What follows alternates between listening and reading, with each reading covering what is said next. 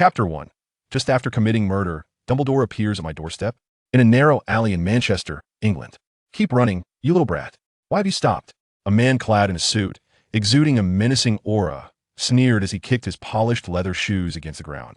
Alex Wyndham, a 10-year-old homeless child, curled up on the ground, clutching his abdomen, his patched clothing slowly soaking in blood seeping from a wound. Did you take care of it, third? The leader in the suit inquired. Upon hearing this, the third raised a pipe he had scavenged nearby and swung it down with force. Is this where it all ends? Why has fate dealt me such a hand? In my previous life, I was a diligent worker, always willing to lend a helping hand. Alex mused, recalling the moment when he was robbed by 3 heartless thugs. Perhaps it was wiser to feign submission first and settle the score later. A month prior, Jing Zhuang, a young corporate worker from Blue Star, had been working overtime for half a month, getting less than 4 hours of sleep each night, until he finally collapsed at his own doorstep. Upon his arrival in this world, Jing Zhuang had hoped to leverage the knowledge in his mind to achieve great things, only to discover that after years of schooling, all that knowledge had been returned to his teachers. With no other choice, he resigned himself to a life in an orphanage, contemplating his future once he grew up. Who would have thought today would be the end? I might be the most unfortunate transmigrator of all time. Alex closed his eyes, accepting his fate. Thunderclap. Life-threatening danger detected. System activation initiated. Freezing time for 1 minute. Activating the host's low-level wizard bloodline. Please, host, open the beginner's gift pack to resolve the current predicament. Is this my lucky break, my golden finger? After waiting for a month, it is finally activated, Alex thought, tears of gratitude streaming down his face. Open the beginner's gift pack, he commanded, and suddenly a gift box flew from above, hovering before him and exploding. Suspended in the air were 3 items. 2 small vials containing blue and red liquids, and a book radiating a strange aura. Please focus your attention on the items. Descriptions will automatically appear. This function is limited to system-produced items. For expansion, please. The system began to explain, but Alex interrupted. Enough. I have no time for this. Let me see what these are. He focused on the items, discovering that the 2 vials represented the physical fitness of a healthy adult and the magical capacity of a healthy adult wizard, while the book was titled Mastery of Apprentice-Level Magic. It's too late to learn magic. Now, I need to find a way to escape. Alex thought, noting that only the third was facing him, while the other 2 were turned away, preparing to leave. Seizing the moment, he would leap up and attack the third, allowing him to escape. With that resolve, Alex drank from the red vial, symbolizing physical fitness. Ah, it hurts. It hurts so much. Ah, he writhed in agony, rolling on the ground. Despite having endured a month of life as a homeless child, Alex's willpower had not significantly strengthened. After the surge in physical fitness, he felt an overwhelming wave of comfort wash over him, as if the previous pain had been but a figment of his imagination. He quickly began to move his body to adapt to the sudden enhancement, waiting for time to unfreeze. In the instant time resumed, Alex propelled himself up with his arm, aiming for the third's vital point and delivering a fierce blow. Ah! The pipe slipped from the third's grasp as he fell to his knees, clutching a sensitive area. The other 2, alerted by the noise, began to turn around, but Alex was faster.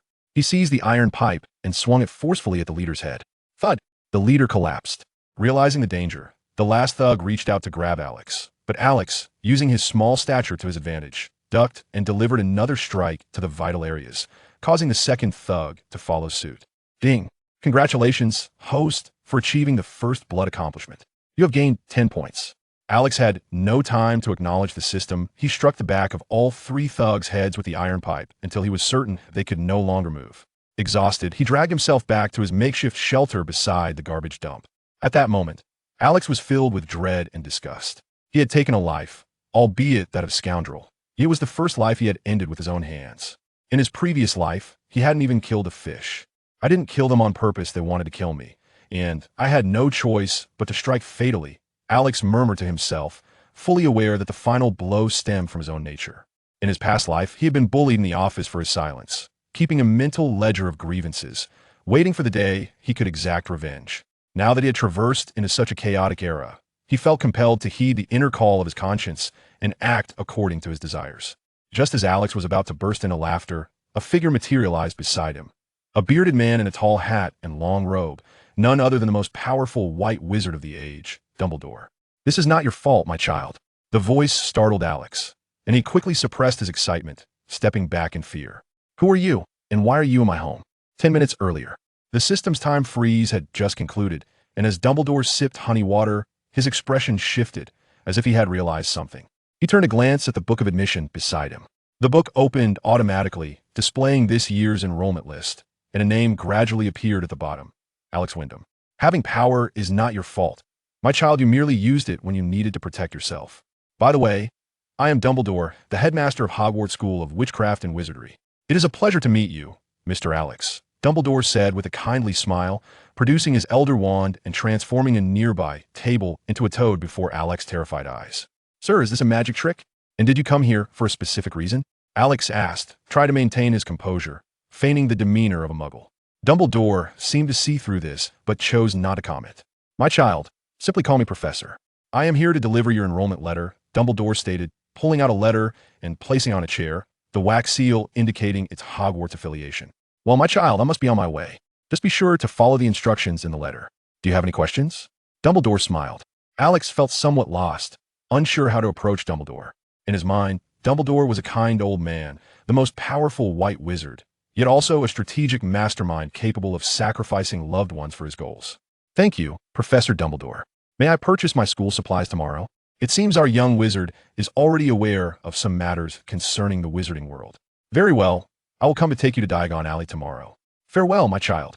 Dumbledore gazed at Alex for a moment, and with a crackling sound, he vanished with a disapparation. Alex let out a long sigh. It's time to contemplate how to live going forward. System, absorb the other 2 rewards for me. No sooner had he spoken than the blue vial containing the magical capacity of a healthy adult wizard and the book mastery of apprentice-level magic flew from above, slowly gravitating towards Alex's heart. At that moment, Alex felt a refreshing sensation, as if he had gulped down a cold drink on a sweltering summer day, his mind clearing considerably. A plethora of knowledge surged into his memory, causing a throbbing headache. System, display personal panel. Host, Alex. Gender, male. Physique, 5 physical fitness, including strength, agility, reaction speed, etc. A healthy adult is rated at 5. Magic, 5 magical capacity, a healthy adult wizard is rated at 5. Intelligence, 6 perception, spiritual strength, magical control, a healthy adult wizard is rated at 5. Magic level, apprentice level magic mastery. Overall strength evaluation. Average among apprentices among spellcasters. You are a strong ant. Points 10. The content included in apprentice-level magic is extensive. It encompasses life spells like Alohomora, as well as elemental magic such as Fireball, Clean Water, Earth Spike, Vine Entanglement, Windblade, Lightning Chain, and Sharp Enchantment. Now, I need not worry about both combat and daily life. For the first time in a while, Alex felt a sense of security.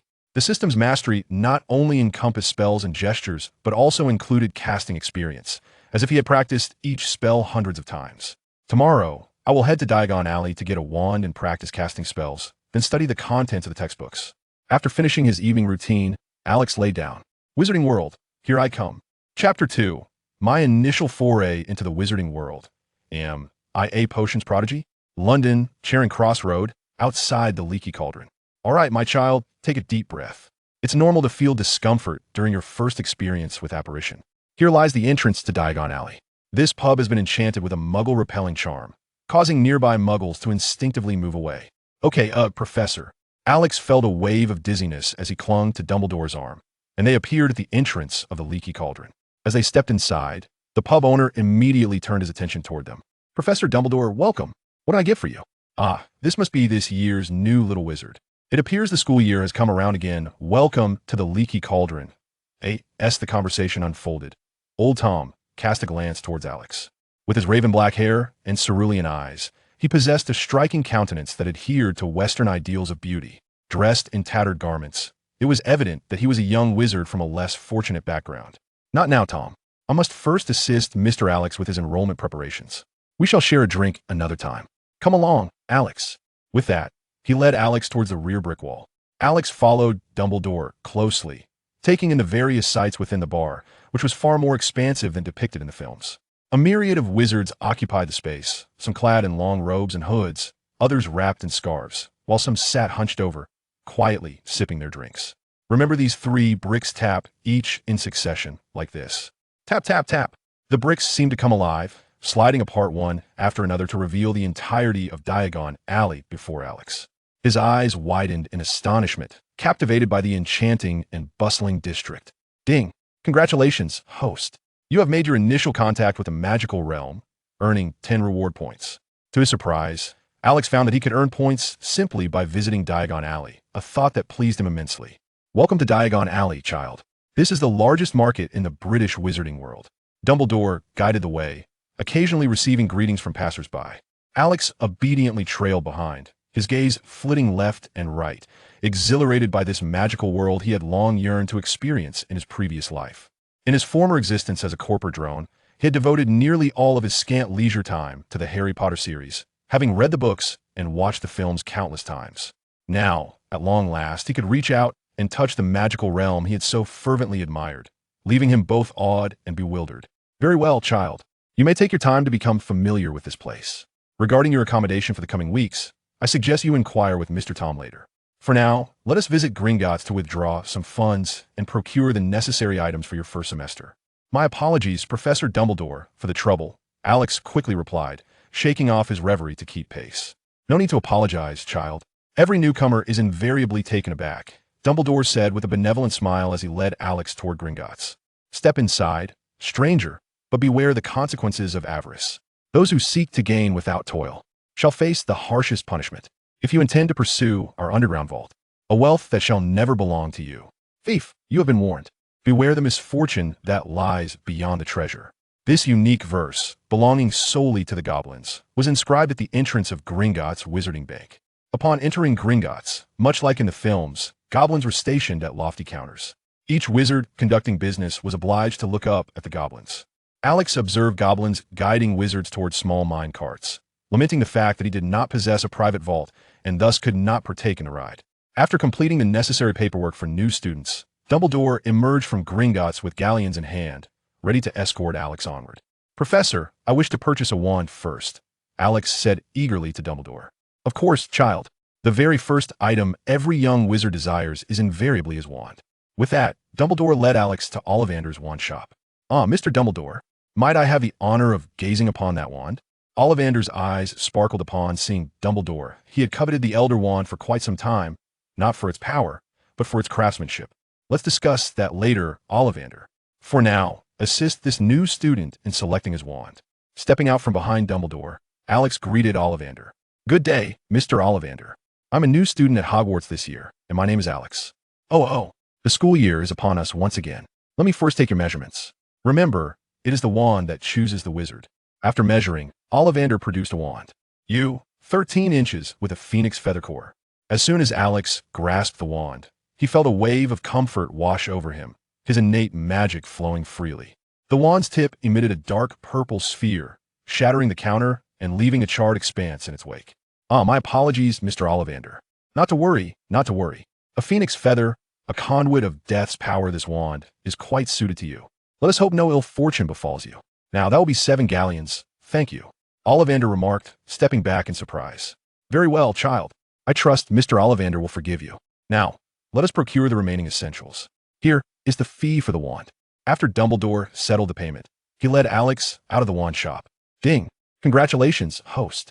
You have acquired your first wand, unlocking the task of finding your true companion and earning a reward, 1 fragment of the Law of Slaughter. True companion.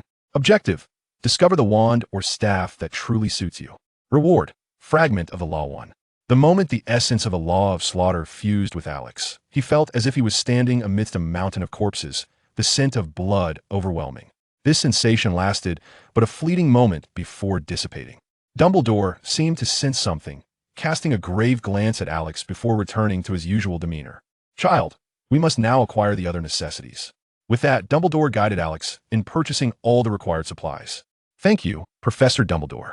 Think nothing of it, child. Now, go speak with Tom regarding your accommodation. I must return to the school. With that, Dumbledore took his leave.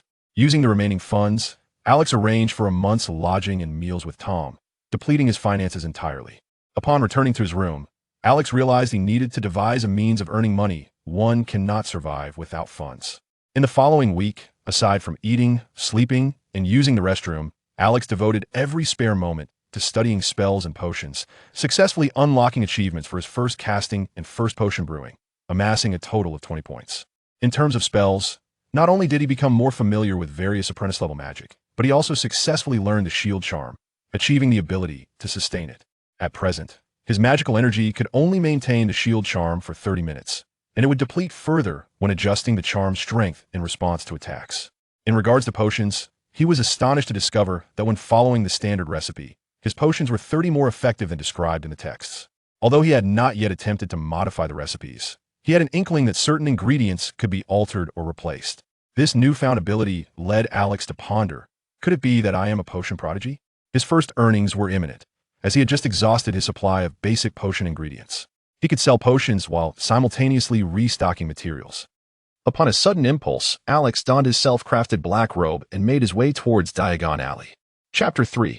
The First Pot of Gold, ambushed in Nocturne Alley. Sir, your potions have been appraised. They are all of masterful quality. After deducting the cost of materials, you shall receive a sum of 50 galleons. Alex had been trading tirelessly for a week, and rumors of master-level potions in Diagon Alley began to circulate widely. On this day, a dark wizard finally set his sights on Alex. Good day, my friend. Might I trouble you to take a look at this recipe? For a mere 10 galleons.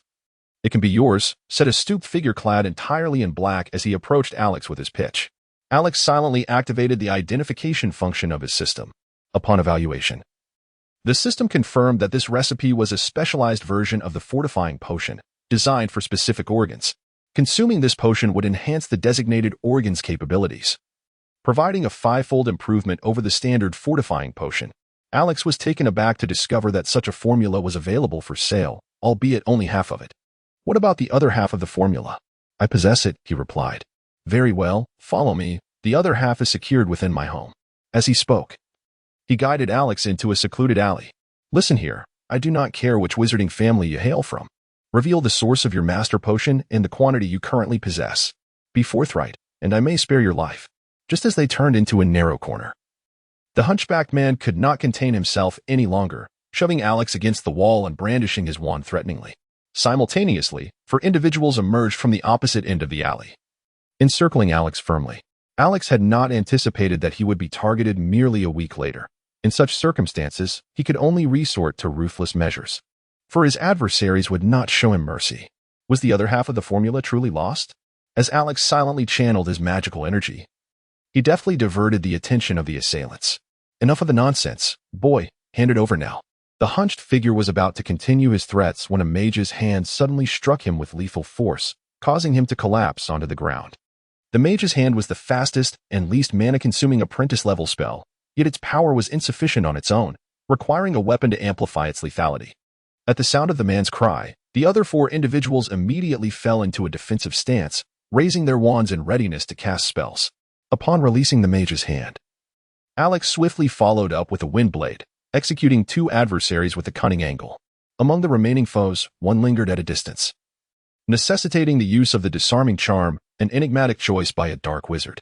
Alex promptly rolled to evade, dispatching another with a wind blade. Then, a flash of green light heralded the killing curse, momentarily disorienting Alex. Cornered and helpless, he felt the dread of being discovered by Dumbledore for his murderous acts, the thrill of realizing his aptitude for potion-making, and the perplexity of acquiring the essence of the laws of slaughter. Crimson runes emerged, and Alex found himself standing amidst a sea of corpses and blood, the malice emanating from the remaining foes seeming trivial in comparison. Dark auras spiraled forth from the green light, merging with the runes of slaughter, intensifying the blood-red hue as the green light faded away. The opposing dark wizard was left stunned, having never witnessed the killing curse dissipate mid-flight. Before he could regain his composure, a wind blade sliced through, severing head from body.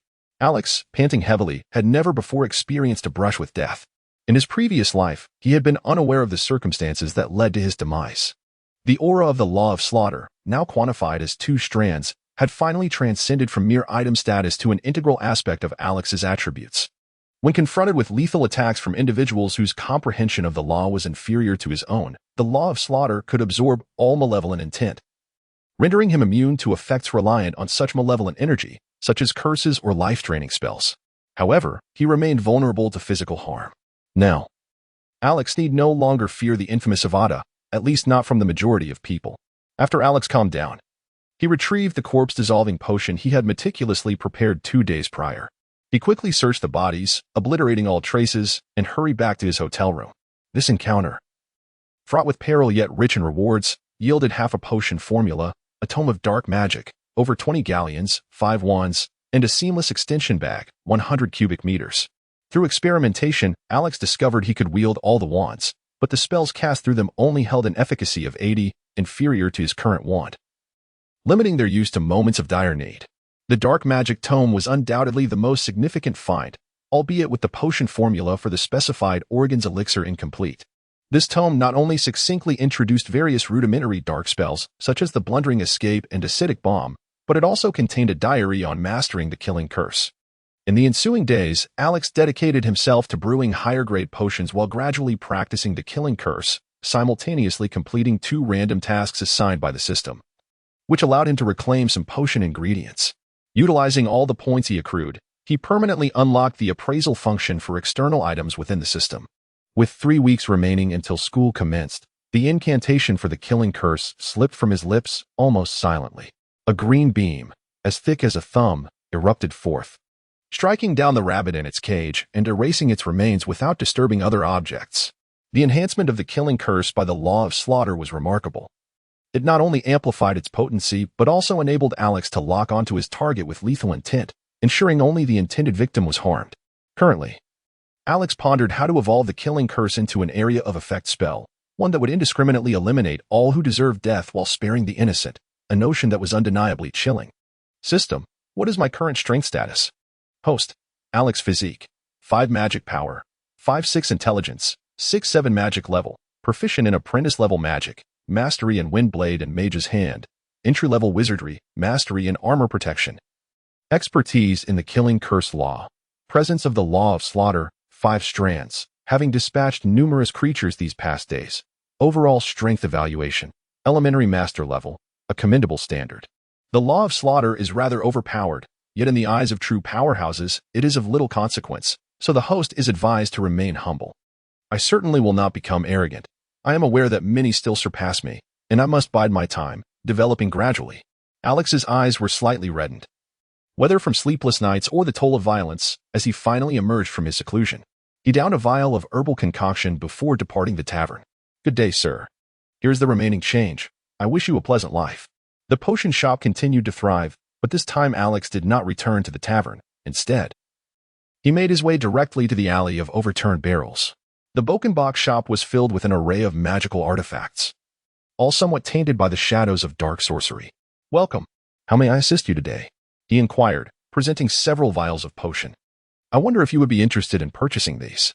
Alex displayed several bottles of controlled substances, gazing at old Boang through his mask. The quality of these potions was quite commendable. I shall certainly acquire them, he remarked, producing 50 gallons. The price is fair, and I look forward to a pleasant collaboration. Alex turned away from the Boggins and Boke's shop, unwilling to linger there for too long, as he was uncertain of how to handle the enigmatic proprietor of the Dark Magic Emporium, whose young wizard is peddling forbidden potions. Old Boggins murmured to himself, yet made no further moves. A few dark wizards stealthily followed Alex, biding their time to strike, as the alley truly boasted a simple and unrefined ambience. Alex was on the verge of departing, yet he ultimately could not restrain himself, veering into a dead end. You all, come and send me money. I am quite satisfied. Yet I find your tone most displeasing. The runes of the law of slaughter materialized, and Alex's murderous intent was fully unleashed, causing the air to take on a faintly metallic sweetness. Those lurking in the shadows, sensing impending doom and attempting to flee, were swiftly met with a spell that obliterated one of them. The remaining few hastily retaliated, but their efforts were rendered futile under the persistent protection of armor and evasion techniques, and they were soon dispatched by Alex. The runes of slaughter appeared once more. They manifested each time Alex extinguished a life, and he had accumulated 8 strands of the law of slaughter's essence. Indeed, the act of killing accumulated swiftly, as was customary. He scavenged the spoils and returned to the inn to organize his gains. To his astonishment, among the loot was a manual on the soul extraction curse, which also included several spellcasting techniques compiled by dark wizards, allowing for a gradual adjustment of the number of controlled subjects based on the practitioner's mental prowess. Alex dedicated several days to mastering the soul capture and killing spells, successfully enhancing his proficiency. His magical prowess now includes soul capture, master level, Before venturing out once more to Upside Down Alley, his objective this time was to enlist personnel and establish a foundation. As it stands, the strength of one individual is ultimately limited. After meticulously selecting a group of candidates, he identified the 10 most formidable individuals through assessment, each subsequently subdued by the soul capture spell. This represents the maximum number of individuals Alex can currently control. All 10 possess wizard-level capabilities, and their advanced skills are sufficient to accomplish the first phase of his plan. The most powerful faction within Upside Down Alley is undoubtedly the Dark Wizard organization supported by the Bach family, congregated around the Bach store. The proprietor, Callictacus Bach, serves as the leader. The strength of other Dark Wizard organizations varies significantly, but Alex's current team of 10 is adequate to manage the situation. Alex intends to assemble a team of 10 individuals for security purposes, aiming to seize a territory in the lawless district of Flipover Alley for profit. After several days of research, he has finally identified a particular establishment that specializes in the sale of illicit substances, which is backed by the Rosier family, one of the pure-blood 28 sacred families. Currently, the head of the Rosier family appears to be neglecting the management of the shop, seemingly due to significant events occurring within the family. With only 2 weeks remaining until the start of the school year, Alex resolves to lead a raid on the shop, swiftly claiming the territory for financial gain and the procurement of rare materials. Under the mastery of his formidable skills, the dark sorcerers supported by the shop become mere fodder for the law of slaughter. The name on the deed transforms to Alex, and the apothecary is rebranded as Wyndham Magic Store, named in honor of Alex's lineage. Ding! Congratulations, host, on acquiring your first real estate in the magical realm. You are rewarded with 20 points and a cultivation chamber. The cultivation chamber, portable and capable of merging into various rooms at will, possesses a time flow ratio of 10, one compared to the outside world. For every day that passes externally, 10 days elapse within the cultivation chamber. Alex displayed all the potions he had meticulously crafted during this period in his shop, while also affixing a notice permitting bartering, with a preference for rare materials. Subsequently, he integrated the inner sanctum of the shop into a cultivation chamber, dedicating himself to the alchemy of potions and the exploration of magic. The neighboring establishments, noticing the change in ownership at the potion shop and the influx of capable individuals, decided to adopt a more cautious approach, opting to observe the situation for a while before making any further moves. On Alex's side, in addition to brewing a fixed batch of potions daily, he has also commenced the study of various elemental magics. After all, the current offensive spells, particularly the Killing Curse, are excessively lethal and illegal. Although his weapon possesses a repelling effect, it still pales in comparison to the destructive and restraining prowess of elemental magic. Alex initially focused on enhancing his proficiency in various elemental magics, particularly since the swift casting of Wind Blade had previously garnered him much acclaim. Remarkably, he achieved mastery in all elemental magics within just 8 days, showcasing his comprehensive understanding of elemental magic, with fire magic being his most distinguished forte. Through Alex's diligent efforts, he developed several fire spells, including Fireball, Inferno, Flame Enchantment, Fire Resistance Barrier, and Flame Vortex. Among these, the most formidable and expansive is the Flame Vortex, which can even integrate Windblade. Those who enter the vortex without countermeasures are doomed. However, given Alex's current magical energy, he cannot sustain the vortex for long, relegating it to a powerful ultimate move for the time being. Intelligence, 7-8 magical level, apprentice level magic, master, mage's hand, grandmaster, wizard level magic, proficient, armor protection, master. Fire element specialization magic, master, flame vortex, grandmaster, soul snatch spell, master. Avada Kedavra, master. Overall strength evaluation, junior grandmaster level. You may now refer to yourself as a grandmaster of fire. Most would hesitate to play with fire in your presence. As Alex continued his studies, the system occasionally issued tasks that rewarded him with considerable points, which he successfully used to complete the formula for a specific organ enhancement potion. He is currently in the process of brewing it, employing a semi-permanent mage's hand for assistance. After reaching grandmaster level, the mage's hand gained the ability to remain fixed in one location. Consequently, Alex can now automate potion brewing, even establishing an automated production line, which proves far more efficient than a mechanical arm, albeit requiring occasional replenishment of magical energy. Alex concluded his retreat, and less than a day had passed in the outside world when his subordinates delivered grim news. The Rogier family had sent invoice. The family patriarch's younger brother, Kent Rogier, arrived with a dozen wizards seeking confrontation.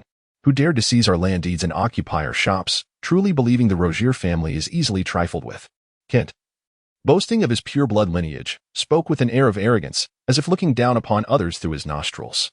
Unfortunately for him, Alex had no intention of allowing his adversary to finish spewing insults. With a swift incantation, he cast a lethal Avada Kedavra, eliminating the most formidable opponent in an instant. The team led by Alex engaged in fierce combat with Kent's faction, exchanging spells in a tumultuous display of magical prowess while Alex observed the spectacle from the sidelines. Despite the loss of 2 members from Alex's team, they successfully annihilated the opposing fighters and captured Kent alive. At this moment, Kent ceased his taunts and began to plead for mercy, exclaiming, "Please spare me. I will relinquish this establishment to you. I assure you I will never trouble you again. You shall gain the favor of the Rogier family."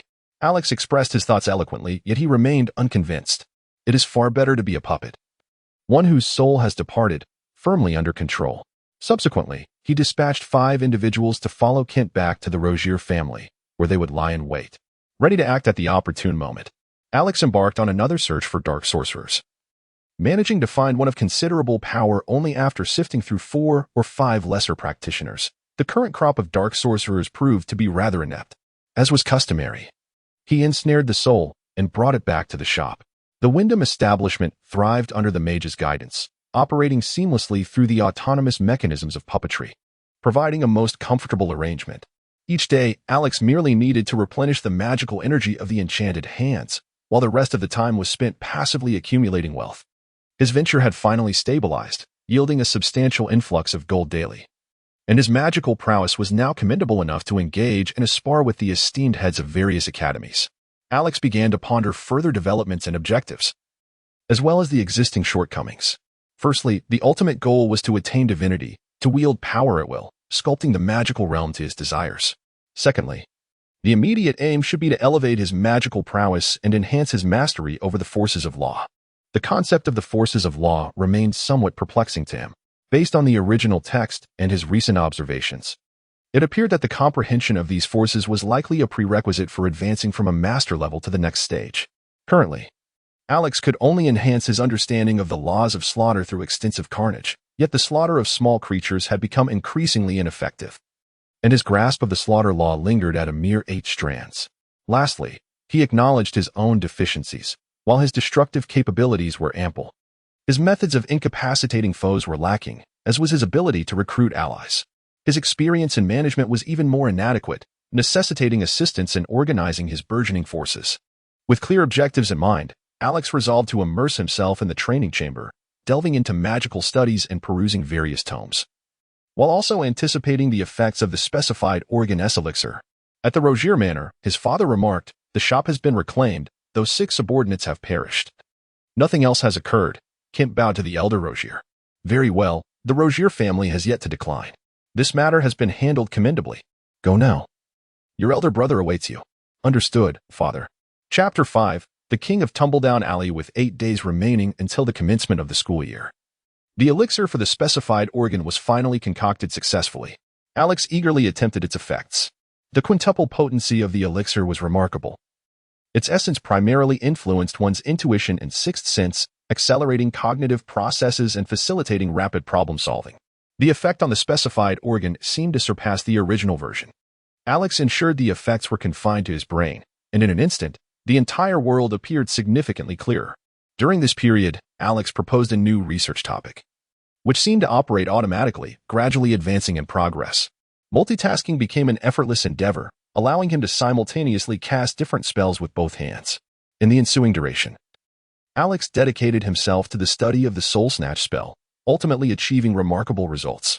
The current iteration of the Soul Snatch spell not only reached a masterful level of proficiency, but also doubled the number of individuals it could control. Furthermore, it could leave a binding mark on other souls, thereby maximizing the efficacy of personal intelligence. Alex decided to seize the opportunity to expand his influence, swiftly recruiting all those he could control. Within merely 2 days, under his philosophy of eliminating the useless while preserving the useful, he managed to conquer a third of the territory in Upside Down Alley. Where did that gang emerge from? My territory has been devoured in recent days. In the Boken box store, 6 dark-robed sorcerers gathered. Old Boken, do not think that you are safe just because they have not reached your doorstep yet. I suspect their ambitions are vast. Indeed, do not expect to witness our downfall without consequence. If you do not take action alongside us, well, do not fret. I never claimed I would abstain. Our family has dispatched numerous members to this endeavor. It will be sufficient to quench their thirst. Let it be so, boss. Old Boken has arrived, reported one of Alex's enforcers. Ever since the soul control spell was refined by Alex, he altered the method of controlling his subordinates, allowing them to retain their self-awareness while ensuring their utmost loyalty. Allow him entry. Let us meet this so-called strongest force in Upside Down Alley. Old Boken followed the enforcer into the inner chamber, where he beheld the mastermind before him, unmistakably the client with whom he had transacted that very day. Ah, it is you, esteemed guest. I have a proposal. Would you care to listen? Pray, do share. Old Boken produced a crystal ball that captured the recent discussions among the group. The larger the business grew, the more one yearned for expansion. Let us join forces to eliminate them and share the spoils equally. Old Boken deemed the proposed division of profits between the Karaktakas family and an unnamed organization to be quite equitable. I find that agreeable. With a smile, Alex readily assented and subsequently grasped his wand. From that moment onward, the spirit of Old Boken transcended to become the foremost business talent under Alex's command. Share what you know, Alex prompted. Very well, boss, Old Boken relayed an abundance of intelligence. It was no secret that the Karaktakas family reigned as the most formidable force in the underworld, and he was acutely aware of the combat capabilities of the other families.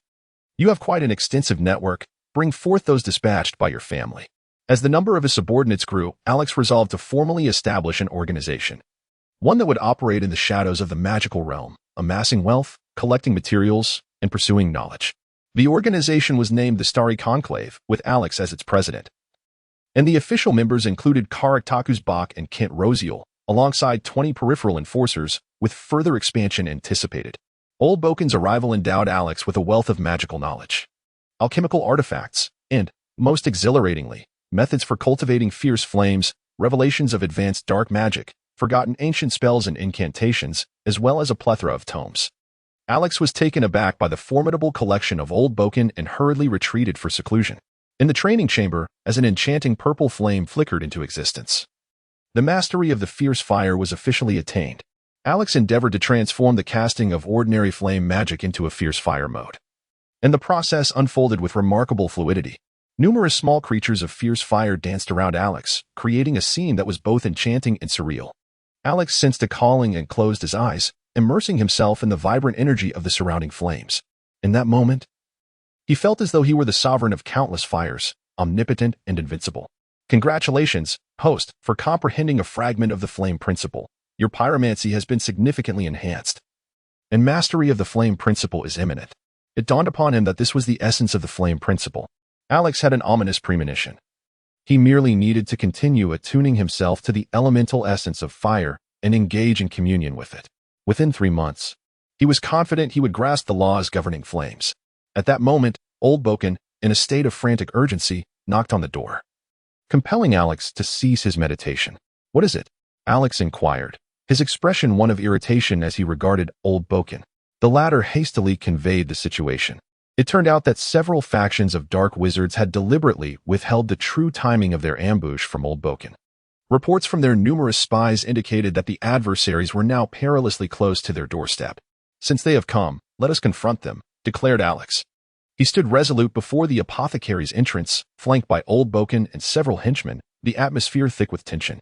Suddenly, the crackling sound of illusionary movement reverberated through the air, as more than 50 dark wizards materialized at the threshold, surrounding Alex and his companions in a menacing fan formation. An unruly mob. Alex sneered, as his companions, under the influence of the soul-binding curse, donned a protective armor. Let us test our magic on you, he proclaimed. With a flick of his wand, and without uttering a single incantation, sparks began to dance in the air.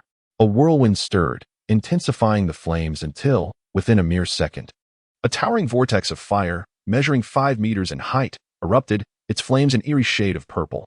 The fiery cyclone expanded, spawning multiple smaller fire tornadoes that surged towards the adversary, who found their various spells utterly ineffective, left to endure the slow, agonizing burn of their demise. In half a minute, the enemy was reduced to naught. The ground remained unscathed, save for a few walls that bore the marks of haphazard strikes from the dark wizard. What remarkable power! Praise be to you, my master, intoned Old Boken at an opportune moment. Alex, however, dismissed the flattery and issued the next command: occupy Upside Down Alley. With only 3 days remaining until the start of the new term, all establishments within Upside Down Alley were now under Alex's dominion. With a controlled enforcer stationed every few shops, creating an atmosphere of order and discipline. From henceforth, one name would reign supreme in Upside Down Alley, that of its king, Alex Wyndham. Countless contraband materials, restricted potions, and dark magical artifacts flowed through Alex's hands, which he diligently sought to transform into his own magical foundation. Host: Alex Physique. 5 magic power, 6-7 intelligence, 8-10 magical level, apprentice level magic, master, mage's hand, grandmaster, wizard level magic, master, fire specialization magic, grandmaster, soul binding curse, grandmaster, Avada Kedavra, master, laws, law of slaughter, half-step, law of fire, half-step, comprehensive strength evaluation, grandmaster level advanced. You are but a step away from legend. Chapter 6, Platform 9 and 3/4 anticipation swelled. As the day of the new term finally arrived, Alex ventured alone to Platform 9, carrying with him a suitcase enchanted with a concealment charm. With a crackle, space distorted, and Alex arrived near the platform. In front of the column leading to the platform stood a group of people, including a stout, short, middle-aged woman, accompanied by 4 children, one of whom she held by the hand, a smaller girl. These children all bore the distinctive red hair emblematic of the Weasley family. Alex reminisced about the members of the Weasley family. Before him stood the matriarch, Molly Weasley, alongside the renowned Weasley twins, George and Fred. While at the rear was the youngest brother, Ron, and in Molly's grasp was their little sister, Ginny, although he recognized several of them. Alex currently had no intention of engaging with them excessively. Until he surpassed Dumbledore in power, he preferred to maintain a low profile. He decided to grow quietly and refrain from drawing attention. Following closely behind the Weasley family, Alex entered the platform, where he encountered a flurry of young wizards and their parents. An old-fashioned steam train rested on the tracks, serving as the vital link between Hogwarts and the non-magical world. Alex arrived relatively early and found an empty compartment. After placing his belongings, he took out Fantastic Beasts and Where to Find Them to pass the time. Given Alex's current level of study, there was no longer any need for ordinary books on magical knowledge, while advanced texts were limited to dark magic, which would be rather inappropriate to bring out in a carriage filled with young wizards. After reading for a while, someone suddenly knocked and entered. "Excuse me, is anyone here? May I sit here?" Alex gazed over and saw a young wizard, modestly built and clad in a second-hand wizard's robe, entering while lugging a large chest. The space was empty, so he felt free to act. Subsequently, Alex pointed at the chest, which obediently floated up to the luggage rack. "Thanks, brother. That's quite a trick. I tried my hand at magic at home, but the results were less than stellar. Only my transfiguration spell worked somewhat. Oh, by the way, I am Lizzie Marcia. It's a pleasure to meet you. I am Alex Wyndham. The pleasure is mine." As their conversation unfolded, their rapport gradually deepened. Although Alex had not delved deeply into transfiguration, Lizzie was able to share some of his insights on the subject. Before long, another individual entered their compartment. "Hello. I am Abner Rosier. May I join you?" A slender young wizard adorned in an ornate robe stepped into the booth, his gaze shadowy. The moment Abner laid eyes on Alex, his pupils contracted, as if he recognized him. Yet, he quickly masked his surprise, silently taking a seat beside Lizzie. Until the journey commenced, the trio remained quiet, Alex immersed in reading, while Lizzie and Abner appeared lost in thought. Midway through the ride, a small witch burst into their compartment, her frizzy hair unmistakable, none other than Hermione Granger, the brain of the Gryffindor trio, albeit still a young girl. "Has anyone seen a toad?" A boy named Neville lost one. "Oh, is that book Fantastic Beasts and Where to Find Them? I've read it at home," babbled on. Alex couldn't help but chuckle inwardly, realizing why Hermione had few friends during her first year, whenever the subject of studies arose. The young witch's arrogance became glaringly apparent. However, Alex also empathized with her, as a wizard hailing from a muggle family. She was perpetually anxious about her performance in the wizarding world, thus resorting to fervent studying to mask her insecurities. Once she discovered that magic was not as insurmountable as she had feared, her scholarly prowess naturally began to shine through. After exchanging a few words with Alex, Hermione appeared to be quite curious about his knowledge and began inquiring about other magical subjects. At this moment, Alex promptly reminded her, "Aren't you supposed to assist Neville in finding his toad?" "Oh right, I must take my leave then. I still have some questions regarding the levitation charm that I wish to discuss with you later. By the way, do remember to put on your school uniforms." We are almost at the station. Hermione hurriedly rushed away. What a spirited young lady she is, yet she possesses so much knowledge. Alex, you know even more. It seems I have not studied enough, lamented Malachi. We have merely perused a few books. The true test of our abilities will come once classes commence, Alex reassured. Abner merely stood by, lost in thought, occasionally glancing at Alex without engaging in the conversation. Suddenly, the train arrived at the station, and the young wizards disembarked one after another. There was no need to carry their luggage, as house elves would assist in transferring it to the dormitories. Naturally, Alex proceeded alongside Lizzie, while Abner trailed closely behind. The newly enrolled young wizards gathered here for two a boat, without crowding, as soon as Alex boarded the ship. Hermione followed closely behind, perfectly completing the quartet. This route, I had read about in Hogwarts, a history, is said to be the very waterway traversed by the Founding Four when they discovered Hogwarts. New students are meant to experience the sensation felt by the founders. I must admit, Hermione is quite the conversationalist, and fortunately, Alex's knowledge allows him to engage with her. After several exchanges, the group arrived at the entrance of the Great Hall. Professor McGonagall emerged from within, addressing everyone with important reminders. Ah, the aging cat lady in this world. How curious it is to ponder where the magic of her transformed body has gone and how it operates, Alex mused internally, resolving to investigate this mystery in the future. Once Professor McGonagall finished her instructions, the young witches and wizards formed a line to enter the hall. Suddenly, a flurry of ghosts burst forth, swirling about, startling many of the young wizards. Remarkably, not a single ghost dared approach Alex.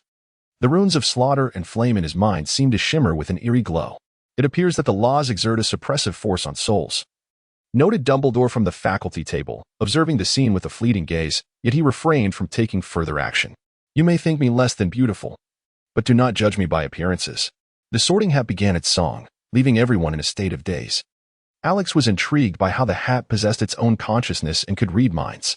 Next, I will call your names, those whose names are called. Please step forward, Hannah Abbott, Marcia Lacey, Hufflepuff.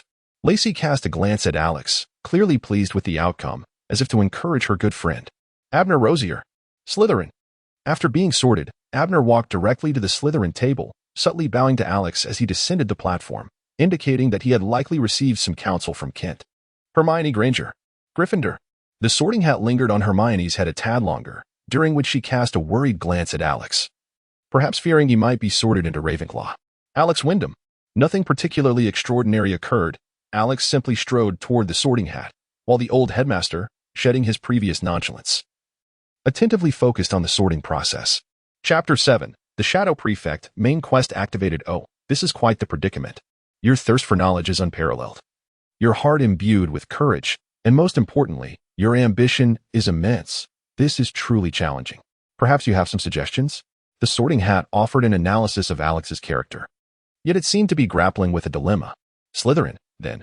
I do favor emerald green and silver. Very well, Slytherin.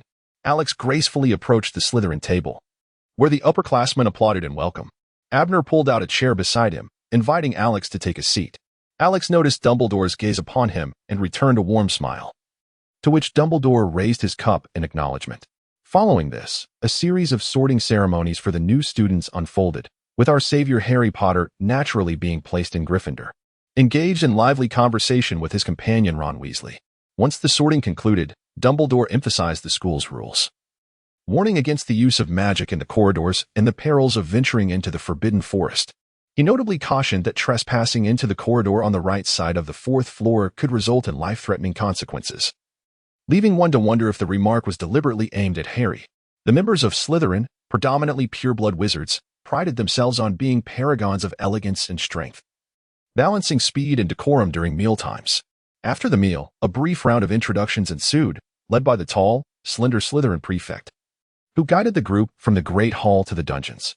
As they departed, Alex glanced toward Hermione, who was coincidentally staring back at him, seemingly displeased that her dear friend had been sorted into another house. Alex merely smiled and acknowledged her without taking it to heart. This is the common room of our house, he explained, noting that the password changes bi-weekly and is posted on the house notice board. The door to the Slytherin lair slowly creaked open, revealing the dimly lit space with its emerald and silver decor. Outside the floor-to-ceiling windows, various aquatic creatures glided through the ethereal green waters. Inside, Numerous tables and chairs adorned the room, contributing to its inviting atmosphere. Next came a long-standing tradition of the house. New students who wished to abstain from the selection of the shadow prefect were requested to step aside. At that moment, Severus Snape emerged at the edge of the room, waving his wand to clear away any clutter from the common area. Alex was naturally among the candidates. As it was only the first academic year, he would likely refrain from causing any disturbances, as long as it did not interfere with Dumbledore's plans. For the sake of a more comfortable future, it was essential to be somewhat ostentatious. Begin, with Snape's commanding voice. The young wizards in the arena eagerly directed their spells towards the predetermined targets. Release the dragon. Tarantella. The first-year students could only perform the simple tricks they had learned at home, not even qualifying as apprentice-level magic. One young wizard, aiming a spell at Alex, accidentally misfired and hit a nearby target instead. Alex was in no mood to indulge them in their childish games. With a mere flick of his wand, countless crimson walls of fire materialized around each young wizard, effectively segregating them. Now, none of the young sorcerers dared to move, for none possessed the strength to breach the fiery barriers. The senior students present were equally astonished, given the potency of their spells. Even they would find it exceedingly challenging to penetrate these walls of flame. Alex's prowess captured even Snape's attention, indicating that the selection of the shadow-level prefect was undoubtedly decided. After imparting to the other prefects the responsibilities and privileges associated with their roles, Snape departed the Slytherin common room in a flurry. Several prefects then turned to establish camaraderie with Alex. Alex did not decline. Regardless of the circumstances, connections are invariably significant. After managing the social engagements, Alex returned to the exclusive single lounge designated for the shadow-level seniors, preparing to immerse himself in the training chamber and commence today's magical studies. Knock, knock, knock. Came the sound of the door. Chief, it is Abner. Alex allowed him entry into the room, fixing his gaze upon him, waiting for the purpose to be revealed. Abner knelt on one knee, his hands resting over his heart, his unwavering eyes locked onto Alex. I, Abner, hereby vow my allegiance to the chief. Did your father speak of something to you? Yet, it was not merely that. When Kent returned to the family, on the day Alex's soul-binding spell reached its apex, he regained his self-awareness. He recognized the immense potential within Alex and resolved to pledge his unwavering loyalty to him. To this end, he also impressed upon his son Abner the importance of paying heed to a young sorcerer named Alex upon his enrollment. Abner, leading an independent life, embraced dark magic and revered power.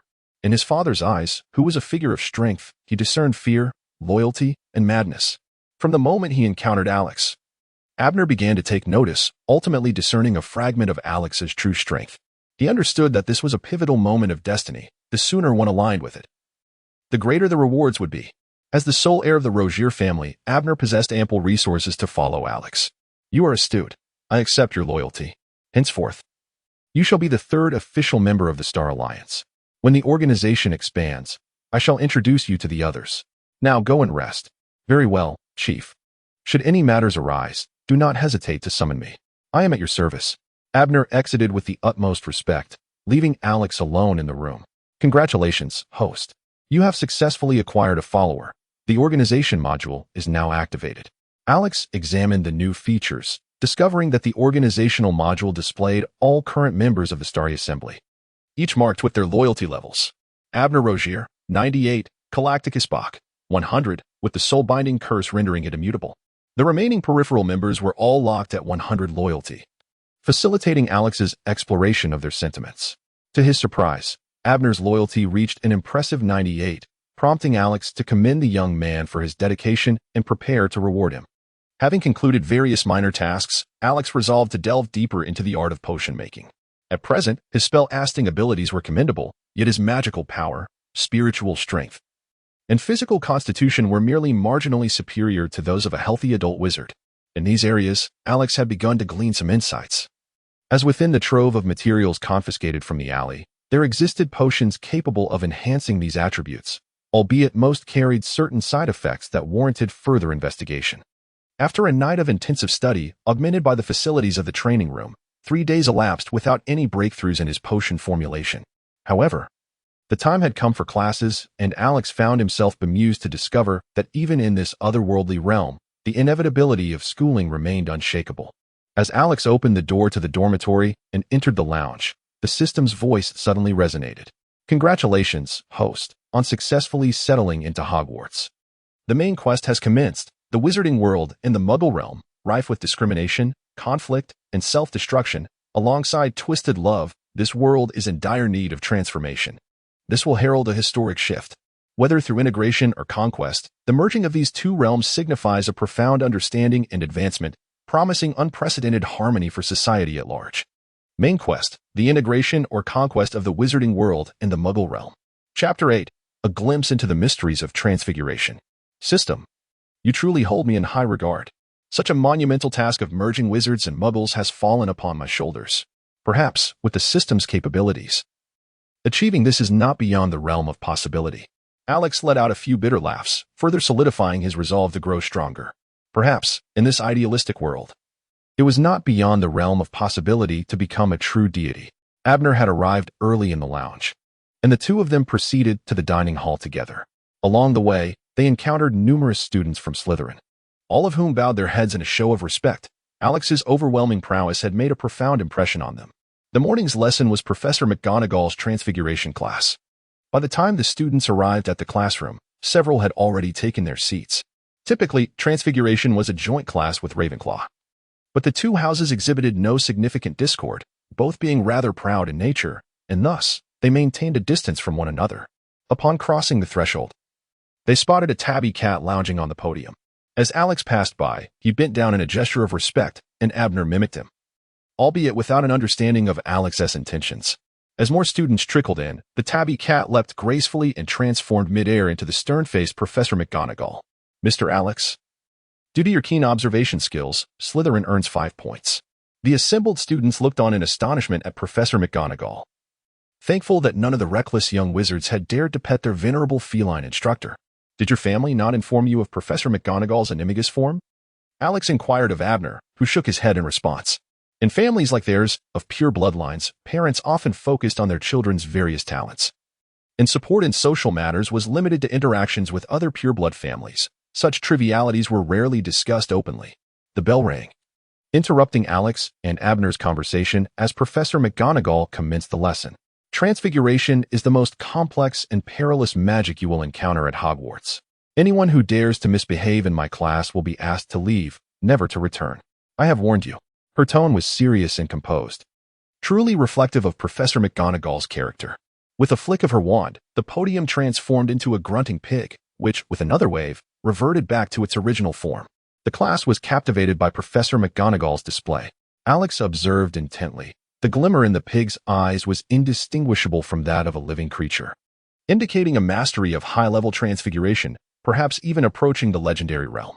Interest is the finest teacher for students, and seizing on their enthusiasm for transfiguration, Professor McGonagall elucidated the foundational theories and techniques of the art, her explanations clear and methodical, befitting a master of transfiguration. Alex was utterly captivated. His previous studies of transfiguration had merely grazed the surface of theory and basic execution.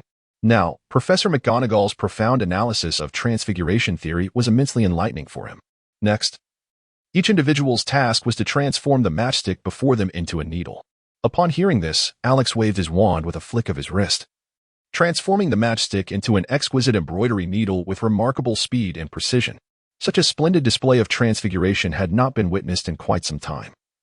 It was rare to encounter a young wizard so profoundly gifted. Even the usually stern Professor McGonagall could not help but commend Alex's talent, subsequently offering further insights into advanced techniques of transfiguration. Alex took the matchstick before him as a prototype, effortlessly exchanging the properties of matter. With practiced skill, he swiftly transcended the limitations of volume, causing the law of conservation of mass to lament loudly. The matchstick seemed to transform like soft dough under Alex's hands, morphing into a small rabbit, then into an ashtray, and shortly thereafter into a large python. The only drawback was that the animals he shaped lacked vitality, their movements appearing rather stiff. The young wizards present were utterly captivated, casting envious glances at Alex, compelling Professor McGonagall to restore order and redirect their attention to the matchstick at hand. Meanwhile, Abner watched with longing, yet dared not voice his desire, fearing the breach of propriety. Alex had also had his fill of practice and turned to Abner to impart some fundamental techniques of transfiguration. By the end of the class, Only 3 young wizards had successfully completed the transformation, one of whom was Abner. As there was only one class in the morning, Alex sought out Professor McGonagall after the lesson.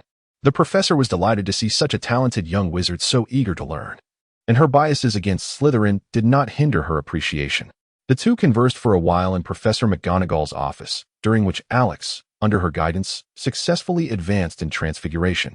His conjured creatures now exhibiting remarkable agility, as if endowed with a consciousness of their own. Magical proficiency, transfiguration, master level. When lunchtime arrived, Alex bid farewell to Professor McGonagall and departed from her office. Alex was deep in contemplation of magical knowledge when, suddenly, a figure emerged around the corner, striding briskly toward him, nearly causing a collision. With tousled hair and cradling a hefty tome, it was none other than Hermione. Upon spotting Alex, her face lit up with joy, and she promptly inquired about his well-being. "How have you been, Alex? Our house had a charms class today, and Professor Flitwick taught us the levitation charm," she chattered on, her words flowing like a babbling brook. Alex, maintaining his customary politeness, responded with ease. A sudden rumble from his stomach interrupted the conversation, causing Hermione to flush with embarrassment. Seizing the moment, Alex suggested, "It's getting late. The dining hall will likely run out of food soon. We should hurry." The young witch nodded softly, and together they hurried toward the dining hall. As they approached, Hermione's expression grew somber. "Alex," she said, "I feel that you are different from the other Slytherins. They always regard me with cold, disdainful looks. But you are not like them. Even some of the Gryffindors don't seem to welcome me. Because we are good friends, are we not? Certain individuals in Slytherin harbor an irrational prejudice regarding blood status. However, once you possess power, all such discrimination fades away. I am of Muggle descent, and my placement in Slytherin was quite unexpected. On my first day, I demonstrated my abilities, and since then, no one has dared to mention blood status in my presence. True strength ultimately stems from one's own prowess." A comforting bowl of wisdom was poured into Hermione's ears, and the little witch accepted it gladly, her demeanor lightening considerably. They walked side by side into the dining hall. Alex approached the Slytherin long table, where Abner joined him and whispered that just moments ago, when he and that Gryffindor entered, someone had been gossiping maliciously, uttering rather unpleasant remarks, while gesturing towards Marcus Flint, who was seated diagonally across. Marcus, now a 6th-year student, regarded Alex with a mocking laugh, deeming him inconsequential. Alex nodded in acknowledgement, subsequently channeling the essence of the killing law, enveloping Marcus in an aura of dread that had been cultivated in the depths of the alley. Marcus felt as though the world had suddenly dimmed. Every cell in his body quaked, as if an imminent peril were rushing toward him. As sweat poured from his brow, he erupted in a desperate cry. "Stay away from me. Ah, do not touch me." It was as though a mountain of corpses and a sea of blood loomed ever closer before him. Eventually, unable to withstand the overwhelming terror, he felt his trousers grow damp, and he collapsed to the ground, succumbing to unconsciousness. Chapter 9. The resurrected bargain. Snape silently approached Marcus, his stoic demeanor sharpening into an expression of intensity. "Who can explain what has transpired?" He cast a piercing gaze toward Alex, who merely shrugged in ignorance. "Take Marcus back." Devoid of any courtesy, he commanded, before drifting away like a shadowy bat. In the headmaster's office, Snape sensed an aura emanating from Dumbledore, akin to that of the others.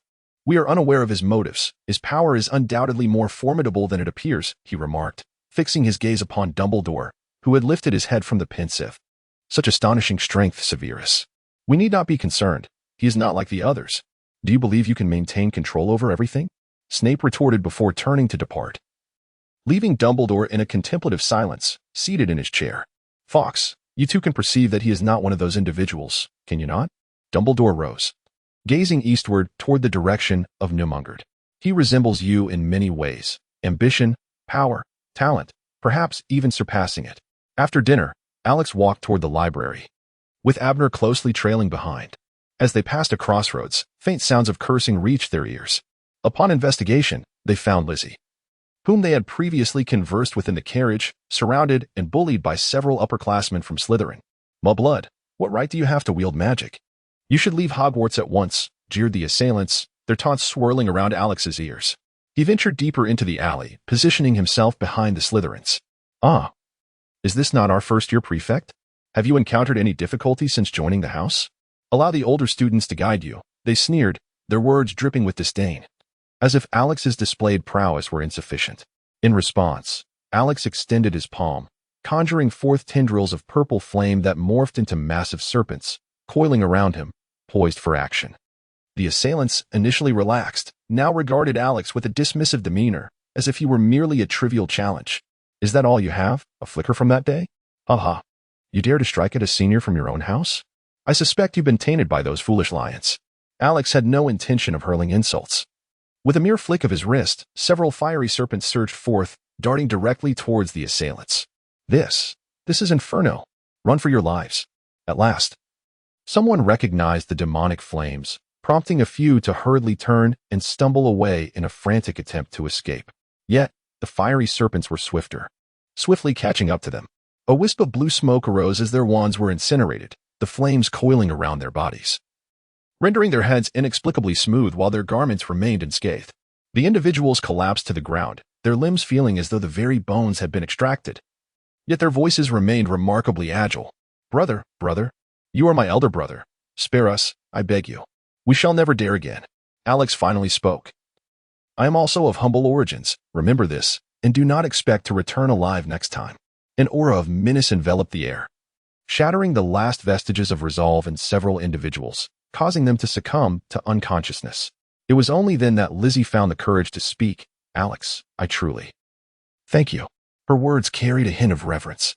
Lizzie, has it been so short a time that you no longer recognize me as a friend? Alas, I never anticipated your prowess. In Gryffindor, I was but a mere shadow, constantly bullied by those from Slytherin. I am grateful to you. Not at all. I assist you. You assist me. This is the essence of friendship. Mutual support is entirely natural. With that, Alex departed towards the library, while Lizzie was overwhelmed with emotion. Tears streaming down her face, etching Alex's silhouette firmly in her memory, vowing that he would forever remain her steadfast companion. Within the hallowed halls of the Hogwarts library, countless shelves stood adorned with tens of thousands of tomes, the true treasury of the wizarding world. Alex picked up a tome on advanced potions and sought out a secluded corner to immerse himself in its contents. Before he knew it, evening had arrived. After completing the borrowing formalities with Madame Pants, he made his way to the dining hall. In recent days, Alex had made significant strides in potion-making. Among the numerous books confiscated from Nocturne Alley, he had discovered a fragment of a recipe pertaining to physical regeneration. According to its description, the body it produced would perfectly correspond to the soul, and the required ingredients were rather commonplace. With the aid of the fulgent elixir in the practice chamber over the past few days, he finally formulated a complete recipe. Upon successful brewing, experiments revealed that it could affect the souls of animals deceased for a week, manifesting a body that corresponded to the soul from thin air. However, the process was painfully slow, requiring 2 days to fully form a body. If a method could be devised to summon the soul back and subsequently reintegrate it into the body, would this not be the very essence of resurrection potion?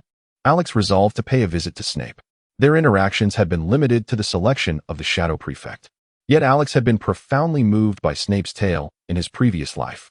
If he could forge a genuine friendship and perhaps alter the professor's ultimate fate, it would indeed be splendid. After dinner, Alex noticed that Snape had finished his meal quite early. After arranging for Abner to return on his own, he made his way to the potions classroom. Tap, tap, tap, tap, tap, tap, tap, tap, tap.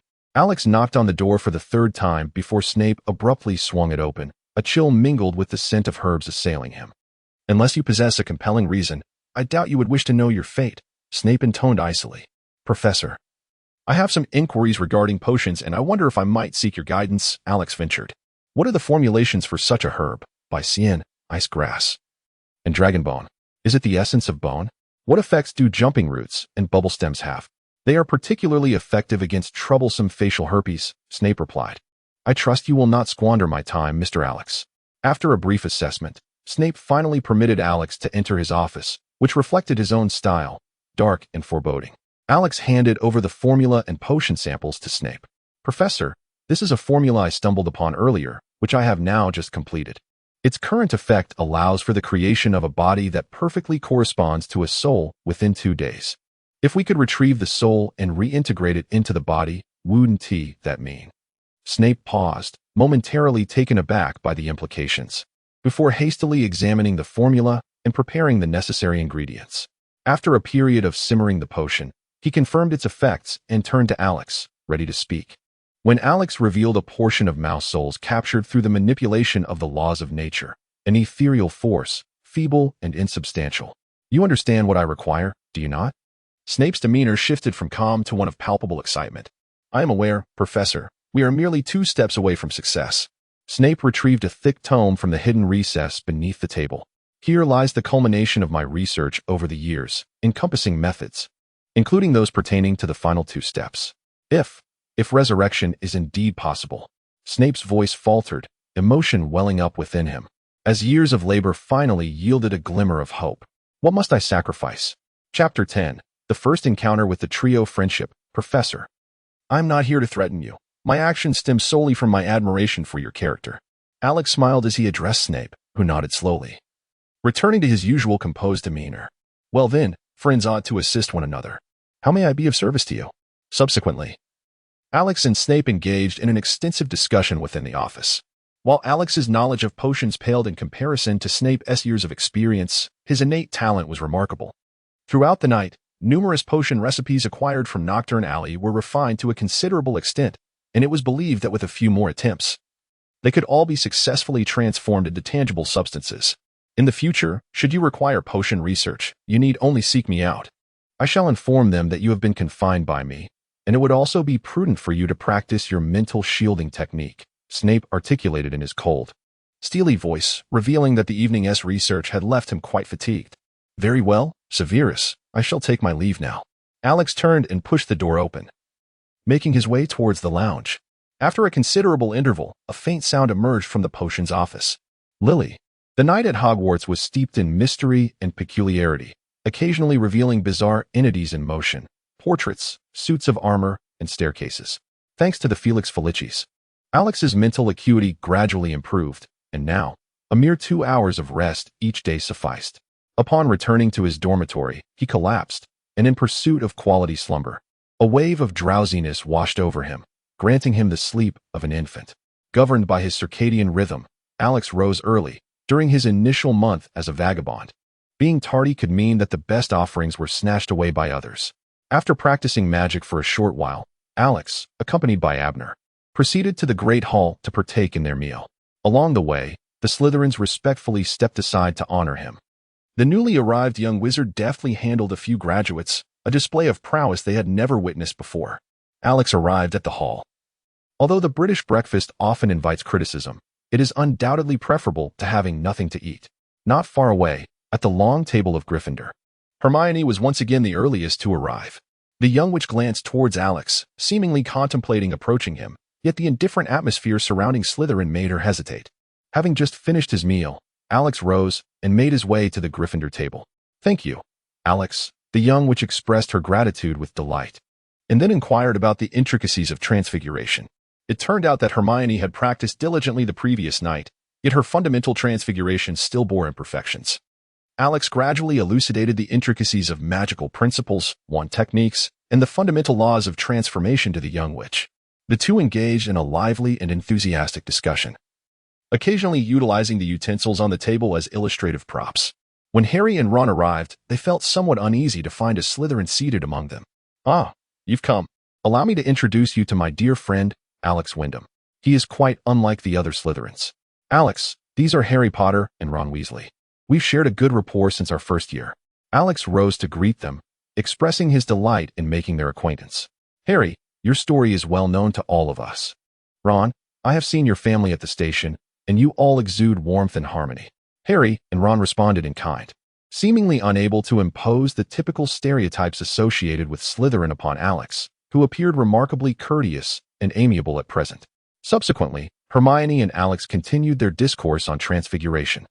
In an effort to prevent any deterioration in the camaraderie among Hermione, Harry, and Ron, Alex deliberately recounted some more fundamental concepts, drawing Harry and Ron into the conversation as well. Observing Alex perform transfiguration without uttering incantations or wielding a wand, the group expressed their admiration and intrigue. Indeed, curiosity serves as the greatest teacher for children, further strengthening the bond between the trio and Alex, as they absorbed the knowledge to a satisfactory extent. And recognizing that practice was essential for improvement, Alex bid them farewell with a wave and set off in search of Abner, The others politely reciprocated his farewell before departing. Alex turned to see Abner and Lizzie engaged in a lively conversation. "Hey, what are you discussing?" "Chief, you're back. Brother, you've come. I've been struggling with my studies and thought I might seek your advice. I noticed you seemed busy, so I didn't approach you earlier. It's fortunate I ran into Abner." Lizzie, scratching his head, spoke in his characteristic earnest tone. "No worries, I was merely exchanging knowledge over there. Next time, I shall introduce you. Those three are good friends from Gryffindor." He recommended several excellent reference books to Lizzie and handed him a guide on the casting of apprentice-level magic.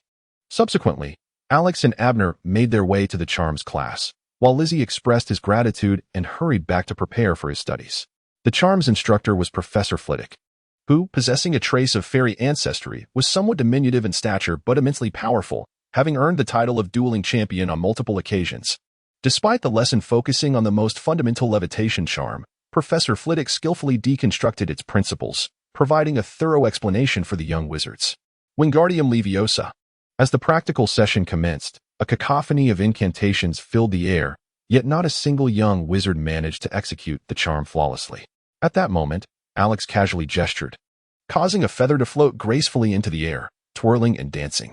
The remarkable spellcasting, executed silently and without a wand, showcased Mr. Alex's astonishing talent, earning Slytherin an additional 5 points. Much like a lesson in transfiguration, Alex imparted some spellcasting wisdom to those around him, and with a little guidance, Abner became the second young wizard to successfully cast a spell. After class, Professor Flitwick invited Alex to his office for a discussion, to which Alex readily agreed. "My dear boy, would you care for a drink? Perhaps some black tea or honey water?" "Black tea would be splendid. Thank you, Professor." The two then delved into an exploration of spells, and Alex found himself in awe of Professor Flitwick's profound theoretical knowledge, while the professor, in turn, gleaned valuable insights from Alex's efficient and effortless spellcasting techniques instilled by the system. Ultimately, Professor Flitwick candidly remarked, "In terms of fundamental spells, your prowess surpasses mine." Their conversation then shifted to ancient magic and ritualistic practices, at which point it became evident that Professor Flitwick was predominantly sharing his extensive knowledge. By the end of their dialogue, Alex's magical foundation had undoubtedly deepened significantly. "Thank you, Professor. Your teachings today have been immensely beneficial. I have gained much as well. My boy, your abilities should not be underestimated. Always remember to do what is right." After bidding farewell, Alex turned and ascended the staircase, preparing to venture to the 8th floor, where another significant destination awaited his exploration.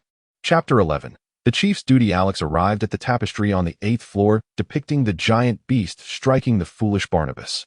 He paced back and forth 3 times, silently repeating, "I require a place to practice my spells. I require a place to practice my spells. I require a place to practice my spells." Suddenly, a remarkably smooth door materialized on the opposite wall.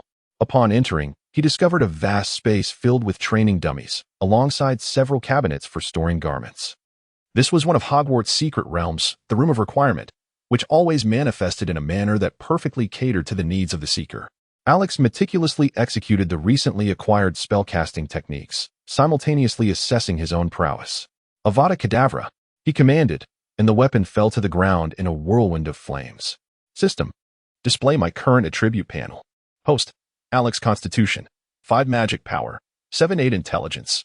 10-12 Magic Level. Apprentice Level Magic. Master. Mage's Hand. Grandmaster. Wizard Level Magic. Master. Flame Specialization Magic. Grandmaster. Soul Snatching Curse. Grandmaster. Avada Kedavra. Master. Laws. Law of Slaughter. Half Step. Law of Flame. Half Step. Comprehensive Strength Assessment. Grandmaster Level Advanced. Merely a step away from Legendary. Alex could sense his growing mastery over the flames. And with the increase in his magical foundation, his soul power also experienced a notable enhancement. However, he found himself stagnant in his comprehension of the laws. After conducting his experiments, Alex turned to have lunch. In the afternoon, he had only a flying class, which he would attend alongside Gryffindor. From a distance, he could hear Draco Malfoy boasting about his childhood experiences of riding a broomstick. Alex slowly made his way to the field, with Abner closely trailing behind him. A small group of Slytherins had already gathered, and upon seeing Alex, they abruptly ceased their conversations. Draco wore a seemingly obedient expression, and they all greeted him in unison. "Hello, head boy." Alex nodded in acknowledgement, indicating that they should continue their conversation without regard for him. Yet, The notorious reputation of Alex had instilled a palpable fear among the crowd, leaving only a few individuals huddled together in hushed whispers. Harry and his companions were quite pleased by Alex's presence, greeting him warmly, while Lizzie, after exchanging pleasantries, promptly sought out Abner, seemingly hesitant to impose upon Alex. After a brief interval, Madam Hawk arrived. "Good afternoon, students," she greeted cheerfully. "Welcome to your first flying lesson. What are you waiting for? Gather around your broomsticks, move quickly." The students complied with Madam Hawk's instructions, each placing their right hand just above their broomsticks, chanting up. The air was filled with a chorus of responses as most broomsticks obediently soared upward. However, Hermione's broom proved to be rather unruly, tumbling and rolling without taking flight. Much to the exasperation of the young witch, who stamped her foot in frustration, Alex chuckled quietly, utilizing the wizard's hand to lift Hermione's broom, and with an intimidating glare, he ensured that the broom obediently settled into Hermione's grasp. The young witch, noticing Alex's gesture, directed a grateful smile towards him. As for Alex's own broom, it had long since surrendered to his commanding presence. With merely a glance, it eagerly leapt into action, ready to serve its master. "All right, children. Mount your brooms and gently push off to float into the air. Be cautious not to exert too much force." One by one, the young wizards ascended. Except for Neville Longbottom from Gryffindor, a seemingly bumbling chubby boy who, in his nervousness, propelled himself too forcefully and went soaring off. Neville's frantic cries echoed as he soared through the air, his memory orb tumbling from his pocket. The broom whisked Neville about until he ultimately crashed before the castle, becoming ensnared at the pinnacle of a tower, his clothing gradually tearing. Before Madam Hooch could react, Neville plummeted at an alarming speed. Just as he was about to hit the ground from a considerable height, a calm voice resonated. Alastair's stupefying charm. Neville's descent abruptly slowed, and by the time he reached the ground, he had come to a complete stop, albeit unconscious. Madam Hooch rushed over, instructing, "Students, refrain from using your flying brooms for the moment. I shall escort Neville to the hospital wing. My gratitude to Mr. Alex for his assistance. Slytherin gains 5 points." With that, she hurriedly took Neville away. Regrettably, the young wizards from the two houses could not remain composed, even with Alex's presence calming Slytherin. Draco could not resist provoking Gryffindor. "Hey, Scarhead, do you dare to compete?" With that, Draco seized the memory orb that Neville had dropped, mounted his broom, and shot off. Harry, not one to be left out, immediately pursued him. The two raced after each other, and Harry's flying talent shone through as he nearly caught up to Draco, who hastily tossed the memory orb away. In a daring dive, Harry seized the orb just as Professor McGonagall, observing from the adjacent loft, emerged to reprimand them and took Harry away. Alex was disinclined to engage in these petty disputes, yet Draco reveled in boasting about how he had dealt with Harry. Even approaching Alex directly, "Headmaster, why do you assist those foolish Gryffindors?" he scoffed, seemingly disdainful of Alex's act of rescuing Neville. With a flick of his wrist, Alex summoned the earth beneath, which surged upward, a portion transformed into ropes that bound Draco and his companions firmly, while another segment morphed into spikes aimed menacingly at their faces. Draco wished to argue, yet found himself utterly immobilized, unable to articulate his thoughts under the looming threat of death. "As a Slytherin, do you not comprehend the virtue of respecting the powerful?" Alex brandished his wand, directing it at them, an aura of lethal intent enveloping him as the specter of death seemed to smile upon the onlookers. "As for the reason behind my assistance, I am first and foremost a student of Hogwarts, and only subsequently a member of Slytherin. Do you embody even a fraction of our house's characteristics, ambition, cunning, and caution? As the head, I possess both the right and the obligation to guide you. I implore everyone to maintain emotional stability at all times and to focus on becoming more formidable. True strength is the greatest power. Should you require assistance, feel free to seek me out. I am not one to withhold help from genuine friends." A moment of silence fell upon the assembly, after which a few young wizards resolutely chose to follow Alex. Once Draco and his companions were released, albeit pale, they gradually approached Alex, appearing considerably more docile. The Gryffindors nearby remained silent for an extended period, the atmosphere devoid of even casual chatter. Lizzie, Hermione, Harry, and Ron approached Alex to engage in conversation, all of them understanding the essence of his words, the paramount importance of healthy competition among students, unity against external challenges, and the collective effort to enhance one's abilities. Thus, this lesson concluded amidst an atmosphere of peculiar tension. After class, Alex invited several of them to collaboratively explore the intricacies of magic, an invitation they readily accepted. While en route to the room of requirement on the 8th floor, they encountered Snape. "Mr. Alex, please accompany me," Snape's chilling voice pierced their souls. Casting a sidelong glance at Harry. Very well, Professor. Chapter 12. The first side quest accompanied by Severus Snape, Alex descended into the basement, where a cleared space revealed a box exuding an aura of dark magic. It was at this moment that Alex comprehended the purpose of their venture, evidently. Snape had made significant progress in his research on the flesh-blooming potion. Contained within this box was the essence of a soul, yet from whence did it originate? Lucius, with his myriad of tools, was certainly involved. This individual had willingly become a potion slave, only to succumb after consuming a poorly crafted potion, leaving behind but a wisp of ash. Potion slaves are commonly found in the realm of dark wizards, often those who eschew hard work for survival or refuse to fade into obscurity. Snape's demeanor remained as composed as ever, and after a moment of reflection, Alex steeled himself for the experiment ahead. As Snape opened the box, tendrils of dark magic coiled upward, forming a luminous pillar that ensnared the fragment of the soul within. Thanks to this dark artifact, the two were able to discern the soul's location, albeit vaguely. Subsequently, a vial of potion was poured forth, its liquid swirling like a vortex, firmly enveloping the soul in an intimate embrace. Minutes later, flesh began to erupt as if summoned from the void, materializing with astonishing rapidity, reminiscent of 3D printing. Snape produced a photograph he had previously taken of the potion slave, and it was an exact replica. Alex rejoiced at the effects of the potion, believing that it could grant another chance at life. As long as the soul remains undying, one could attain eternal existence. However, Snape was far less optimistic, for the body that had been conjured exuded an unmistakable stench of decay. To one who frequently encountered the dead, it was all too easy to discern that this body bore no semblance of vitality. Merely relying on this vial of elixir could not accomplish the feat of resurrection. Alex subsequently harnessed the power of the laws, attempting to ensnare the dissipating soul of the potion slave and force it back into the corporeal form. Yet, this body merely flickered with a spark of life in its eyes before falling silent. Currently, I wield only the half-step laws of slaughter and the laws of fire. Our expertise diverges, and my strength remains insufficient. Nevertheless, I now possess a clear path. Since Snape received the hopeful news of Lily's potential resurrection, he has begun to exhibit a newfound vigor. Although he still outwardly maintains the demeanor of the cold and austere dark bat, he privately intensifies his magical foundation in hopes of resurrecting his beloved soon. I too have begun to formulate some ideas in this regard, Severus. Let us continue to strive forward. Afterward, the two attended to the potion slave's remains, and Alex bid farewell to Snape before returning to the Slytherin common room. It was not yet curfew, and many young witches and wizards were engaged in animated discussions and learning. Head boy, you have returned. The chorus of greetings halted Alex in his tracks. Head boy, may I pose a question to you? The first to speak was Astoria, the younger sister from the Greengrass family, soon followed by a number of other young witches and wizards echoing her sentiment. Very well. Please write your questions on slips of paper and pass them to me one by one. Alex commenced his inaugural public lecture in the Slytherin common room. Although his magical foundation paled in comparison to that of the esteemed heads of houses, he effortlessly outshone the younger wizards. Captivated, the audience hung onto his every word. Despite the simplicity of the magical principles he elucidated, many upper-year students were drawn to partake in the learning experience. Soon, the common room was enveloped in the harmonious sounds of his teaching and the soft rustle of quills gliding across parchment.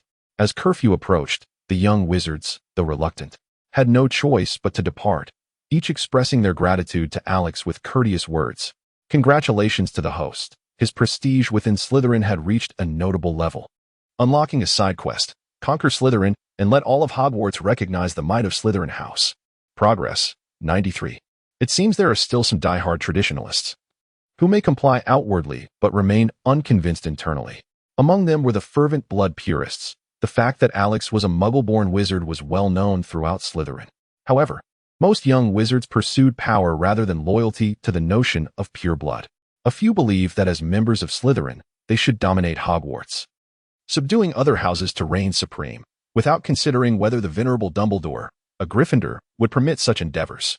The night passed in silence. As Alex was enjoying his breakfast, Abner brought Lizzie over. The moment Lizzie stood beside Alex, she straightened her posture and placed her hand over her heart. Alex, I know I am somewhat inept with words and struggle to express myself eloquently, but you are my most esteemed friend. Please allow me the privilege to follow you henceforth. The surrounding little wizards cast curious glances, yet Alex remained unfazed. What of Gryffindor? If he sought protection, he would not permit anyone to harm them. All right, Lizzie. Let us discuss this further later. For now, sit down and enjoy your meal. After the meal, Lizzie was welcomed as the third official member of the Starry League.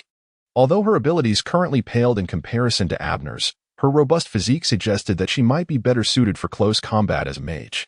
With no classes scheduled for the morning, Alex decided to visit the library to acquire some knowledge. In a corner of the library, he discovered little Hermione engrossed in a hefty tome.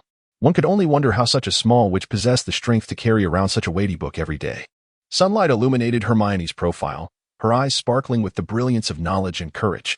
Her brown curls danced in the gentle breeze as Alex approached, gently tucking away the errant strands of hair. "Ah, thank you," she exclaimed, startled by Alex's presence. Upon realizing it was him, her cheeks flushed, and she quietly murmured her gratitude.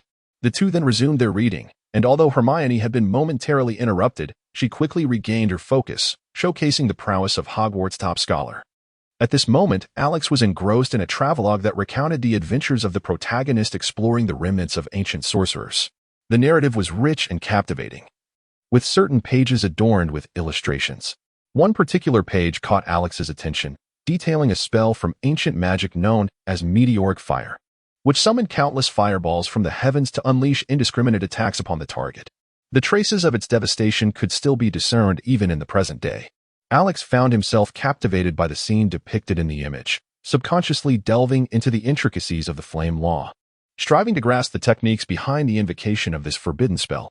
At that moment, Professor Quirrell, who taught the defense against the dark arts, happened to be in the library, his head wrapped in a scarf that perpetually exuded a pungent odor of garlic, with Voldemort lurking at the back of his head. Sensing the aura of the law, Voldemort abruptly awakened and hastily commanded Quirrell, "Look to your left, ahead." The voice rasped eerily, resonating directly within Quirrell's mind. Quirrell slowly approached the corner where Alex was situated, his expression seemingly laden with fear and confusion. Chapter 13. Iconic scene. Professor Quirrell stood before Alex, the terror on his face appearing to intensify. "Take this boy to your office, quickly," Voldemort urged within Quirrell's mind, surrounded by numerous students, which heightened Quirrell's anxiety. "You. Hello, classmate. If you would, please come with me," Quirrell stammered, struggling to maintain composure. "Professor Quirrell, may I inquire what this is about?" "I command you to come," Quirrell exclaimed, his urgency causing him to lose his stutter, as if he were on the precipice of being discovered. Observing Alex's reluctance to move, Quirrell drew his wand, pointing it directly at Alex. Alex, of course, would not indulge him. Under the influence of the power of the law, the dark aura enveloping Quirrell's head was strikingly evident. He drew his wand, summoning a menacing aura, poised to strike at any moment.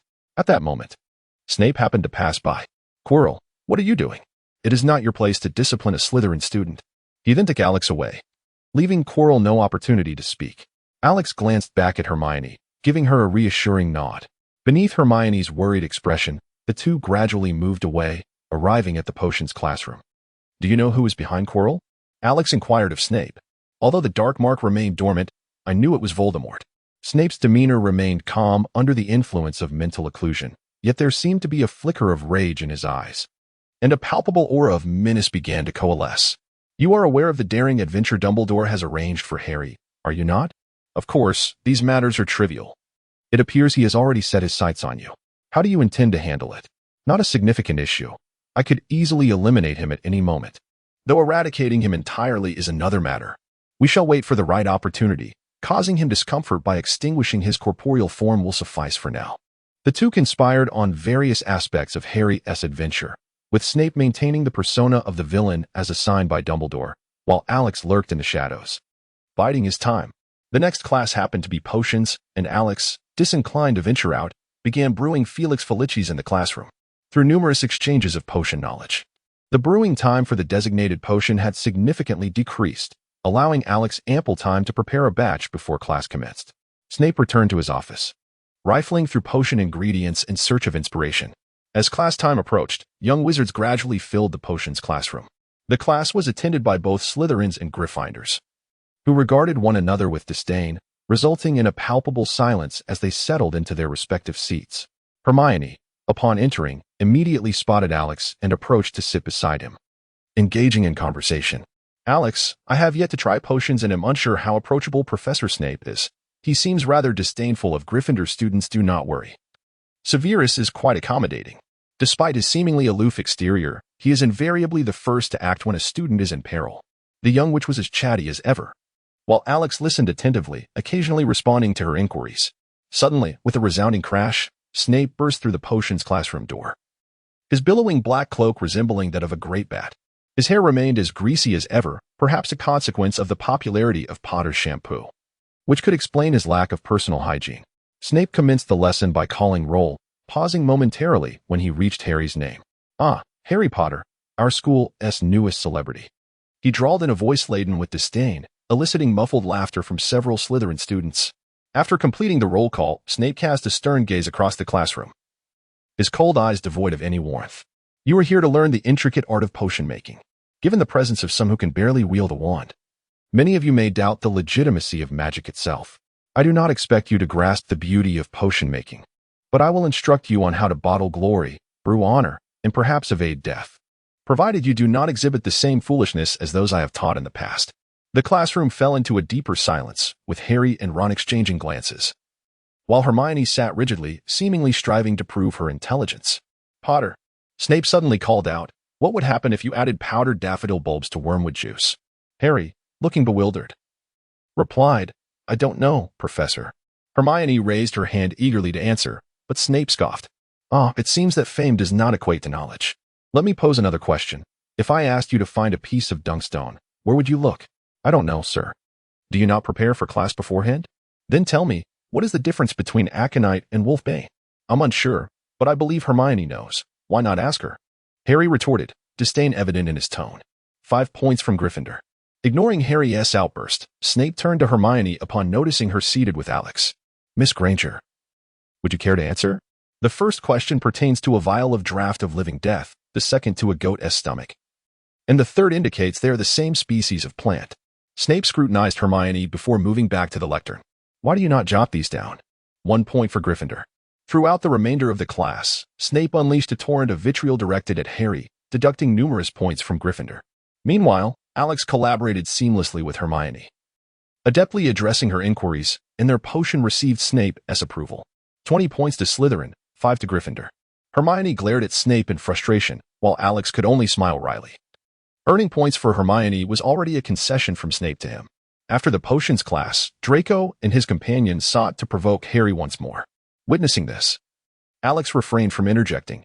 How could he disrupt their amusing rivalry? Hermione rushed to join her Gryffindor teammates, yet it seemed her collaboration with Slytherin had unsettled Ron. Despite Alex being a commendable Slytherin, the atmosphere grew somewhat tense, and caught in the middle, Harry felt disoriented, hastily pulling Ron away. Upon witnessing this scenario, Alex approached Hermione. Observing this, Abner and Lizzie found it inappropriate to continue following Alex and thus departed towards the House of Wishes. Alex had previously urged them to practice their combat skills whenever they had the chance. "Hermione, now that we have a break, shall we take a stroll?" But I still have a reference book to read." "It's all right. Relaxation is essential alongside study, as it enhances learning efficiency." "All right then." The two made their way to the castle gates, preparing to meander toward the riverbank. Chapter 14. The Tree Protector. Upon returning to the common room, they heard that Draco and Harry were scheduled for a duel. It was a pleasant afternoon when Alex and Hermione walked along the shores of the Black Lake, a gentle breeze caressing their faces. They engaged in a lively exchange of magic, spells, and mundane matters, as if the world around them had come to a standstill, leaving only the two of them in existence. Hermione slightly turned her head to steal a glance at Alex, her gentle eyes betraying a hint of contemplation. Their conversation slowed, and the distance between them diminished. At times, their hands would inadvertently brush against one another, only to hastily withdraw, their hearts racing in that fleeting moment. After a brief silence, just as Alex was about to address the charged atmosphere, their tall friend unexpectedly appeared, interrupting everything. Rubeus Hagrid, the keeper of keys and grounds at Hogwarts, was out for a walk with Fong. A bark broke the tranquility, followed by Hagrid's gruff voice. "Fong, be quiet." "Oh, Hermione. Good afternoon. And who is this?" Hagrid seemed surprised to see Hermione strolling with a Slytherin wizard. At that moment, Alex was also scrutinizing Hagrid, the half-giant towering over them with rugged skin. Under the subtle probing of Alex's magical aura, he sensed a certain resistance to magic, albeit limited. "Oh, hello Hagrid. This is my friend, Alex. This is Hagrid, the keeper of keys and grounds at Hogwarts, and he has a good relationship with Harry. Hello, Hagrid. It's a pleasure to meet you. Seeing that Alex did not exhibit the usual arrogance some Slytherins displayed and was quite courteous, Hagrid was pleased to engage in conversation with him. Delighted to meet you. Come by my hut sometime. I just baked some rock cakes today. The two then followed Hagrid to his hut, which, though modestly furnished, exuded warmth. Here, give these a try. Speaking of which, I haven't invited you to my place since school started.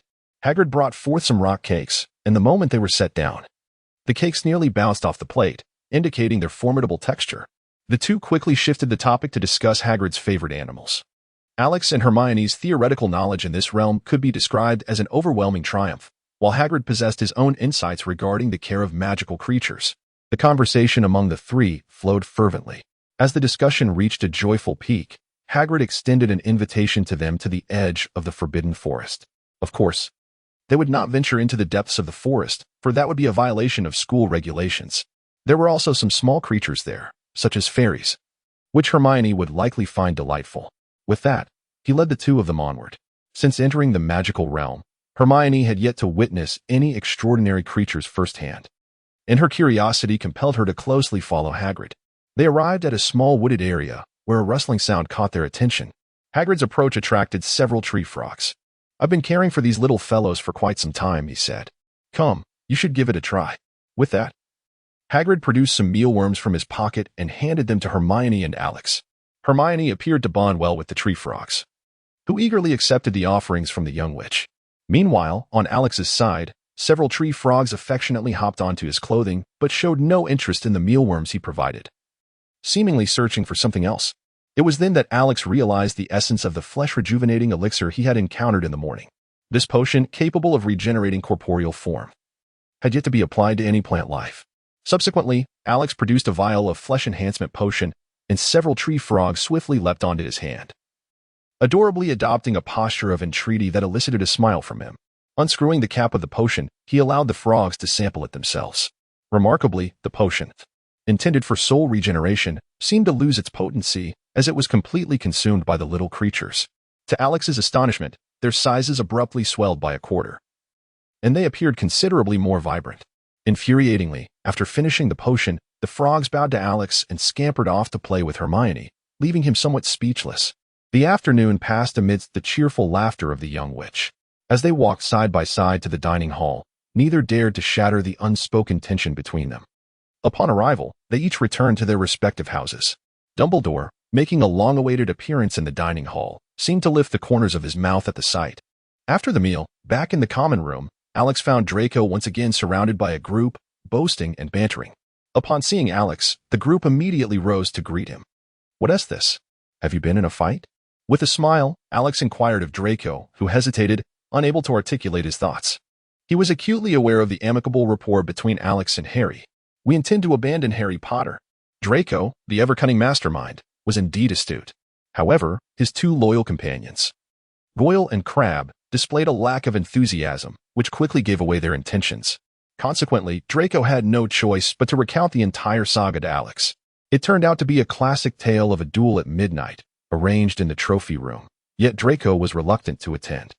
Alex was aware that this step was intricately linked to the old headmaster's scheme, so he had no intention of altering anything. He simply resolved to discreetly protect them when the time came. Draco, true glory stems from within yourself. Ponder that well. This left Draco standing there, utterly baffled and at a loss.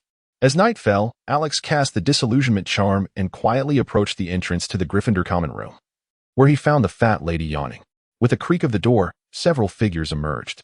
You can't follow us. Didn't you say that would break the rules? Ron grumbled to Hermione while Harry mediated beside them. They made their way to the trophy room, and to Alex's surprise, Draco showed up. Scarhead. I didn't expect you to have the gall to come here. This is my assistant, Draco said, gesturing towards Crabbe, while directing Goyle to stand watch before brandishing his wand. My assistant is Ron, Malfoy, and you shan't be arrogant for long. Harry stood firmly beside Ron, while Hermione, feeling neglected, was about to admonish them for violating school rules. In a shimmering flash, Alex slowly materialized before them. I trust you don't mind having an additional referee. The group gaped in astonishment at Alex's sudden appearance. Alex, how could you also breach the rules? Is that the disillusionment charm? I've read that it's quite difficult, exclaimed little Hermione. She initially intended to scold Alex but was diverted by an unexplainable emotion towards the magic. "Oh, silly one, are you not also breaking the rules?" "It's different," Hermione replied. Her cheeks flushed as she shuffled over to Alex's side. "All right, gentlemen, if you intend to fight, prepare yourselves." The others quickly regained their composure, abandoning inquiries about Alex's presence, and readied their wands. "Meow. Who's there? At last, I've caught you. My basement shackles haven't been used in ages." A gaunt, dark gray cat sprang forth, hissing at the group. The voice of the castle caretaker, Filch, echoed from a distance. Chapter 15. The Three-Headed Dog. Do I not have any dignity? Perhaps it was the ingrained fear of students towards their teachers, but the young wizards turned and fled. Alex had intended to lead Filch away silently, but now he had no choice but to follow the others. Using the focusing charm, Alex glanced back as they turned a corner, seemingly catching a glimpse of a white-bearded old man smiling at them. In their panic, they stumbled blindly. Draco even tripped over his own feet, narrowly saved by Harry's quick reflexes. They soon found themselves before a locked room on the fourth-floor corridor. Alohomora. Hermione swiftly unlocked the door, and they quickly slipped inside, taking deep breaths while listening to Filch's receding footsteps. As the sounds faded, they regained their senses. Just as Draco was about to speak to Harry and the others, he was suddenly met with a blast of hot air against his face. They turned to find themselves face to face with the drooling three-headed dog, Fluffy, who was fixated on them. As Fluffy drew closer, Draco shut his eyes in fear, while Hermione anxiously tugged at their clothes, urging them to flee. At this moment, Alex finally raised his wand, its tip emitting a cascade of ribbons that elegantly entwined around Louis, binding the entire canine in an exquisitely artistic manner.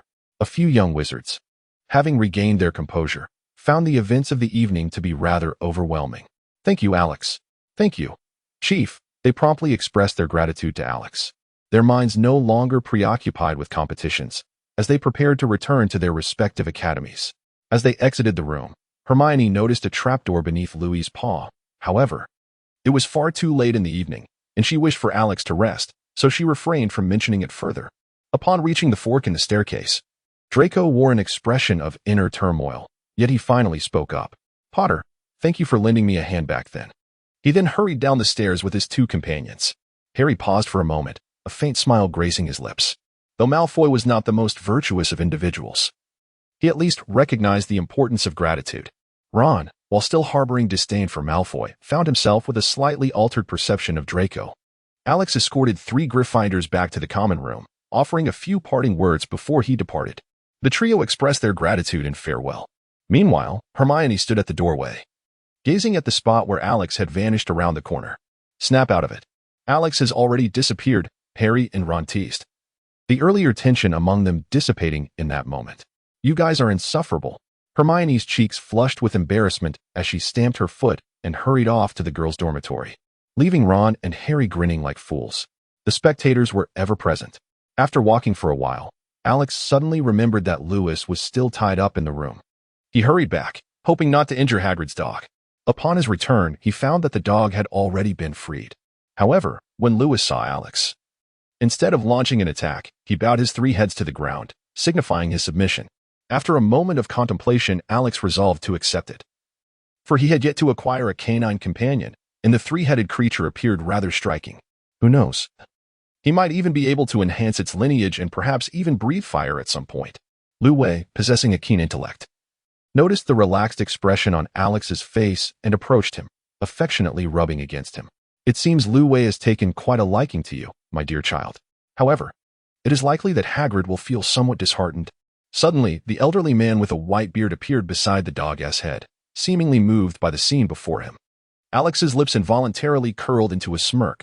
The old man was indeed quite the character. "Good evening, Professor. I presume you have been following us all along?" "Oh, my dear child, you wouldn't refuse an invitation from an old man, would you? How about joining me for a cup of honey tea?" Dumbledore said nothing further, but instead invited Alex to his office. Alex was acutely aware that this conversation would determine many pivotal matters, his own standing in Dumbledore's estimation, as well as whether Dumbledore would be perceived as an ally or an adversary. "Very well, Professor," he stated as the two ambled towards the headmaster's office, where a jade-green stone creature stood sentinel at the entrance. The password to the office, naturally, was the name of one of Dumbledore's favorite confections, lemon drops. Inside the office, a slight disarray greeted them. Portraits of past headmasters adorned the walls. "Oh, Dumbledore, it's quite late, and you do work tirelessly," some of the portraits greeted Dumbledore, though most were ensconced in slumber. On the desk lay a book, accompanied by some parchment, while a cluster of cockroach-shaped candies still wriggled about, perched beside the desk. Fawkes was dozing, but upon sensing the presence of visitors, he quickly raised his head. Our esteemed headmaster was splendidly disregarded by Fawkes, whose gaze seemed to be affixed solely upon Alex. Alex seemed to sense something as he summoned the essence of the flame, transforming a mere flicker of fire into a magnificent phoenix that soared towards Fawkes.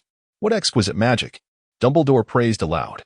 Fawkes departed from his perch, his wings, adorned with resplendent golden-red feathers, flapped gracefully, leaving a trail of sparks in the air, merging seamlessly with the flames conjured by Alex.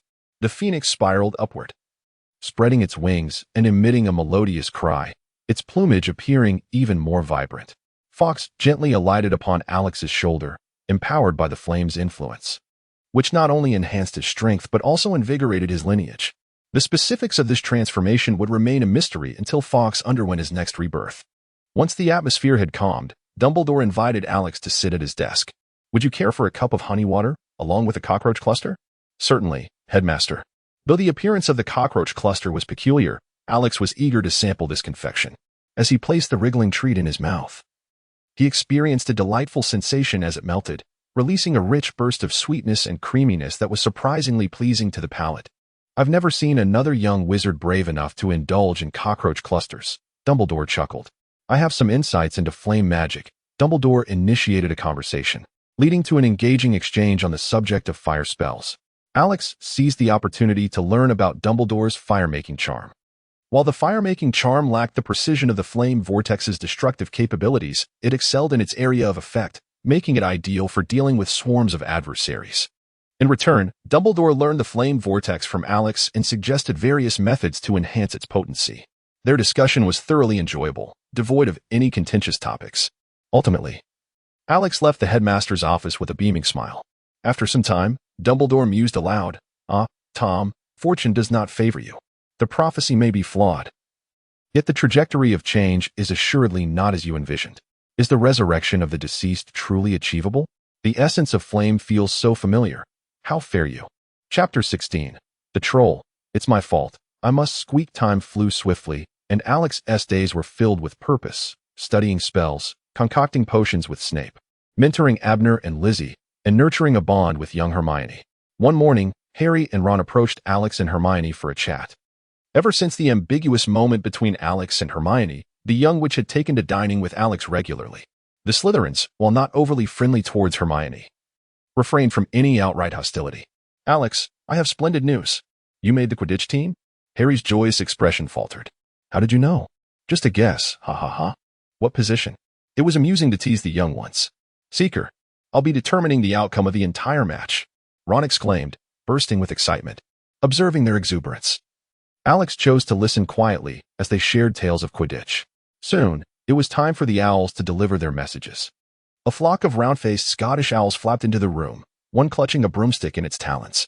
The owl executed a precise drop, and just as the broom was about to crash into the food on the table, Alex deftly used the wizard's hand to catch it. "Looks like this is for you, Harry." Harry accepted the broom, glancing at the delivery information before turning to the faculty table, where Professor McGonagall smiled back at him. As he unwrapped it, he gasped, "Wow. An epic, a Firebolt 2000. Next to him, Draco's eyes widened in astonishment. Although his family was wealthy, they had not contravened the rules outlined in his acceptance letter by purchasing him a broom. Potter, could I have a look?" Draco cautiously edged closer to Harry. Despite their persistent bickering, the harrowing experience they shared had forged a bond, leading them to become rather good friends, occasionally lending each other assistance while maintaining their playful banter. "Here, take a look. You seem to have never seen one before," Harry teased, mimicking Draco's haughty demeanor.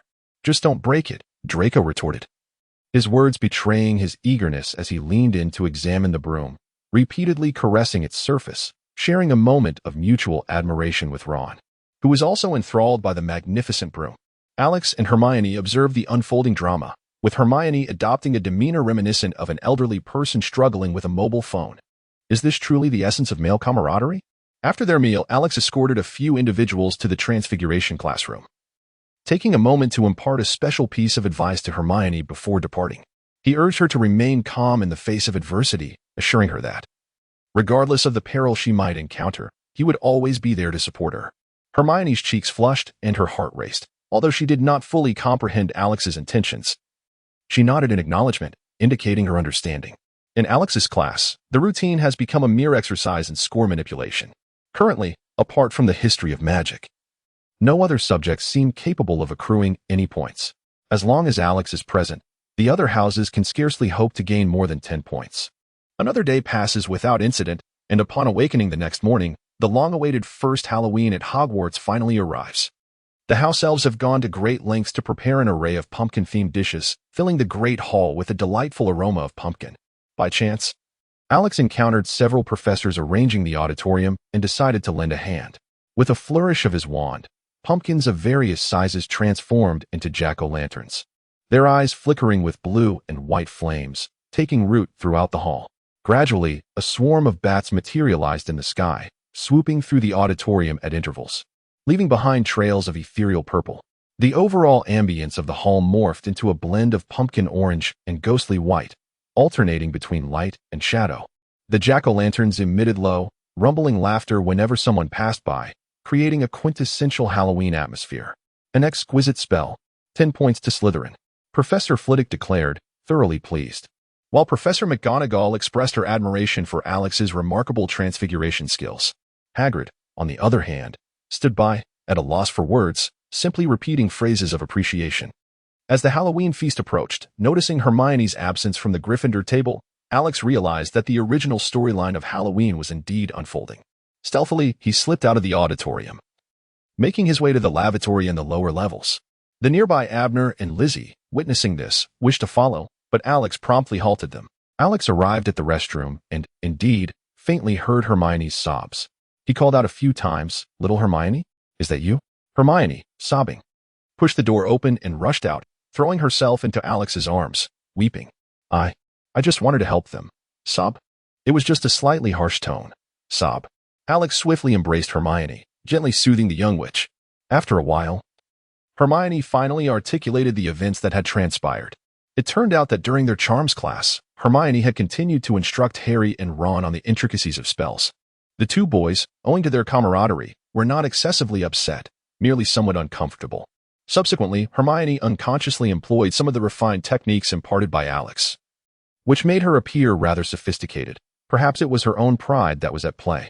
After expressing her grievances, Hermione regained her composure, restoring her image as the brilliant scholar, although her eyes were still slightly red and her cheeks bore a faint blush. I'm sorry, Alex, I've stained your clothes. Despite her apology, Hermione did not release her grip on Alex's garment. He maintained his embrace, and an atmosphere of subtle intimacy enveloped them, as if pink bubbles were floating around. Suddenly, a foul odor wafted through the air from down the corridor. Hermione, stay hidden here. I will go investigate. The young witch, however, was not one to conceal herself without understanding the situation and insisted on accompanying Alex, believing she could offer protection. Thus, he acquiesced to her company. As they approached, a colossal figure emerged from the other end of the corridor, towering at 12 feet, with skin that was dull and lifeless, resembling gray granite, exuding an air of dullness. This was a troll. According to the texts, it possessed immense strength and was notoriously brutal, prompting most wizards to steer clear of its path. Alex contemplated a solution. Yet upon witnessing Hermione's eyes gleaming with excitement, he decided to test her abilities. Hermione, if you were to confront it, how would you proceed? The troll continued to stumble about, oblivious to the two diminutive figures engaged in discussion at the opposite end of the corridor.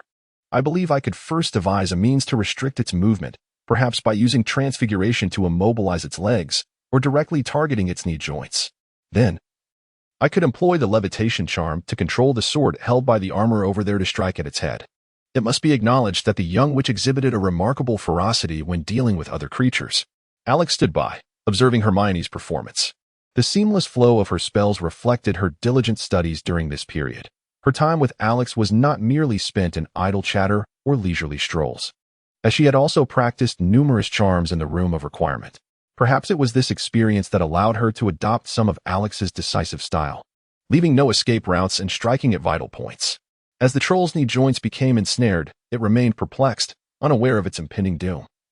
When a long sword struck down upon it, gliding through the gap of its neck, the sword sliced effortlessly, and the troll succumbed to its confusion.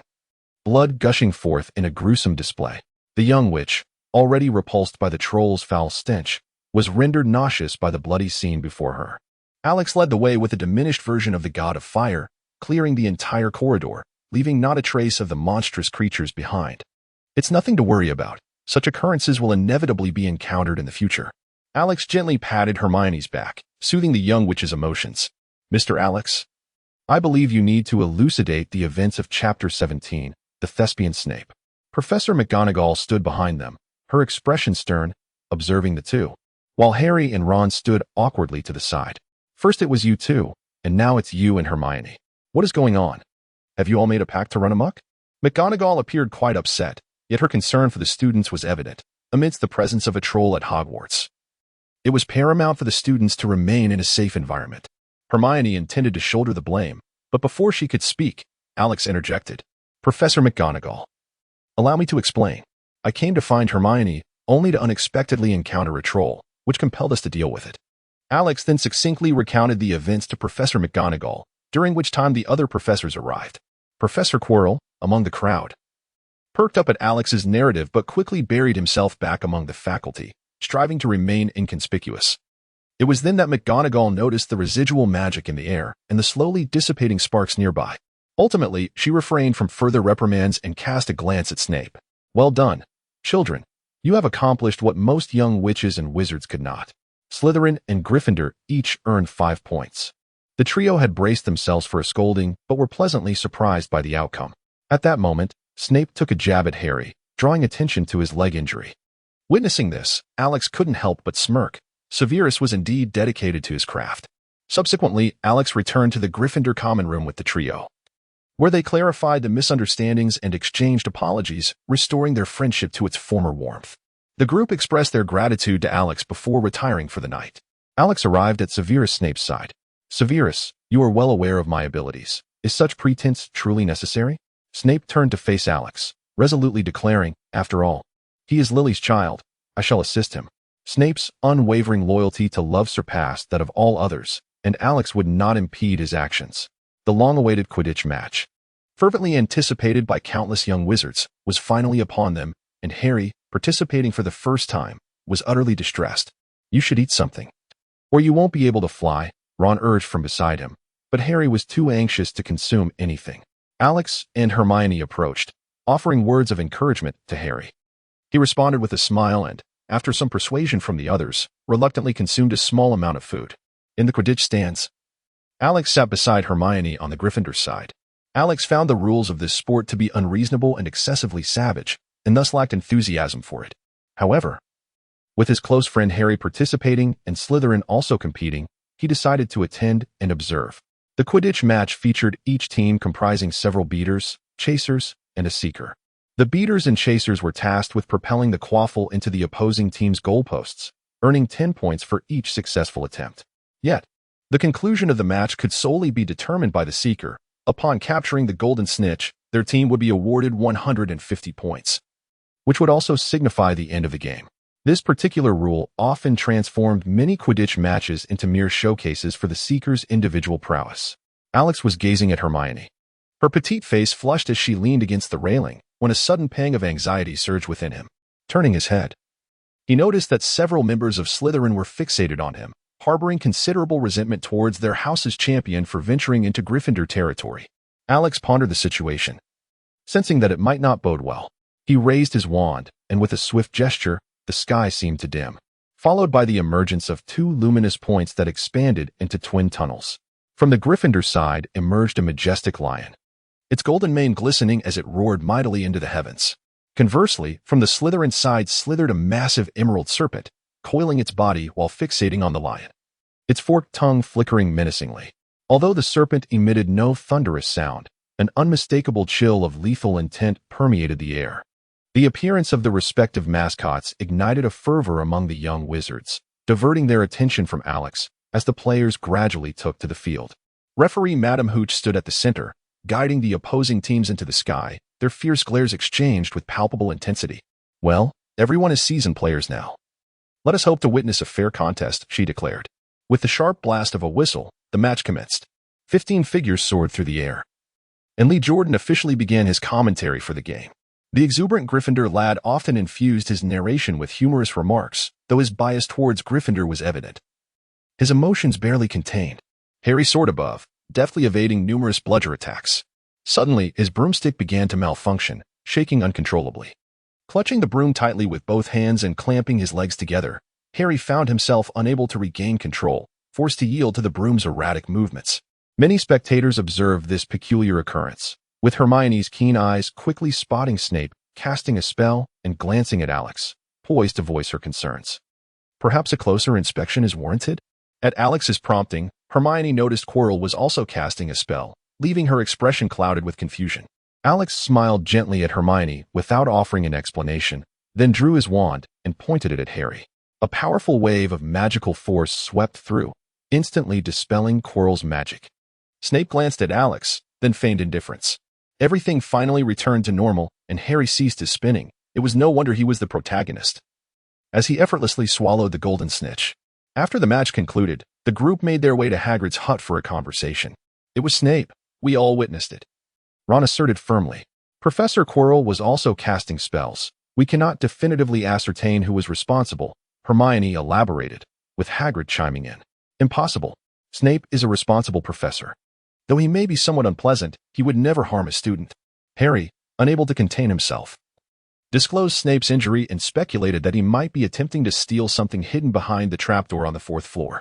How do you know about the troll? Hagrid inquired, astonished. The troll? Yes, I raised it. I lent it to Dumbledore to guard something important. What is it? Harry pressed urgently. That's none of your concern. Hagrid endeavored to keep the information concealed. You should forget about this. It's dangerous, and it pertains to Professor Dumbledore and Nicholas Flamel. This matter also involves someone named Nicholas Flamel. Hagrid's frustration surfaced as he inadvertently revealed another secret. Alex felt a twitch at the corner of his mouth, rendered speechless. The group bade farewell to Hagrid and returned to the castle, where Harry and Ron entered the common room, while Hermione lingered at the door to converse with Alex. Alex, I am rather concerned. The implications of this situation are growing increasingly complex, Hermione murmured, leaning gently against Alex's chest. Alex gently stroked Hermione's hair, reassuring her, do not worry. You are not in any danger. Everything is orchestrated by Dumbledore, and I shall protect you from behind. Hermione, taken aback by this revelation, was astonished that it was all part of Dumbledore's scheme. Despite her confusion, she chose to trust Alex. I will provide you with more detailed information tomorrow. For now, a certain little witch needs to get some proper rest, he continued. Heeding Alex's words, Hermione shyly turned and entered the common room. Good night, Alex, she said. Good night, little Hermione, he replied. Chapter 18. The Wise One. After class, Alex and Hermione agreed to meet at the edge of the Forbidden Forest to converse. They sat upon the ground as a few tree guardian gnomes joyfully danced around them. Alex, you know something about the recent events, don't you? Hermione could not help but inquire. Indeed, it all begins with a prophecy. Alex recounted to Hermione the long-standing enmity between Harry and Voldemort, Dumbledore's intricate plans, and the peculiarities surrounding Professor Quirrell. He underscored Hermione's vital role in this narrative as the indispensable sage of their team. How can a sage be led like a marionette? The young witch felt a tinge of discontent regarding the orchestration of her life, yet she pondered earnestly about the matters at hand. Alex, do you possess confidence in this? Although Hermione did not articulate precisely what she meant, Alex understood. Of course, whatever you wish to pursue, I can assure your safety. I have no need for your protection. I aspire to grow stronger than you and then protect you, Hermione declared with newfound ambition, demanding more rigorous training from Alex. The two frequently found themselves in the room of requirement.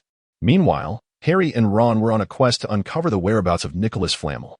Upon inquiring with Hermione, she did not withhold any information and divulged the details regarding the Philosopher's Stone. The two boys were elated, believing they had stumbled upon the truth, and devised various schemes to unearth Snape's secrets. Yet who was Snape? The Half-Blood Prince. He would not allow them easy access to his information and gave Harry a stern reprimand to underscore this point. As Christmas approached, Alex contemplated whether to remain at school Living independently could provide a more comfortable existence, yet it would complicate his magical training. He had already disposed of the troublesome pest, having caught it and burned it. As the room of requirement offered superior training conditions. Alex, do you have any plans for Christmas? Hermione inquired subtly during breakfast. Not really, why? She hesitated, Would you like to come to my house for Christmas? The young witch, though shy, bravely expressed her desire, hoping to celebrate the holiday with Alex, whose status as an orphan was widely known among their peers. Sure, Hermione, does this mean I'm meeting your parents? What? No, it's merely a friendly invitation. Hermione retorted, her face growing even redder, though her words remained defiant. The nature of their relationship had yet to be clearly defined, despite their mutual understanding. Neither dared to articulate it openly. In his previous life, Alex was an eternal bachelor, and in this life, he devoted himself solely to studying and battling, shying away from any overly sentimental expressions. His only audacity lay in teasing Hermione with playful banter, yet when it came to action, he remained somewhat timid.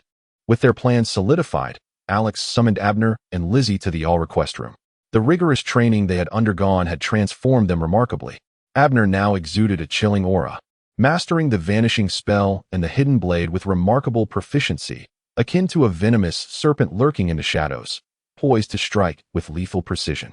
Lizzie, on the other hand, had not forsaken his imposing physique. He had grown even more robust since the beginning of the term, his mastery of his armor impeccable. His innate talent for white magic, particularly in navigating obstacles, made him an ideal frontline tank. The purpose of gathering them was to discuss the upcoming formal meeting of the Starry Alliance during the Christmas holidays, where they would strategize on recruitment methods and establish a team base to facilitate communication.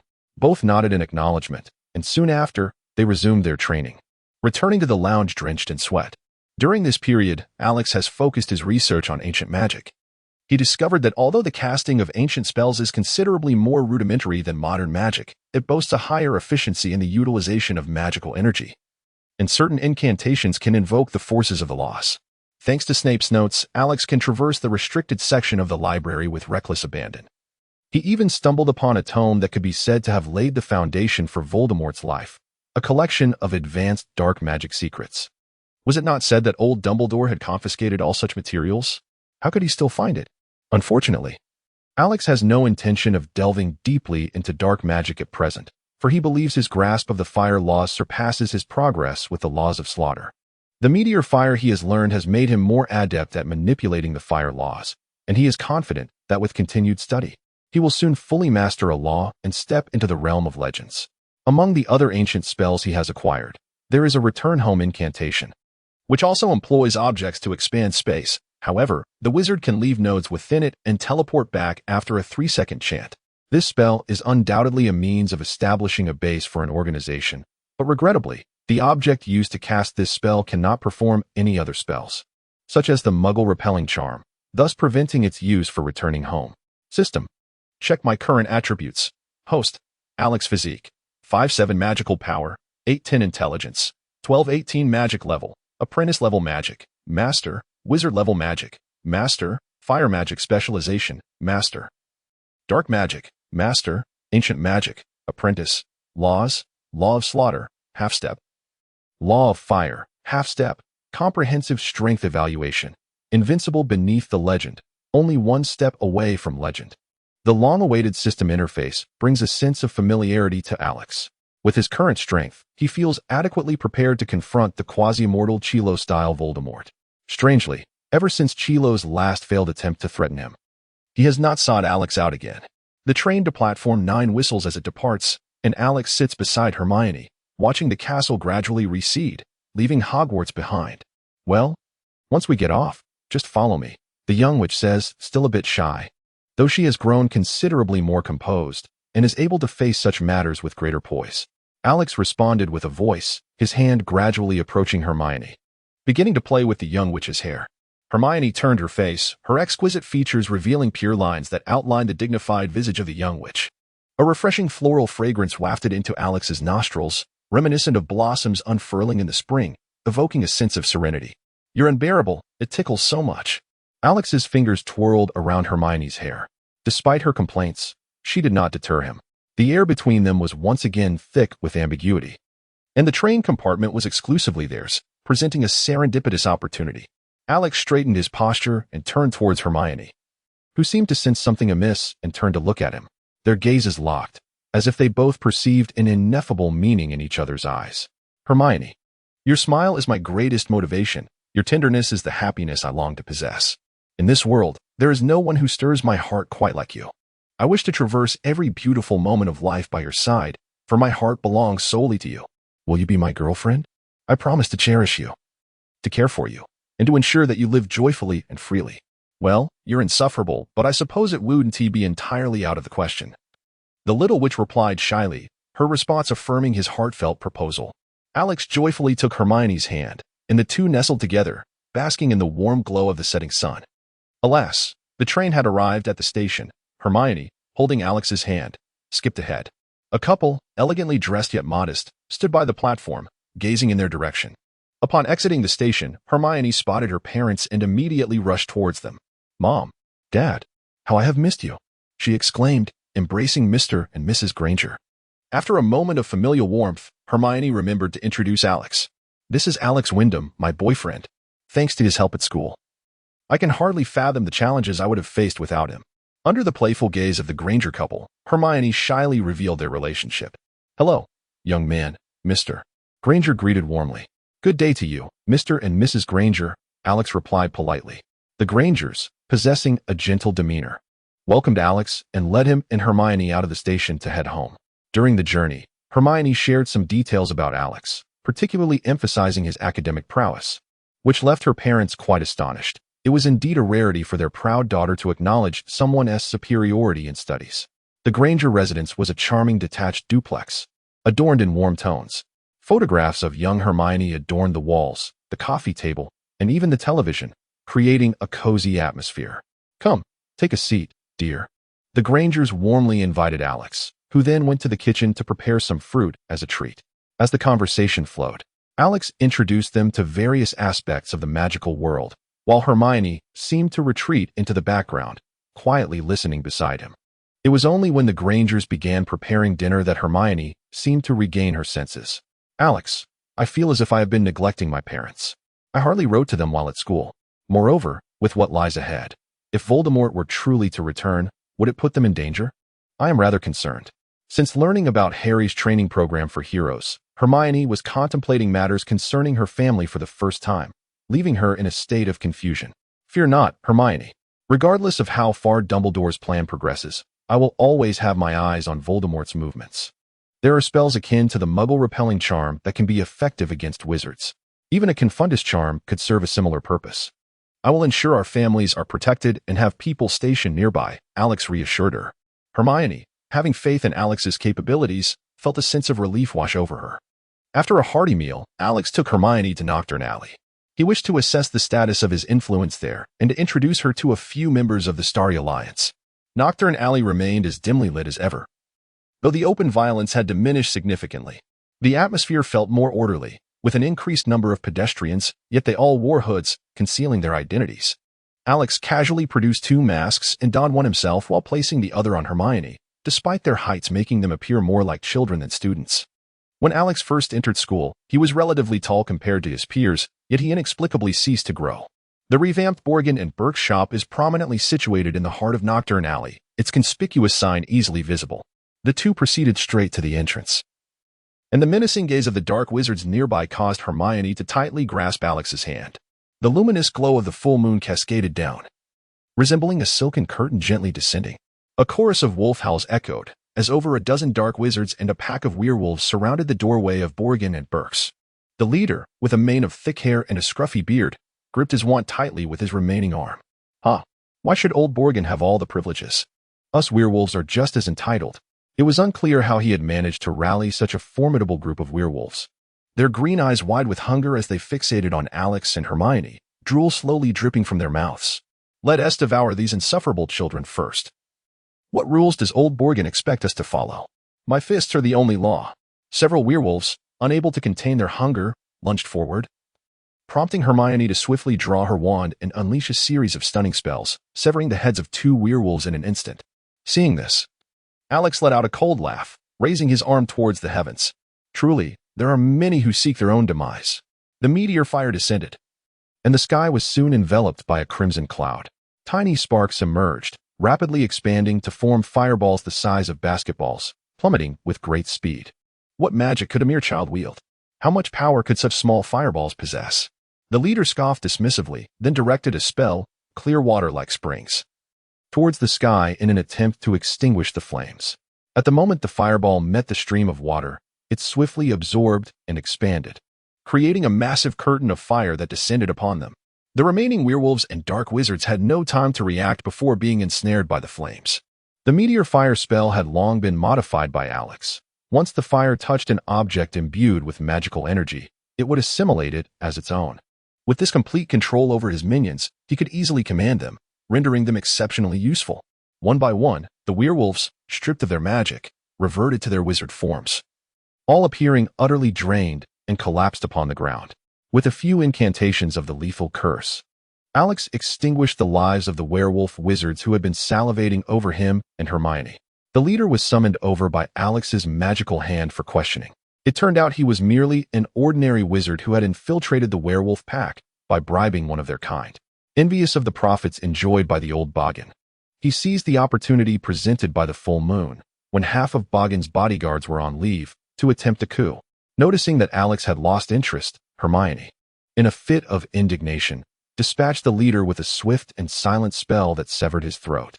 With Christmas just around the corner, engaging in such grim affairs was truly vexing. Alex casually sent the remaining followers to their demise, offering solace to Hermione as they entered the Borgin and Burke shop. Those who had been hiding nearby to observe the spectacle dared not gaze any longer when the meteor fell. It was undoubtedly the one who had returned. Chapter 20, Lucius Malfoy. Boss, I apologize. This matter is a result of my negligence, old Borgin exclaimed in a flurry of panic upon seeing Alex, immediately bowing in contrition. Not to worry, I am here this time. Do remember to manage things in advance next time. Now, tidy up, Alex replied, prompting old Borgin to exhale in relief as he dismantled the dark artifacts positioned at the entrance. Let us proceed to the conference room. The group chanted the transportation incantation, and 3 seconds later, they arrived at the headquarters of the Starry Assembly. The hall was lined with 2 rows of chairs, and at the far end sat a grand chair. Candles flickered on the walls, casting a mysterious purple flame. The room was dimly lit, exuding an eerie and sinister atmosphere. As the attendees gathered, Alex took his seat in the central grand chair, with Hermione beside him. Abner and old Borgin occupied the second positions on either side, while Lizzie settled into the third seat next to Abner. Among those present were all allies, so there was no need for excessive formality. Old Borgin, please begin by reporting on recent developments. Certainly, boss. Nocturne Alley remains under our organization's control, and those conducting business within are required to submit a portion of their deposits. We have also gathered significant magical knowledge, which you can directly inspect in the store's basement. Old Borgin then elaborated on the armed forces under his command. In addition to those initially subdued by Alex's soul-binding curse, he had employed several others, including a few rogue Aurors, whom he had ensnared with dark curses. It must be acknowledged that old Borgin was indeed a talent. His skills were wasted in mere shopkeeping. Abner subsequently added, the Rogier family is now entirely under my control. Through our operations during this period, our relationships with various pureblood families have strengthened considerably, even extending our connections abroad. The progress of the Starry Assembly was evident to all. With merit comes reward. Alex shared with everyone some restorative potion recipes, meticulously developed in collaboration with Snape. These elixirs are designed to enhance physical constitution and strengthen magical prowess without any adverse effects. The group, their eyes alight with excitement, expressed their heartfelt gratitude. Are there any noteworthy talents to be recruited recently? As soon as Alex spoke, a dazzling light of teleportation illuminated the space, and Severus Snape materialized. Draped in his dark cloak, maintaining his customary expression of impassive aloofness. Severus, please take a seat here. Alex pointed to the first position on his right, adjacent to old Boggin's. Boss, I believe the Malfoy family could be a viable option. They recently sought my assistance with a batch of props, old Boggins remarked. The current head of the family is Lucius Malfoy, a man who once served as a loyal dog to Voldemort, only to escape punishment by claiming he was under the Imperius curse. Given the recent rumors, that cowardly fellow is likely in a state of constant anxiety. Lucius can be useful diplomatically. Draco has a good rapport with you, and nurturing that relationship could yield fruitful results. However, To ensure the Malfoys comply, one must demonstrate strength. Snape interjected, aware of their long-standing association. Very well, I shall visit Malfoy Manor shortly. The night is dark and foreboding. Until the meeting concluded, Hermione remained silent, offering quiet support to Alex. After a brief exchange of pleasantries, they prepared to head to Malfoy Manor. Heaven help us. The Malfoy family was deep in slumber when the howling winds roused them. Lucius arose and drew back the curtains, revealing a colossal fire tornado ravaging his estate, yet leaving no destruction in its wake. He hastily roused his wife, Narcissa, urging her to stay with the young dragon and not to come out. After adjusting his attire and arranging his disheveled hair, he stepped outside. His pale golden hair cascaded behind him, while his icy gray eyes betrayed an undeniable panic. He struggled to maintain his composure, his trembling hand gripping his cane tightly. Severus, do you think this display of power is sufficient to negotiate with the Malfoys? Alex inquired, conjuring another fire tornado in the courtyard. The two whirlwinds danced wildly, quickening Lucius's heartbeat.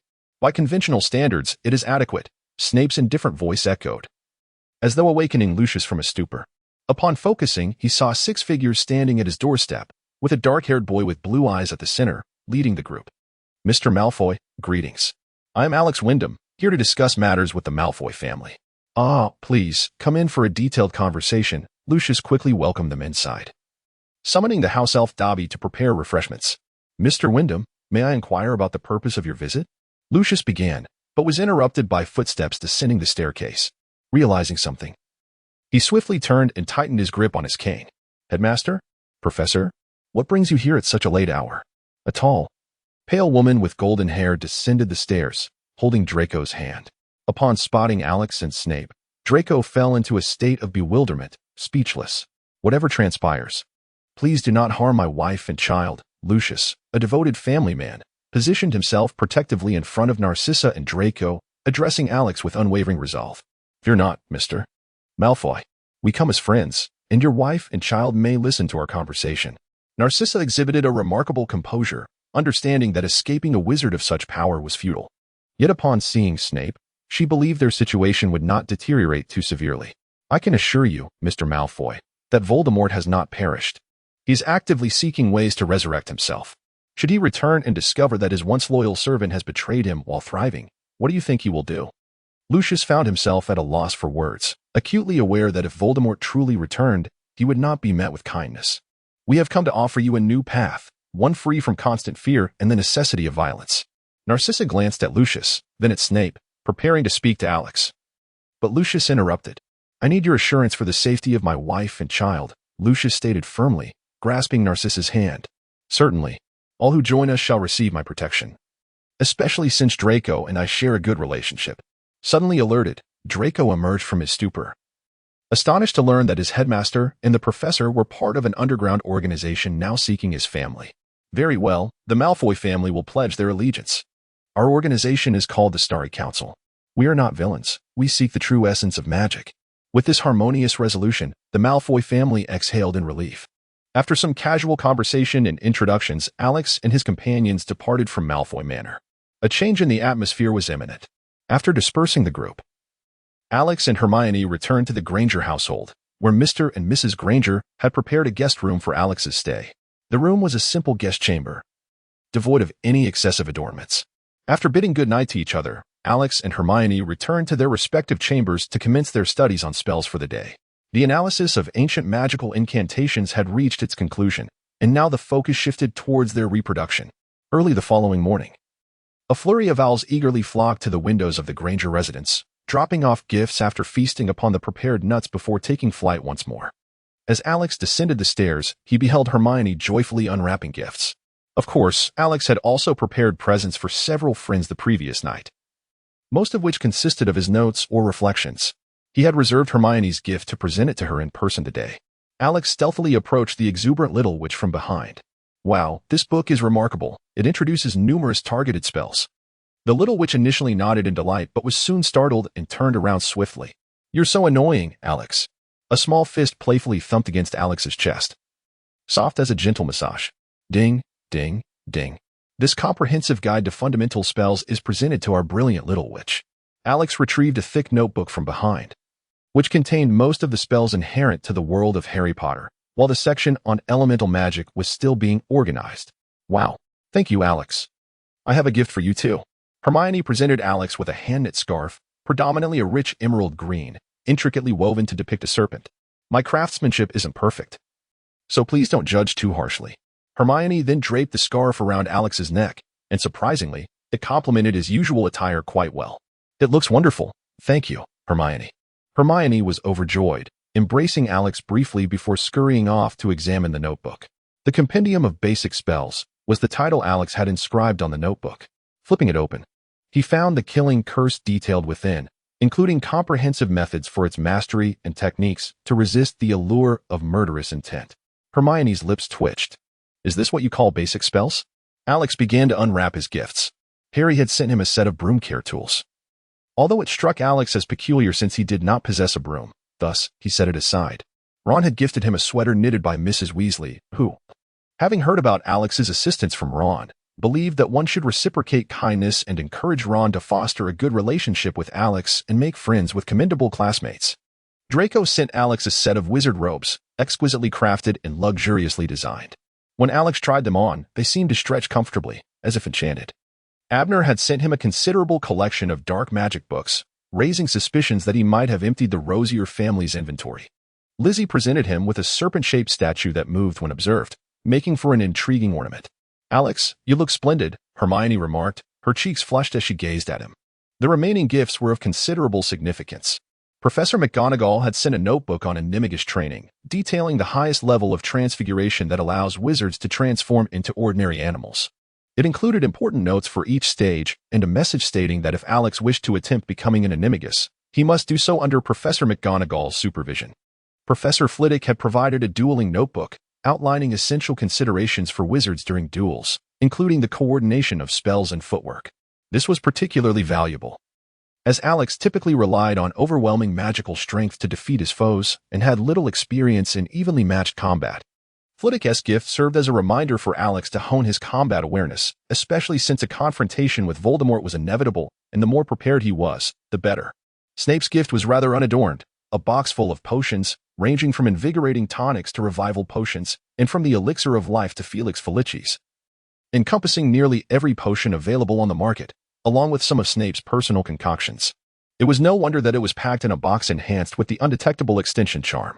Most astonishing of all was Dumbledore's gift, a collection of books that included those that should have been removed from the restricted section, among which was the revealing tome on advanced dark magic. Upon unwrapping it, a note floated before Alex, inscribed with the words, Alex, I believe you will find these useful. Dumbledore. These resources brought Alex immense joy, as he could further deepen his magical foundation with the knowledge acquired, moving closer to legendary status. Children, it's time to eat. The Grangers sent a feeding request, which they happily accepted. By the way, Alex, how is my Hermione faring at Hogwarts? Does she have many friends? You must know that she tends to be a bit reserved at school. Oh, Mom, please stop. Little Hermione shyly covered Mrs. Granger's mouth. Hermione had indeed excelled among the first-year students, and the Gryffindor house was very welcoming, allowing her to make many friends. However, Hermione could not stop her parents' inquiries, and Alex answered each one attentively, causing Hermione to feel both embarrassed and indignant, nearly resorting to scratching him. After a satisfying meal, Alex nestled with Hermione's family on the sofa, watching television, thus enjoying a few leisurely days. However, the dreaded start of the school term approached, and the young wizards gradually returned to Hogwarts. Alex and Hermione were dining in the hall when Harry suddenly approached them. Alex, I recently encountered something rather peculiar, he said, his brow furrowed with confusion. During the Christmas holidays, I spotted a strange mirror near the library, and within it, I beheld the visage of my parents. Indeed, I saw myself as the Quidditch captain, triumphantly holding a trophy. Ron eagerly chimed in, his excitement palpable. Has the narrative shifted? Dumbledore didn't even converse with Harry. Hermione remarked, let us go take a look, though I am uncertain of what I might witness. I have faith that Hermione will see herself at the top of her class. Alex jested with Hermione, and the group proceeded to the mirror. This is it. I can still see my parents. They are right beside me. Harry gazed longingly at the mirror, lost in its reflections, unable to pull himself away. Harry, snap out of it. Alex intervened just in time, and soon the others took turns attempting to engage with the scene. Ron still beheld that vision, surrounded by his siblings who celebrated his success. Hermione, as Alex had predicted, saw herself crowned as the top of her year. Meanwhile, Alex perceived that he had successfully amalgamated various powers of magic, truly becoming a deity in this realm, and subsequently, he and Hermione lived together in bliss, savoring the tranquility of their existence. Children, this is the Mirror of Est. Dumbledore gradually materialized from the side, as if he had been concealed here for quite some time. The happiest individuals in the world can regard the Mirror of Est as an ordinary looking glass, meaning that what they see reflected is simply their own likeness. It reveals our innermost and most fervent longings. Dumbledore gazed at Harry, his eyes profound and serene. However, it neither imparts knowledge nor conveys truths. People tend to squander their time before it, becoming enraptured by what it reveals. Harry, your parents were incredibly brave. They would never wish for you to dwell in this illusory spectacle. Dumbledore successfully completed this spiritual trial for Harry, while simultaneously glimpsing a fragment of Alex's true intentions. Alex and Hermione stood by, quietly observing the unfolding drama, fully aware that it was all orchestrated by Dumbledore, displaying an air of indifference. Only Ron appeared bewildered, staring at the scene before him, at times believing that his dear friend was about to face punishment. Mr. Alex, I believe we have matters to discuss, do we not? The headmaster summoned from his office, to which Alex consented, advising Hermione to return to the common room to rest before departing with Dumbledore. As Alex stepped into the principal's office, Fawkes joyfully fluttered over, clearly enamored by the wizard who wielded the flame's arcane principles. Mr. Alex, do you truly believe that anyone can seize the future? Dumbledore posed a question rich with significance. I perceive that such a talent might exist in an idealistic realm. What are your thoughts? He continued, I once had a friend who possessed a similar gift, yet his prophetic abilities were only activated passively and randomly. Yours, however, appears to be far more formidable. The old headmaster seemed to lay his cards on the table, though it was unclear when he had begun to realize this. Indeed, one could assert that, in the absence of my presence, I am acutely aware of the destinies that await each of you. Upon hearing this, Dumbledore appeared somewhat moved. Based on your visions, how do you perceive me? A strategist, the most diligent principal, the most responsible white wizard. You embody the pinnacle of morality. Alex held a profound respect for Dumbledore, for it is not every individual who can restrain their pursuit of power for decades. Nor is it common to face death with equanimity in the name of eradicating evil. I believe I have come to an understanding. However, with your presence, the circumstances must surely differ. What, then, brings you here? I shall pursue my desires, alter that which I wish to change, and rescue those I aim to save. Professor, I believe we shall be eternal allies. Child, I have faith in you. After a prolonged period of observation and testing, Dumbledore was convinced that Alex was not the kind of individual who would lead the wizarding world to its ruin. By the way, Professor, allow me to show you this. Alex extracted a black notebook from the concealed stretching bag, which was none other than a Horcrux belonging to Voldemort. As the notebook was unveiled, the sinister aura of dark magic emanating from within captivated Dumbledore's attention. Indeed, this was a Horcrux. Tom had truly descended to this depth. A sense of melancholy enveloped Dumbledore as he pondered whether he had misguided this student from the very beginning. Professor, some individuals are inherently destined to stray from the righteous path. I have analyzed Voldemort's magical prowess, and the formidable elements of dark magic contained within are unparalleled. He is, by nature, a Dark Lord, compounded by his lineage. Both were engulfed in silence, reflecting on the inbreeding of the Gaunt family and the fact that he was a product of the love potion, having faced ostracism in the orphanage. Perhaps Voldemort had never been afforded the opportunity to turn back. Professor, how about we keep this notebook with me for the time being? Very well. It will be secure in your possession. How many of these creations do you think Tom will craft? 7 is a number imbued with power, is it not? Alex subsequently departed the headmaster's office with his notebook in hand, leaving the headmaster to ponder in silence. Upon returning to the Slytherin common room, Alex unexpectedly delivered a captivating lecture, his reputation within Slytherin ascending to remarkable heights, almost to the point of being regarded as the king of Slytherin. Once back in his dormitory, Alex retrieved his notebook, eager to engage in some playful banter with the young Voldemort. Today, that illustrious Slytherin leader stole the spotlight once more. It truly is infuriating. If only I possessed such formidable spells and striking looks like Abner Rogier. Alex inscribed a phrase in his notebook, and almost instantaneously, a line of ink appeared beneath it. I can assist you, Abner.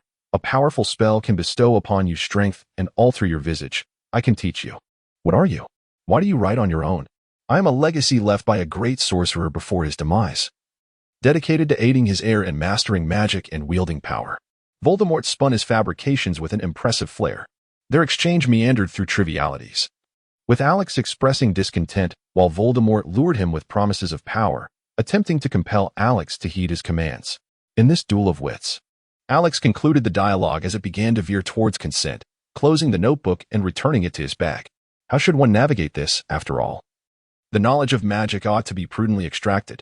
Chapter 23. Natalie Selwyn. In the ensuing days, Alex occasionally teased the notebook, gleaning fragments of magical knowledge, albeit of rather inconsequential low-level dark arts. The youthful riddle within the Horcrux seemed to recognize that the wizard before him was no trifling character, beginning to conceal his intentions and refraining from overt enticements, which left Alex somewhat disappointed. His current understanding of the soul did not yet permit him to extract the soul fragments from the Horcrux, thus rendering Voldemort's studies in dark magic unavailable to him. One midday, Marcus, the representative of Slytherin, frustrated by Alex's lack of significant revelations, decided to instigate some mischief. Before the floor-to-ceiling window of the Slytherin common room, the towering Marcus stood beside a witch adorned in luxurious robes, her hair styled in grand waves, embellished with opulent jewelry. Natalie, you are on amicable terms with the young lady from the Greengrass family. Surely, you can handle this matter.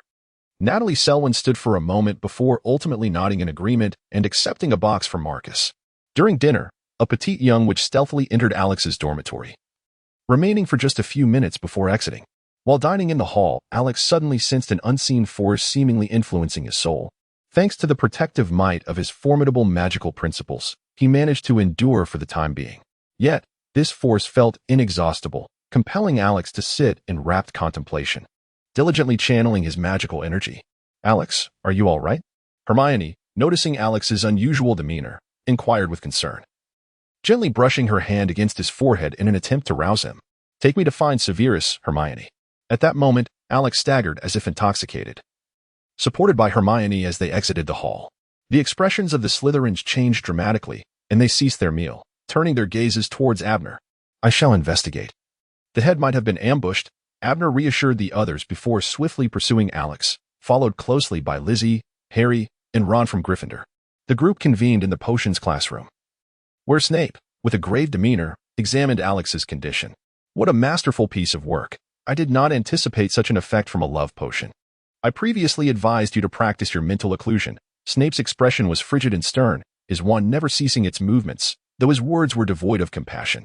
It is my fault, Severus. Can it be resolved? This curse method combines potions and blood oaths. I can address the potion aspect, yet it does not remedy the affliction targeting your soul. Summon Dumbledore. Hermione, filled with anxiety, dashed out the moment she heard the name of the headmaster. Professor, is there anything I can do? Abner inquired respectfully of Snape, his gaze unwavering from Alex. Snape scrutinized Abner for a moment and subtly nodded. Go to my office and fetch some belladonna, phoenix blood, ashwinder eggs, and calamus root. The materials stored in the potions classroom were merely sufficient for the current lesson. More advanced ingredients would be found in Snape's private collection.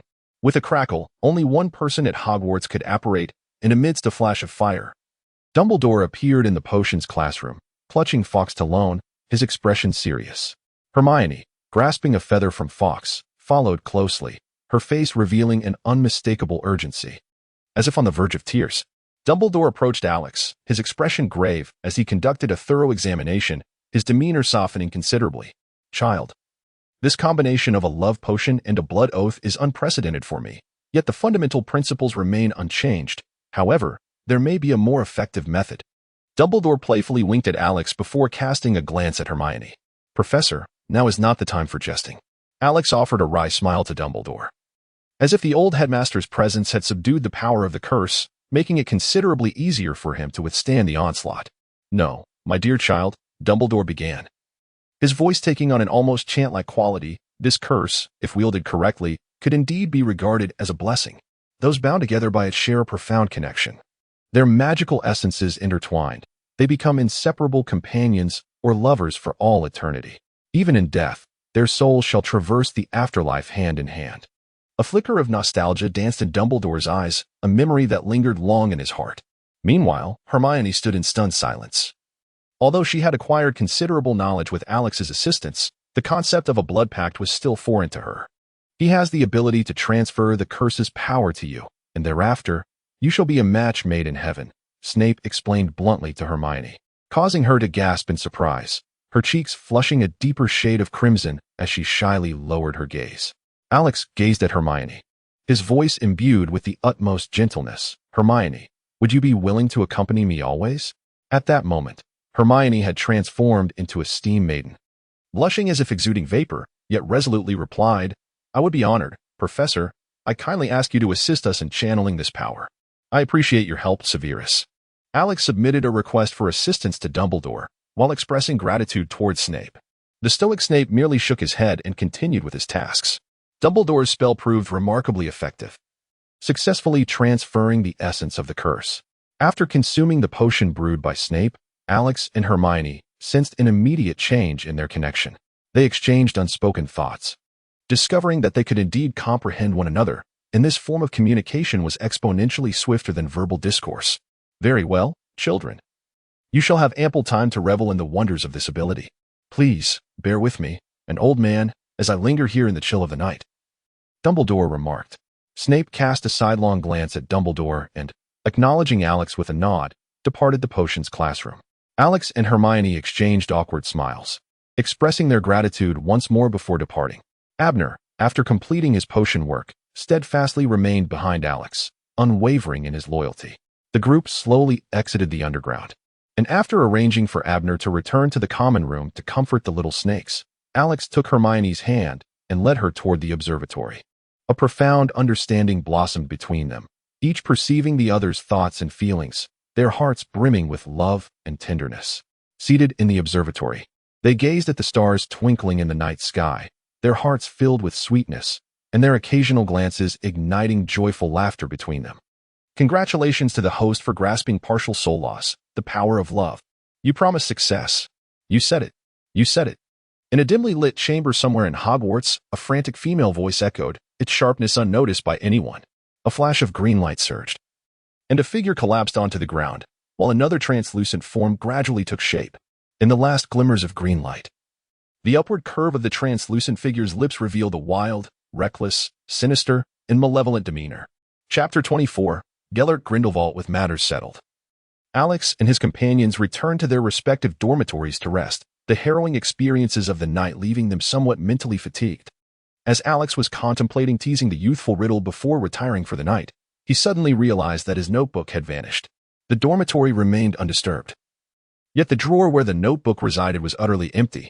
These audacious individuals truly possess remarkable nerve. They have schemed against me and made off with my Horcrux. Alex turned and ascended the stairs, making his way to the headmaster's office. A heap of cockroaches, buzzing honeycomb, chilled lemonade, and toffee fingers. It was unclear which incantation had taken effect, but the stone guardian at the entrance to the headmaster's office leaped aside, revealing the staircase beyond. Oh, my dear child. This old man is in dire need of slumber, Dumbledore said, adorned in a robe patterned with constellations, a smile gracing his face as he addressed Alex. Professor, the Horcrux has been taken, the very notebook. Fear not, my child, there is no need for haste regarding this matter.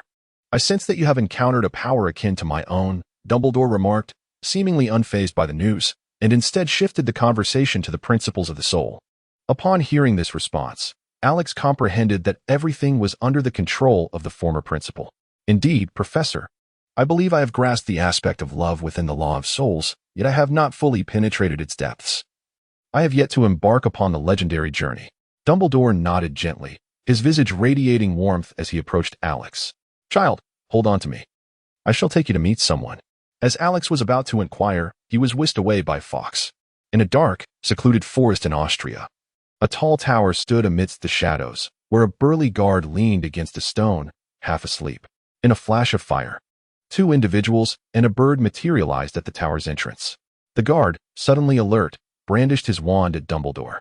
However, upon recognizing the visitor, his wariness swiftly transformed into fury. Dumbledore, this is not a place for you. Return to your Hogwarts. Dumbledore managed a wry smile, poised to respond, but was interrupted by a magnetic, middle-aged voice. Chibman, do not let an old friend be mocked. Allow them entry. Chibman Nagel, upon hearing this, reluctantly stepped aside and unlocked the tower's heavy door. As they entered, it felt as though they had traversed through a portal. There were no stairs or rooms, only an expansive hall adorned with classical, elegant columns etched with the symbols of the Deathly Hallows. In the center stood a strikingly handsome man with gray-white hair and mismatched eyes, who had been fixated on Dumbledore since their arrival, his gaze unwavering. The moment Dumbledore laid eyes on him, he was momentarily taken aback, nostalgia and affection washing over him, memories lingering in his heart. Alex, witnessing this moment, realized that the dashing figure before them was none other than Gellert Grindelwald, Dumbledore's old rival and companion. Albus, how remarkable it is. After all these years, you grace me with your presence for the first time, Grindelwald remarked. Gellert, Dumbledore faltered, his words trailing off. Alex Wyndham. I know you, Grindelwald said, turning his gaze toward Alex. Their eyes locked, igniting a spark akin to flames colliding, each recognizing a profound connection within the other. A young man, full of fire, violence, and love. At this, Grindelwald cast another glance at Dumbledore before turning away. Young man, let us converse. I ask that you leave us, Dumbledore. Grindelwald's words seemed to carry a hint of defiance, yet Dumbledore, feigning ignorance, complied and exited the chamber. In an instant, Fawkes and his companion vanished from the tower, leaving behind an irate Grindelwald and an awkward Alex. After a moment to compose himself, the elder gentleman addressed Alex with remarkable calmness. Young man, the power we wield is of a shared origin. Do not be swayed by the venomous whispers of that old bee. The interior of the tower shifted, transforming into a cozy room suitable for conversation, complete with a small table adorned with Dumbledore's preferred honey tea. This is all I have to offer. My hospitality is lacking, Grindelwald remarked before Alex could respond. Diving straight into the matter at hand. What do you envision for the wizarding world and the muggle world? Alex pondered deeply for a long while before speaking to Grindelwald with solemn gravity. I have witnessed visions of the future, glimpses I presume you two have caught. If wizards continue to hide, the day will inevitably come when bitter blizzards shall blanket every inch of this land, whether it be coexistence or dominion. The time to act is now. Wizards can no longer afford to cower. I firmly believe that wizards and muggles can coexist. Not all within our worlds reject cultural exchange. This is not a war between two races, but rather a revolution within one. Grindelwald remained silent, his piercing gaze fixed upon Alex. Once, he and Dumbledore had been just as fervent, boldly discussing the future of wizardkind and muggles long before they became legends, daring to act upon their ideals. Mr. Grindelwald, is there truly no possibility left between you and the professor? A bitter chuckle escaped Grindelwald as his posture slackened, his silence speaking volumes. But what if the dead could return? Would that change anything? Grindelwald's hunched frame stiffened abruptly, his eyes snapping to Alex as if searching for truth. A strange ripple of energy flickered around him before vanishing just as swiftly. A dark, mirthless laugh escaped him. Ah, now that has potential, my young friend. We are cut from the same cloth. Come, let us see what you are capable of now. A familiar tension thickened the air, the unmistakable aura of lethal intent. For the first time, Alex found himself engulfed in its chilling embrace. Alex also wielded the law of slaughter to confront his adversary. Yet the half-step law ultimately faltered against a true legend, leading to a series of retreats. During this resistance, Alex appeared to enter a state of profound enlightenment. The murderous intent within him flowed autonomously, while his gaze grew profoundly vacant. His comprehension of the law of slaughter ascended steadily, and the aura of death intensified. What an impressive young man. His innate understanding is indeed astonishing. However, the first breakthrough should not have been in slaughter. As the murderous aura vanished, Alex emerged from his moment of enlightenment with a sense of surprise. Although he could not continue his contemplation, his grasp of the law of slaughter had nonetheless significantly improved. As Alex was about to express his gratitude and inquiry, a surge of blue and white flames enveloped him, leaving no room for escape. It is the flames that embody the closest semblance to supreme power within you. Chapter 25, Legend Within the Tower of Numengard. A sea of azure flames filled the entire space, a resilient streak of purple swirling amidst it. Young man, the flames burn fiercely and eternally, embodying both destruction and vitality. The outcome lies within your grasp, Grindelwald declared. Upon uttering these words, the surrounding azure flames suddenly transformed, and clusters of fire pressed upon Alex like a formidable shield. Alex harnessed the principles of flame, as the eerie violet fire spiraled incessantly, stirring the surrounding air into a howling tempest. The two colors remained locked in a stalemate, neither yielding to the other. Alex's mind stirred as he invoked the newly comprehended laws of the soul, striving to discern the distinction between the two flames. Grindelwald's fierce fire, much like its master, exuded an air of classical elegance intertwined with brutality, whereas Alex's flame lacked this essence, devoid of his personal imprint. Alex closed his eyes, striving to replicate that sensation, his mind endeavoring to decipher the laws of flame, as if his very soul were merging with them, swirling around the runes, increasingly quicker. Faster still. At last, he transcended a certain boundary, and Alex abruptly opened his eyes, his gaze transforming into an ethereal violet, ablaze like a roaring inferno. In the hall, the violet luminescence suddenly intensified, its form expanding, breaking through the confines of azure, until it stood in formidable opposition. "Your talent is truly unimaginable," Grindelwald remarked, astonished once more.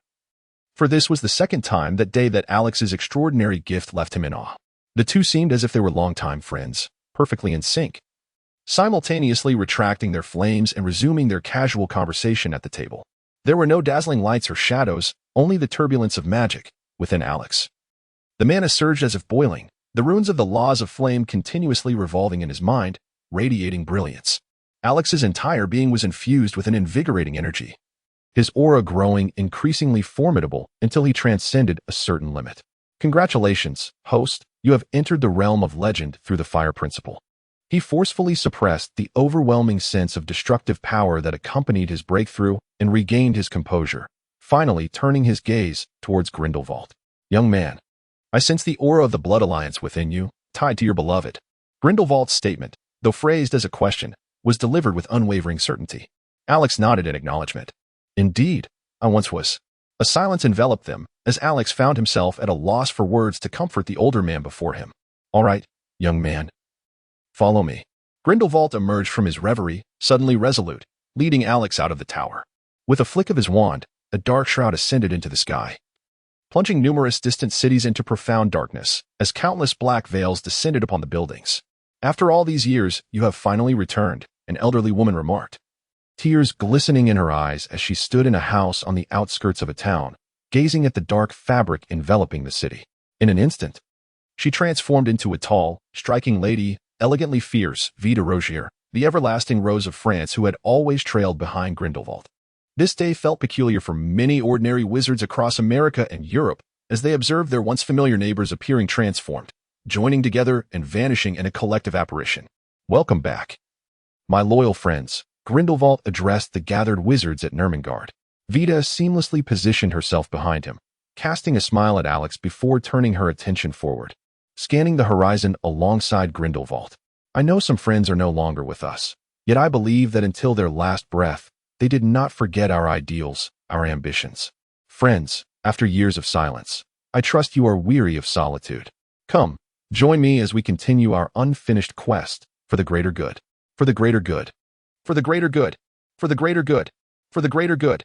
The multitude of wizards erupted in fervent cheers, their spirits soaring, each eye ablaze with a fierce determination to vanquish all adversaries. Once all the wizards had assembled, Grindelwald issued a series of tasks, employing a form of communication magic that reached directly into their souls, though Alex was unclear on the specifics. With a crackle, the sound of apparition echoed, leaving only Grindelwald, Alex, and Vida before the gates of Nurmengard. "Vida, all these years have passed, yet you remain as youthful as ever," Grindelwald mused, reflecting on the swift passage of time in the presence of an old companion. She met his gaze with unwavering resolve. "Our cause is my life. You are my life." After a long silence, Grindelwald finally uttered, "I apologize, for the greater good. It is of no consequence, for the greater good." Vida no longer bore the grievances of youth. She was steadfast in her commitment to Grindelwald's cause, determined to let no one impede their progress. "I hope you will join this young friend's organization. Upon the completion of this mission, all saints will be integrated within," Grindelwald inquired of Vida, not as a command, but as persuasion. The two conversed through magical communication for a moment, and after a brief pause, Vida nodded in agreement. She saluted Alex, saying, "Greetings, President Alex. I shall serve under your leadership henceforth." Alex cast a glance at Grindelwald, saying, "Old man, what is the necessity of all this? The Star Alliance does not conflict with the saints." "Young man, you will understand. It is for a greater good," Grindelwald replied with an unwavering gaze, as if he would resort to violence should Alex refuse. Ultimately, Alex acquiesced, escorting Vida to the Star Alliance's headquarters, where he imparted the art of teleportation to the two, granting Grindelwald unrestricted access to the premises henceforth. "Very well, Young man, we are natural allies. Let us strive together, he declared.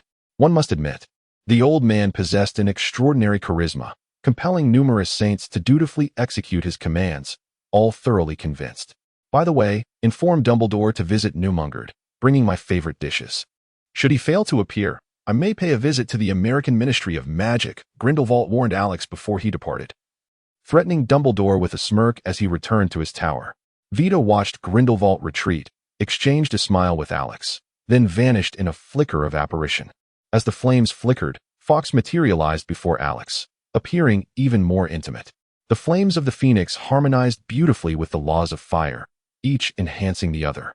The man and the bird returned to the headmaster's office, where Alex relayed Grindelwald's words, leaving Dumbledore momentarily speechless with laughter before he took his leave. As he departed, he heard Fawkes chirping, likely expressing discontent over being used as a mode of transportation so intensively by his master. Lying on his dormitory bed, Alex reflected on the day's experiences, contemplating his actions, before drifting into slumber. Congratulations, host, on stepping into legend and unlocking the side quest, unraveling the truth of magic.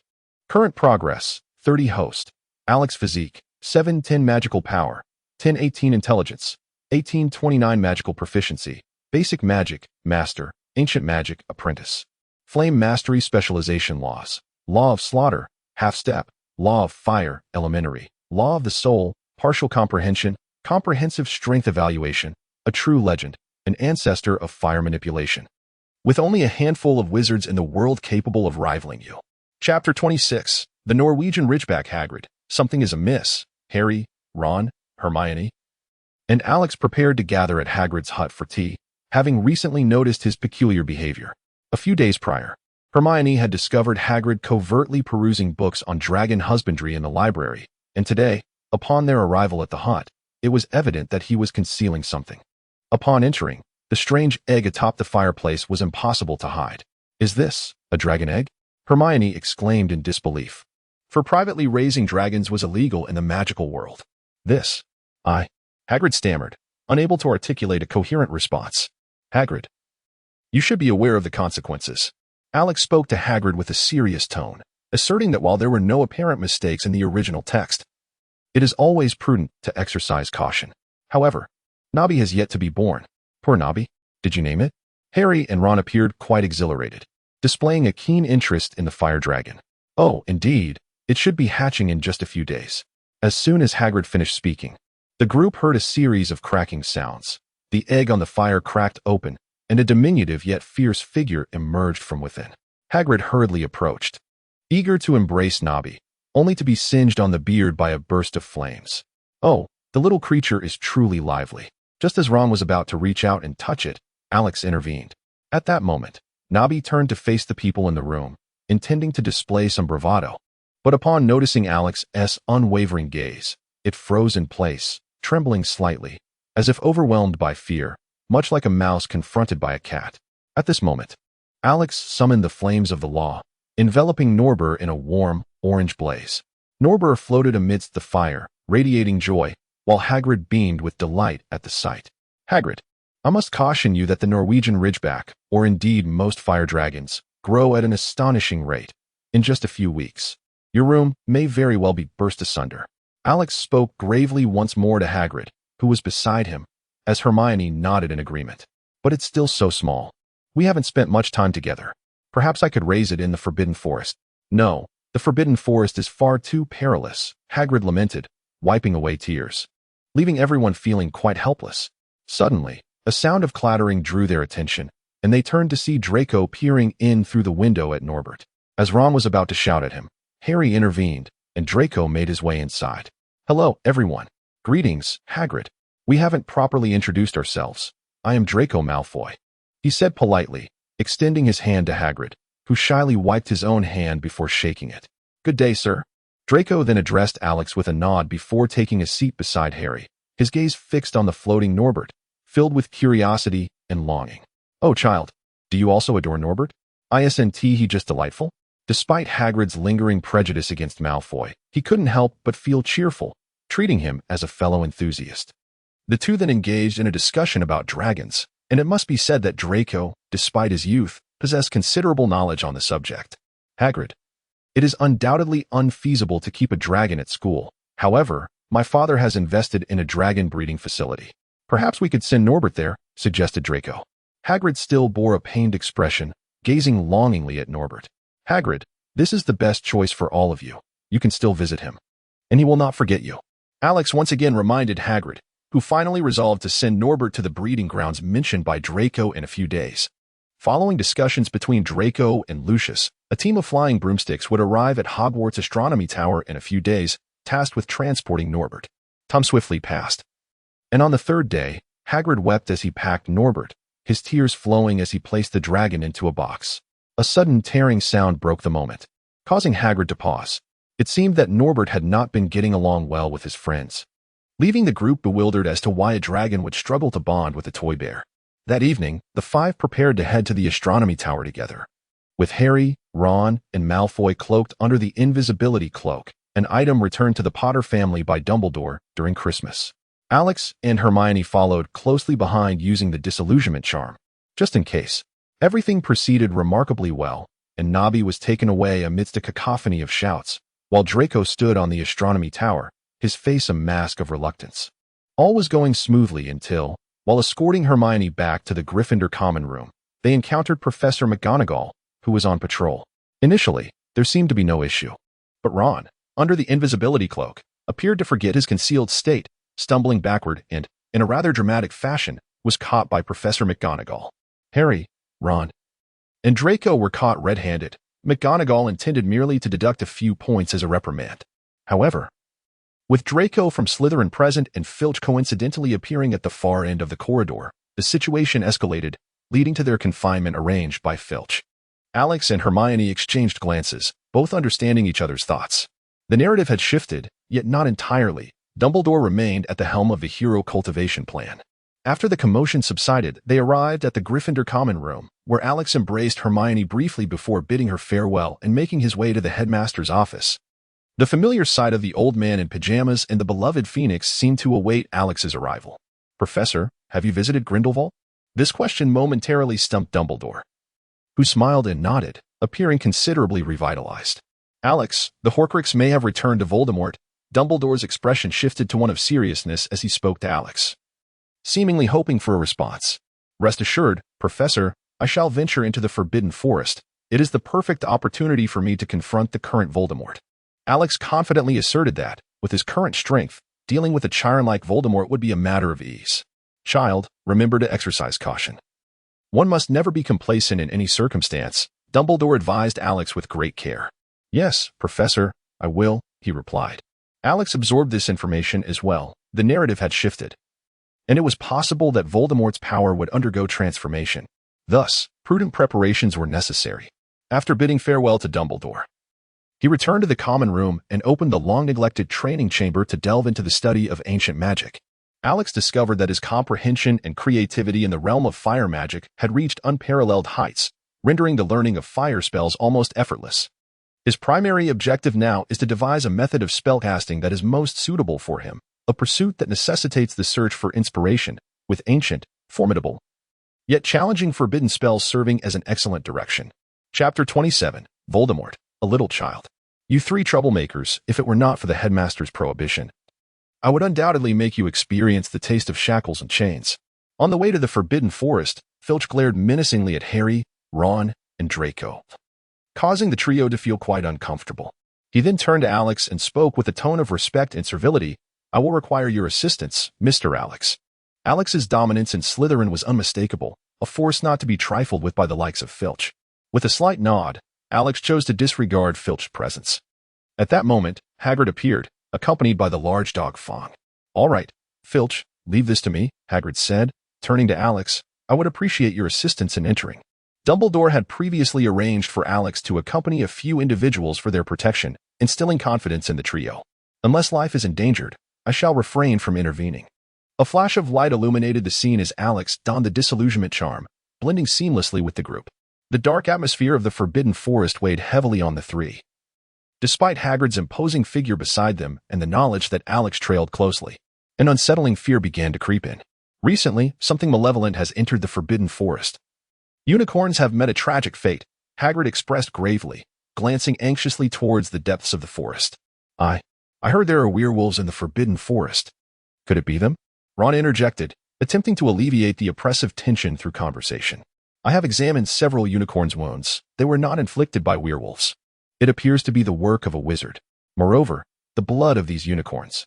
Hagrid's face contorted with a hint of sorrow as he struggled to comprehend why someone would seek to collect unicorn blood. Unicorn blood possesses extraordinary healing properties. Yet the act of slaying these majestic creatures to harvest their blood brings a curse upon the perpetrator, leading to a fate worse than death. The trio listened in horror, pondering the depths of depravity that would drive a person to hunt unicorns, undeterred by the curse. At that moment, a sharp pain shot through Harry's lightning-shaped scar, as if it were a warning of sorts. Upon reaching a fork in the path, Hagrid halted. We must now split our efforts. One will accompany me, while the other two will remain with Fong. Harry intended to follow Hagrid, but was halted by Draco, who sought to partner with Harry, the one with whom he shared the closest bond in that moment. Thus, the two chose to stay with Fong, leaving Ron to accompany Hagrid. Remember, in case of an emergency, signal to the sky. You all know how to conjure magical sparks, I presume? The group nodded in affirmation, and with that, they embarked on their respective missions. Alex stood at the crossroads, adjusting his breath. Since the last time he had caught the attention of Chilo, he had been delving into the art of breath control. With the assistance of numerous fragments of ancient magic, he had successfully crafted a technique suited to his own needs. Having formally entered the realm of legend, he was now able to naturally restrain his own aura, with the laws of magic swirling solely within the confines of his mind. Harry and Malfoy cautiously advanced along the narrow path, but suddenly, it seemed they had stumbled upon something extraordinary, causing both to halt in their tracks. Through a thicket of bushes, they beheld an open space where a feeble unicorn lay, and a figure cloaked in black was greedily drinking its blood. A sharp pain pierced Harry's scar, compelling him to gaze in horror at the scene before him. A certain suspicion in his heart seemed to be confirmed. Fear gripped the two, rendering them immobile, while Yaya, sensing something amiss, swiftly retreated, rustling the bushes behind her. The thought of impending doom echoed in both their minds, and their expressions shifted as they instinctively sought to flee. The figure in black, however, appeared oblivious, continuing to indulge in its gruesome feast. With a mere wave of its wand, the air around them felt as though it had solidified, and Harry and Draco abruptly realized they were frozen in place, helplessly witnessing the bloody spectacle. After a brief moment, the unicorn lay still, seemingly devoid of life, and the cloaked figure rose, having drained its blood. Two little bugs, huh? A flash of green light streaked through the air, time seemingly halting as the luminous beam approached. Resigned, they closed their eyes in acceptance of their fate. As if dawn had broken, a brilliant light engulfed them, and upon opening their eyes, they found a wall of fire standing before them. It was Alex who had intervened. The flames born of his legendary prowess were sufficient to consume the killing curse unleashed by Voldemort. Alex, I know you.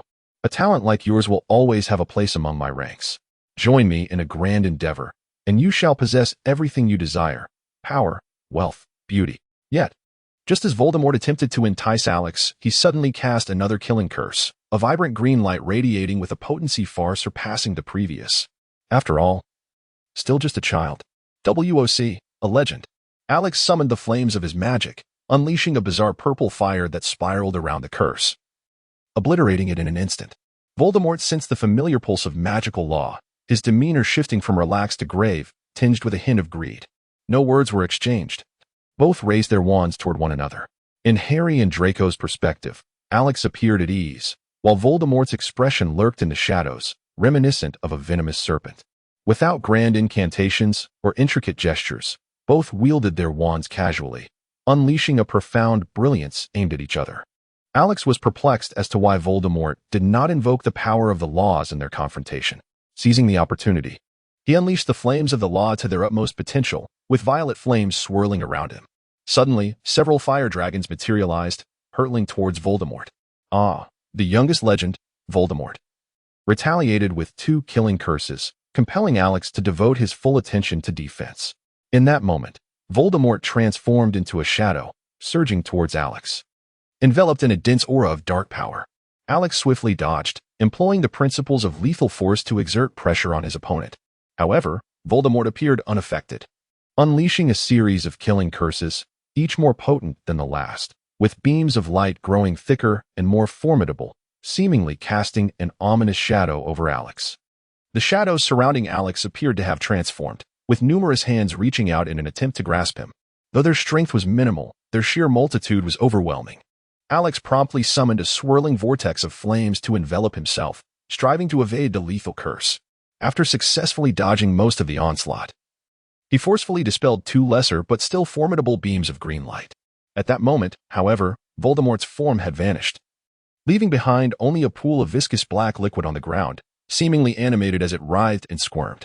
Alex, panting heavily, lifted the control spells from Harry and Draco, then sank to the ground to regain his strength. My goodness, in the original story, it wasn't this formidable even when they reached the Philosopher's Stone. Chapter 28. The unicorn seated on the tranquil grass. Harry and Draco exhibited expressions of relief, their gazes filled with gratitude towards Alex. Meanwhile, Alex sat on the ground, diligently recovering his magical energy, overwhelmed by an unprecedented sense of weakness that left him deeply unsettled. Is this what the legendary predecessors experienced? The accumulation of magical power remains woefully insufficient. In Alex's perception, Voldemort was far from his peak strength. The invocation of the laws of magic was alarmingly scarce. His extensive combat experience and treacherous demeanor rendered Alex exhausted in his efforts to cope. As he reflected on the shortcomings of the battle, a distant sound of galloping hooves reached his ears. Upon closer inspection, a pure white figure glimmered under the moonlight, its elegant horn exuding a mysterious aura rather than a menacing sharpness. This adult unicorn hurried to the side of its attacked kin, emitting cries while tenderly licking its face, its body glowing with an even more brilliant white light. In an ethereal flash, the fallen unicorn revived, as if illuminated by an inner light, communicating softly with the adult unicorn. Yet, its voice grew increasingly faint, and the once agile limbs began to move ever more sluggishly. Harry and Draco watched intently, their eyes glistening with unshed tears, silently praying for a miracle. At that moment, Alex seemed to enter a peculiar state. The runes of the slaughtering laws within him fell into complete silence, as if yielding space to something else. As the radiance surrounding the two unicorns intensified, a corresponding aura emanated from Alex, intertwining and amplifying in a harmonious response. A resonant cry echoed in Alex's mind, reminiscent of a phoenix, a unicorn, a fire dragon, and an array of fantastical creatures, each transforming and intertwining, ultimately coalescing into the fragrant essence of fresh grass, blossoms, and woodlands. A new inscription manifested within Alex's consciousness. Though freshly born, it faced no rejection from the other runes, gracefully orbiting each one like a cherished companion. Congratulations, host, for grasping the half-step principle of life and death, embodying the resurrection of flesh and bone. This speaks of your future self. Alex regained his senses, observing the two unicorns before him, both exceedingly weak. With the one lying on the ground seemingly on the brink of death, he summoned the newly comprehended power of the laws, channeling his recently restored magical energy to heal the injured unicorn's body.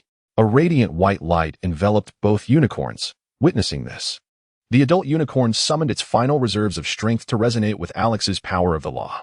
The wounds on the injured unicorn faded away as if erased by an eraser, gradually vanishing, while the unicorn's spirit and vitality were restored, its eyes regaining their luminous sparkle.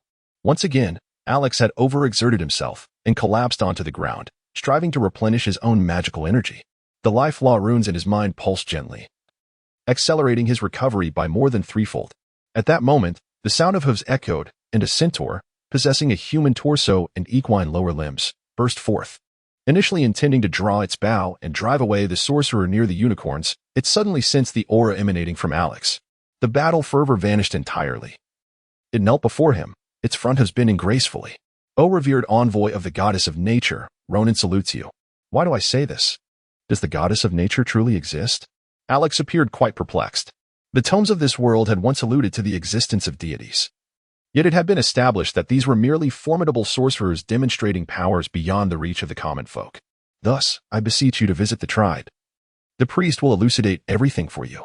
Ronan displayed great respect, eagerly inviting Alex to the centaur tribe. Alex gazed at the two unicorns, now free to roam and exuberant in their demeanor. The young unicorn nodded at Alex, seemingly indicating that there was no danger, and then approached him, nuzzling against him before joyfully darting away. The adult unicorn appeared to offer a conciliatory smile to Alex, channeling a beam of white light that enveloped his body, before pursuing the young one.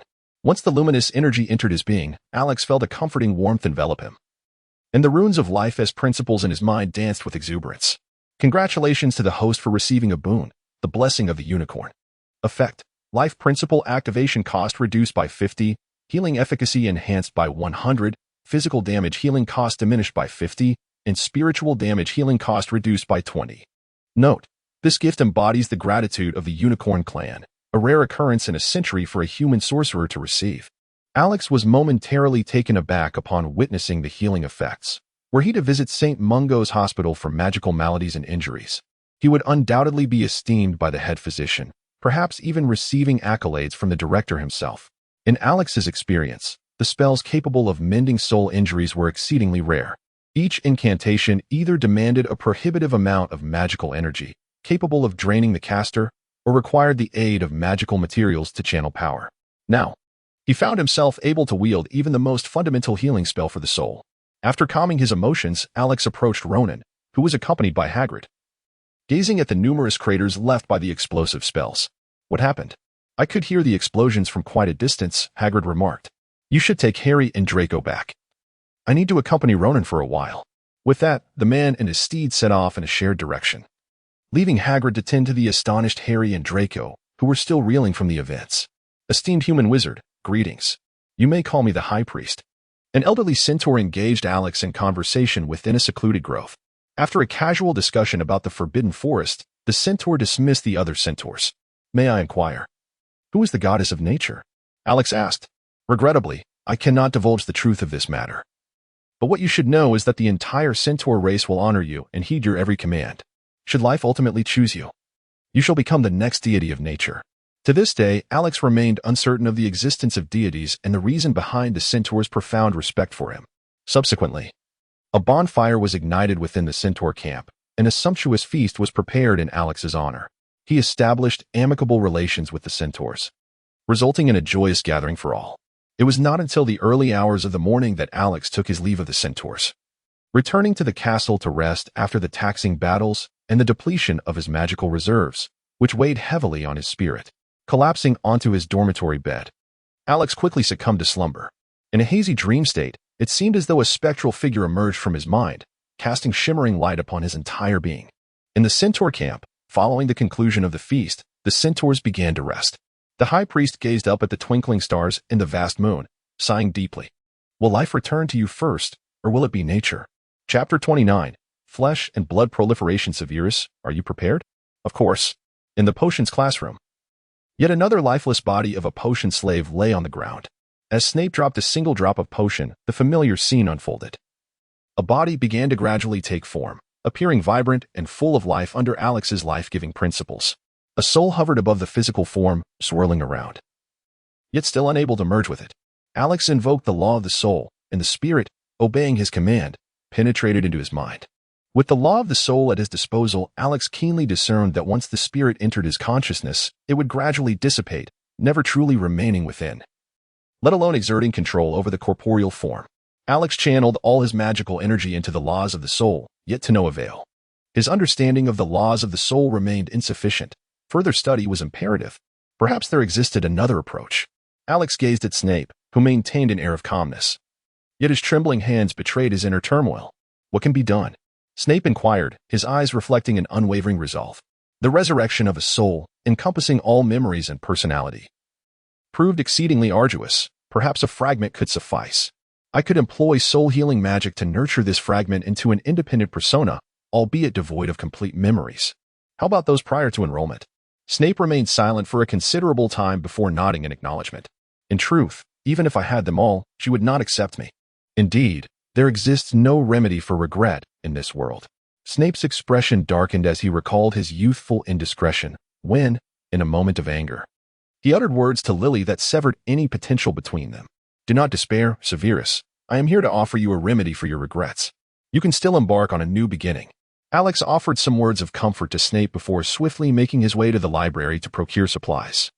After a brief moment of contemplation, Snape, filled with determination, began to delve into numerous potion tomes, resolutely intent on creating a world that included Lily.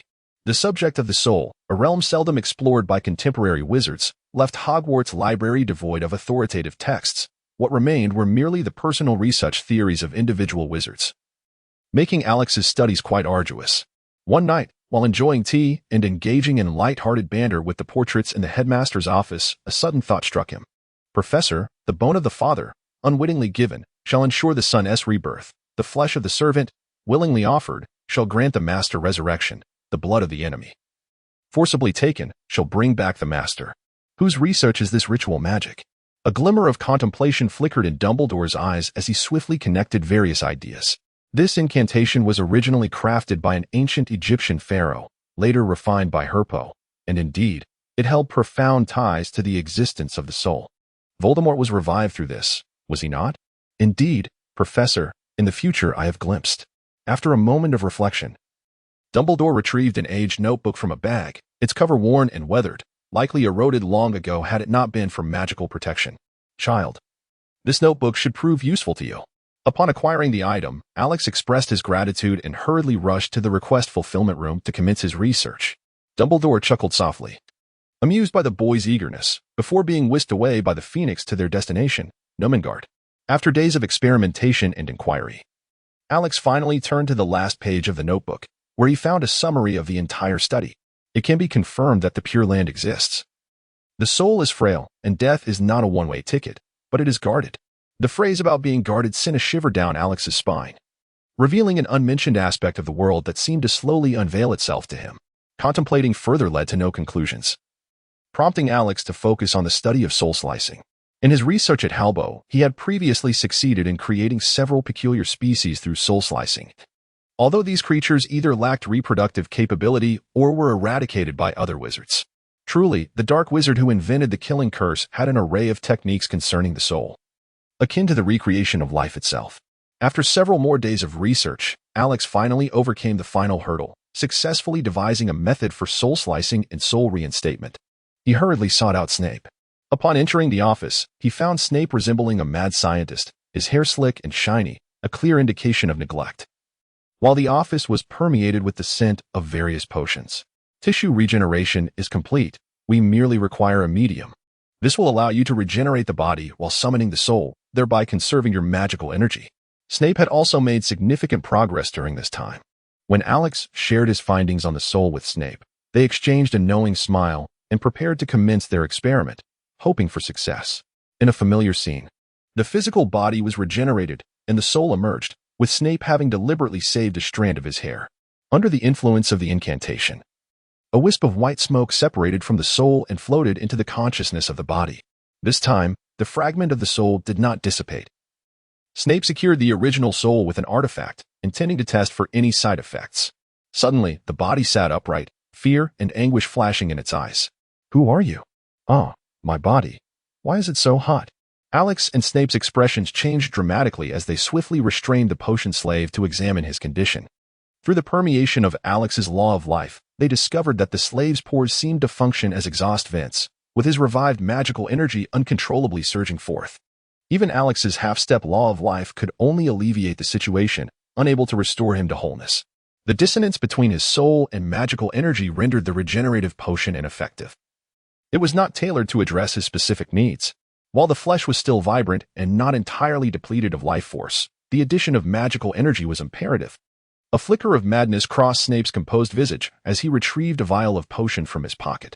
It was a potion designed to enhance magical energy. Albeit not a permanent solution, they would first test its efficacy.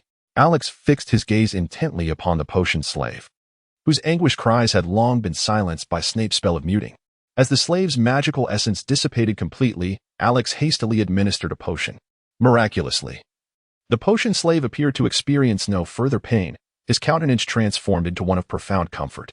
Snape lifted the spell, eager to hear the slave's response. How delightful. So cool and refreshing. Who are you?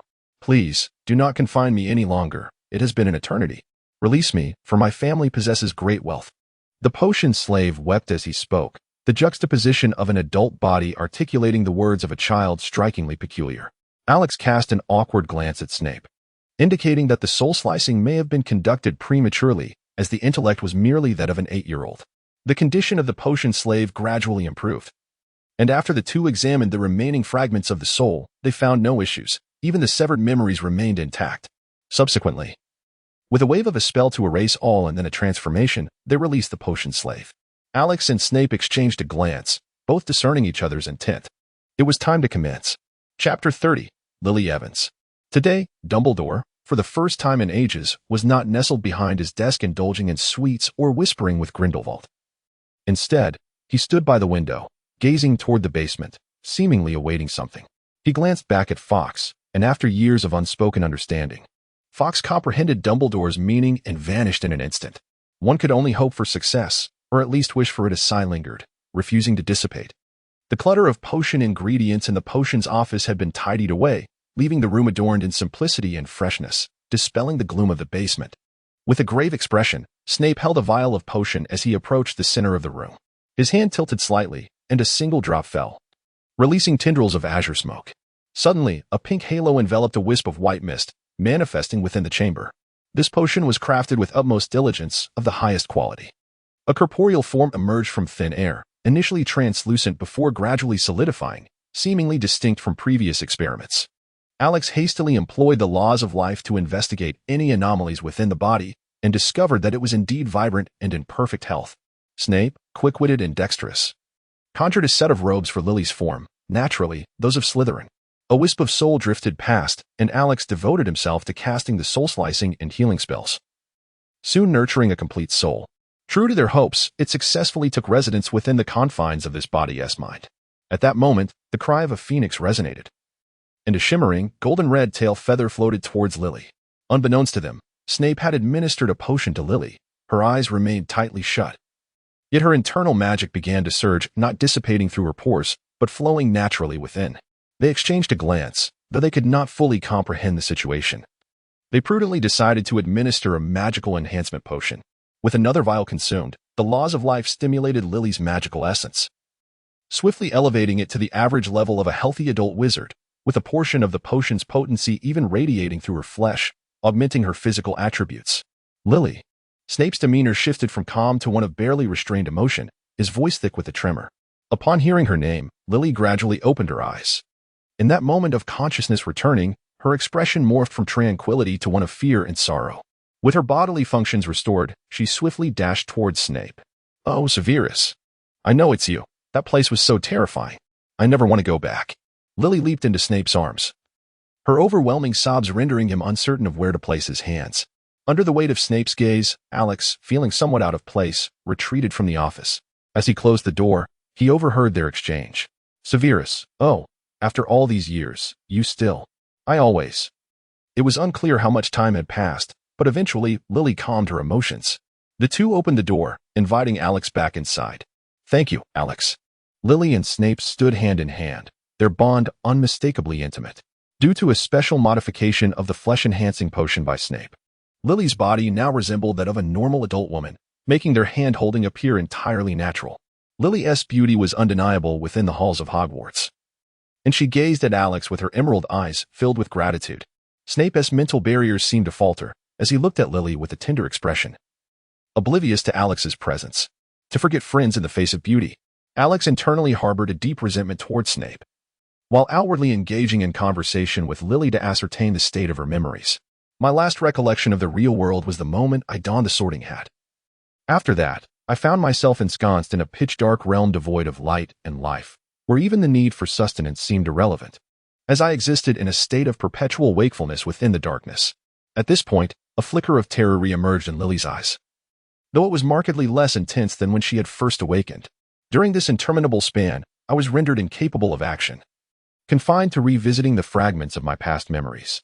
Countless years slipped away in that abyss, where everything appeared inconsequential. I forgot much, my lineage, my abilities, even my name. Yet, one thing I did not forget was Severus. It was he who embraced me when I faced ostracization, and he who aided me during my bleakest moments. Despite his tendency to appear oblivious and feign a facade of indifference, Lily glanced at Snape and burst into a fit of giggles, eliciting an expression of exasperation from him. Eventually, I came to realize that Severus undoubtedly harbored feelings for me. Wouldn't you agree? Lily fixed her gaze on Snape, raising her little fist as if poised to strike should he falter in his response. Of course, I have always cherished Lily, and that sentiment remains unwavering." Snape hastily replied, a hint of fluster evident on his face, while Lily inwardly reveled in her triumph. That is more like it. In any case, thank you both. Severus and Alex. Not at all. Severus is a good man, and you must hold on to him. Alex, with a mischievous grin, cast a glance at Snape, who responded with an air of defiance, unperturbed by any provocations. After a brief conversation, they resolved to seek out Dumbledore, intending to secure an identity for Lily at Hogwarts. Especially since Voldemort had not yet been vanquished, and they wished to prevent any potential calamity. In the headmaster's office, the vivacious Lily greeted Dumbledore before dashing to Fawkes, playfully engaging with the magnificent Phoenix. Due to the power bestowed upon her by a feather during his resurrection, a harmonious connection blossomed between the girl and the bird, their energies subtly intertwined. Life is truly an astonishing miracle, Dumbledore mused, moving to his desk to formally bow to Snape. My apologies, Severus, for the burdens of the past years. The old headmaster expressed regret for having compelled Snape to act as a spy for Voldemort without fulfilling his own promises. It matters not. Lily is thriving now, and I desire for her to lead a joyful life. Perhaps she could serve as your teaching assistant. Her aptitude for potions has always been commendable. However, she must remain at Hogwarts for a while. Severus, you must ensure her safety, Dumbledore insisted, applying pressure. As it was the first time in many years that Snape would taste such fruit. I will not allow anyone to harm Lily, Snape declared resolutely. Nearby, Lily's hand trembled as she played with the bird, her cheeks gradually flushing with warmth. After further deliberation, they decided that the matter of resurrection should remain discreet. Lily would retain her name, Lily Evans, and serve as the appointed teaching assistant for potions, with her quarters conveniently located adjacent to the potions classroom. The headmaster had even arranged for a seamless extension of space so that Lily could decorate it to her liking. Following a cheerful farewell to Alex and Dumbledore, Snape trailed behind the exuberant Lily as they hastily departed. Dumbledore slumped back into his chair, feeling as if all strength had ebbed away. With trembling hands, he removed his glasses, turning his gaze toward Alex. This matter can indeed be revisited, cannot it? Chapter 31. Ariana. Alex had never witnessed the old headmaster plead with such humility. Indeed, family is an inescapable obsession for everyone. Yes, Professor, this resurrection can be replicated. But I believe you will require Severus's assistance, for I cannot concoct that potion infused with genuine intent. Dumbledore nodded, having anticipated this situation long ago. Child, follow me. I think I need to introduce you to someone. Thus began the journey to Hogsmeade, outside the Pig's Head Inn. Dumbledore rapped lightly on the firmly shut door, which was then yanked open with little care. A rugged man with disheveled hair emerged, bearing a striking resemblance to Dumbledore himself. The moment he laid eyes on Dumbledore, his impatient expression morphed into one of fury. What are you doing here? Is there anything our greatest white wizard cannot resolve? A fourth, this matter is of great importance. Concerning Ariana. Upon hearing his sister's name, a fourth hesitated momentarily before stepping aside to allow them entry. The bar's atmosphere was quite chaotic. The counter appeared somewhat grimy. A fourth retrieved 2 cups, showing no concern for their cleanliness, and filled them with butterbeer. If you do not utter something of value, you shall never see her again. A fourth harbored resentment towards his brother yet made concessions on certain matters. After all, they were family. Ariana, she can return. Upon this declaration, a fourth paused, then fixed his gaze intently on Dumbledore, the fire of indignation blazing in his eyes. How many times have you spoken these words? When has it ever succeeded? If you intend to use this as an excuse to manipulate me, let us part ways forever, and I shall pretend you are not my brother. Abe fourth bellowed at Dumbledore. Each time Dumbledore found a glimmer of hope for resurrection, he would seek a fourth's collaboration, only for the outcome to invariably lead to failure. Ever since Ariana, as a child, had been witnessed performing magic by 3 Muggle boys and subsequently suffered horrific consequences, she had lost control over her powers, and her inner turmoil had only intensified. That summer, when Dumbledore encountered Grindelwald and they engaged in spirited conversation, he neglected to care for his sister. From that moment, a fourth harbored a trace of resentment towards his brother, and the ensuing conflict among the 3 ultimately led to Ariana's demise, rendering Abe fourth unable to forgive Dumbledore. This matter remained a thorn between the 2 brothers, preventing any chance of reconciliation. This time it is true, a witch has successfully revived someone using this method. Hearing this, Abe fourth finally calmed. I shall trust you one last time. This is Alex Wyndham. He is essential to the resurrection. You 2 should go converse with Ariana. Hello, Alex. Follow me. A portrait hung in the center of the attic, depicting a girl with golden hair and lake blue eyes, strikingly similar to the Dumbledore brothers. Mr. A. Fourth. This portrait can serve as a medium for resurrection. We merely await Severus to prepare the potion, and then we can commence our endeavor. Perhaps you should converse with your sister's portrait. This fragment of her personality may no longer exist. Subsequently, Alex imparted some instructions before returning to Hogwarts, eager to check on the potion's progress. Upon opening the door to the potion office, he found Dumbledore and Snape engaged in a grave discussion. This potion has exhausted all my materials. The primary ingredient was procured from the black market 6 years ago, and finding it again will be quite challenging. Is there no alternative, Severus? Ariana has fought hard to reclaim her life. She requires a robust constitution to manage the surge of magic. This formula has been refined through countless trials. To improve it further would take an indeterminate amount of time. Then it appears we must devise a way to procure it. Alex entered and inquired about the specific circumstances of the two individuals. What does it refer to? That serpent monster. I believe we need to retrieve the notebook. Alex nodded in agreement, his heart trembling. Indeed, the existence of the serpent monster was known to the old headmaster. Each time students encountered the creature, they were merely petrified rather than killed, likely due to the headmaster's covert manipulation. Unfortunately, regarding the notebook's existence, the headmaster could originally have traced it back through the blood pact spell, but for reasons unknown, it appeared as if the spellcaster had suddenly perished. Their soul's resonance vanished without a trace, rendering further tracking impossible. The group could only observe the unfolding events and quietly gather strength, awaiting the moment when the notebook would reveal itself, so they could seize it and eliminate the serpent monster. In the depths of Slytherin's chamber, a crisp female voice echoed, imbued with a penetrating charm. To her surprise, the innate abilities of this body were truly exceptional. Wouldn't you agree? The essence of Natalia suddenly turned, casting a death curse into the shadows, only for the green light to dissipate halfway, consumed by an unknown dark mist. Quirrell emerged from the shadows, regarding Natalia with a cold smirk. A mere fragment dares to resist, infiltrating a woman's body, how shameless. You are mistaken, Essence. The most captivating research of the great Salazar Slytherin is indeed the fusion of various bloodlines. Just like me. I can switch bodies at will and indulgently enjoy the powers of different bloodlines. Is that not worth it? Natalia erupted into maniacal laughter, her gaze betraying a frenzied madness, devoid of any feminine grace. Do not forget, you currently possess only a fragment of true spirit. Your soul's strength has been reclaimed by me, Quirrell scoffed, dismissing Natalia's ability to interchange bodies with contempt. Yet you two occupy the body of a worthless wretch, lacking any capacity, your magic feeble to the point of being laughable. Even inferior to that, Alex. The soul's power of the Horcrux had been reclaimed by Voldemort.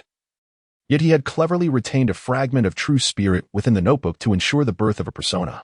During the creation of the Horcrux, the youthful Riddle was particularly enamored with Salazar Slytherin, inevitably steering his path towards that of a bloodline wizard. Do as you wish, we are but a final step away. Do not hinder my progress. I would never. Such formidable power is utterly intoxicating. Another fit of wild laughter erupted, as a dark green current carried a line of blood into Natalia's forehead. As the fusion progressed, her frenzied laughter morphed into agonized wails, taking some time to subside. The fifth bloodline, what madness! Not the slightest fear of exploding your own body. Having absorbed a Horcrux, Voldemort appeared considerably calmer, even berating his past folly. The voice gradually faded, and the light dimmed, restoring tranquility to the chamber. In the darkness, a pair of eyes suddenly opened, flickering with a golden gleam, illuminating the chamber for an instant before plunging it back into shadow. Chapter 32, the first stage of the hero development plan. Alex. That shadow we encountered that day was undoubtedly Voldemort. Snape is his accomplice. They intend to steal the Philosopher's Stone hidden in Hogwarts. Harry rushed to Alex that noon, urgently sharing his discoveries of recent days. Dumbledore is still at school. He is already aware of your ambush in the Forbidden Forest and will undoubtedly be on guard. We need not worry, Hermione remarked, engrossed in her book, seemingly indifferent to the unfolding drama. Harry glanced at the serene Alex, sensing that this matter did not require their concern, and left in a state of unease. In the ensuing days, Harry appeared somewhat dazed, occasionally pressing his hand against his scar, as if Voldemort could manifest at any moment. Final exams approached as scheduled, with Alex and Hermione jointly securing the top rank in their year, each achieving perfect scores across all subjects, while Harry's grades dipped, though he managed to avoid failing any courses. Just when everyone should have relaxed, Harry hurriedly approached, panic etched on his face.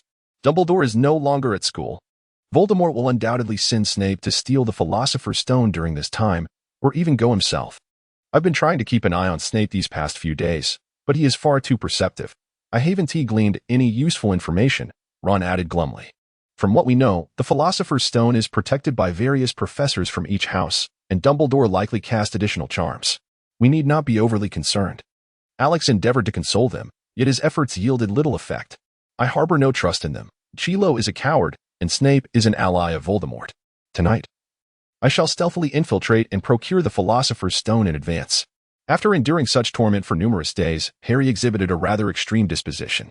When I was but an infant, Voldemort murdered my parents, and I shall never permit his resurrection.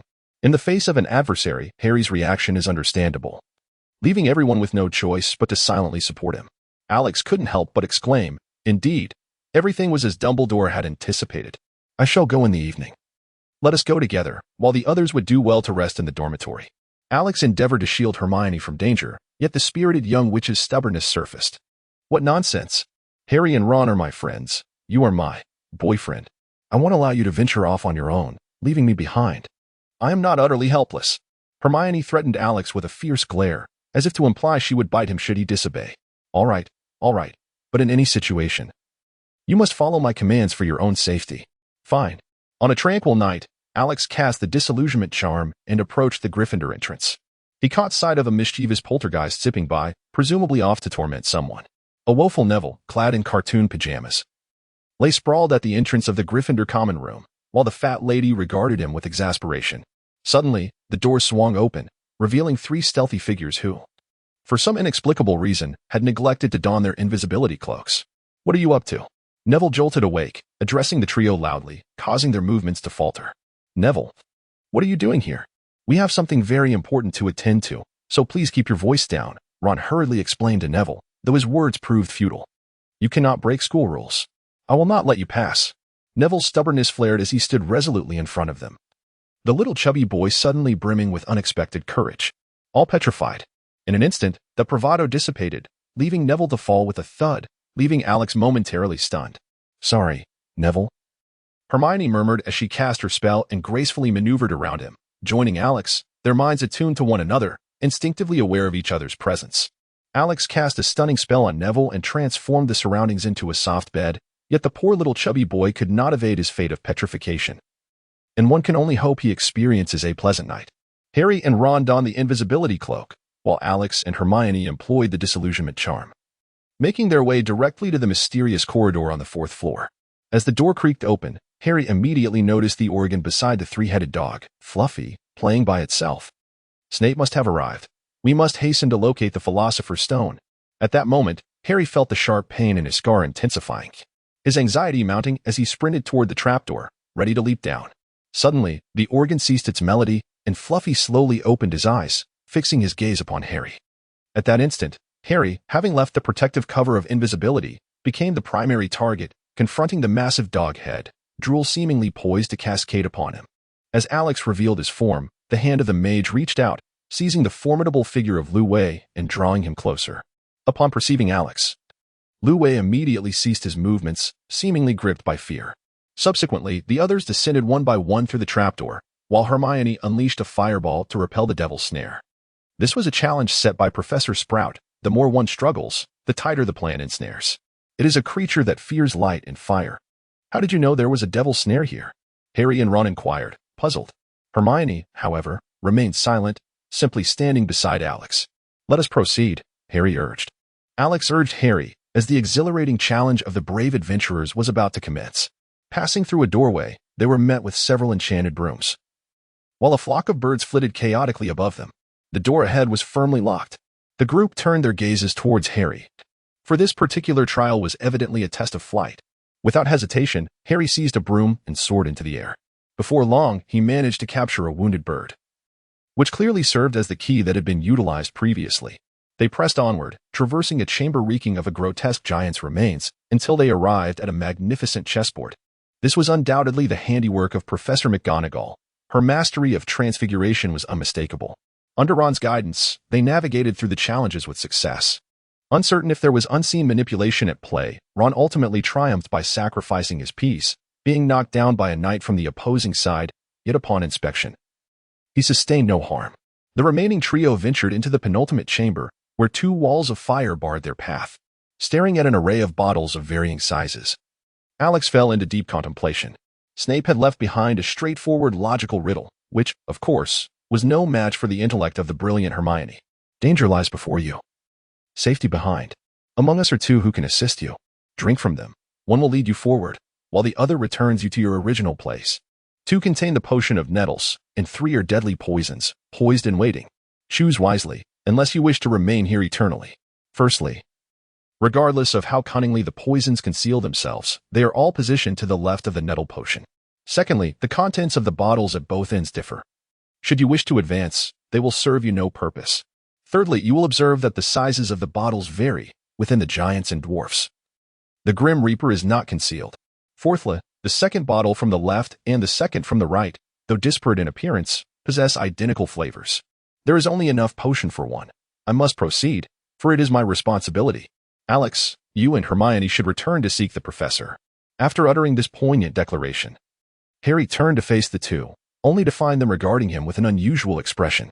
Despite his confusion, Harry resolutely charged forward.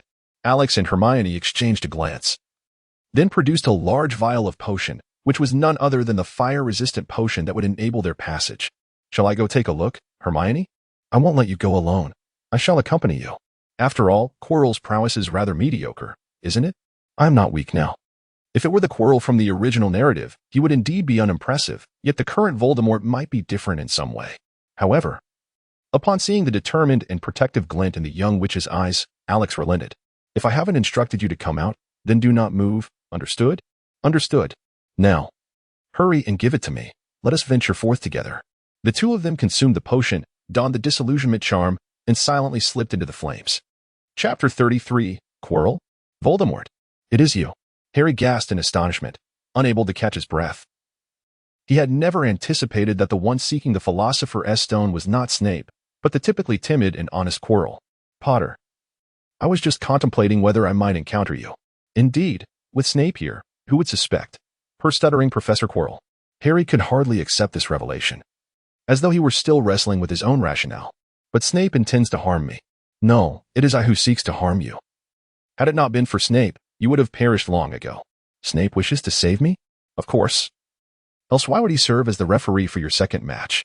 With a flick of his wrist, Quirrell conjured ropes that bound Harry tightly. Potter. You are far too inquisitive. Come now, behold this mirror. It is the key to finding the Philosopher's Stone. Quirrell approached the mirror of Erist, gazing intently into its depths. I see it. I am presenting it to my master, but where is it? Quirrell turned this way and that, yet could not locate the Philosopher's Stone, growing increasingly frustrated. Just as Harry was about to speak to divert Quirrell's attention, he felt a sudden sharp pain in his scar. Bring that boy to me, let him come. A hoarse and ominous voice echoed, causing Harry to shudder, as if his very soul resisted the voice's owner. Quirrell yanked Harry forward, positioning him before the mirror of Erist. Harry clearly saw himself holding the Philosopher's Stone and placing it into his pocket, and he miraculously felt something new within his garments, instinctively knowing what it was. He struggled to maintain his composure. What did you see? I saw Gryffindor winning the House Cup, and I was shaking hands with Dumbledore. He lies. Let me speak to him directly.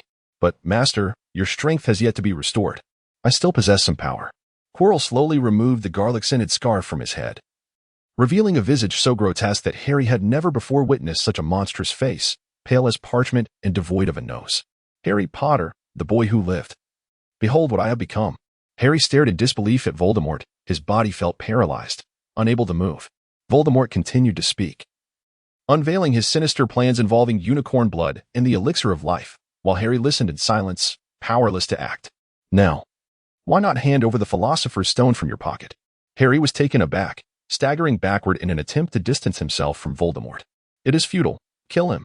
Quirrell quickly regained his composure and extended his wand. Avada Kedavra. The emerald light surged forth, carrying with it the chill of death. Once again, Harry faced the killing curse. He believed himself courageous enough, yet found that death remained a terrifying prospect. Time seemed to slow, as Harry reminisced about all his encounters with the wizarding world.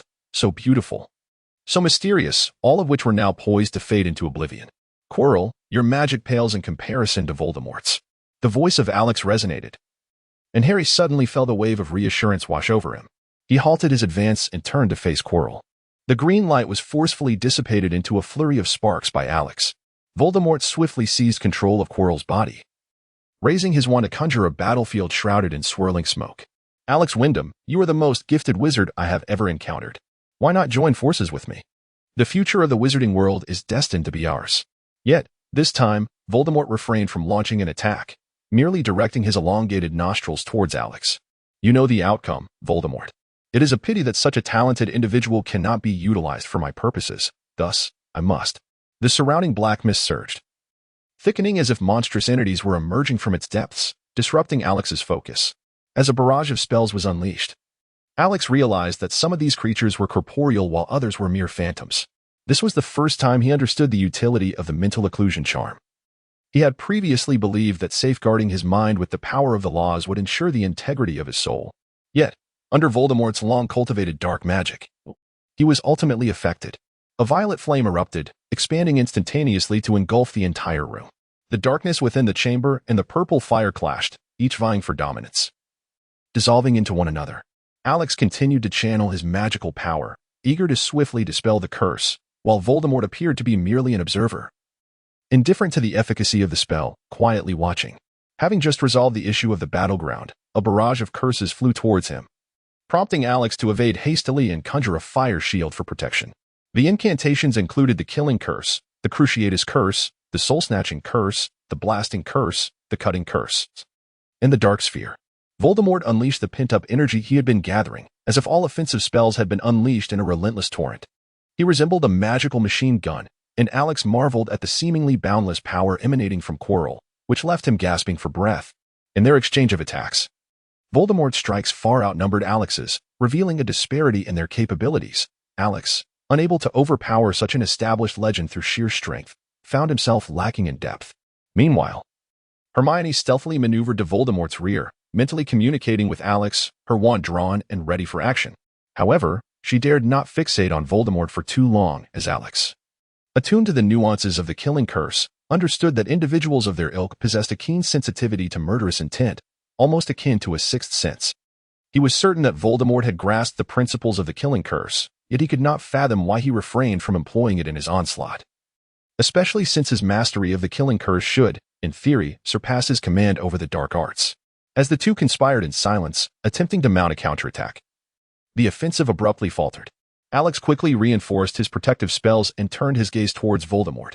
At that moment, Quirrell's body had become emaciated, and Alex sensed that his very life force had been drained, the relentless casting of spells exhausting his magical reserves, ultimately depleting his vitality. What are you doing? Where is the energy? What do you intend to accomplish? Voldemort finally exhibited a flicker of panic, shouting towards a shadowed corner of the room. Alex suddenly turned his gaze in that direction. He had shut off his perception of the power of the laws upon entering and had been so engrossed in battle that he had failed to notice the presence of another individual in the room. He quickly communicated telepathically with Hermione, urging her to refrain from any rash actions, to maintain her position, and to await the opportune moment. Before them, as if emerging from the realm of the ethereal into reality, a figure gradually manifested, captivatingly eye-catching as though accompanied by a special effect. Chapter 34. Goodness Gracious. Voldemort in women's attire. Natalie retained her voluminous waves, her figure alluring, yet the aura of enchantment surrounding her seemed to have intensified. Through the probing of the soul's laws, Alex found himself perplexed. Natalie was, in fact, a manifestation of Voldemort's essence, sharing the same roots as Quirrell beside her. You, a mere fragment, dare to defy me. Quirrell bellowed furiously at Natalie. At that moment, he exuded neither magic nor vitality, resembling a lamb at the mercy of slaughter, collapsed on the ground. Natalie gracefully approached Quirrell, her movements elegant and poised, reminiscent of a high society guest at a lavish banquet. She lifted his chin with her finger, her gaze fixed intently upon him. Truly repugnant. I have fallen to such depths in my future. She then turned her attention towards Alex, who was secretly regaining his magical energy. Chief, what is so commendable about that mudblood? Join me, and together we shall seize this world and indulge in our desires. What do you say? The enchantment emanating from Natalie intensified, enveloping Alex, her eyes swirling as if attempting to influence his very soul. Yet, Alex, having anticipated such a tactic, remained utterly unfazed. Under the protection of the laws, her power could not penetrate his defenses. How utterly revolting. Alex's indifferent rejection was marked by a flick of his wand, summoning forth the most potent flames of magic. Fiery tendrils surged forth, ensnaring Natalie's form, rendering her utterly immobile. Sparks ascended, and a vortex of flames began to materialize beneath her feet, spinning ever more rapidly and expanding in size as the violet flames seemingly enveloped the entire chamber. Yet, at that moment, Natalie exhibited no reaction. She stood there in a daze, her eyes unblinking. This is bad. Alex hastily channeled a portion of his power to conduct a meticulous investigation, yet he was unexpectedly struck and sent flying by a sudden punch. Fortunately, thanks to his protective fire shield, he did not sustain severe injuries, though the shield itself was on the verge of shattering. "This shell is remarkably tough," Chief Natalie mocked as he addressed Alex, then casually wiped his hands, revealing not a single wound on his body, as if the previous assaults had been utterly ineffective. "It is an invisible beast." Alex diligently sought to recover from his injuries, making an assessment of Natalie's skill in concealment.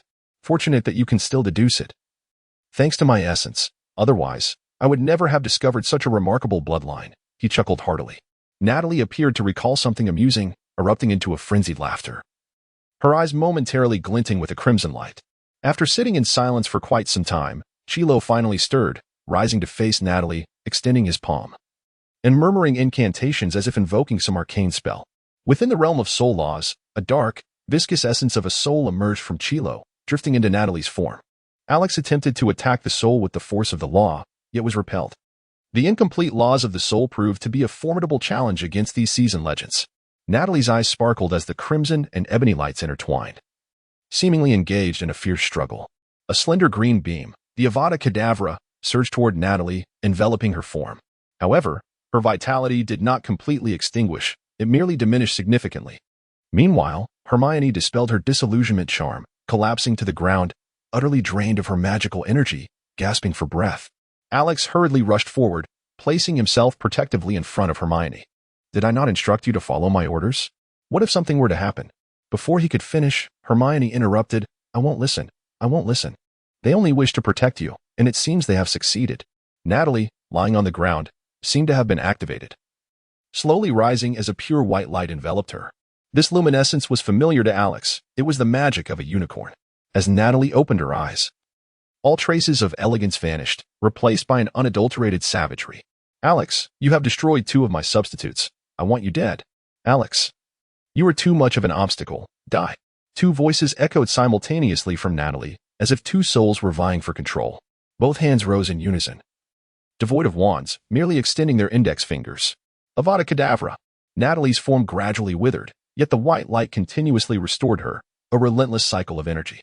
Two intensely dark green beams of light surged forth, spiraling closer, seemingly entwined with countless vengeful spirits. Each killing curse was further enhanced by distinct enchantments. But Alex could no longer afford the luxury of detailed scrutiny. He summoned every ounce of his magical prowess, striving to wear down the terrifying lights before him. Suddenly, an energy emerged that seemed to counteract the killing curse, akin to a mother's gentle touch caressing the faces of those present.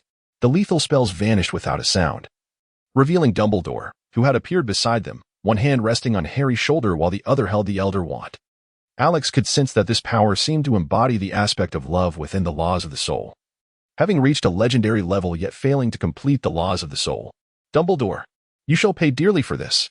Natalie's piercing scream resonated, as the two voices gradually overlapped, ultimately merging into a shrill, jarring sound.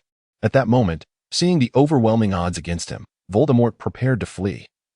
With a flick of his cloak, Natalie's enchanting figure transformed into a wisp of black smoke, vanishing into the shadows by the wall.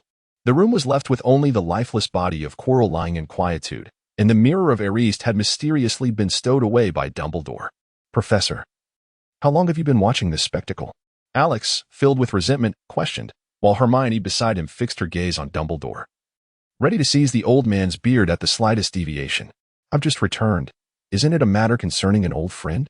How could I, oh my beard." Dumbledore began with his usual rhetoric, prompting Hermione and Alex to exchange a knowing glance before dashing over to fiercely grasp Dumbledore's beard. Fortunately, it held firm, losing only a few strands. "Oh dear, that hurts an old man terribly." Dumbledore, resembling a mischievous child, began to perform for Alex and Hermione, playfully blinking at them. They could only smile helplessly. They couldn't fight back, and having vented their frustrations, it seemed inconsequential. "Well done, children. Your courage has safeguarded Hogwarts treasures, and your efforts have protected the Philosopher's Stone. You are remarkable." Now, it is time for you to rest. Oh, Alex, do stay a moment. Dumbledore casually retrieved the Philosopher's Stone and dismissed the others, leaving only Alex behind. Chapter 35. The Bloodline Wizard. The frail body of Quirrell lay in the center of the hall, a chilling sight, his tattered garments revealing withered skin beneath. Dumbledore approached Quirrell. Bending down to pick up a notebook, Tom Riddle's Horcrux, now almost devoid of its dark magical aura. Ah, the true mark of a soul. He dared to resist while his very existence lay in another's hands. How bold young Voldemort was. Dumbledore then elucidated the existence of Natalie to Alex. Natalie, weren't you on good terms with the young lady from the Greengrass family? You could certainly handle this matter. Marcus whispered to Natalie. She agreed. And together they concocted a potion of infatuation, intending to ensnare Alex. The target was set on Astoria, the little princess of the Greengrass family. This would not only immerse him in an unquenchable love, rendering him a mere shell of a man, but also incite a feud with the Greengrass family. Meanwhile, Natalie secretly brewed a potion of revival. If he is to become a mere husk, it would be better for me to benefit than to let others take advantage. During mealtime that day, fearing exposure, Natalie disguised herself as Astoria and stealthily entered Alex's room to collect fallen hairs for the infatuation potion. As she opened the dormitory door, she suddenly felt a flutter in her heart, as if something was drawing her in. Under this compelling force, Natalie approached the nightstand, opening the drawer to reveal a black-covered notebook inscribed with the name Tom Marvolo Riddle. Previously exuding dark magic under Alex's influence, the notebook now appeared irresistibly alluring to Natalie. It seemed to symbolize an ineffable legacy, strength, and power. In an instant, the notebook flipped open, and words leapt onto the page. Greetings, the Gunther family shall endure eternally. I shall aid the one who opens this notebook to become the supreme wizard, wielding absolute power and authority. Under the notebook's enchanting allure, Natalie was already beyond control. And upon reading those words, her mind raced with thoughts. This Alex must have risen through its power, surely. If I could possess it, I would be the next head of Slytherin. I refuse to play childish games with these students. I yearn for power akin to Dumbledore's. Natalie gradually became fervent, her hand unconsciously grasping a notebook as she began to peruse its contents. The use of potions of infatuation is rather mundane and easily countered.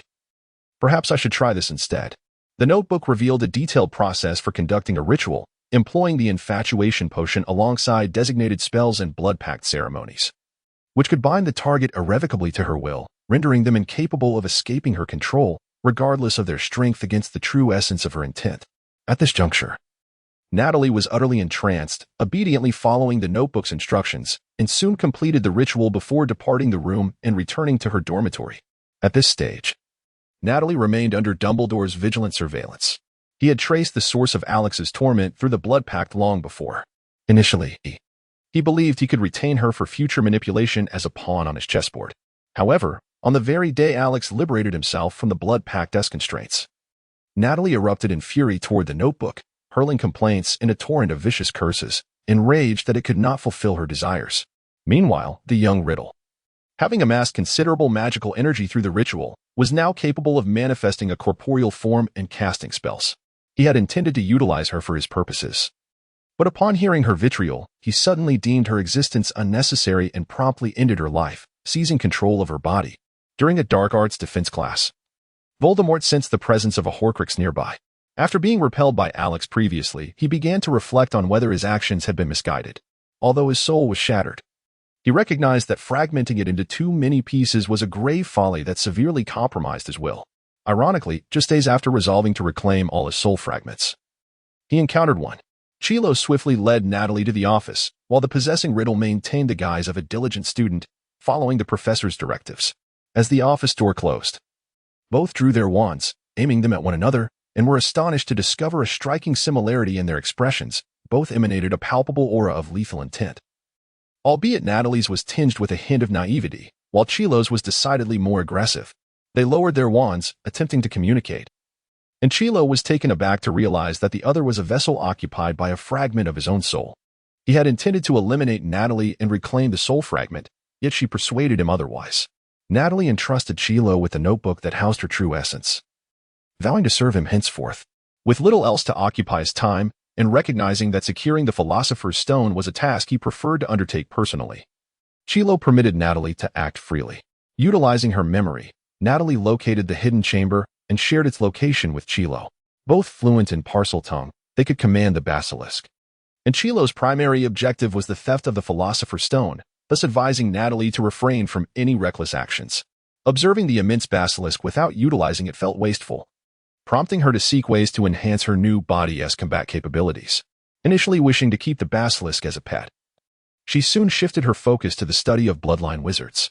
The early Slytherins had made significant advancements in this area, and Voldemort had formally embraced Slytherin's legacy, making him quite familiar with these practices. Natalie frequently ventured into the Forbidden Forest, attempting to procure the blood of various magical creatures to test her body's compatibility. She first chose the bloodline of a fairy, which was harmless and of little practical use.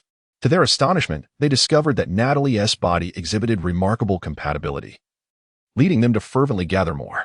They acquired the bloodlines of a three-headed dog, a thestral, a fire dragon, a unicorn, and a basilisk. Ultimately, Natalie successfully awakened several magical abilities, including perfect invisibility, 3 opportunities for resurrection, formidable physical prowess, exceptional healing capabilities, and a petrifying gaze. However, the acquisition of the basilisk's blood clashed with that of the fire dragon, rendering her current magical abilities difficult to wield effectively. At this point, Alex realized that Voldemort had indeed returned in earnest, possessing a formidable new body and the freedom to wield the powers of the laws. While contemplating how to overpower Voldemort, Dumbledore placed a hand on Alex's shoulder, a smile gracing his lips. Yet, this bloodline wizard bore a fatal weakness, particularly detrimental to Voldemort. This time, he might find himself in a precarious situation. Chapter 36. The Diadem of Ravenclaw. Bloodline wizards must remain ever vigilant against the interference of beastly souls. If the blood is acquired through cruel means, it can incite a fierce resistance from these souls, compounded by the inherent issues within Voldemort's own spirit. If that is the case, I might be able to take more drastic measures against him. A flicker of malevolence crossed Alex's face, while Dumbledore merely smiled beside him. Child, do carry on with your tasks. I still need to contemplate how to articulate the matter concerning Natalie. After all, the disappearance of a young wizard from Hogwarts is significant news for the wizarding world, and many detractors will seize this opportunity to cast aspersions upon Dumbledore. Alex quietly approached the door of the wish fulfillment room on the 8th floor.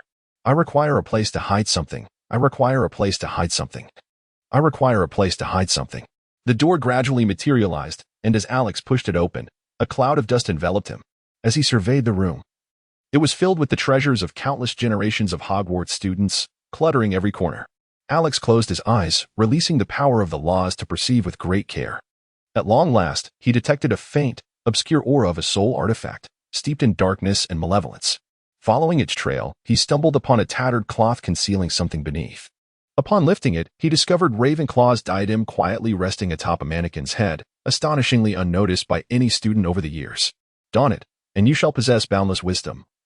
Unparalleled intellect is humanity's greatest treasure. Come, wear it, a subtle whisper beckoned, attempting to entice Alex into adorning the diadem. According to legend, this diadem crafted by Ravenclaw endowed its wearer with the most formidable intelligence. Tragically, however, its creator was ultimately unable to evade death. Hindered by the entanglements of affection and familial bonds, Alex picked up the diadem, meticulously examining its aura of dark magic. He discerned that Voldemort had been rather clumsy in the creation of this Horcrux, perhaps fearing it would compromise the diadem's inherent power. The flames of the arcane principles surged forth, penetrating the diadem with an insatiable fervor, igniting the fragmented soul within. In a fleeting moment, it seemed as though anguished cries echoed through the air, as Ravenclaw's diadem transformed, shimmering radiantly, exuding immeasurable value. Alex prepared to experiment with the legendary crown, changing rooms and returning to the familiar training chamber. Once adorned with the crown, everything appeared strikingly clear, akin to an extraordinary cerebral enhancement, far surpassing the quintuple effect of the elixir. In this heightened state, delving into the study of magic became remarkably efficient. However, it offered no significant boost in other areas. The rumors of unparalleled wisdom, after all, seemed exaggerated. Its effects merely enhanced cognitive functions, amplifying thought processes across various domains. Nevertheless, Alex was quite pleased with this outcome, as no one would ever complain about their mind operating at an accelerated pace. Next came a major research endeavor Alex had been preparing for. He casually retrieved a vibrant, translucent redstone from his pocket. For reasons unbeknownst to him, Dumbledore had secretly placed the Philosopher's Stone in Alex's possession. As Alex's gaze shifted towards the stone, the intricate lines on its surface captivated him, revealed through the power of law and analysis. Those lines emerged from the void, only to return to it, surging forth from within, completing a cycle, endlessly flowing and circulating. Alex extracted a common magical material and brought it close to the enchanted stone. Under the influence of intricate lines, the magical essence of the material intensified, elevating its quality by several tiers. This transmutational ability piqued Alex's curiosity, prompting him to embark on an experiment. The training room was enveloped in profound silence, save for the notebook nearby, which floated and inscribed words autonomously. While waves of magical ripples occasionally danced through the air, time slipped away unnoticed, and the diadem of Ravenclaw appeared to dim considerably. Suddenly, Alex was jolted from his immersive experiment. In his perception, the lines ceased to be chaotic. He sensed a newfound ability to command their movements at will. He focused intently, striving to control these lines, which obeyed him like inanimate objects, moving freely as he directed. After some practice, Alex's proficiency in manipulating these lines reached a masterful level, allowing him to move them effortlessly, with no limits to his reach. Congratulations to the host for grasping the principle of equivalent exchange. Alex endeavored to harness this power and discovered that he could accomplish feats similar to those of the magical stone, albeit requiring a personal expenditure of his own magical energy. Unlike the stone, which seemed to conjure wonders from nothingness, it was evident that the stone harbored secrets yet to be unveiled. As Alex was about to delve deeper into his research, a sudden voice interrupted him. "Child, do not become overly engrossed in such power. Those with insufficient magical foundation will be consumed, leaving nothing behind." Turning to face the source of the voice, he encountered the grave countenance of Dumbledore, suggesting that what Alex intended to pursue was indeed perilous. Alex finally regained consciousness, a wave of trepidation washing over him. It felt as though an irresistible force had beckoned him to delve deeper into his studies. "Professor, this is my child," the professor replied. "The unknown is perpetually the most terrifying yet alluring of realms. I do not wish for you to suffer the same misfortunes that Nico and I have endured. The Philosopher's Stone harbors mysteries that are both perilous and enigmatic. They are not meant for someone of your current stature, nor even for me at this moment. Let us exercise patience." "Very well, Professor." Alex was remarkably receptive, taking every precaution regarding his own life. "Child, you may now consider yourself a master of alchemy," Dumbledore jested, before producing an array of materials for Alex to experiment with. As the law of exchange came into play, the materials ascended, automatically transforming into the desired properties. The law of flame emerged, melting the materials into the envisioned form. With the assembly of components, the law of the soul manifested, endowing the alchemical creation with an almost sentient intelligence. The two promptly examined the crafted figurine, discovering that the inherent magical power rivaled that of an exceptional Auror, capable of intelligent spell casting and attuned to the thoughts of its creator. "Child, your talent is truly astonishing. Perhaps you should engage more with Nicholas. He once glimpsed a fragment of the true." Dumbledore's words trailed off as he deliberately shifted the topic and exited the room. Alex, being astute, paid little heed to distractions and headed straight to the dining hall. After conversing with Hermione, he realized that merely a day had elapsed, immersed in his research. Alex perceived it as though several months had passed. Perhaps this was a benefit of accelerated thinking, or could it be a drawback? Chapter 37. The House Cup. The final collective event before the Hogwarts holiday was the year-end feast. Students from all houses gathered in the Great Hall of Hogwarts, adorned in a theme of emerald green and silver. Above, several enormous banners hung, one depicting a serpent symbolizing Slytherin. The students seated at the long tables displayed a sense of resignation. Even Gryffindor, who traditionally clashed with Slytherin, found themselves subdued. Alex's influence had firmly established itself in their minds. As Alex entered the hall, every Slytherin student rose to their feet, eyes gleaming as they fixed their gaze upon him. The atmosphere of Slytherin had coalesced into a singular force, their united front casting a shadow over the other houses. Alex approached the seating area, gesturing for everyone to take their seats, while Abner remained closely by his side, surveying the surroundings like a bodyguard. This year, Slytherin's house points were indeed overwhelming. Despite Ravenclaw's relentless efforts in Quidditch, they still fell short, allowing Alex to surpass them by a considerable margin. Ron, seated on the Gryffindor bench, grumbled to Harry, while Hermione, positioned nearby, chose not to join Alex during the grand feast. Although they harbored some discontent towards Slytherin, the group held a profound respect for Alex and accepted the outcome with grace. Meanwhile, Malfoy from Slytherin strutted about, boasting to Harry. Their eyes met, and Malfoy's haughty demeanor incited Harry's desire to retaliate with a punch. Despite their generally amicable relations, Malfoy remained infuriatingly insufferable. The atmosphere in the Great Hall grew boisterous as the young wizards engaged in animated conversations, and at that moment, Dumbledore arrived. As this term draws to a close, "I know everyone is eager to indulge in the feast," he began, a warm smile gracing his face as he addressed the young wizards. "However, I must impart a few words of wisdom. As summer approaches, I urge you all to adhere to the Ministry of Magic's regulations, refraining from practicing magic outside of school. Instead, immerse yourselves in your studies, digesting knowledge in preparation for the coming year." Next came the awards ceremony for the House Cup.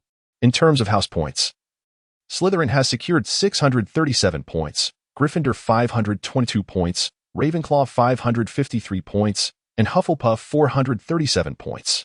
As soon as the words left his lips, jubilant cheers erupted from the Slytherin table, while the other houses remained silent, particularly Ravenclaw, who felt utterly defeated by the overwhelming competition. "This year, everyone has performed admirably. However, I believe certain recent events should be acknowledged," Dumbledore continued, prompting a hush to fall over the hall as all awaited his next words. First, Mr. Ron Weasley, for his pivotal role in securing a vital victory in chess. Gryffindor shall receive an additional 50 points. Ron's face flushed with excitement upon hearing this, eager to recount his bravery to his peers. The Gryffindor students joined in a chorus of cheers, buoying Ron's spirits even higher. Once the noise subsided, Dumbledore proceeded, "Next, Miss Hermione Granger, for her calm demeanor in the face of adversity, made astute decisions, earning Gryffindor another 50 points." The Gryffindor students were now even more exhilarated, their hopes soaring as they anticipated further points to surpass Slytherin. Most of Slytherin's students applauded genuinely, proud of their house's esteemed member. Hermione's cheeks reddened slightly. Casting a glance at Alex, who was beaming with pride, she felt a wave of shyness wash over her. Third, Mr. Harry Potter, whose extraordinary courage and indomitable spirit have greatly contributed to Hogwarts, will award Gryffindor 60 points. The cheers from Gryffindor reached a deafening crescendo as they surpassed Slytherin, despite Alex's formidable presence looming over them like an insurmountable mountain. Yet, united in their collective strength, they broke through the barrier, witnessing a momentous occasion. Dumbledore raised his hand, signaling for silence once more. Fourth, Mr. Neville Longbottom, who demonstrated that courage comes in many forms, while many may possess the bravery to confront foes. The true audacity lies in standing firm before friends, earning Gryffindor an additional 10 points.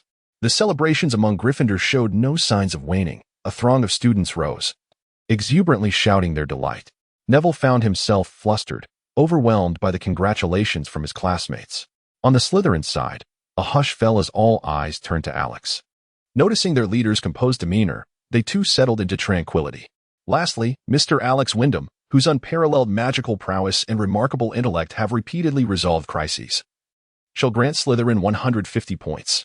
This time, it was Slytherin's turn to rejoice. Laughter erupted, yet they remained seated, their excitement directed toward Alex, who was met with a resounding round of applause. Alex, with a smile gracing his face, nodded graciously to everyone, expressing gratitude for their kindness. For Slytherin. In stark contrast, the Gryffindor side remained eerily silent. Harry and Ron sheepishly scratched their heads, while Hermione turned to Alex to convey her congratulations. Others wore expressions of melancholy, lamenting their inability to defeat Slytherin. Would Alex overshadow them for 7 years to come? Snape, smiling broadly, shook hands with Professor McGonagall, who returned the gesture with a mix of resignation and a hint of satisfaction.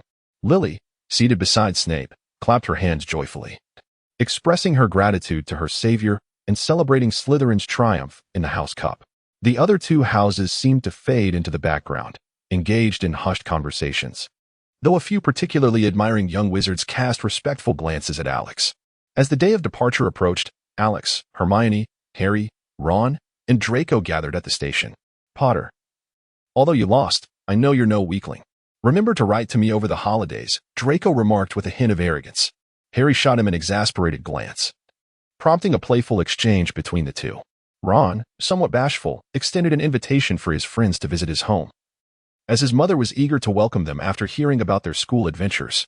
Draco, having long since ceased his jibes at the Weasleys, had nearly abandoned the blood purity ideology under Alex's influence, focusing instead on enhancing his own abilities. Once aboard the train, the farewell moment was reserved for Alex and Hermione, who embraced tightly, Hermione clearly reluctant to part ways. "Alex, Will you come to see me? She inquired. Of course. I shall visit my uncle and aunt during the holidays. Oh, so it's really for me then? Naturally, it is for you that I will visit them. After sharing a tender moment, Alex escorted Hermione onto the school bus. Despite their telepathic connection, Hermione still felt a profound sense of loss. As the train slowly departed, disappearing from sight, Alex turned back towards the school. Child, are you ready? I am ready, Professor. Chapter 38. Nicholas Flamel, a peculiar sensation akin to being hooked by a fishline, gripped Alex's navel as he and Dumbledore materialized in a safe house located in France. Ah. Dumbledore, welcome, welcome. An elderly man with snow-white hair approached them briskly. Long time no see, Flamel. This is my student, Alex Wyndham. Greetings, Mr. Flamel. I have long admired your esteemed reputation. Just call me teacher. After all, you will be studying here for a while. Flamel appeared quite lively, perhaps due to the joy of reuniting with an old friend. Take a moment to explore the house and see if you have any thoughts on alchemy. Flamel then settled onto the sofa with Dumbledore, engaging in conversation, while Alex observed the cozy abode.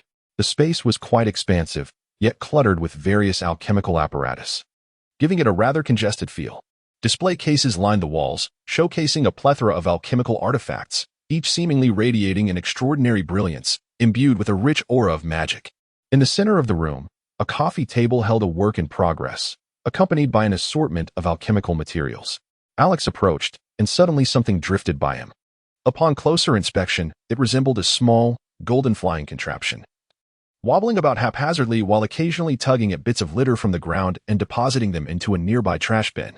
A magical version of a vacuum cleaner. Nicole has stepped into modernity.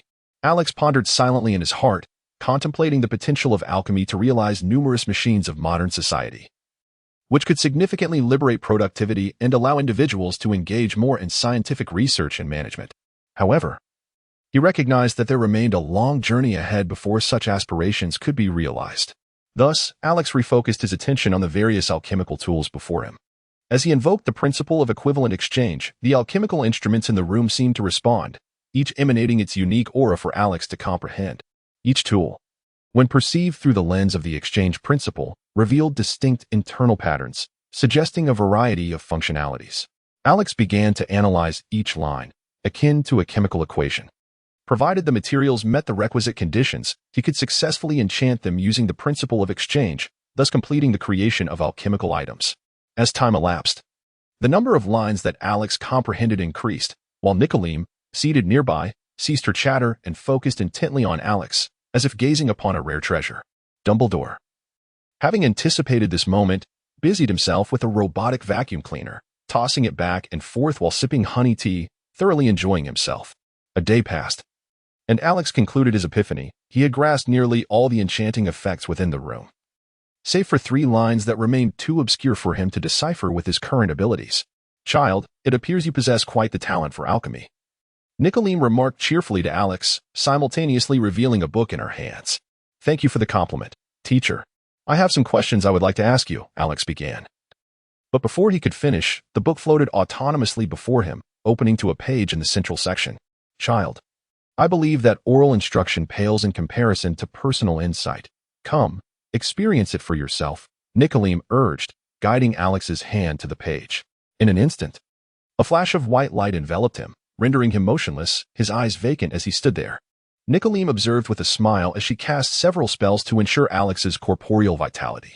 With Alex's understanding of the laws of life, he could survive for an extended period without sustenance. However, the absence of a soul would inevitably lead to the decay of the body, a phenomenon that even the laws of life could not withstand, delving into realms far beyond.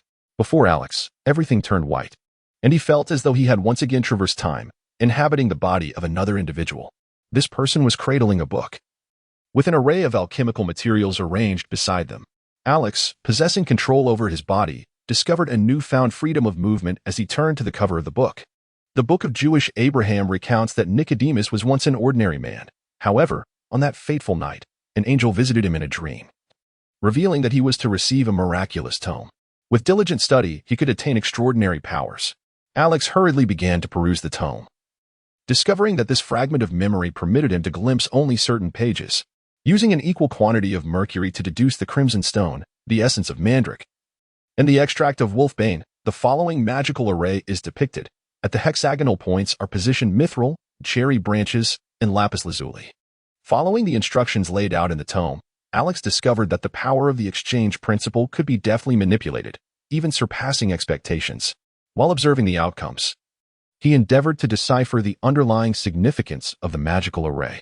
In his initial experiment, mercury boiled violently, resulting in an explosion of the array.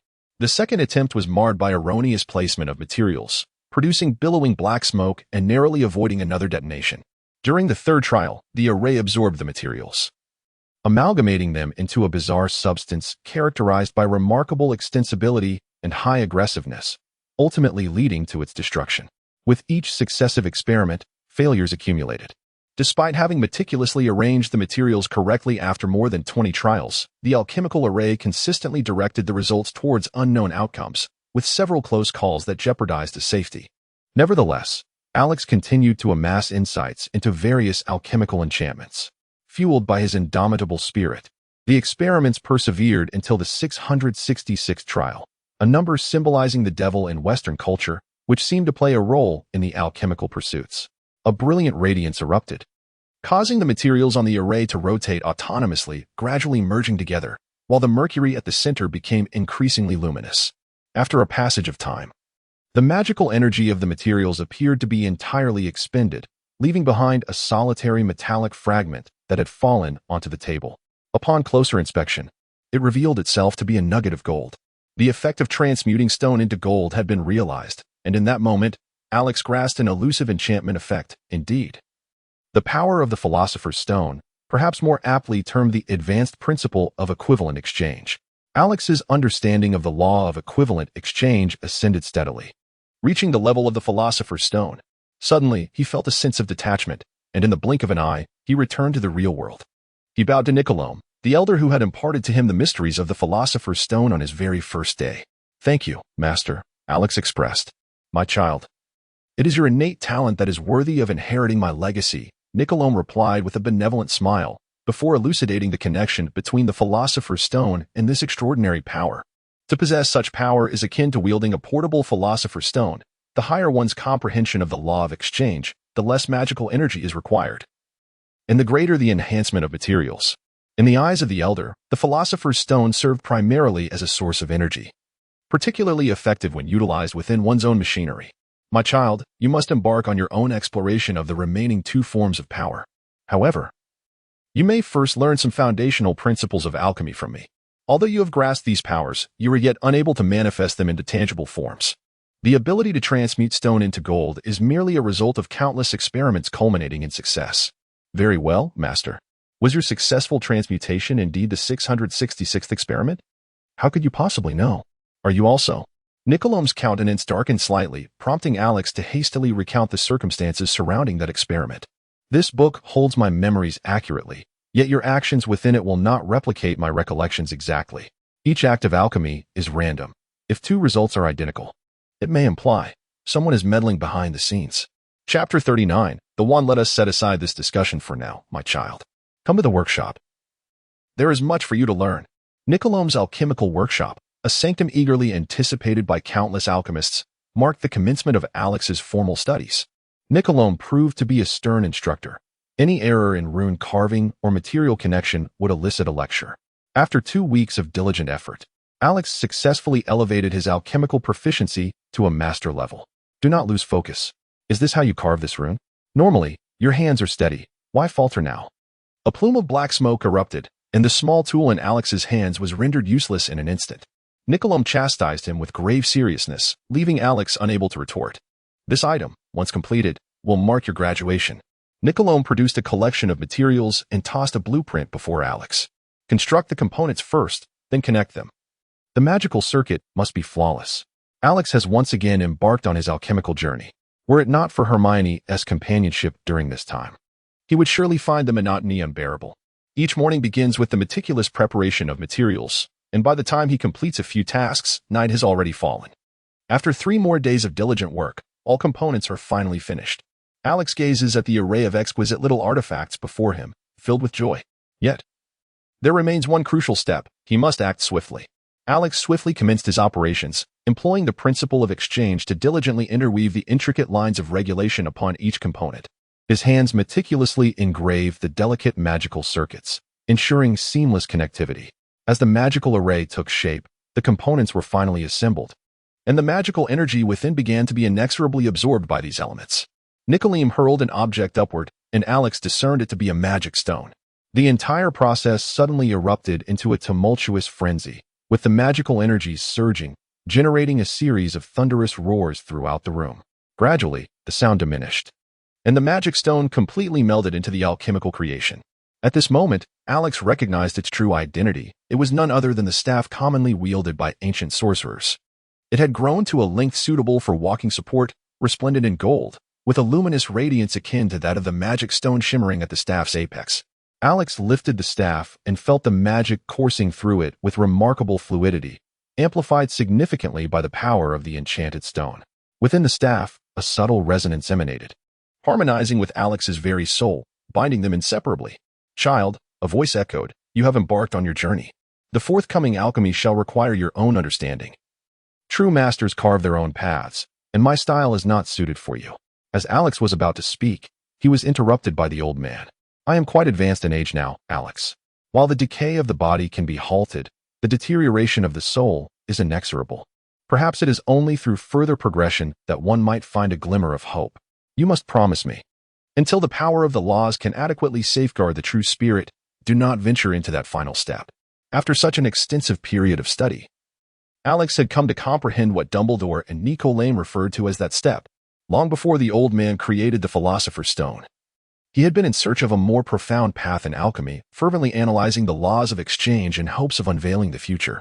After forming a friendship with Dumbledore, the two had once glimpsed that realm, a source of the laws of exchange, a convergence of worldly truths, which they called the law of truth. In the very moment they attempted to harness it, an ominous premonition flooded their minds, warning them of impending peril should they proceed. Dumbledore wisely withdrew, yet Nicoleem, with his stubborn resolve, pressed on, successfully imbuing the Philosopher's Stone with the effect of immortality. However, the cost was dire, as he became a victim of the law of truth, forever immobilized, with his immortality reduced to mere physical longevity, while his bones, meridians, and even his soul grew exceedingly frail. Alex nodded solemnly, understanding that one must attain a certain level of mastery to dare approach this forbidden boundary. Nicoleem, too, chuckled softly as she produced the Book of Jewish Abraham, extending it towards Alex. This tome had made its appearance under rather mysterious circumstances, yet, even when I had traversed that realm, I was unable to unveil the secrets it concealed. Child, I hope you can harness this power, but do not allow yourself to be ensnared by it. The world is vast, filled with countless enigmas, and it shall be your journey to continue the exploration henceforth. Teacher. Alex gazed at Nicole with a hint of melancholy, while the old gentleman smiled kindly and waved his hand.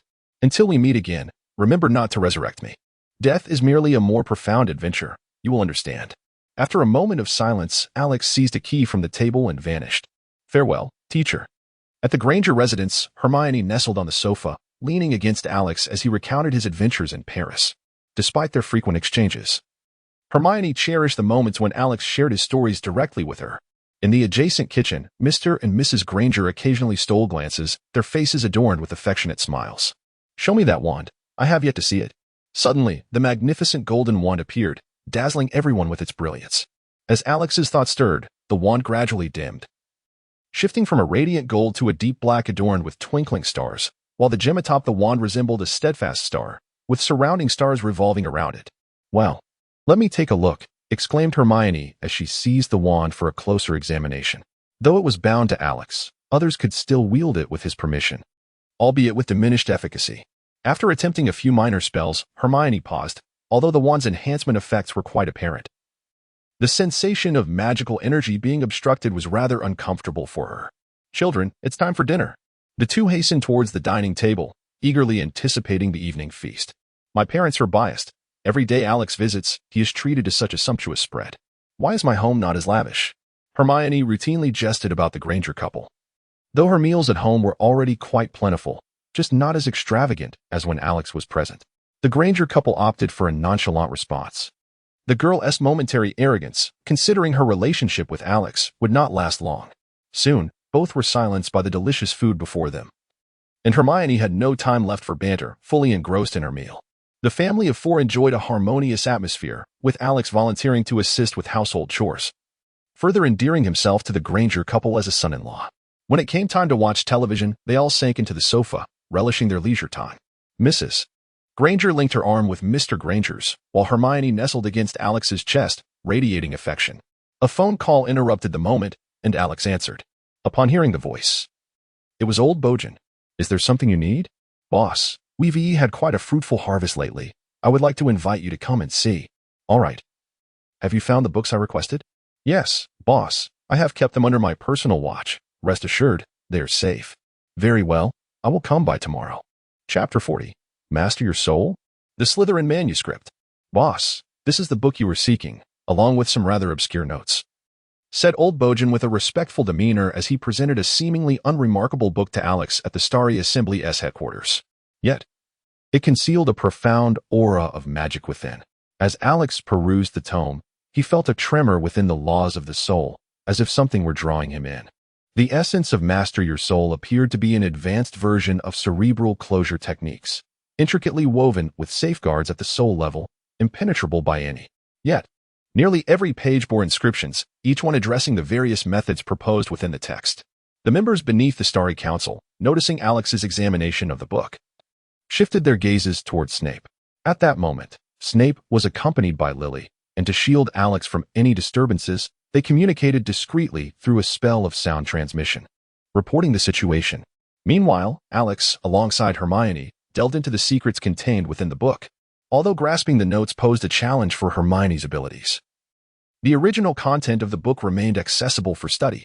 Alex felt a sudden disorientation of the soul, as if he were conversing face-to-face with someone. Suddenly, a figure materialized before his eyes. The essence of his soul resonated, engaging in communication with this unmistakably ethereal presence. Young one, your lineage meets the criteria, rendering you capable of inheriting this segment of my research from Slytherin. Alex harbored a perplexity regarding his origins, having been unable to uncover any substantial information, and he presumed he hailed from a mere Muggle family. He reminded himself to never allow darkness to corrupt his heart, for slaughter was not the ultimate truth. Suddenly, that shadow transformed into a glimmering point of light, piercing into Alex's mind. Alex was suddenly overwhelmed by a wave of dizziness, as a plethora of knowledge surged into his mind. The various studies conducted by Slytherin on the soul, from his youth to his middle age, seemed to imprint themselves in his consciousness as if he had experienced them firsthand. Little did he expect that what was initially a quest to delve deeper into the realm of the soul would yield such unexpected revelations from this long-banned tome. Observing Alex cease his contemplation, the others also halted their discussions, preparing for a meeting. Severus, have there been any recent developments? The foot traffic in Nocturne Alley has increased threefold, and Old Boggins has managed to amass nearly 100 capable enforcers. Currently, 80% of the shop leases in Nocturne Alley have already fallen into our hands. Truly commendable, Old Boggins. Your progress is indeed remarkable. With a gentle tap of his finger, Alex summoned a radiant light, and in that instant, Old Bockington felt a significant alleviation from the burdens he had carried for years. The lingering injuries caused by his encounters with dark magical artifacts seemed to be completely eradicated, and even his mind felt notably sharper. The laws of life healed his hidden wounds, while the laws of the soul accelerated his thoughts. In the name of Alex, I bestow upon you protection and heal your body. You shall continue to lead us through Nocturne Alley, and preparations for infiltrating Diagon Alley can commence. Thank you, boss. Which area shall we focus on first? Let us begin with potions. Alex cast a series of exquisitely crafted pots and pans adorned with intricate runes, their smooth magical conduits captivating the onlookers. The first step involves the automation of potion making within 6 months. I intend to monopolize the mid to low-end potion market in Diagon Alley and Hogsmeade. After an exhaustive examination, Snape discovered that these instruments were ingeniously designed, harboring numerous commonly used potion recipes capable of automatic slicing, brewing, and infusing with magic, requiring only periodic replacement of the energy source. Upon closer inspection of this energy source, one could not help but notice its striking resemblance to the Philosopher's Stone. That is not the Philosopher's Stone, Severus. It is merely a low-grade version I have refined, possessing only the ability to store magical energy, incapable of transmuting stone to gold or granting immortality. It is indeed peculiar. Although Alex followed the learned procedures in an attempt to concoct the Philosopher's Stone, the energy content was satisfactory, the materials were adequate, and even the capacity to enhance the materials was present. However, the requirement for immortality necessitates the addition of the law of truth, which was beyond reach. Yet the transmutation of stone to gold remained inexplicably unattainable. Boss, how often will this energy need to be replaced? Well, at present, it can last for 200 years. The crowd was rendered speechless. With their capabilities, they would hardly live to see that day. Regarding the families behind those potion shops, as Alex paused momentarily, Lucius and Abner stepped forward, assuring that these matters posed no concern. In recent days, the Rogier and Malfoy families had secured numerous pure blood alliances. Half of the 28 pure blood families had become their partners, while the smaller families were either absorbed or devoured, delighting in their expanding influence. Observing his subordinates' remarkable competence, Alex felt a tinge of boredom. He had barely begun his endeavors, yet they had already resolved everything for him. Lily couldn't help but jest. Alex, you might as well remain the silent supporter. There's no need for you to intervene in these affairs. The others joined in laughter, while only Li Qi, somewhat slow-witted, scratched his head and chuckled foolishly. All right, the meeting is adjourned. Go to Severus to collect your benefits. Alex swiftly departed the base with Hermione, leaving the remaining members eagerly awaiting Severus Snape. Snape promptly presented them with an assortment of potions. Among them was the life potion infused with the essence of the law of life, a vibrant green elixir brimming with vitality, capable of reviving even the most lifeless forms, as long as the soul endures. There was also a magical incendiary flask embodying the law of flames, its purple fire burning quietly yet exuding an intimidating aura, unmatched by any legend. Additionally, the enhancement potion, stabilized by Alex's law of power, effectively increased one's magical capacity without any side effects. This filled everyone with renewed loyalty, as their long stagnant strength was finally set in motion. After the meeting, Alex and Hermione found themselves in Hogsmeade. Given Alex's preference for conducting experiments in the Room of Requirement, he resolved to purchase a house in the village. Although Hogsmeade is renowned as a wizarding village, its population is quite sparse, making property acquisition rather convenient. They discovered a quaint two-story house, already tastefully decorated in a classic and elegant style, which suited Alex's aesthetic perfectly. This shall be our home from now on, dear Hermione, Alex declared. Hermione's cheeks flushed at his words, but her resilience against Alex's teasing had grown stronger over time, and she soon began to tidy up the house. While it was a task easily accomplished with a wave of a wand, Hermione insisted on personally handling the inaugural deep clean, even compelling Alex to assist her. An hour later, the two had transformed the space, which had gathered a fair amount of dust from its previous owner's absence, into a pristine abode. They then collapsed onto the sofa. Though not overly fatigued, the aftermath of their cleaning left them with an irresistible urge to rest. As the afternoon sun streamed through the windows, bathing the room in warmth, they succumbed to drowsiness and soon drifted off. Chapter 41. The Basilisk. Greetings, child. Are you settling in well? Albus Dumbledore inquired with a cheerful smile in his office. Indeed, the cellar of the house had been arranged by Dumbledore himself, who had somehow learned of Alex's intention to purchase a home and acted promptly. The environment is delightful, and we are quite pleased. Thank you, Professor. Alex smiled with satisfaction. That's good. Recently, the serpent creature in the school has been found, still fast asleep. After some deliberation, the two decided to eliminate it to serve as materials for Snape. What about Harry's plan? Snape interjected. Though Lily had already been resurrected, he still wished to protect her lineage. There's no need for concern. The trials of courage do not necessarily require a gradual approach. I believe in that child's talent, and Sirius can emerge sooner than anticipated. Oh, that rogue, Snape remarked with thinly veiled disdain for Sirius Black. James Potter's infamous quartet, Sirius Black, the werewolf Remus Lupin, and Peter Pettigrew, each had their share of bullying during their school days. Were it not for Dumbledore's so-called plan, Snape would not have spared Pettigrew, the rat who had transformed to survive under Ron's care. Why keep that wretched little rat? With just the two of us, with you and Alex, do we still fear that bodiless Voldemort? Snape questioned, perplexed. There are many ways to train Harry. What purpose does it serve to retain someone like Pettigrew? Severus, we cannot capture Tom in his soul state now. Without a certain level of understanding of the laws of power, we can only wait, Dumbledore replied, his voice tinged with regret. I'm sorry, Severus, he added as Snape, disregarding Dumbledore, exited the headmaster's office. A flicker of guilt crossed Dumbledore's eyes as he sighed deeply. There's no need for such worry, Professor. I have made some progress. Alex reassured. The soul research within the Slytherin manuscripts had significantly enhanced Alex's understanding of the laws governing the soul, and he believed it would not be long before he reached a pivotal level. Do not underestimate anyone, Alex. Tom possesses profound expertise in matters of the soul, surpassing even my own. If we fail to capture him before he takes that crucial step, we will be left with no choice but to continue with the plan. Professor, my arrival is destined to alter the outcome. Alex spoke resolutely, subsequently arranging a time with Dumbledore to convene several heads of houses the following day to confront the slumbering basilisk. Here, in this very place. The four heads along with Dumbledore gathered in the lavatory imbued with the weeping ghost of the Myrtle, collectively fiddling with a faucet. It requires Parseltongue to unlock. Allow me. Having dealt extensively with fragments of Voldemort's soul, Alex had gleaned considerable knowledge from its spectral vibrations, one of which was the ability to speak Parseltongue. With a hiss, the faucet responded, sending a shiver through Professor McGonagall and the others, as it had been ages since they had last heard such a language. A passage began to materialize beneath the faucet, revealing what seemed to be an elongated tunnel. Very well, I shall descend first. Children, let us go first. It may not be safe below. Professor McGonagall's warning was left unspoken as Alex, enveloped in a spell, slid down without hesitation. This child is truly impatient.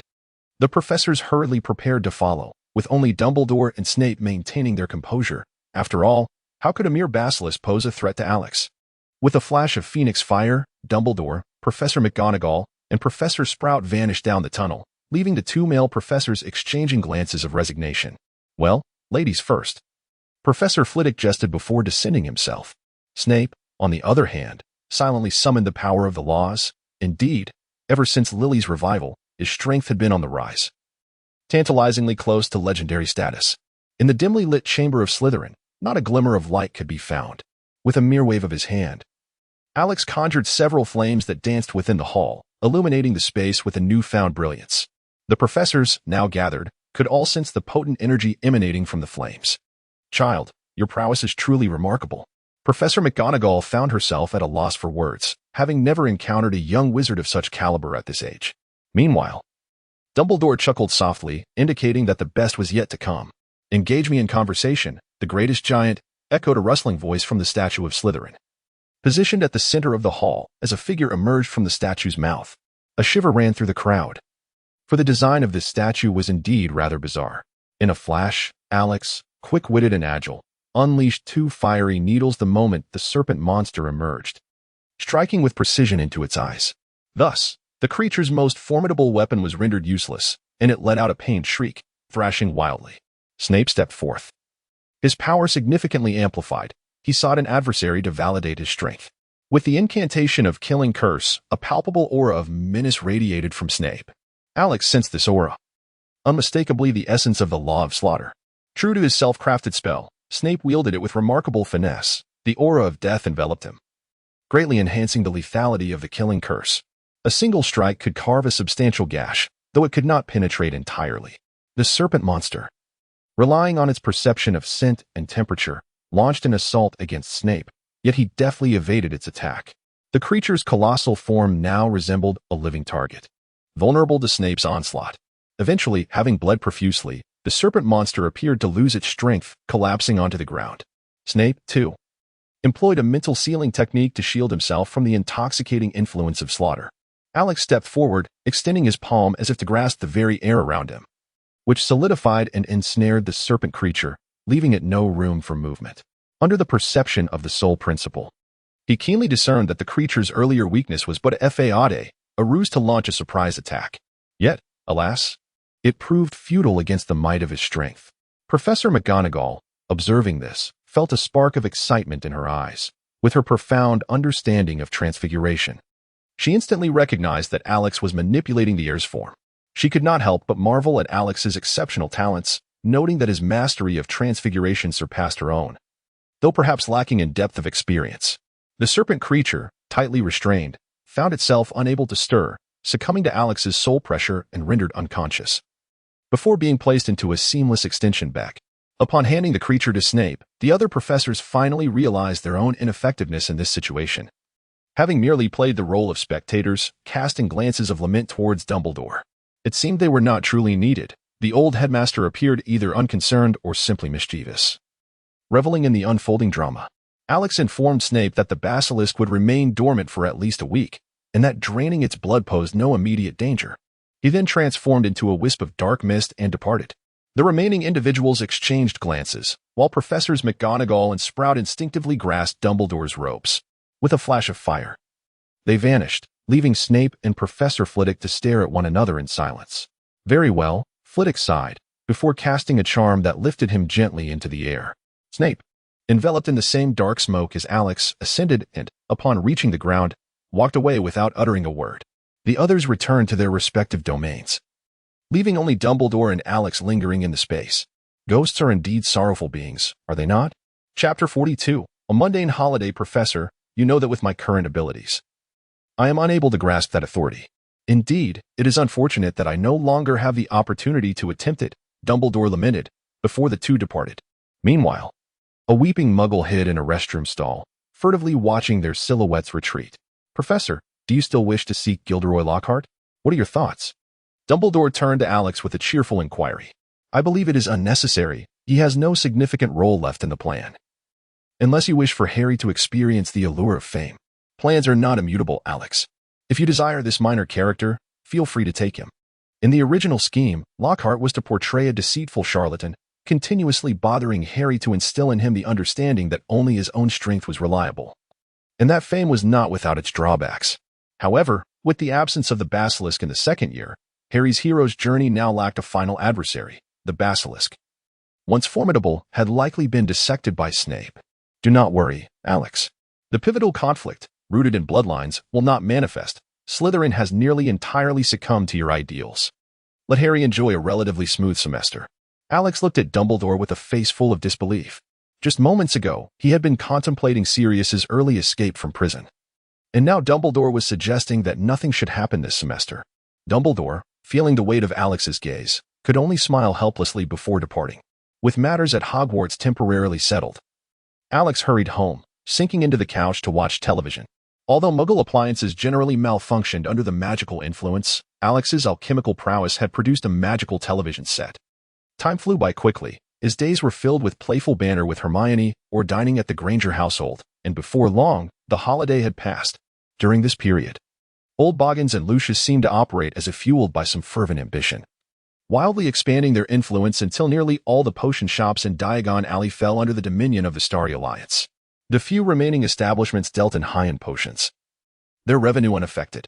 Well done, this is your reward, Boggins proclaimed as several protective spells were cast, granting them an extended experience of heightened mental acuity, elevating their powers further. Lucius and the others bowed respectfully, acknowledging that aligning with the madman Voldemort offered little benefit compared to the Starry Alliance, where the camaraderie was pleasant and the perks abundant. Now, let us welcome our next member, he announced, prompting solemn expressions among the group, as if awaiting a grand review. A series of spatial distortions manifested, and they materialized in a quaint wooden cabin. At that moment, Gilderoy Lockhart was engrossed in writing at his desk, utterly oblivious to the presence of several individuals behind him. Weeks prior, Old Boggins had dispatched someone to Lockhart's residence, leaving behind coordinates for apparition. Greetings, Master Lockhart. Boggins addressed him. Lockhart's pen faltered, a cold sweat breaking out as he turned to see several individuals in his home, their expressions anything but friendly. Maintaining his composure, he quickly adjusted his demeanor and greeted them, though his trembling hands betrayed his anxiety. You all seem to be lost. I am Gilderoy Lockhart, 5-time recipient of the Wizarding Weekly's Most Charming Smile Award, a third-class member of the Order of Merlin, and an honorary member of the Dark Force Defense League. As he spoke, he seemed to regain his calm, as if these titles were truly earned through merit, though perhaps the Smile Award was genuine. What theft? I know not of what you speak. Please, leave, I must continue my writing. Lockhart's nerves escalated, the revelation of his hidden secrets leaving him in a state of distress. His magical power was weak, his internal magic circuits depleted, even becoming crystallized into a state of forgetfulness, truly a grand wizard of a different sort. Old Boggins, sporting a monocle that allowed him to observe others' magical reserves, hesitated to probe into someone as powerful as Alex. Such a specimen is better suited for soul extraction. Best to erase their consciousness while retaining their writing skills, Lucius remarked coldly, experienced in the art of intimidation, as Lockhart prepared to draw his wand in defiance. Alex seized him with a magical grip, disarming him effortlessly. Mr. Lockhart, as you can see, our members harbor significant doubts regarding your abilities. Do you have anything to say? Now trembling uncontrollably, Lockhart faced an overwhelming force and chose to appeal to their better nature. I will write.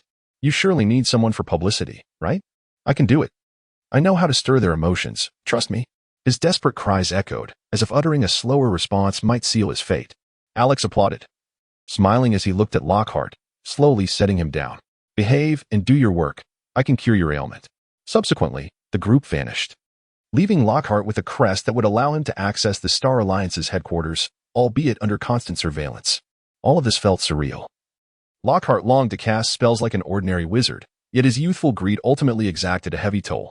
The moment he first cast Obliviate on a renowned adventurer, his fate was sealed. He tasted the sweet fruits of fame and became irretrievably ensnared. After years of casting Obliviate, the flow of magic within him had become habitual, impossible to alter. From a commendable Ravenclaw graduate, he had devolved into this state. He had once lamented his choices, but alas, greed knows no bounds. Faced with the chance of recovery, he naturally chose to devote himself to work, hoping to regain his status as a normal wizard. After settling Lockhart's matters, the group returned to their respective homes while Alex contemplated what theme Lockhart should write about. It needed to be sufficiently stirring for ordinary wizards, while simultaneously establishing a noble and grand image, portraying the Star Alliance as a long-established organization with ample credentials to prevent underestimation. Hermione, nearby, assisted in brainstorming with Alex. We need an enemy, one formidable enough to threaten the wizarding world, thereby naturally drawing ordinary wizards to our side. Hermione's suggestion was astute, however. Careful consideration was required to determine the caliber of such an adversary, ideally, one more prestigious than the original Dark Lord Grindelwald, capable of leaving the entire magical community in despair. A series of requirements were compiled by Alex for discussion in the next meeting. There was no rush for the Star Alliance to step into the spotlight, as they would first gather strength in the shadows. Chapter 43. School begins. Goodbye, Mom and Dad. At platform 9 3/4, young Hermione waved farewell to the Granger couple, and Alex joined in the farewell. The two turned and entered the pillar, encountering Slytherin students along the way. All, except for the newcomers, nodded respectfully at Alex. Abner spotted the duo from a distance, opened a compartment door, and respectfully ushered them inside. Soon after, Lizzie and Malfoy arrived, and with everyone present being familiar faces, Alex had placed a silencing charm on the door, allowing for unrestrained conversation. Abner and Lizzie had recently developed a keen interest in dark magic, delving deeply into it during the holiday. However, having already internalized Alex's philosophies, they were not overly corrupted by it. Abner had merely grown more shadowy, while Lizzie remained the same cheerful giant, though an occasional glint of coldness in his eyes was enough to send shivers down one's spine. Alex was deep in contemplation regarding this year's defense against the dark arts professor, and he had begun to form some impressions. Beside him, Hermione was elucidating some spellcasting techniques of dark magic to Abner and Lizzie. Having spent considerable time with Alex, Hermione had absorbed a wealth of knowledge, and coupled with her innate talent for academics, she effortlessly surpassed her companions. The others' attitude towards Hermione shifted from reverence for the leader's spouse to a profound fear of the older sister figure, not without reason. But due to the gruesome nature of the techniques she discussed, she explained the optimal application of the stunning spell, detailing where to strike for maximum incapacitation without causing death. The Cruciatus Curse was dissected in terms of customizing pain levels and determining the thresholds of endurance in adversaries, ensuring torment without rendering them unconscious.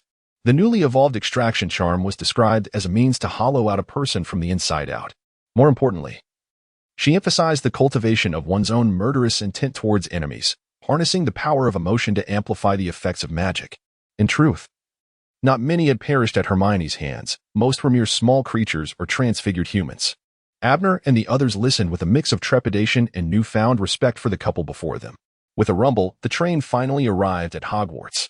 Perhaps it was an innate trait of those from the East, but Alex often found himself drowsy on trains, and he leaned against Hermione to catch a brief nap. Second-year students no longer needed to traverse the lake in small boats but instead rode in carriages. They soon beheld the creatures that pulled the carriages, gaunt, dark, and menacing with sharp teeth. The Thestrals, considered relatively docile magical creatures, were only visible to those who had witnessed death. Hermione, guiding Alex, offered a brief introduction to the Thestrals before they boarded their carriage, while Abner and Lizzie instinctively proceeded to another. Only Draco remained, staring vacantly, bewildered by the creatures. After a moment, he scratched his head and wandered off to find his group of cronies, his clever gaze reminiscent of his two loyal followers. The carriage ride was smooth. The road well maintained, as Alex and Hermione leaned against one another, admiring the panoramic view of Hogwarts. Suddenly, a small car appeared within their line of sight. Hermione's expression transformed from confusion to realization. Although she was unsure why Harry and the others had arrived early, rescuing someone was undoubtedly the right call.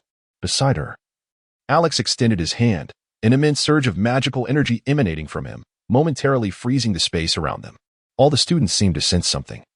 Turning their gazes toward Alex, a somewhat translucent, colossal hand materialized in the sky, grasping something before descending to the ground. The crowd felt no dispersal of magic, as if it were merely an illusion, and they exchanged silent glances, choosing to remain quiet. How terrifying. A single hand could topple us all. Beside Alex, Hermione felt the most intense surge of magic. The power flowed forth unimpeded throughout the spell's duration, with not a trace of energy squandered, and upon its conclusion, she found herself replenished significantly. Alex has elevated his mastery of magic to new heights. Truly remarkable. Alex remarked, basic skills, do not underestimate them. Shortly thereafter, he felt a gentle and moist sensation on his face. Turning his head, he saw the bashful Hermione, her head lowered as she leaned against his shoulder, a blissful smile gracing her features. Meanwhile, on the other side, Harry enjoyed a holiday free from interruptions, able to communicate normally with his friends. However, at platform 9 3/4, the barrier denied him passage. Ultimately, he chose to fly to Hogwarts with his dear friend Ron in the modified Weasley car. Slow down, Ron. Brake. I'm braking. That's the accelerator. Stop now. They sped towards Hogwarts Castle at a breakneck pace. Had it not been for Alex's intervention, they might have crashed directly into someone's office. The car was fortuitously apprehended near the Whomping Willow. After enduring the onslaught of the tree, they were ultimately taken away by Snape, who arrived upon hearing the commotion. Potter, Weasley, I suspect you will soon receive expulsion notices, Snape ominously warned the two young wizards, leaving them dazed as they entered the headmaster's office. Children, could you explain what transpired? Dumbledore maintained his usual benevolent demeanor, though a hint of confusion flickered in his eyes. This incident was not orchestrated by him. After their explanation, Dumbledore surmised that the instigator likely harbored no malice, merely indulging in a prank, as if following the whims of fate. Once he allowed them to proceed to the Great Hall, Dumbledore rose slowly, preparing to preside over the opening ceremony. As a ripple passed through the air, a figure appeared beside Dumbledore. Tall and handsome, he appeared remarkably youthful. Grindelwald, what are you up to this time? Dumbledore soon grasped that Grindelwald had glimpsed something through his prophetic abilities and decided to investigate. Just a harmless little jest. Albus, come now. Let us proceed to the Great Hall. Grindelwald tugged at Dumbledore's sleeve, heedless of Fawkes, who awaited nearby as a mere tool. A flicker of exasperation crossed Dumbledore's face, but he ultimately acquiesced to Grindelwald's insistence, and the two made their way to the Great Hall together. Meanwhile, Alex awaited the sorting ceremony, suddenly noticing Dumbledore and a striking young man appearing at the entrance of the staff table. The resonance of magical laws could not escape Alex's notice. This individual was Grindelwald. Indeed, Dumbledore had summoned him to teach defense against the dark arts. It remained uncertain whether his teaching methods would be more radical than those of Mad-Eye Moody. Severus Snape on the faculty bench was momentarily taken aback. He had intended to discern who had usurped the position of defense against the dark arts professor, but was rendered speechless by the overwhelming force of magical law. Are today's youth truly of such remarkable caliber? Chapter 44. Another year of school begins. The sorting ceremony commenced, and Professor McGonagall, with a serious expression, instructed, "First-year students, please stand in line and step forward when your name is called." As for the song sung by the sorting hat, Alex found it somewhat lacking in melody. Luna Lovegood, a young girl with silver eyes and dark golden brown hair, adorned with carrot-shaped earrings and a necklace made from a butterbeer bottle cap, walked forward in a daze. Ravenclaw. Alex was acquainted with the young girl, who, in the original narrative, had always been a loyal friend of the protagonist group. Wise yet seemingly naive, she possessed the uncanny ability to discern the truth, remaining calm while embodying courage. Such talent was always welcomed in the realm of Xinglua. Ginny Weasley, a hallmark of the Weasley family with her striking red hair, appeared rather bashful, her gaze occasionally darting towards Gryffindor, uncertain if she was watching her brothers or Harry. Gryffindor. The Weasley household truly was a bastion of loyalty, with the entire family belonging to Gryffindor. The sorting ceremony soon concluded, leaving Alex devoid of any further individuals to captivate his attention. The few Slytherins who entered were merely younger members of pureblood families, most of whom had already succumbed to Alex's ideals. Based on Alex's observations, Slytherin had transformed into a realm of his influence, with even Snape readily adhering to his counsel. Yet, the side quest remained unfulfilled. System, could you provide an explanation? Report to the host. The task is to conquer Slytherin and promote the strength of your house, rather than your own power. This posed a dilemma for Alex, as the current respect others held for Slytherin was largely due to his exceptional personal prowess, although he had initiated considerable changes among the younger Slytherins. The prevailing prejudice against Slytherin persisted, and altering such deep-seated views would prove challenging. How should I navigate these individuals while simultaneously extolling Slytherin's might? Divide, amalgamate, recruit, exert pressure, and make an example of the weak. Alex was lost in thought when he was suddenly roused by Hermione, who, with a serious expression, was gazing intently at him. Alex, do not worry, I will always support you, she said, offering him a sweet smile, and in that moment, the distance between their hearts seemed to vanish. Embracing each other tightly. In the quiet hall, Dumbledore presided over the opening ceremony, silencing the bustling crowd. Welcome, everyone, to Hogwarts, or welcome back. This year, we are honored to introduce a new faculty member, a renowned master of defense against the dark arts, Professor Dylan Bashart. With a wave of his hand, Dumbledore signaled, and the young witches and wizards erupted into enthusiastic applause. The surname Bashart was well known, belonging to the author of the textbook on the history of magic, Bida Bashart, indicating a lineage of considerable prowess. Grindelwald stood up at an opportune moment, offering a slight bow. Next came the customary recitation of the Hogwarts rules, followed by the jubilant rendition of the school song. The music was truly enchanting. Dumbledore wiped away 2 tears, leaving Alex to ponder whether the old man genuinely enjoyed such melodies. As the ceremony concluded, Dumbledore gave Alex a playful wink before departing the hall. Upon returning to the Slytherin common room, the selection for the Shadow Prefect was about to commence. Over the past year, Alex had delegated nearly all the responsibilities of the Shadow Prefect to Abner, who had not disappointed him, executing various tasks admirably. A group of young wizards gathered, awaiting the proceedings. Suddenly, Snape burst into the common room, standing at the entrance and casting a glance at Alex. Alex stated, I understand, you may indulge. With a flick of his hand, the tables and chairs converged and transformed into a grand arena. Another surge of magical energy coursed through the air, elevating all the new students onto the stage. The chaotic brawl commenced, devoid of any delay. The young wizards grew tense at his words, gripping their wands and surveying the surroundings. The uninspiring skirmish left Alex somewhat bored, as the magical prowess of these novices proved to be rather limited. Those who were removed from the fray had mostly succumbed to prank spells, rendered incapable of casting. As the melee dwindled, only one young wizard remained, marking the conclusion of the selection for the Shadow Prefect. Severus Snape stood nearby, his countenance darkened, reflecting his disappointment at the declining quality of each successive year. Except for Alex, the second-year students had taken the stage, while the first-year novices, even in a state of repose, were subjected to scrutiny. Snape was dissatisfied with the caliber of the newcomers and seized the opportunity to assess the second-year students, eager to vent his frustrations upon any who seemed lackadaisical. The tumultuous battle unfolded, and the most remarkable among the crowd was Abner, whose training under Alex had honed his spellcasting and combat experience to an exceptional degree, rendering him nearly unstoppable. Many were swiftly eliminated from the contest, and Alex generously bestowed a fragment of the life law's power to heal the fallen. Soon, only 13 individuals remained on the stage, fortuitously all of whom were allies nurtured by Lucius and Old Boggins. They exchanged knowing glances, for the true battle was about to commence. To cultivate their potential further, they must demonstrate greater worth. Alex promptly conjured a protective shield, sensing that a barrage of powerful magic was imminent. Thunderous explosions erupted. You can wield such a spell as well? Excruciating torment, soul extraction, suffocation curse, Avada Kedavra. Each combatant exerted their utmost, either casting spells or evading attacks, as streaks of magical energy collided with the barrier, shattering into showers of sparks. Soon, several had fallen, and Alex rushed to their aid. The scene was grim. Among the 10 who had been incapacitated, for had succumbed to the Avada Kedavra spell. Fortunately, Alex's mastery of life and soul magic proved formidable. At that moment, only Abner, Draco and Astoria remained. No one anticipated that a young girl could endure such a fierce battle. Both Draco and Abner were taken aback. Astoria, being somewhat petite, had adeptly evaded most spells with her agile movements, and her proficiency in protective armor was commendable. She even utilized a disarming spell to send one opponent flying, showcasing power akin to a mid-tier Harry. Draco maintained an air of aristocratic grace, though his hand trembled slightly around his wand, straining under the exertion of magic.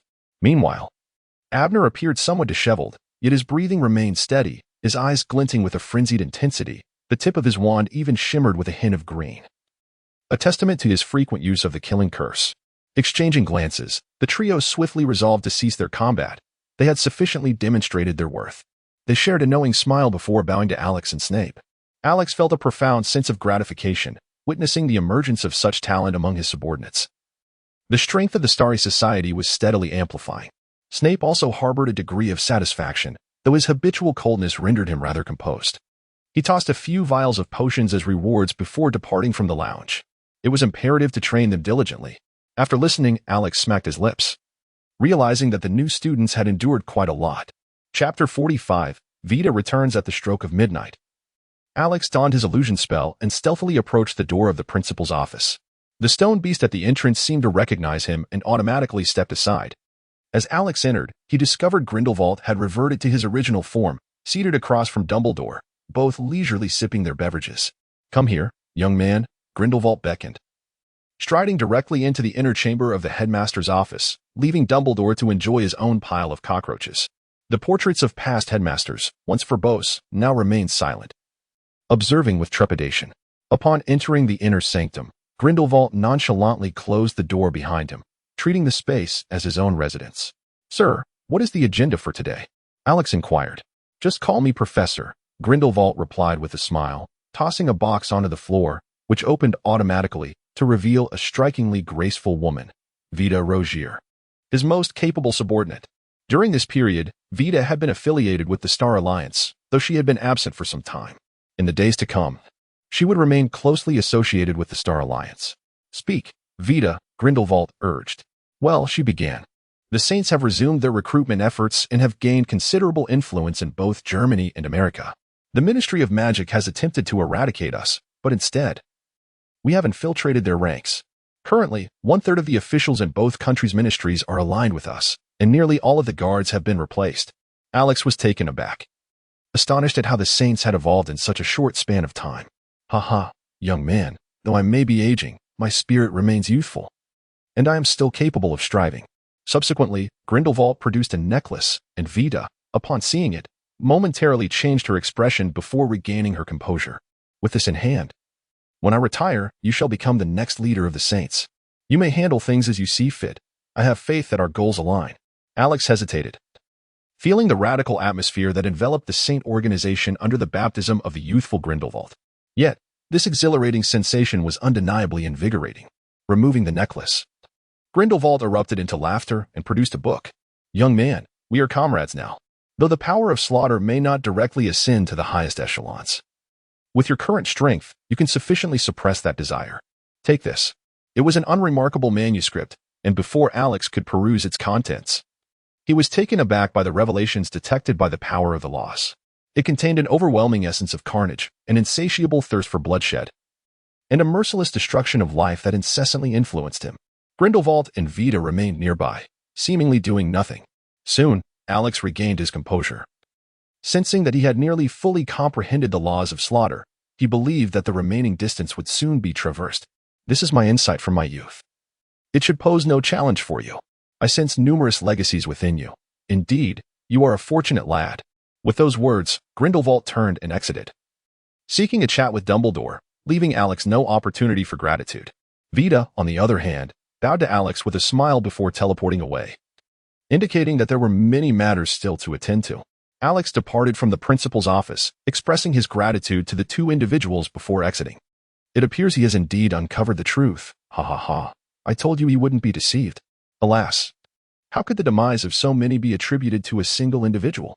The Rogier family estate, the once proud Kent Rogier, now ensnared by a soul-consuming force, knelt before a lady of elegant stature and formidable presence.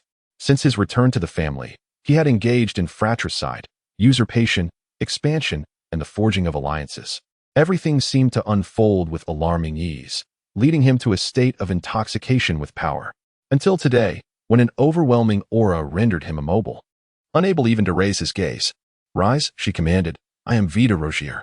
Vida entered the hall with dignified strides and took her seat in the most conspicuous armchair. "You are from the Star Alliance?" Vida nodded coldly, instructing him to bring forth the Rogier family's ledgers and land deeds. Kent hurriedly stumbled out, desperately searching for the documents, retrieving both the legitimate and the illicit. He wondered why the leader still retained such useless relics. The young man named Abner by his side seemed far more promising. This remark, lacking any subtlety, sent a shiver through Kent, nearly causing him to collapse once more. Alex returned to his dormitory, where the arrangement remained unchanged since before the holidays. The entire room was immaculate, as if house elves frequently visited to tidy up. As he opened the book given to him by Grindelwald, he did not rush to study the various spells inscribed within. Instead, he continued to grasp the essence of the murderous intent contained therein. Commit crimes, kill. Cause chaos, kill. Double agents, kill. Strive for power, kill. Distinguished officials of the Ministry of Magic, kill. Agile elite Aurors, kill. Anyone who obstructs my path, kill, kill, kill. The room seemed to transform into a crimson hue, and suddenly a whirlwind swept through, funneling the murderous aura into Alex's being. After half an hour, Alex opened his eyes, revealing blood-red orbs that radiated an endless chill. Soon, the color of his gaze returned to normal, as if nothing had transpired, and all was well. The series of spells within the book no longer required Alex's study. He felt as though he had cast each incantation thousands of times, mastering them with unparalleled proficiency. Congratulations to the host for comprehending the principles of slaughter. Acquiring the legacy of killing. System panel. Host, Alex Physique. 1013 magic power, 1821 intelligence, 2930 magical level. Basic magic. Master, ancient magic, apprentice. Specialization in fire mysticism, specialization in the essence of slaughter principles, principle of slaughter, advanced, principle of fire, intermediate, principle of equivalent exchange, beginner, principle of life, half-step, principle of soul, partial comprehension, blessing, protection of the unicorn, comprehensive strength evaluation. You call upon the king of hell at the third watch of the night. Who dares let him linger until the fifth? Perhaps this is also a commendable path. Alex has experienced a significant enhancement in his prowess. Empowered by the four principles of power, the most lethal of which, the principle of slaughter, has ascended to an advanced level, rendering his offensive capabilities nearly maximized. Alex felt a sense of satisfaction, yet the system's evaluation left him pondering the true worth of this promising path. The depths of this world were profound, and there remained much beyond his current grasp, necessitating greater diligence. At the very least, the overt threats must be eradicated completely. In comparison, Voldemort during the darkest days of the magical realm possessed a power not significantly greater than Alex's present capabilities. Thus, it was time to initiate the true plans. Chapter 46, Albania. The Starry Assembly has finally embarked on its first major expansion. Lucius and other pureblood families have tasked their trusted subordinates with heading to the United States and Germany to collaborate with the Saints' allies, aiming to infiltrate the magical ministries of both nations. Vida, consolidating the Rogier family, is set to travel to Austria, the stronghold of the Saints, intensifying efforts to recruit ordinary wizards. Meanwhile, Alex is preparing to take Old Boggins to a specific location. Professor, as it happens, I can seize the opportunity to explore there. If fortune allows, I shall secure it directly. In the headmaster's office, Alex spoke with Dumbledore, a glint of icy malevolence flickering in his eyes.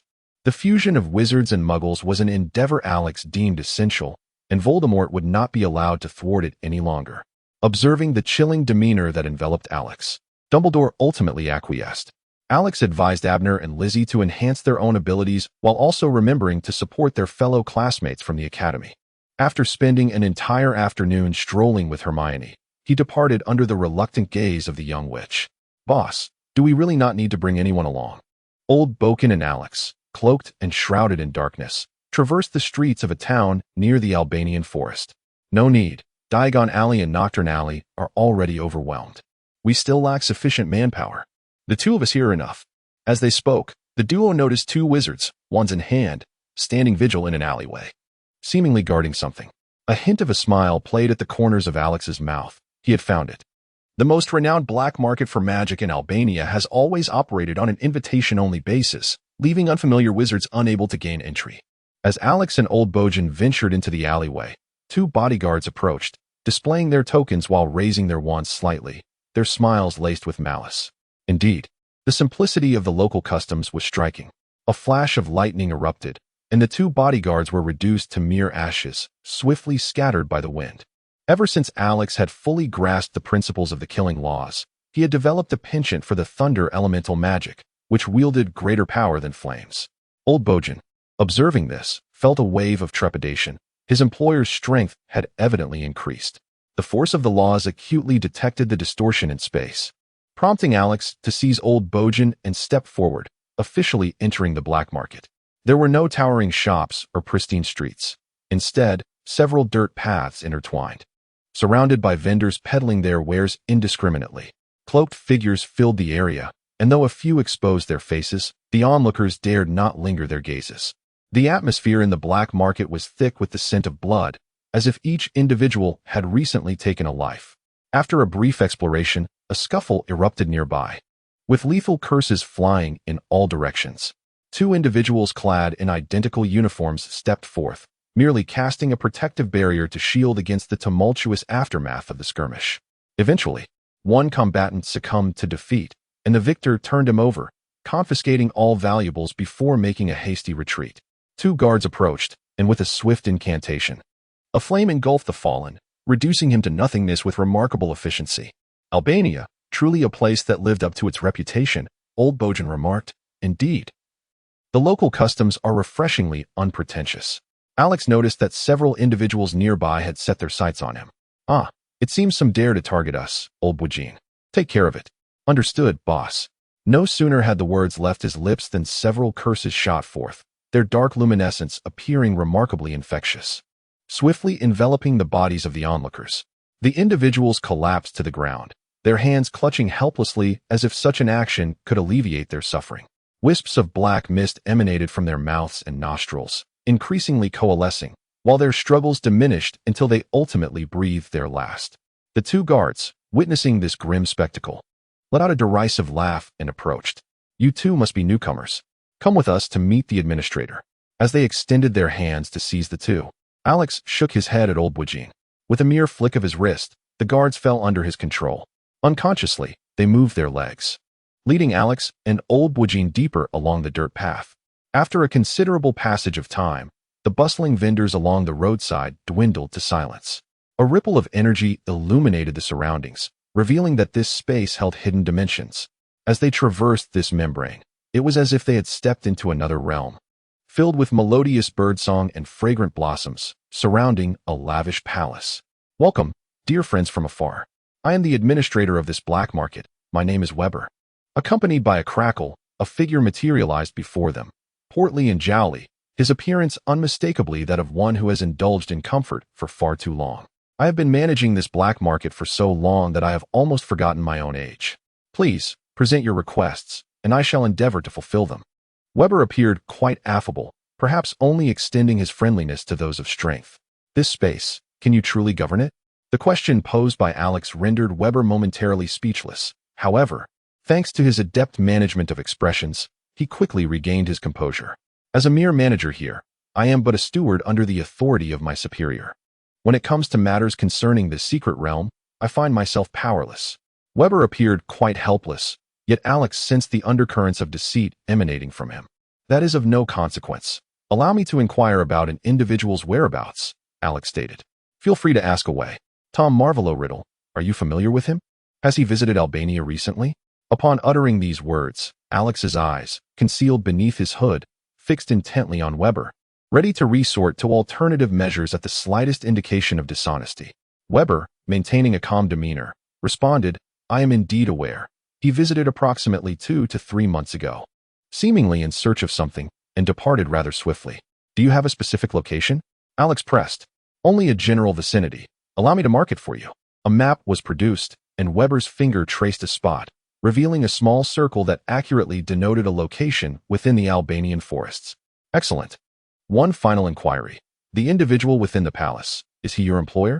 Upon uttering this question, Weber could no longer suppress his expression, which twisted into a grotesque visage, revealing sharp fangs and wings. Refusing a toast is tantamount to accepting a punishment. Let me teach you a lesson, you top student of Hogwarts. It was at that moment that old Boggins recognized Weber's true identity as a long-hidden member of the vampire clan. Swiftly, old Boggins drew his wand and engaged Weber. Both combatants evenly matched, bolstered by an array of dark magical artifacts.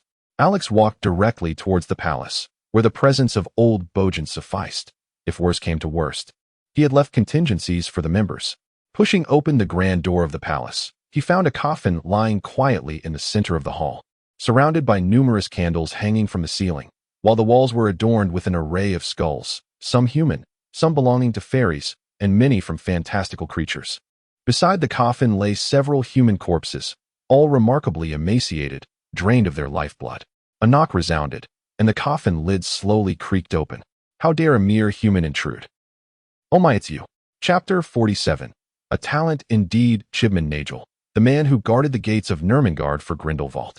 After Alex's initial conversation with Grindelwald, he had been informed that Alex would be the hope of the saints in the future. Upon hearing of Alex's exploits, Chibman, who held great admiration for personal prowess, gradually developed a sense of respect for him. Later, Grindelwald dispatched him to engage with various dark magical races, assigning him the ambitious goal of making these races all vassals of humanity: vampires, werewolves, giants, and so forth, branding them all with the mark of humankind, forbidding any resistance. Chibman was elated to be entrusted with such a significant task, but upon arriving at the first race, the vampires, he found himself utterly overwhelmed. The long-hidden vampires were already dwindling in number, and the more they dwindled, the less they dared to reveal themselves. The entire race was exceedingly insular and cautious. Despite employing every means at his disposal, Chibman could not engage them in normal discourse. They were clever, luring him into their territory only to retreat, neither attacking nor speaking, leaving Chibman in a state of helplessness. Ultimately, he chose to disguise himself as an exiled vampire elder, wielding supreme power, his own formidable strength sufficient to lead the vampire clan to resurgence. He was quite determined, even beseeching Grindelwald to graft him with the bloodline of the vampire clan, thus becoming a bloodline wizard.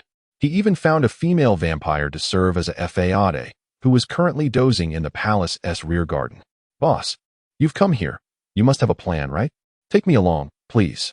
Chibman seemed to grasp at a lifeline, as the vampires appeared indifferent to their wandering kin, neglecting him entirely while he could not partake in the sustenance of blood, relying solely on sleep to sustain his energy. At this rate, he would starve. A true talent, and I am quite curious about the vampire clan as well. It was then that Alex remembered old Bojan was still mercilessly beating Chibman's blood slave. I should check outside. Weber might be dead by now. Weber? Who is Weber? The two exchanged bewildered glances, both looking utterly perplexed. He not your blood slave? No. Ever since I started my stay here, I haven't sought anyone else. I only found a female vampire. Look, she's right there. Just then, a petite bat flew over, spiraled around, and gradually transformed into human form, a white gown, flowing hair, and a rather charming visage. I am Isabella, the current leader of the Bloodline clan. I'm so sleepy. Alex turned to Chibman and found him looking utterly bewildered. I understand your intentions, but the Blood clan can no longer endure such torment. Yes, Weber is under my protection. He typically ensures that I am not disturbed during my slumber. At that moment, the elder Bojan entered with a broad smile. Despite his face being bruised and swollen, yet he had ultimately emerged victorious. Boss, it's taken care of. May I introduce these two? Chibman proceeded to introduce himself and Isabella to Bojan, leaving him equally perplexed. He glanced at the bat he was holding and promptly discarded it. Weber instantly transformed back into his human form, collapsing to the ground in despair, pleading with Isabella, "Chief, you must advocate for me." Chibman then elaborated further, which somewhat alleviated Weber's grievances, yet the mournful gaze he directed at Bojan left him momentarily stunned. You are formidable. Under your leadership, the Blood clan could yield. Isabella decisively pledged her allegiance to Alex, while Chibman, overwhelmed with emotion, lamented that despite his extensive efforts, it paled in comparison to the influence of a true powerhouse arriving for merely a day. Alex readily accepted the allegiance of the vampire clan, and the two entered into a pact, allowing him the liberty to command the bloodline at will. In return, he was obliged to provide them sanctuary and sustenance, while the clan unconditionally fulfilled Alex's demands. Old Boken patted Chibouman on the shoulder, offering words of comfort. "It's all right. At least you have a clan chief's wife now. You are half a member of the bloodline, and there are substantial benefits to this." Upon hearing this, Isabella turned to look at Chibouman, who, despite his imposing stature, became bashfully flustered, averting his gaze in confusion.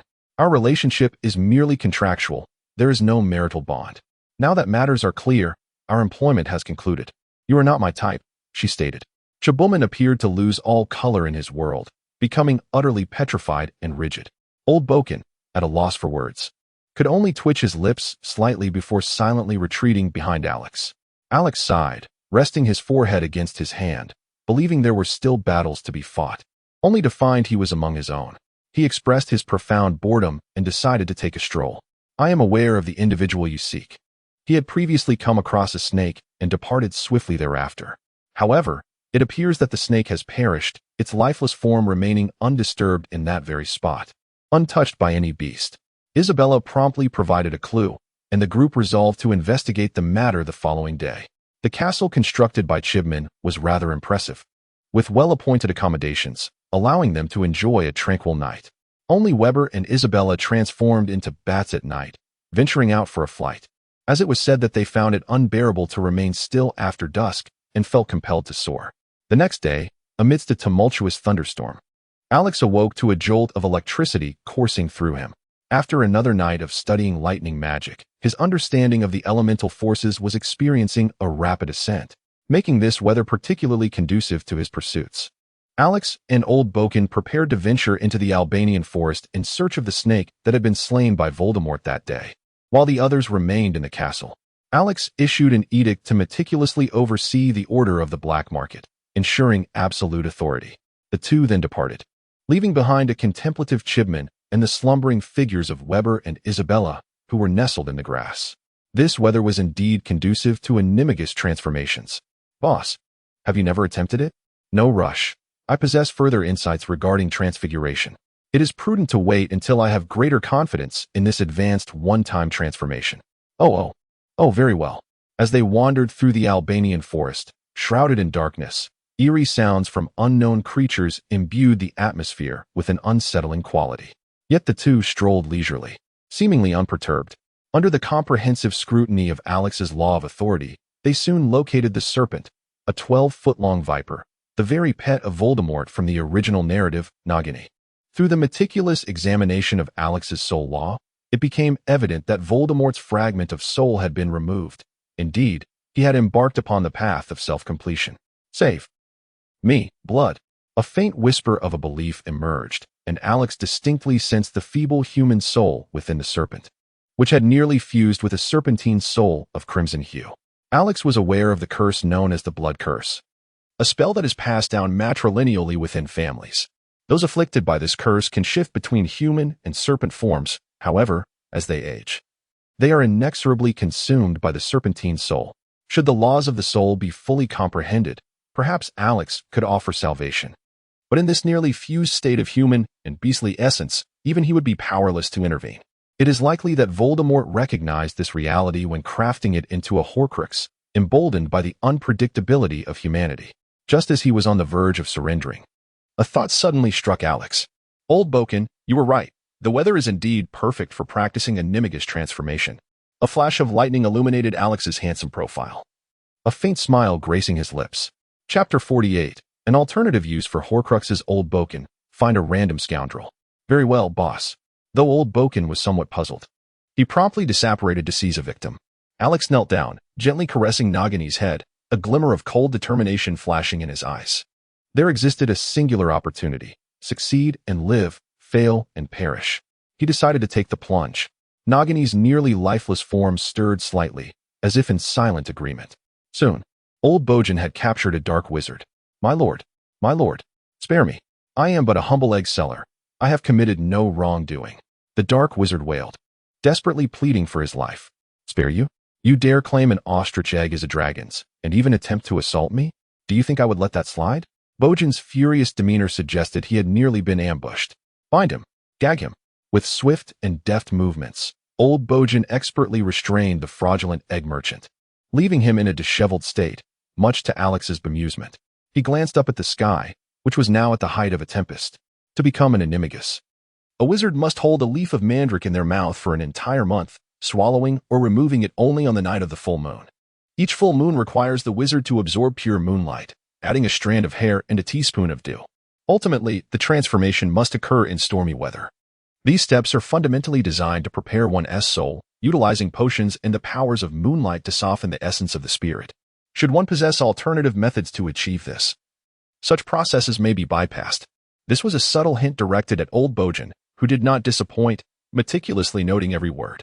Subsequently, Alex drew forth his wand, channeling magical energy that swirled with the essence of the laws of the soul, penetrating Nagani's being.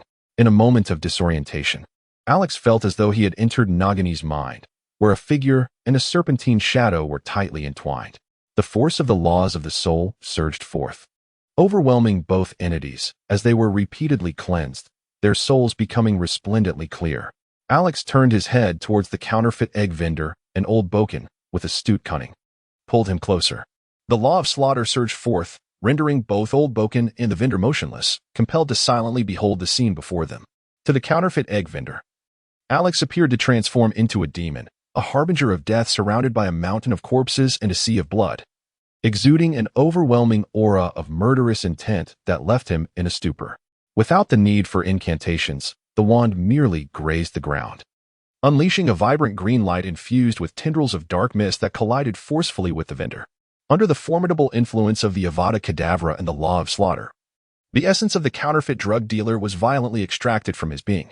Alex muttered incantations under his breath, and an ominous aura of dark magic began to seep from his wand.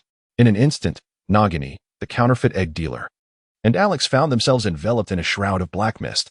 The dense atmosphere of dark magic left the counterfeit egg dealer's soul devoid of any glimmer of light, helplessly drawn towards Nagini's side. It seemed that the spell was finally ready. The counterfeit egg dealer felt a force tugging at him, as if something was being extracted from Nagini, and that very force was consuming his soul. He yearned to scream, to roar, yet found himself utterly powerless. The essence of the counterfeit egg dealer grew increasingly faint, while the blood-red soul being drawn from Nagini became ever more distinct, ultimately reaching a critical threshold, leading to the obliteration of the counterfeit egg dealer's soul. The blood-red soul manifested in its true form, revealing the inextricable blood curse entwined with Nagini. Alex harnessed the power of the laws to contain it for future exploration. The laws of life and soul emerged, working to mend and transform Nagini's spirit, which had been deeply fractured and marred. The restoration proved to be quite arduous. As the repair progressed, her soul became malleable, akin to soft clay, easily shaped by Alex's will. Repeat after me, Amato, Animo, Animato, Animagus, he instructed. Nagini's spirit, somewhat disoriented, followed Alex's cadence and successfully recited the incantation, initiating a transformation.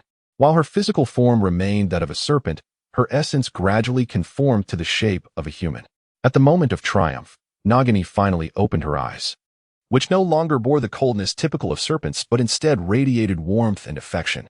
She slithered gently towards Alex, ascending his arm with care. Rearing up, she gazed at him with a tender expression, her tongue flickering as if to convey her gratitude. Upon reflection, she recalled the language of her serpentine form, realizing that the syntax of serpent speech diverged from that of human language.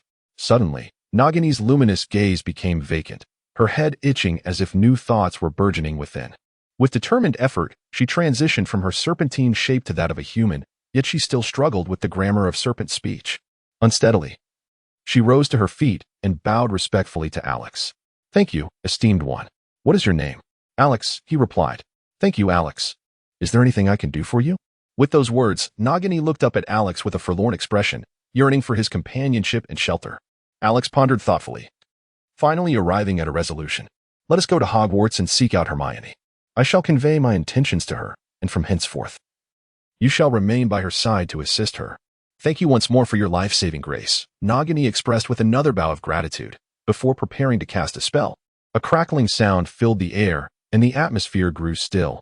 Nagini's spell had not succeeded, and the sound was attributed to old Boggins. Alex turned his head, while old Boggins let out an awkward chuckle, realizing that the next step would be to manifest the illusion. The individuals around him were becoming increasingly mischievous, making it quite challenging to lead the group. Nagini gazed at the two with her adorably innocent eyes, utterly perplexed. Ah, old Boggins. Why don't you take her for a trip? First to Hogsmeade, and then along this secret passage. Alex tossed a map to old Boking, and then they both vanished into thin air. Come on, girl, said Nagini, clutching old Boking's sleeve, and together they disappeared, leaving behind the endless darkness of the Albanian forest. After a while, a beetle emerged from the ground, sniffed the air, and then burrowed away. In the distance, within a cave on a mountain, an emaciated old man, his body nothing but skin and bones with barely a few strands of hair remaining, sat upon a cushion. Suddenly, he opened his eyes, and two beams of light shot forth, creating small holes in the wall. Ha ha, child of nature, I have finally found you. The old man abruptly stood, his frail form not hindering his movements, as he picked up two boxes and exited the cave. Chapter 49. The Bug-Catching Plan. Alex, Nagini is so pitiable. Shall we find her a job? Let us make her our secretary. The Starry Guild will have plenty of tasks in the future. She runs so fast after transforming into a snake, she'll be quite useful. During the days Nagini returned, she and Hermione got along splendidly. Although the little witch acted with far more ruthlessness than before, her heart remained kind. All right, let it be as you wish. By the way, have you cleared up the matter with Voldemort? Yes, I have. Let me tell you.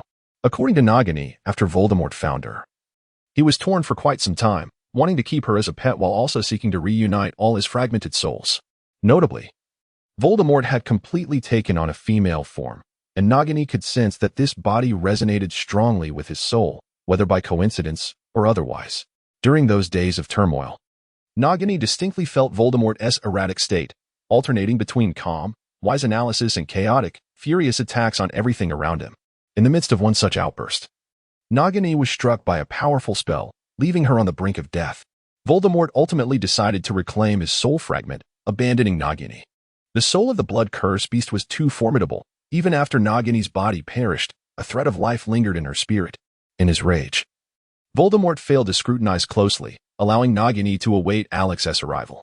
Analyzing the available intelligence, it was clear that Voldemort would become significantly more stable upon retrieving many of his Horcruxes. However, the dilemma remained that they currently lacked an effective means to ascertain Voldemort's location. Perhaps they could stake out near the Resurrection Stone? Alex promptly engaged Hermione in a discussion regarding the feasibility of their plan.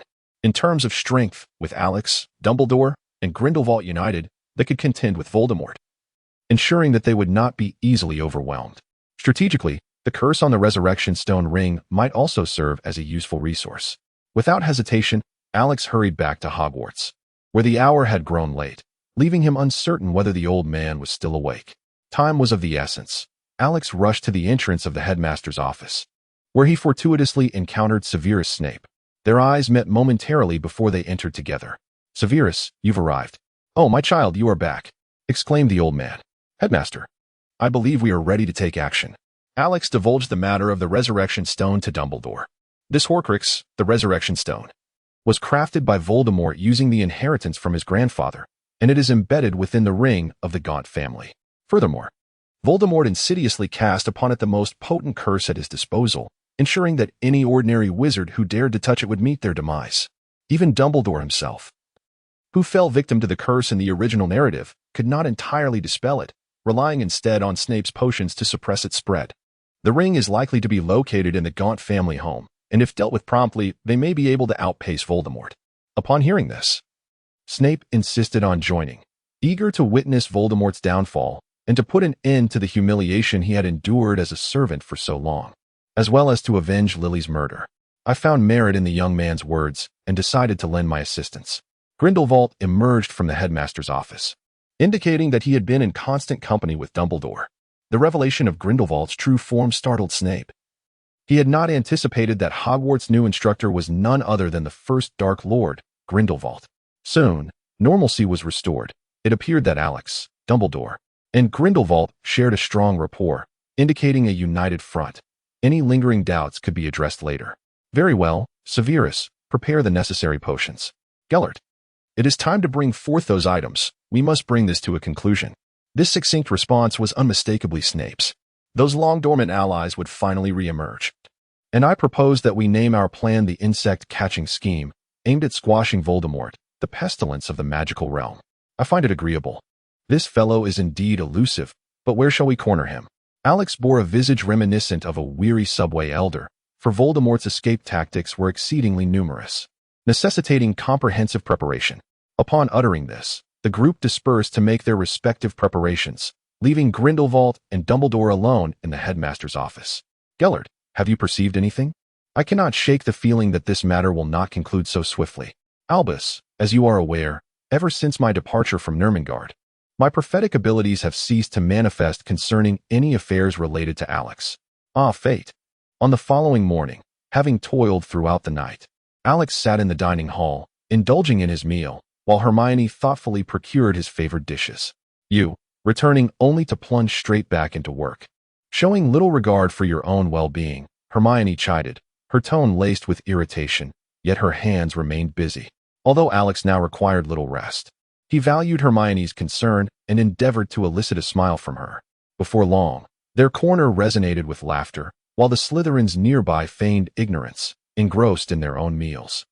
Of late, Abner's initiatives had been no trifling matter. It appeared that the entire Slytherin house had undergone a rigorous transformation, with Abner emerging as the fourth individual to instill fear among the students of Slytherin. Who are the first three? Certainly, they are Snape, Alex, and Hermione. Show me, came Abner's indifferent voice as he stood behind a senior Slytherin student. The student trembled, hastily attempting to shred the letter in his possession, but Abner's reflexes were swifter. With a couple of swift blows, the letter was in his grasp, and the student lay prostrate on the ground. Headmaster, look at this.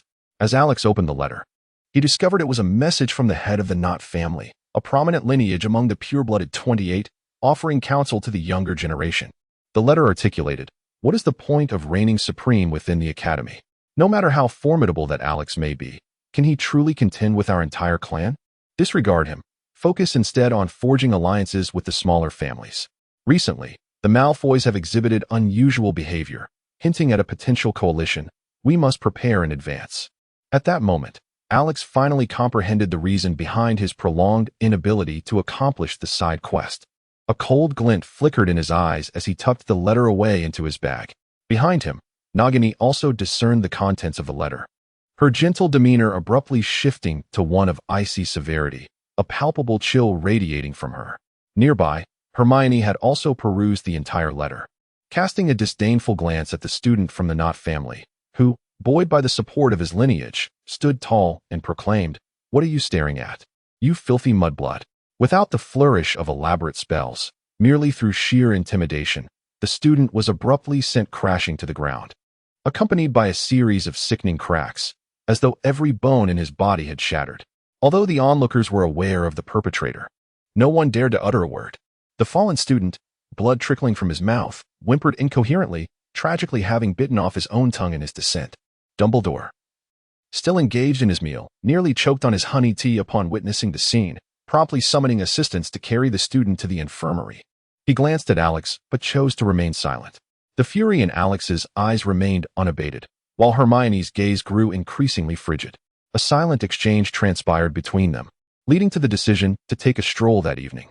Nagini, aware of their intentions, volunteered to join, as she too required practice in her spellcasting skills. Meanwhile, Abner had transitioned from anger to a brooding demeanor, a smirk playing on his lips as his wand lay poised for action. Over in Gryffindor, Lizzie discerned the unfolding situation, maintaining an outwardly benign expression. However, in the shadows, a chilling glint in her eyes hinted at something far more menacing. Alex pondered that the more magical artifacts prepared, the better. Surely, a prestigious family like the Knotts would possess an abundance of reserves. Chapter 50. Not a sudden explosion reverberated through the Knott family estate. The head of the Knott family abruptly awakened and glanced out the window, realizing that the guards stationed outside had been eliminated, their bodies sprawled at the entrance. 7 figures slowly approached from outside the manor, each displaying their features with unabashed boldness. Lucius, concerning the Knott family assets, you should have no issues, correct? Old Boken. Eliminate all those outside the Knott family. Understood, leader. Very well, boss. The group surrounded the individual at the center, who was none other than Alex. At that moment, the Knott patriarch finally emerged, shouting in fury. Lucius, what do you intend to do? Do you not recall the pure blood pact? Are you unaware of the power of that curse? How dare you bring a band of miscreants to my home? Lucius sneered, dismissing the words of a man on the brink of death. Hermione stepped forward, and as the Not Patriarch attempted to continue his tirade, she cast a binding spell, restraining him and silencing his mouth. Discard the Not Patriarch aside, Alex commanded with a cold smirk. Go forth and bring them all. Living, dead, or barely alive. Leave not a single one behind. The group obeyed the command, rushing towards various corners of the Not estate. Fiery flames, chilling frost, blinding lightning, and captivating green light surged within the manor, accompanied by incessant cries of anguish. The Not Patriarch watched in despair, his eyes bulging with fury as he frantically gnawed at the ropes binding his mouth, but to no avail. Suddenly, as if he had abandoned all hope of struggle, he ceased his efforts. Alex noticed the magic within him flowing slowly, as if he were attempting to cast a spell. Alex closed his eyes and perceived, his powerful sixth sense continually alerting him. The events that were about to unfold posed no threat whatsoever. The patriarch of the Not family could conjure no magic that would cause even a ripple before them. Soon, the manor fell into a hushed silence as each individual returned with some corpses, the living among them. The distinct personal styles were evident from the appearance of the bodies. Abner's were predominantly marked by the death curse, a single spell that sufficed for all. Lizzy's bore severe external injuries, indicating his inclination towards becoming a melee mage.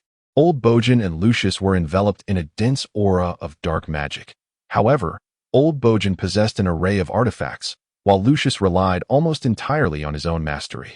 Hermione's situation was rather exaggerated, as she trailed the greatest number of corpses and living individuals, each adorned with traces of frost and lightning, showcasing her adeptness in elemental magic in these respects.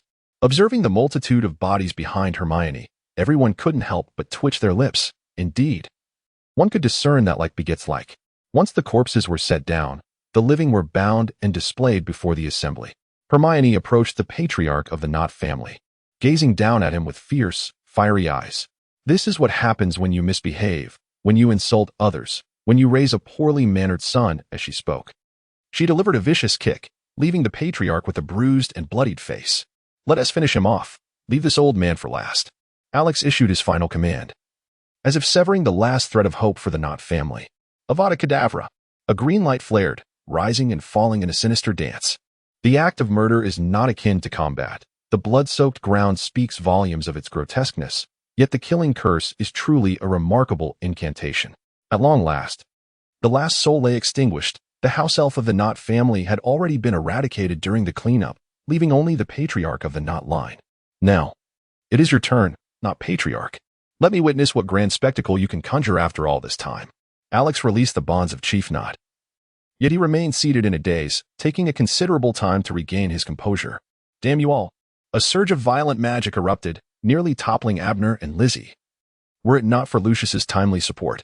Who among us does not possess a hidden trump card, right, Lucius?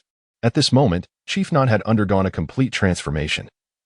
His hollow eyes had expanded severalfold, and his skin appeared to have morphed into a viscous black substance, rendering him exceptionally grotesque. He extended his elongated tongue, licking his lips, and with a sudden push, lunged toward Lucius. The chief was gradually losing his sanity, as if his intellect had been overrun by beastly instincts, mindlessly attacking those before him. I expected something earth-shattering. How mundane. Hermione discerned Alex's impatience and stepped forward, pointing her wand skyward. Snowflakes began to swirl, and despite it being the golden autumn of September, the moment those delicate snowflakes descended, the surrounding temperature seemed to plummet. The monster that Chief Not had become appeared to be hindered, its movements growing increasingly sluggish. Winter is approaching. As the snowfall intensified, the chill in the air became more pronounced, and in the distance, something seemed to be plummeting rapidly from the sky, its form growing larger by the moment. Suddenly, icicles rained down from above, piercing through Chief Not's corporeal form at an astonishing speed, embedding themselves deep into the snow below. The ground had already accumulated a layer of snow, which now served as the base for the ice spears, with the earth beneath remaining completely unharmed. 1, 2, 10. 100, 1,000, countless, an innumerable number of ice spears enveloped the ground, obscuring any trace of Chief Not, as though he had been reduced to a pulpy mass by the relentless assault. Hermione's eyes shimmered with a blue light as her right hand slowly extended, forming a fist. An array of snow and ice began to coalesce, forming an immense snowball, encasing the remnants of Chief Knot within its frigid grasp. Alex nodded in satisfaction, acknowledging that Hermione's mastery of water elemental magic had indeed reached a remarkable level, albeit primarily in the realm of ice. The others gazed at Hermione in astonishment. Although they were aware of the formidable strength possessed by the mistress who had consistently stood beside Alex, they had not anticipated her prowess to be so profound. To put it bluntly, a single display of such magic at the Malfoy estate would undoubtedly result in the complete annihilation of the entire family, with none escaping unscathed. Perhaps the house elves might manage to flee, for some of their magic was quite potent. At that moment, Hermione concluded her spell, breathing slightly heavier, as the incantation had demanded considerable magical energy. Approaching Alex, she took hold of his arm and flashed a sweet smile. Alex affectionately ruffled Hermione's hair, prompting the young witch to nuzzle against him. Very well, everything has been moved. The books are for me, and the materials for Severus and Lucius. Don't forget to handle the aftermath, he instructed. Understood, leader. The others exchanged glances before getting to work, while Alex escorted Hermione back to Hogwarts. The night passed in silence. The following morning, as Alex and Hermione were enjoying breakfast, Dumbledore unexpectedly approached them. Miss Granger, may I borrow your Alex? The old man said playfully. Hermione shyly nodded, allowing Alex to leave her side. Chapter 51. The Gaunt Mansion Child. The items from Severus are ready, Dumbledore explained to Alex on their way to the headmaster's office. The insect-catching plan was thoroughly prepared and ready to be executed at any moment. Professor, let us prepare to depart then, Alex replied, and Dumbledore nodded in agreement. Upon entering the headmaster's office, they found Grindelwald and Snape silently conversing. It seems you two have been getting along quite well, Gellert, Severus, Dumbledore remarked, prompting both men to look at him. Alex's lips twitched. How did the old man discern their camaraderie? Let us move, Albus. I wish to confront this so-called second Dark Lord, a narrow-minded fellow, Grindelwald scoffed, hastening Dumbledore's pace. The four of them traveled through the Floo network to a small house near the Gaunt Mansion, a location Grindelwald had clandestinely installed for ease of operation over the past few days. Upon arriving at the Gaunt Mansion, a sense of decay and darkness enveloped them. The entire estate resembled a haunted house, long neglected, damp, and shadowy. I have encountered this scene before. I shall lead the way, Alex declared. Alex volunteered to scout ahead, fully aware that the path held no traps, for all dangers lay within the Resurrection Stone. Primarily, he feared that old Dumbledore might fall prey to temptation and impulsively touch the stone, thereby succumbing to a curse even he could not unravel. The group proceeded cautiously through the chamber, soon arriving at the room where the Resurrection Stone was concealed. Strangely, there was not a trace of dark magic along the way, as if they traversed an ordinary old house. Even the box containing the stone exuded no hint of a curse. This was the Resurrection Stone, capable of allowing one to glimpse their departed loved ones, yet failing to facilitate genuine interaction. Dumbledore gazed at the stone, slowly bowing his head in silent sorrow. Beside him, Grindelwald placed a comforting hand on his shoulder. The Resurrection Stone, one of the three Deathly Hallows, was said to enable the beholder to see their deceased relatives and beloved ones. Regrettably, those who beheld it could only conjure images based on their own memories, with no impact on the soul itself, and the user's ability to connect with the memories and emotions of others would inevitably wane. In summary, it was hardly a source of amusement. Alex cautiously unleashed the power of the laws, enveloping the Resurrection Stone, meticulously examining the curse that adorned its surface. However, to his discerning gaze, the gem set within the ring bore no semblance of a curse. Perhaps the malevolence had long since dissipated. Grindelwald spoke slowly, his expression suddenly sharpening. The room's illumination dimmed abruptly, plunging the entire space into shadow. As the others summoned their powers to dispel the mists, a heavy thud resonated as if something had fallen to the ground. Voldemort materialized before them, bearing the guise of Natalie, stepping deliberately into the room and crossing over Snape's lifeless body. As they attuned themselves to the surrounding laws, they realized Voldemort's prowess had advanced remarkably. His mastery of death and darkness had ascended to a higher echelon, and with each movement, there seemed to be an echo of spatial loss. Snape, sprawled on the ground, had succumbed to the encroaching darkness. His understanding of the laws was insufficient, and he was crushed by Voldemort, who wielded the same powers. Ah, is this not my most loyal servant? How unfortunate to see you in such a state. It is indeed an honor to have you two come to deal with a mere underling, Voldemort taunted. Dumbledore and Grindelwald exchanged a glance, remaining silent. Yet they deftly drew their wands, aiming at Voldemort, poised for battle. Alex, my promise still stands. Together we shall reshape this world. I grant you the same rights as mine, and we shall govern together. Before Voldemort could finish, Alex struck his wand forcefully, and the air around them became searingly hot. Dumbledore and Grindelwald acted swiftly, sending forth beams of white and blue light towards Voldemort, which he effortlessly deflected. It appears negotiation is futile, thus, let you experience the might of Voldemort. A maniacal laughter erupted, and the surrounding darkness deepened, as if legions of soldiers surged forth from the dense black mist behind Voldemort. Each soldier of the shadowy fog glimmered with a red light, emanating a potent aura of the laws of slaughter. Grindelwald conjured blue flames, forming a shield to protect their trio, incinerating each encroaching shadow soldier within moments. Yet, the relentless charge of countless soldiers continued, as if the black mist was inexhaustible, desperately striving to pierce their blades into the bodies of Alex and his companions. Fire God, clear the path. Harnessing Alex's flame-enhancing magic, Dumbledore communed with the fire elements, unleashing a formidable and far-reaching firestorm, incinerating nearly all the shadow soldiers ahead.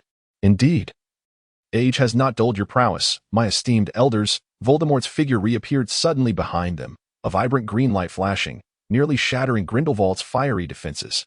The true melee commenced as Voldemort split into two doppelgangers, each targeting one of them. The dense mist partitioned the battlefield, and it was then that Alex realized they were no longer within the Gunther estate but rather on a vast wasteland outside.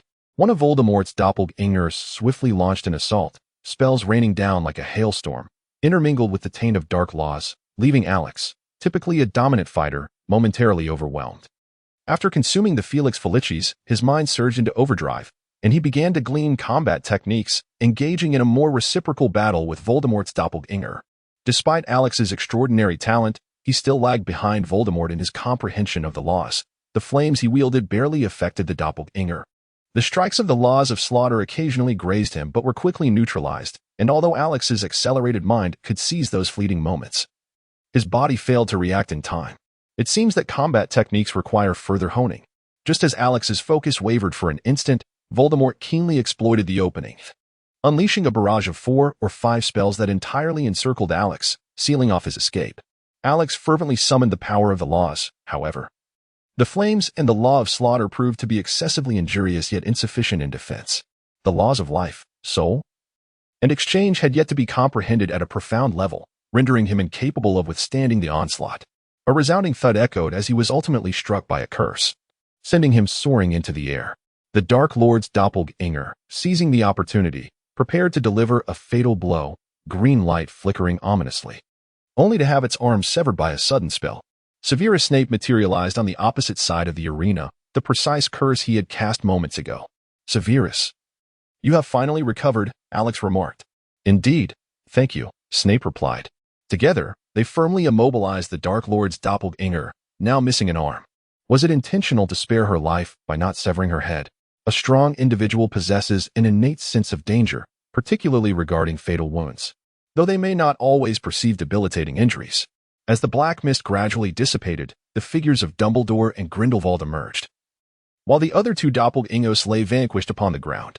Strangely, none had sustained any lethal injuries. Neither Dumbledore nor Grindelwald expressed surprise at Snape's revival. With Alex's life law and unicorn protection in play, as long as one's soul was not utterly extinguished, revival was possible. Nonetheless, their expressions were grave. How has this individual trained? In all my years, I have never encountered someone who cannot be killed even on the soul level, one of the doppelgangers sneered, as the three suddenly broke into synchronized laughter. You two old codgers think yourselves invincible. True, I may not defeat you, but you shall never be able to kill me. Ha. The laughter reverberated through the air as the three doppelgangers transformed into beams of light, merging into one. The alluring figure of the Dark Lord reappeared. This body is truly advantageous, he mused, and in an instant, he vanished like a wisp of wind. Tom, his understanding of the soul law has reached a remarkable level, and it seems his bloodline has undoubtedly been enhanced. I am curious how he managed the beast souls. Remarkably, none have manifested during this battle, one of them pondered. While they deliberated on the beast souls, turmoil erupted on Voldemort's side. Damnable beast, return. I have fulfilled my promises. What more do you desire? Sacrifice? Absolutely not. Upon returning to Hogwarts, a sense of despondency enveloped them, particularly Snape. I must enter seclusion. This battle has imparted valuable insights. I shall not allow death to harm Lily again, he declared to Dumbledore before departing. Dumbledore rubbed his temples in frustration. Realizing that the potions class would have to be temporarily managed by Lily, as there was no time to find a substitute, Grindelwald remained unusually silent. Entering the headmaster's office without uttering a word, Alex could sense the presence of flames emanating from within, indicating that old Grindelwald had indeed been provoked. Child, considering Voldemort's current condition, it is likely that he has recovered most of his Horcruxes. We ought to gather our strength in preparation for the final confrontation. Now, Harry. My dear child, I am aware of what you wish to express. The matter concerning Harry must be left to his own discretion, and I shall convey it to him at the appropriate moment. Very well, Professor. Alex departed from the principal's office with a somewhat somber expression. Turning back to ascend to the 8th floor, Dumbledore let out a deep sigh, seated himself in a chair, and closed his eyes in contemplation. As if surrounded by rippling waters that ebbed and flowed, despite experiencing a setback, Alex had caught a glimpse of the essence of spatial loss. According to Dumbledore and Grindelwald, Voldemort had yet to truly comprehend these laws to any significant extent, merely scratching the surface. The ability to surreptitiously shift and divide the battlefield was merely a step into the realm of these profound laws, which seemed extraordinarily formidable. Sitting cross-legged in the center of the room of requirement, Alex had configured the space to be conducive to the contemplation of magical knowledge. The walls and ceiling resembled the Great Hall of Hogwarts, adorned with a vibrant starry sky, where stars, planets, and meteors harmoniously interacted. Alex swallowed the Portkey potion and entered the training chamber, quietly contemplating his perceptions of space. His initial sensation was that of apparition, a magic that, provided one possesses sufficient magical power, allows one to traverse any corner of the world. Even the formidable barriers of Hogwarts could be forcibly breached with an abundance of magical energy.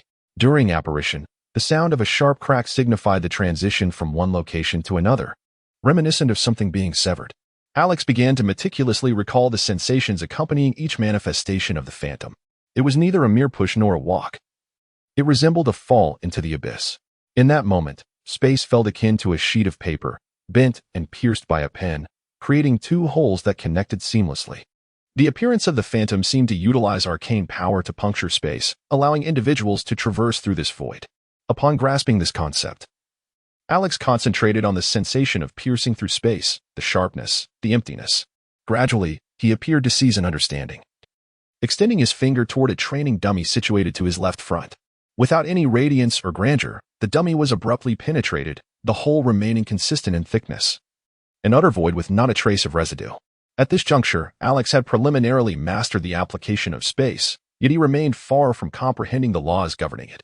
Regrettably, his inspiration seemed to have dwindled, leaving him unable to attain further insights. Alex yearned to delve deeper into his understanding. Yet he could only reminisce about his past experiences with apparition. He had yet to glean any inspiration from Voldemort's mastery of spatial manipulation. Although he had not made further advancements, an unexpected revelation surfaced. During his attempts at apparition, he perceived something peculiar. This sensation was promptly noted by Alex, but alas, his instincts fervently warned him against proceeding, cautioning that it could lead to perilous consequences. Faced with the imminent threat to his life, he had no choice but to relent.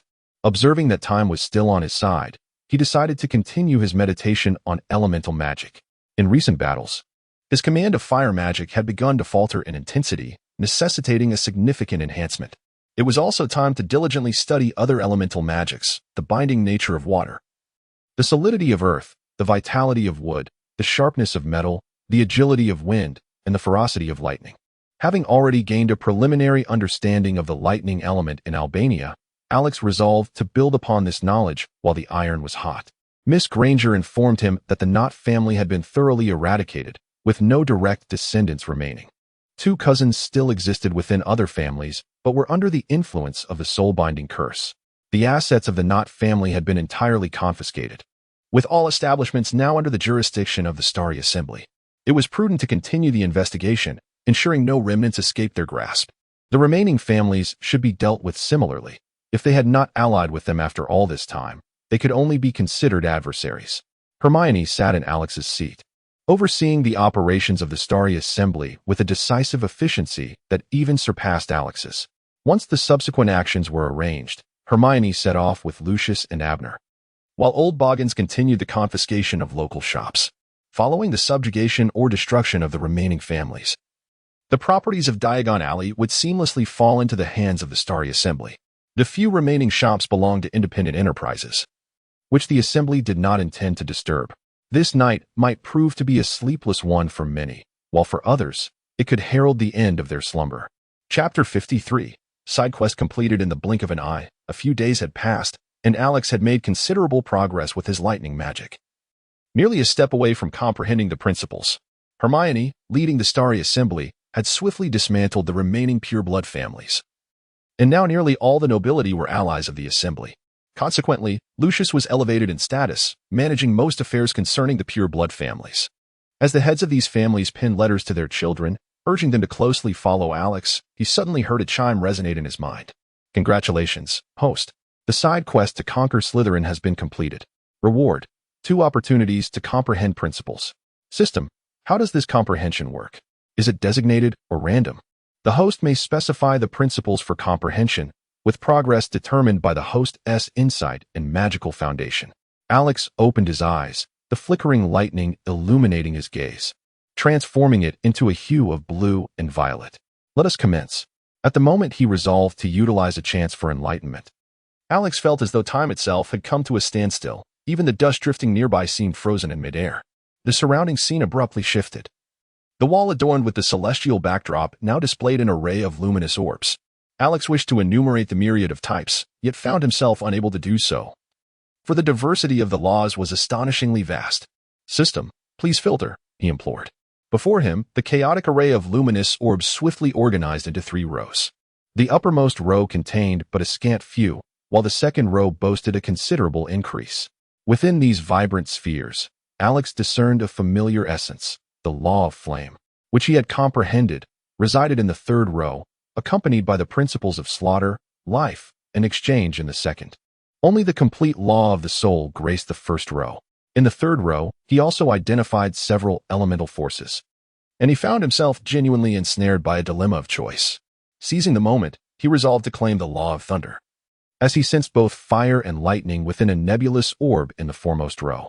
The instant Alex made his selection, the other orbs vanished, and the sphere, symbolizing the law of thunder, began to expand gradually. Alex found himself entranced, lost in a stupor where myriad visions danced before him. Figures emerged, brandishing longswords, channeling the energies within to summon the forces of nature, unleashing thunderous assaults. Others, relying solely on their physical prowess, hurled bolts of lightning at their adversaries.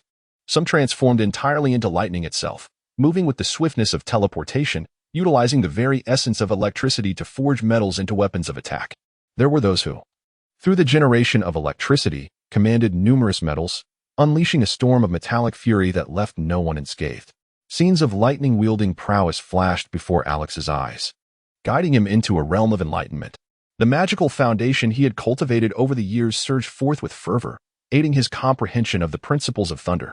The expenditure of his mental and magical energies, coupled with the burgeoning power of lightning, enveloped Alex in arcs of electricity. The bolts that pierced the air did not dissipate, but rather danced around him like jubilant sprites. As the arcs multiplied, they morphed into fierce beasts, prowling like wolves and tigers, soaring like raptors in the sky, transforming into various weapons that roamed freely. At last, he reached a pivotal threshold, and with a sudden surge, all the electric arcs converged into Alex's being, blending into his magical essence and rejuvenating him. Congratulations, host, on your mastery of the principles of thunder. Yet, Alex did not hastily check. Instead, he summoned another force of law, the law of flame. Drawing insights from the myriad of vivid images, he adeptly applied the lightning techniques to the realm of fire. Thus emerged a series of techniques, including elemental transformation, pyrometallurgy, and parasitic flames. System. Review panel host. Alex Physique. 13 magical power, 21-22 intelligence, 30-31 magical proficiency, basic magic, master, ancient magic, apprentice, specialization in the essence of flames, specialization in the essence of slaughter laws, law of slaughter, advanced, law of flame, advanced, law of thunder, advanced, law of equivalent exchange, beginner, law of life, beginner, law of the soul, partial comprehension, blessing, protection of the unicorn, comprehensive strength evaluation. Congratulations, you have embarked on a path of greater ease. Ah, greater ease, indeed. Alex could distinctly perceive that the laws of flame and thunder were akin to adversaries, each unwilling to concede to the other. Their collision merely ignited sparks, necessitating the intervention of the law of life to temper the discord. Alex gathered all his strength, replenishing his energy, for each contemplation required ample vitality and spirit. A matter not to be taken lightly. Miss Granger, the inventory of all pureblood families has been completed. There are 3 books related to breaking through to the legendary realm, all of which are here. The venerable Bojan respectfully placed the 3 volumes on the coffee table before Hermione, who was reclining in her chair with her legs crossed and her right hand propping up her chin in a languid manner. Well done. Next, we shall consolidate those lone wolves.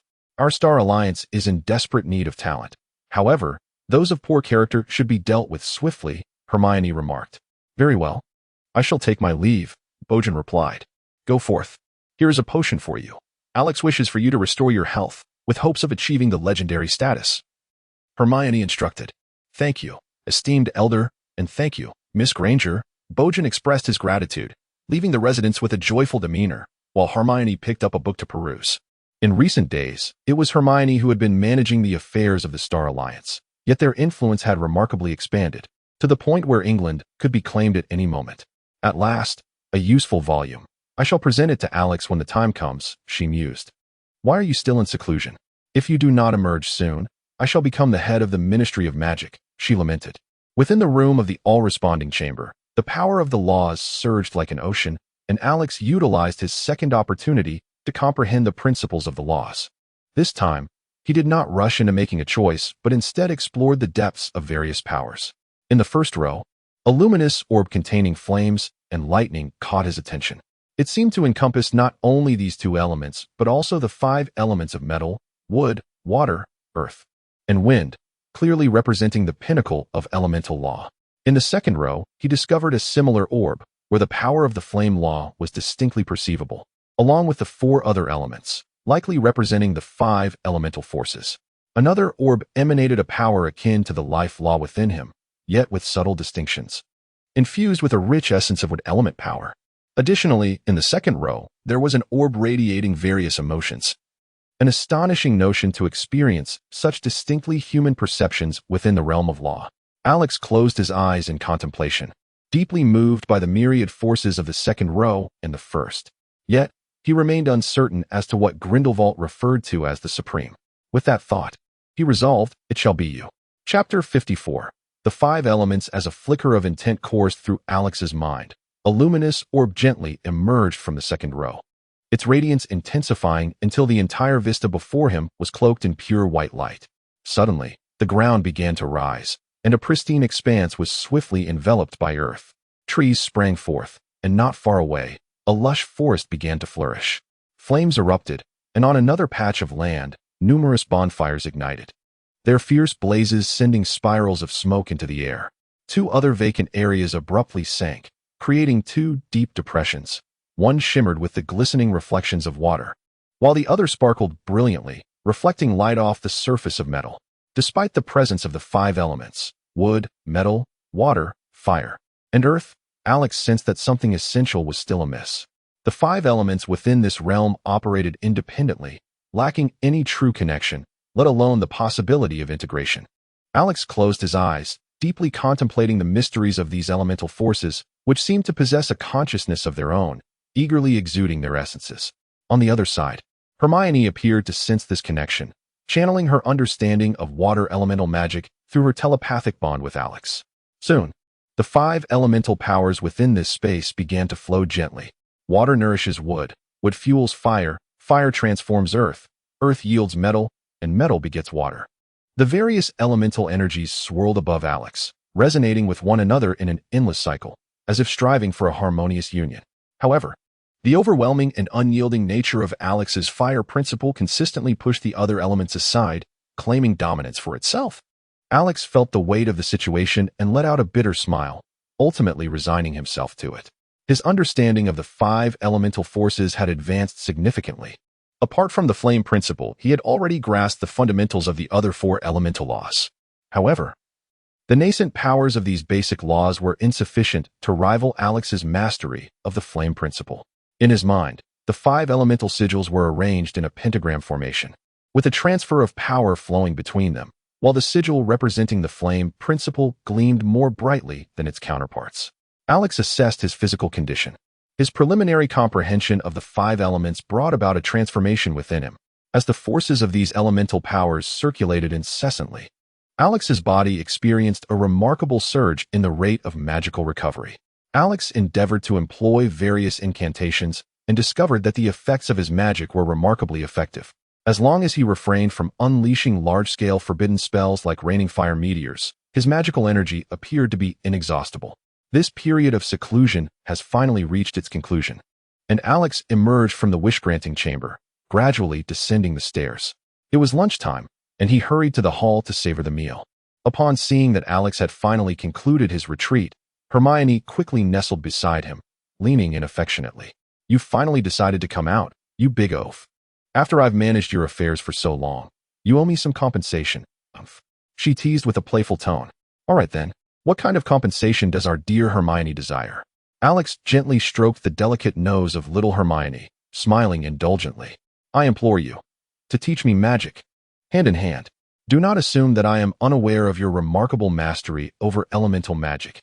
Any wizard, blind though they may be, could sense this formidable aura." Beside them, a Slytherin student remarked, "I seem to have been insulted." Amidst their playful banter and shared meals, far away within the Great Pyramid of Khufu, Voldemort clutched several pages of papyrus, his eyes glinting with avarice and malice. "Ah, another breakthrough. No matter, my progress is beyond your wildest imagination," he cackled.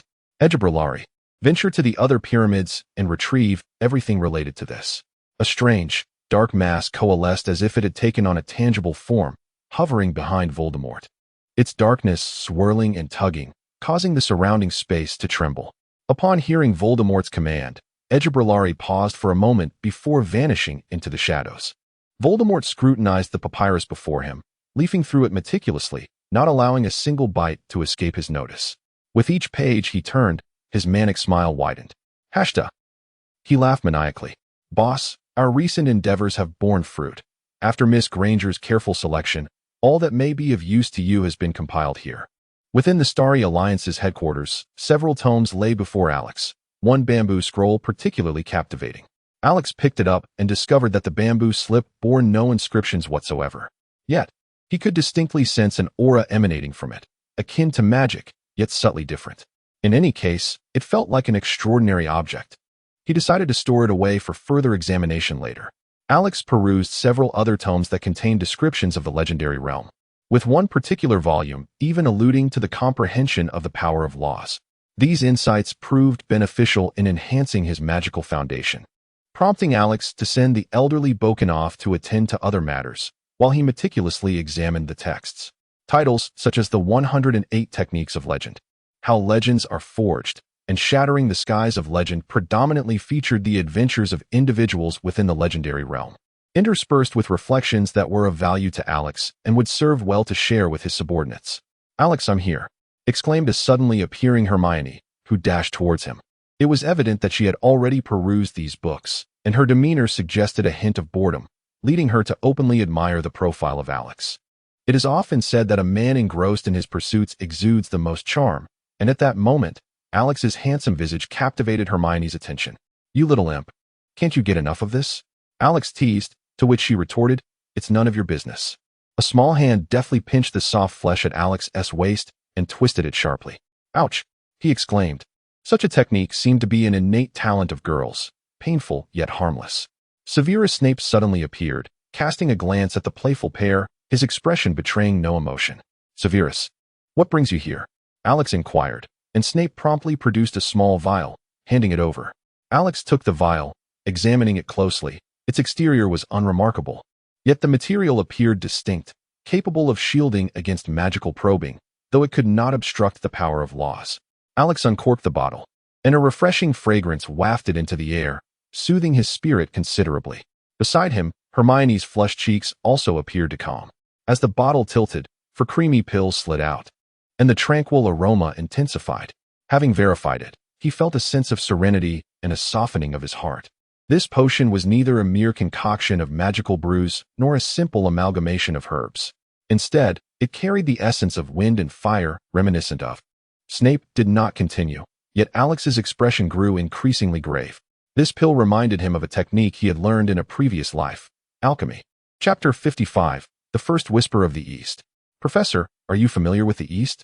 Alex hurriedly arrived at the principal's office, where Grindelwald remained reclined, showing little inclination to move. Upon hearing this, Grindelwald suddenly became intrigued. Young man, I am aware that we have crossed paths with those from that region before. Their system is entirely dissimilar to ours.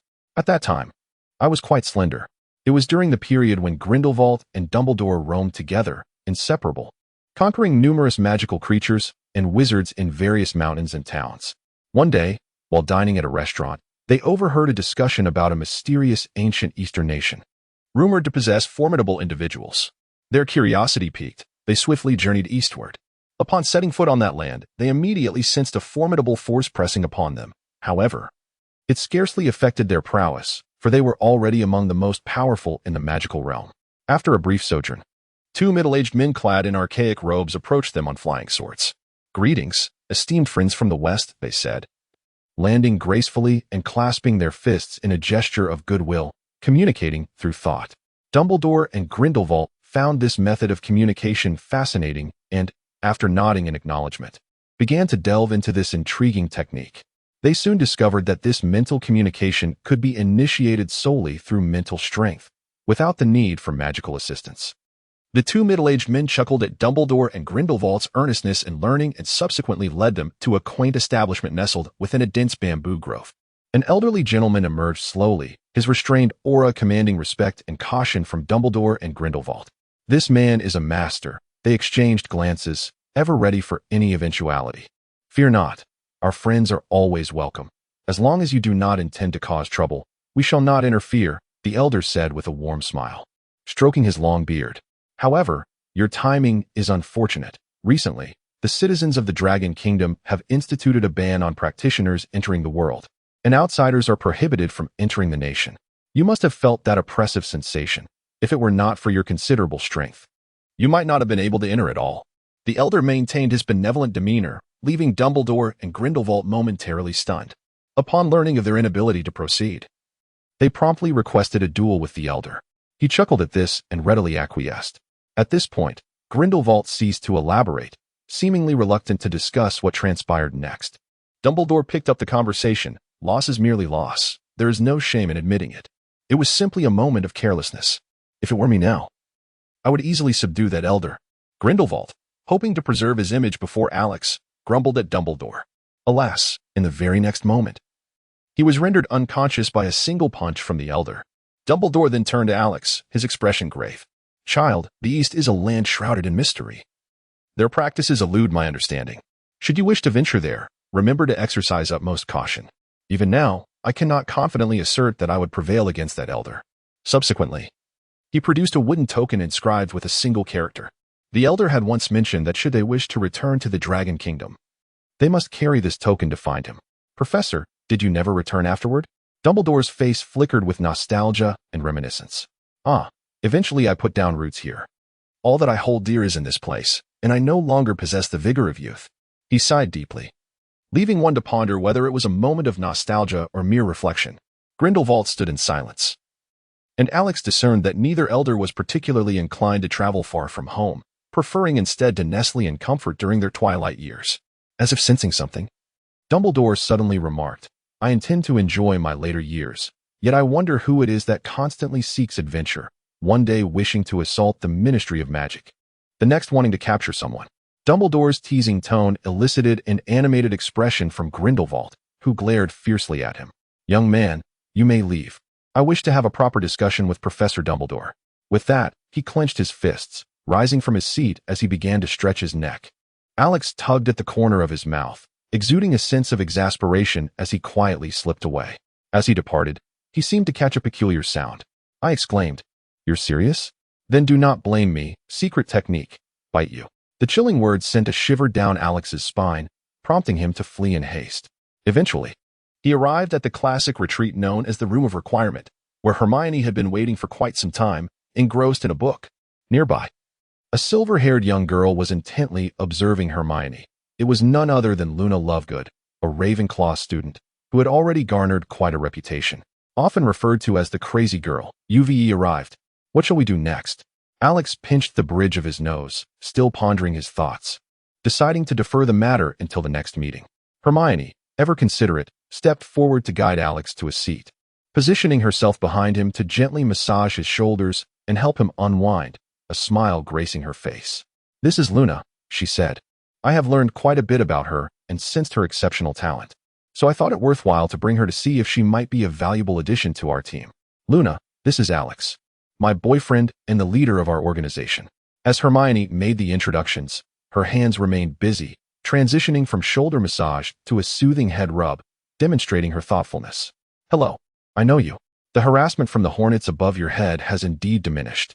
Alex could distinctly perceive the emptiness surrounding him, leading him to conclude that creatures like the tormenting flies were indeed a mere fabrication of Luna's father. Before Alex could utter a word, Luna began to speak to herself, her gaze vacant and distant. After a week of incessant drizzle, many wands had begun to mold, and Harry's had even sprouted mushrooms. Suddenly, she appeared to have made a remarkable discovery, fixating intently on the wand that leaned against Alex. "Yours seems to be rumbling. How astonishing!" she exclaimed, only to then fall silent, turning her gaze towards the unoccupied expanse, lost in thought. Alex and Hermione exchanged a glance, both perceiving the inquisitive essence reflected in each other's eyes. Alex is almost constantly harnessing the power of the laws, having previously suffered from a surprise attack. He now intensifies his reconnaissance and defensive measures. The frequent application of the law's power aids him in casting spells with remarkable swiftness. And what he has just subtly invoked is indeed the power of the Thunder Law. Chapter 56. Murdering the Husband. "It is a pleasure to meet you. Farewell." Alex intended to engage Luna in conversation, but to his surprise, she merely waved her hand and skipped away. Alex and Hermione were both taken aback, rendered momentarily speechless. Luna was typically rather unpredictable. Hermione managed to conjure a feeble explanation, and Alex merely nodded in acknowledgement, resolving to seize the opportunity at a later time. "Let us hasten. Teach me magic." Hermione suddenly perked up, tugging at Alex's sleeve as she led him towards the room of requirement. At that moment, words seemed to materialize before Alex's eyes. "Elbow, come inside with me."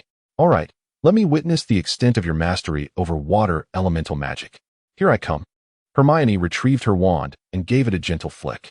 An endless stream of water surged forth, enveloping Alex, the currents swirling with a formidable force, attempting to immobilize him.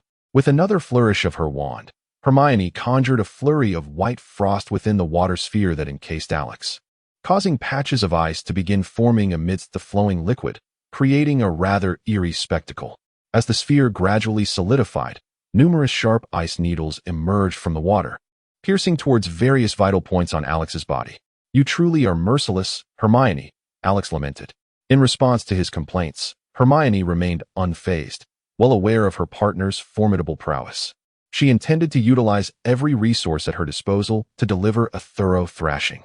Alex invoked the principles of water, and the colossal sphere of water seemed to break free from Hermione's control, responding obediently to Alex's will. Alex did not hasten to decipher the enchantment. Instead, he took a moment to absorb the essence of the frost, which was imbued with the breath of the wind. Hermione seemed to have anticipated this scenario, a smirk playing at the corners of her mouth as another spell manifested. Threads of electricity cascaded onto the surface of the water orb, swiftly penetrating its depths. "Goodness, he's wielding thunder as well. Let me show him how to reclaim authority today." Observing Alex as he prepared to unleash his power, Hermione curled her lips slightly, aware that he would never dare to turn his force against her, relishing the opportunity to tease him. Alex was also preparing to unravel this series of enchantments. He swiftly summoned the principles of water, causing a massive water sphere to gradually crack open, creating a passage for his escape. In the instant that arcs of electricity surged towards him, Alex dispersed them and infused their energy into the water sphere. The mischievous girl taunted, "Watch as I strike you." Before her words could fully escape her lips, a brilliant blue lightning bolt cascaded down, striking directly above Alex's head. Even Alex was momentarily taken aback. However, the protective barrier of the everyday principles enveloped him, safeguarding his entire being. The torrent of lightning raged for nearly half a minute before it finally subsided, leaving Hermione nearly drained of magic, collapsing onto the ground. "Well done, you've grown so powerful without my notice. The strength of that lightning is truly formidable. Even old Dumbledore would be left speechless." Alex lavished praise upon Hermione, eliciting a series of delightful giggles from her. Alex stepped forward and helped Hermione to her feet. The two engaged in a rapid exchange of thoughts through mental communication, which proved to be significantly swifter than verbal dialogue. However, they were accustomed to expressing themselves verbally in their daily interactions, resorting to this method only on rare occasions. As Alex elucidated, he also released the essences of the thunder and water laws for Hermione to absorb. True to her scholarly nature, Hermione diligently endeavored to assimilate the knowledge, determined to extract every bit of insight from Alex. "Come on, let us try that Ice Age spell," Hermione exclaimed, her eyes sparkling with enthusiasm. Having deepened her understanding of the two elements during her recent studies, she drew upon her past experiences and found herself developing a sense of mastery in casting powerful spells. "Ice Age," the young witch proclaimed with fervor, her wand executing a flawless incantation gesture. Suddenly, the ground beneath Hermione turned white, exuding a chilling aura. This frost rapidly spread, and as it reached Alex's feet, he warded it off with his law-infused power. The training dummy nearby, however, was not so fortunate. The icy tendrils ensnared its structure, swiftly encasing its entire form in an unyielding frost. Alex clapped joyfully, as little Hermione's progress in her studies was remarkably swift, displaying extraordinary talent. "Let us attempt that technique involving the element of lightning once more." Alex tousled little Hermione's hair, leaving it in a disarray. She cast a playful yet reproachful glance at him, but did not shy away. Thunderhell. Another incantation rang out, though without the accompanying wand gestures. Hermione merely pointed her wand. The ceiling of the room darkened ominously, resembling a gathering storm. Suddenly, a bolt of lightning struck down, leaving a charred mark upon the floor. This lightning seemed to trigger a cascade of further strikes, descending in rapid succession, more than 10 within a mere second, rendering the intervals indistinguishable to the naked eye.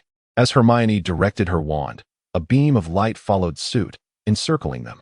Suddenly, Hermione intensified her magical output. One beam transformed into two, two into four, and four into 8. The fearsome beams of light swirled chaotically within the room, obliterating the training dummies in their path, a truly terrifying spectacle. Before long, however, Hermione's magical energy was nearly depleted, and just as she was about to cease, Alex placed his hand on her shoulder. A gentle and invigorating surge of magic flowed into her, prompting a soft, contented hum from Hermione, though she quickly regained her composure. Turning to Alex, he encouraged her to unleash her full potential. With a continuous influx of magical energy, Hermione felt liberated, and the number of beams surged once more, 16, 32, 64. The entire room appeared engulfed in electric brilliance, a sweeping display of overwhelming power. Despite the relentless restoration from the elemental forces, Alex's magical reserves were rapidly dwindling. Within the confines of the room, the natural forces could not be summoned. All the ominous clouds and lightning were conjured through magic, which consumed considerable energy.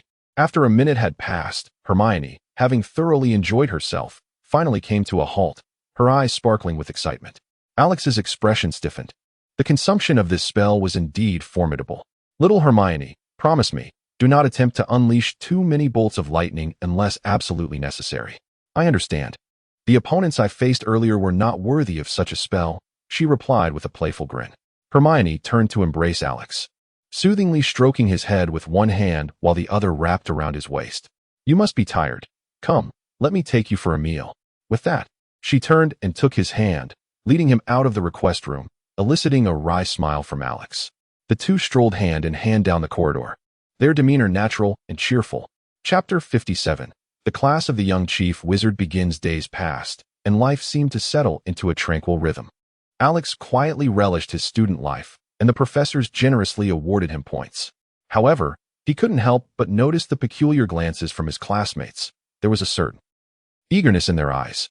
That evening, after a leisurely stroll with Hermione, Alex returned to his common room, only to find countless pairs of eager eyes fixed upon him at the door. Alex suppressed his astonishment and cast a bewildered glance at Abner. "What on earth is happening? Why is everyone focusing on me?" "What? I'm coming to assist you. I'll be there shortly." "Wait a moment. It seems there isn't any issue." Hermione, upon hearing of the situation, rushed over to aid Alex in a potential confrontation, yet was halted by his intervention. "Chief, please impart your wisdom upon us once more." We are all on the same side. Alex surveyed the entire scene, noticing that everyone appeared quite obedient. Their gazes fixed upon him were merely filled with curiosity rather than a desire to be devoured by him. My friends, I understand. Just as Alex was about to speak, he was abruptly interrupted by a young man. Chief, there is no need for further words. We are all ears. Please, Chief, enlighten us. With that, he bowed deeply, and the other students followed suit, collectively expressing their eagerness. Alex, gazing into their eager eyes, felt a pang of compassion. After all, he had intended to enhance the overall capabilities of his subordinates, and these students represented a vital addition to his core team. Each of them was a potential asset, still unrefined by the rigors of society, and their beliefs had already firmly aligned with Alex. Thus, he consented, and Abner, standing nearby, wore a joyful smile. From the day when all the pureblood families pledged their allegiance to the Starry Assembly, these families' children had been advised by their parents to speak less, learn more, and closely follow Alex. Recently, Lucius had been displeased with Draco's lack of progress, and after chastising his son, he resolved to request the leader to impart some lessons to these young men. Before Lucius could voice his request, Draco had already spread the word. The astute and strength-valuing Slytherin house swiftly united, rallying around Alex, and unable to contain their eagerness, they sought his guidance. Now that they were prepared for training, adherence to the rules was essential. Henceforth, every evening after dinner, they would gather in the request room, and for any other inquiries, they would consult Abner. Following this, under Abner's forlorn gaze, Alex hastily retreated to his dormitory. A throng soon encircled Abner, compelling him to activate his protective armor to avoid being overwhelmed. The subsequent arrangements did not require Alex's attention. Abner would ensure everything was in order. What would they learn tomorrow? As these thoughts swirled in his mind, Alex succumbed to slumber. Perhaps due to a recent tranquil routine, he fell asleep more swiftly than usual, but tonight, he experienced an unusually lengthy dream. In this dream, Alex floated above Hogwarts, his wand raised high as he murmured incantations. Suddenly, a creature resembling a wolf materialized in the starry sky above, abruptly appearing before him. At this moment, Alex's consciousness was remarkably clear, yet he found himself utterly powerless to control his body, forced to watch helplessly. The creature before him bore a resemblance to a wolf, yet its form was in a constant state of flux, an extraordinary spectacle. As the incantation escaped his lips, it seemed as though nothing had changed, yet it felt as if everything had transformed. Gradually, the creature before him began to dissolve, disintegrating into dust. Finally, the crisis had been averted, and Alex exhaled a sigh of relief. However, an overwhelming sense of impending danger still clung tightly to his being. Turning his head, he beheld a colossal, grotesque humanoid figure emerging against the skyline, clad in yellow garments, while numerous tentacle-like appendages flailed wildly beneath it. The moment Alex beheld him, he was jolted awake. A glance at the clock revealed it was just 4 a.m, and outside, the fish in the dark lake continued to swim joyfully. Alex endeavored to recall the dream he had just experienced, yet he found that only the broad strokes lingered in his mind. Even the visages of the two peculiar creatures eluded his memory. However, he believed that a path would inevitably reveal itself when the time was right, and thus he set the matter aside for the moment. Nevertheless, he did not emerge empty-handed. The incantation he had employed to vanquish the first creature remained etched in his consciousness. In that fleeting instant, he felt as though he had sensed the presence of a particular thread woven into the very essence of that creature, and by merely tugging at this thread, the creature dissipated into nothingness. This sensation was somewhat ethereal, yet Alex resolutely committed it to memory, intending to delve into research to fully comprehend its nature. As he lay in bed, he sensed little Hermione peacefully slumbering beside him, prompting him to surrender to sleep as well. The following day, in the room of requirement, all students from Slytherin House gathered. Harry and his companions, Ron and Luna, arrived upon hearing the news. The room of requirement, in accordance with Alex's wishes, transformed into a sufficiently spacious training ground. Alex, Hermione, and Snape stood before the assembly, the students poised in solemn anticipation, awaiting Alex's address. Now that everyone is prepared, let us commence. Regard the figures before you as your adversaries, and unleash your utmost strength. As his words resonated, the students were uncontrollably hurled to an open space, each confronted by a puppet adorned with a clownish grin, seemingly mocking them. Come forth, attack. Showcase your prowess. He who shatters the puppet before him shall earn the privilege to partake in the seminar. As soon as Alex's voice fell, the assault commenced. Initially, everyone remained calm, wielding their most proficient spells, yet they could barely scrape the surface of a single puppet. Gradually, impatience surged among them, emotions escalating until they erupted. Die! A blinding explosion spell detonated, shattering one puppet to smithereens, and from the swirling dust emerged a petite figure. Astoria Granger, the young girl who had once sought Alex's guidance, now appeared considerably more composed. Upon encountering her long-admired idol, she did not falter, her eyes merely sparkled with excitement. Nearby, the trio of teachers engaged in a leisurely discourse on the power of laws, for Snape was a bona fide legend, and Hermione possessed an abundance of theoretical knowledge, merely a step away from legendary status herself. To everyone's surprise, someone had advanced so swiftly. Hermione approached and introduced Astoria. Magic is a product of the mind. Emotions can amplify your strength. Now that you have succeeded, tell me, what do you wish to learn? Chief, I aspire to join the Starry Council. I wish to learn the art of assassination. Alex and Hermione exchanged glances, sensing that the Astoria family was in turmoil. Not far away, her sister Daphne was fiercely attacking, seemingly on the verge of success.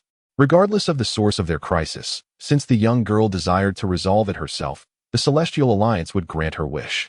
Abner, take this little girl over and impart your knowledge to her. All right, Abner replied. He could easily evoke emotions, yet he and Lizzie appeared to be in silent agreement, conducting attack tests on the dolls rather than destroying them. Alex acquiesced to their intentions. Abner's first spell he taught was the Killing Curse, embodying Alex's own style. The young girl was earnest in her studies and soon managed to channel her murderous intent effectively against the doll before her. Alex casually enhanced Abner and Lizzie's dolls using the law of exchange, then turned his attention elsewhere. Two useless ones, Hermione remarked flatly, her gaze drifting towards Harry and Ron, who were laboriously attacking the dolls with lackluster efforts, occasionally engaging in conversation. Even Severus Snape, standing nearby, could no longer bear to watch, and two swift spells flew forth. As Harry and Ron endured Snape's relentless onslaught, Hermione's previously impassive expression gradually transformed into a smile. She soon redirected her focus back to the book in her hands, determined to outpace Alex in her understanding of ancient magic. Meanwhile, Alex closed his eyes to rest, methodically deducing various elemental magics. Having attained a preliminary grasp of the 5 elemental laws, he adeptly wielded the powers of different elements. Frost solidified and lightning crackled. These two elements particularly captured Alex's attention. One possessed formidable control over enemies, while the other boasted immense destructive power. In his mind, the runes of the Water Law and the Thunder Law shimmered, symbolizing the manifestation of these laws' powers. Observing the phenomena surrounding Alex, others discreetly refrained from interrupting, while those who had completed their trials instinctively gravitated towards Hermione, the unofficial leader. Naturally, Hermione delegated them to Abner, who was more than capable of serving as their mentor given his level of expertise. Before long, Alex awoke. During his contemplative state, he discerned that the connections within the cycle of the 5 elements were tenuous, largely due to the overwhelming potency of the Fire Law. Interestingly, the Thunder Law he sought to comprehend would, to some extent, amplify the power of the Fire Law, rendering the interrelations among the elements even more perilous. Thus, he resolved to first delve into the Water Law. However, while recently exploring the power of frost, an unexpected spark of inspiration surged forth, leading him to grasp the fusion of wind elements with various forms of magic, much to his delight. Alex opened his eyes and surveyed the situation on the field, noting that only a few had passed the test. Draco stood before Abner with a grave expression, clearly having received a stern reprimand from Lucius. To his side, his 2 lackeys, Goyle and Crabbe, appeared surprisingly triumphant, their faces blankly fixed ahead. Though Abner was delivering a lecture, the two seemed utterly lost, as if their souls had departed, wondering how to shatter the dummies, relying solely on their bewildered fervor. Apart from Astoria, there were 3 upperclassmen whom Alex had not encountered before, each bearing a shadowy depth in their eyes, perhaps indicating an affinity with Abner. Abner, engrossed in his favorite topic, the Killing Curse, was passionately elaborating, occasionally casting emerald beams of light towards the nearby dummies merely as demonstrations, without actually shattering them. Alex ambled over to the side, keenly listening to Abner's insights. This young man was indeed a talent. He had mastered the death curse in a myriad of ways, delicate, robust, serpentine, and even semi-invisible. He truly reveled in it. Observing this, Alex's interest was piqued, and he approached him. Boss. The excitement in Abner's eyes had yet to fade. The death curse was undeniably to his liking. Alex patted his shoulder. Let me show you something amusing. The individuals engaged in training paused their activities, standing on tiptoe to glance over. The starry wand materialized, tracing intricate and arcane patterns through the air. Following the guidance, magical energies surged forth. Avada Kedavra! The green brilliance erupted suddenly like a bolt of lightning. Streams of the killing curse rained down, precisely striking a multitude of dummies ahead, shattering them into fragments. Beside him, Abner's eyes nearly bulged from their sockets, his enraptured expression barely concealing his awe. Draco and the others gazed at the unfolding spectacle in astonishment. They had just witnessed the killing curse, and while Abner's execution had been impressive, they were taken aback by the chief's display. Boss, I want to learn this, Abner exclaimed, excitedly gripping Alex's sleeve, his eyes alight with fervor. Observing his subordinate's eagerness to learn, Alex felt a swell of delight. Ice materialized, forming a slab that documented the incantation's execution and training methods. This is your reward. Remember to destroy it after reading. Abner nodded vigorously and then settled on the ground, eagerly immersing himself in study. Alex, witnessing the situation, felt a sense of helplessness. He promptly repaired all the dolls and approached the few individuals who had passed the assessment. From now on, I shall personally conduct the training. Remember, speak less and act more. Meanwhile, Harry, standing nearby, felt a sudden sharp pain in his scar as the green light blazed intensely, but it soon subsided. He and Ron appeared remarkably unfazed by the killing curse, seemingly oblivious to the fact that it was an unforgivable curse. Hermione, observing closely, confirmed that Harry had merely experienced a fleeting moment of disorientation. What a pity, Alex. He wasn't fooled. Not to worry, I anticipated this. Legends are not easily swayed. They are resolute in their chosen paths. After this exchange, Alex refocused on the lesson at hand. He had already imparted the fundamentals of elemental magic, assessing the preferences of these individuals through their understanding of each element. Young Astoria exhibited a remarkable affinity for water, making her a fitting addition to Hermione's team, especially since she was a girl. To Alex's surprise, Draco demonstrated a close connection to the element of wood, quickly mastering the vine-binding spell. As expected, Crabbe and Goyle resonated with the earthy element, finding a kindred spirit in its robust nature. Strikingly, the three upperclassmen each displayed a notable affinity for the element of air, their speed in mastering the wind blade spell astonishingly synchronized. What are your names? The leader among us replied, I am Han, this is Mao, and that is Lang. We are all from the Shackle family. Standing at the center of the trio, the man caught Alex's attention. All three bore slender physiques, and aside from their differing appearances, their hairstyles, attire, and form seemed as if they had been sculpted from the same mold. Alex reminisced about the moment when he set out to conquer all the pureblood families, noting that the Shackle family was among the first to submit. Who bestowed your names upon you? This seemingly simple inquiry left the three individuals exchanging glances, appearing somewhat troubled. One of them, kneeling respectfully, lowered his head and replied, Chief, we are not originally from the Shackle family. We are the last three survivors among the orphans they raised. After we eliminated the others, the clan leader brought forth a peculiar young man holding a rather hairy whip, and it was he who assigned us our names. As he spoke, there was not a hint of emotion in his tone, as though he were utterly indifferent to the tribulations of his childhood. Alex harnessed the power of the law, seemingly severing something in the vastness. I understood that henceforth, the three of you would be assigned a place directly under Abner. With that, Alex departed, leaving the three to exchange glances, from which they discerned joy, the joy of having a way out, the delight of escaping control. Chapter 59. Frost and Indifference. Upon exiting the Hall of Requests, Alex was escorting Hermione back to the Gryffindor common room when they encountered the old headmaster, leisurely wandering in his pajamas. What a coincidence! Oh dear, the old man is becoming increasingly mischievous. Alex chuckled resignedly and promptly inquired, Headmaster, if you have something to say, please do. Dumbledore offered an awkward smile before adopting a serious demeanor. Children, dark magic affects one's nature. I know you few need not worry, but the other children. Hey, you old rascal. You slipped out when I wasn't looking. Grindelwald suddenly appeared, grasping Dumbledore's beard and interrupting his speech. No need to fret, my boy. I am aware of your capabilities. Your headmaster simply perceives you all as too naive. They are not entirely ignorant. Let them handle things on their own. With that, He gave Dumbledore no chance to respond and pulled him away. Hermione chuckled softly from the side. She had never witnessed such a side of Dumbledore.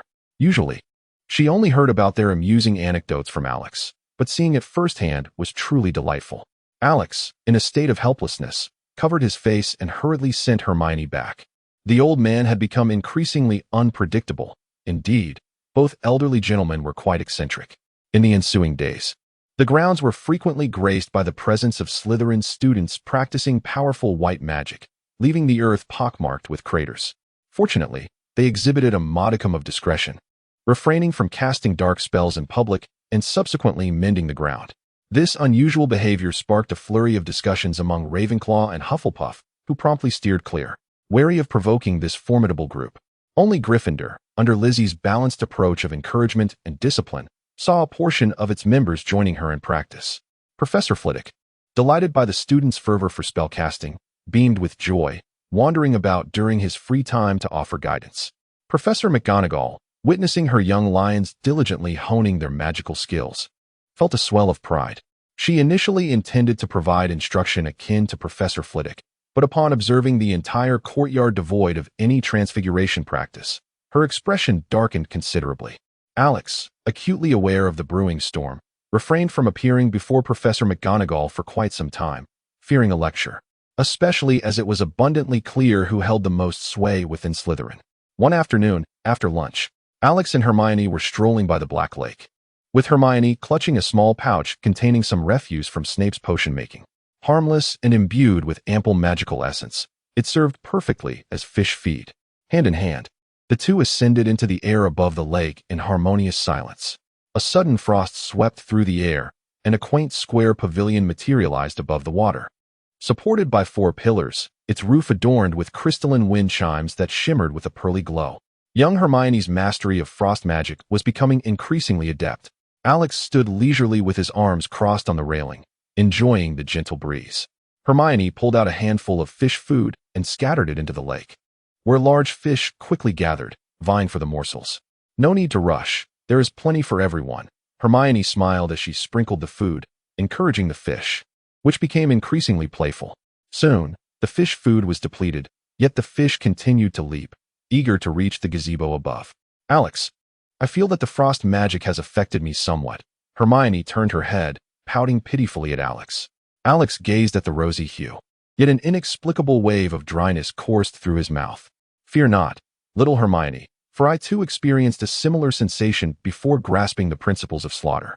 Once you truly transcend this stage, everything shall return to its former state. Alex gently caressed Hermione's head, a delicate fragrance wafting through her hair and reaching his nose. Hermione leaned against Alex's chest, listening to the powerful rhythm of his heartbeat and basking in his warmth, gradually finding solace.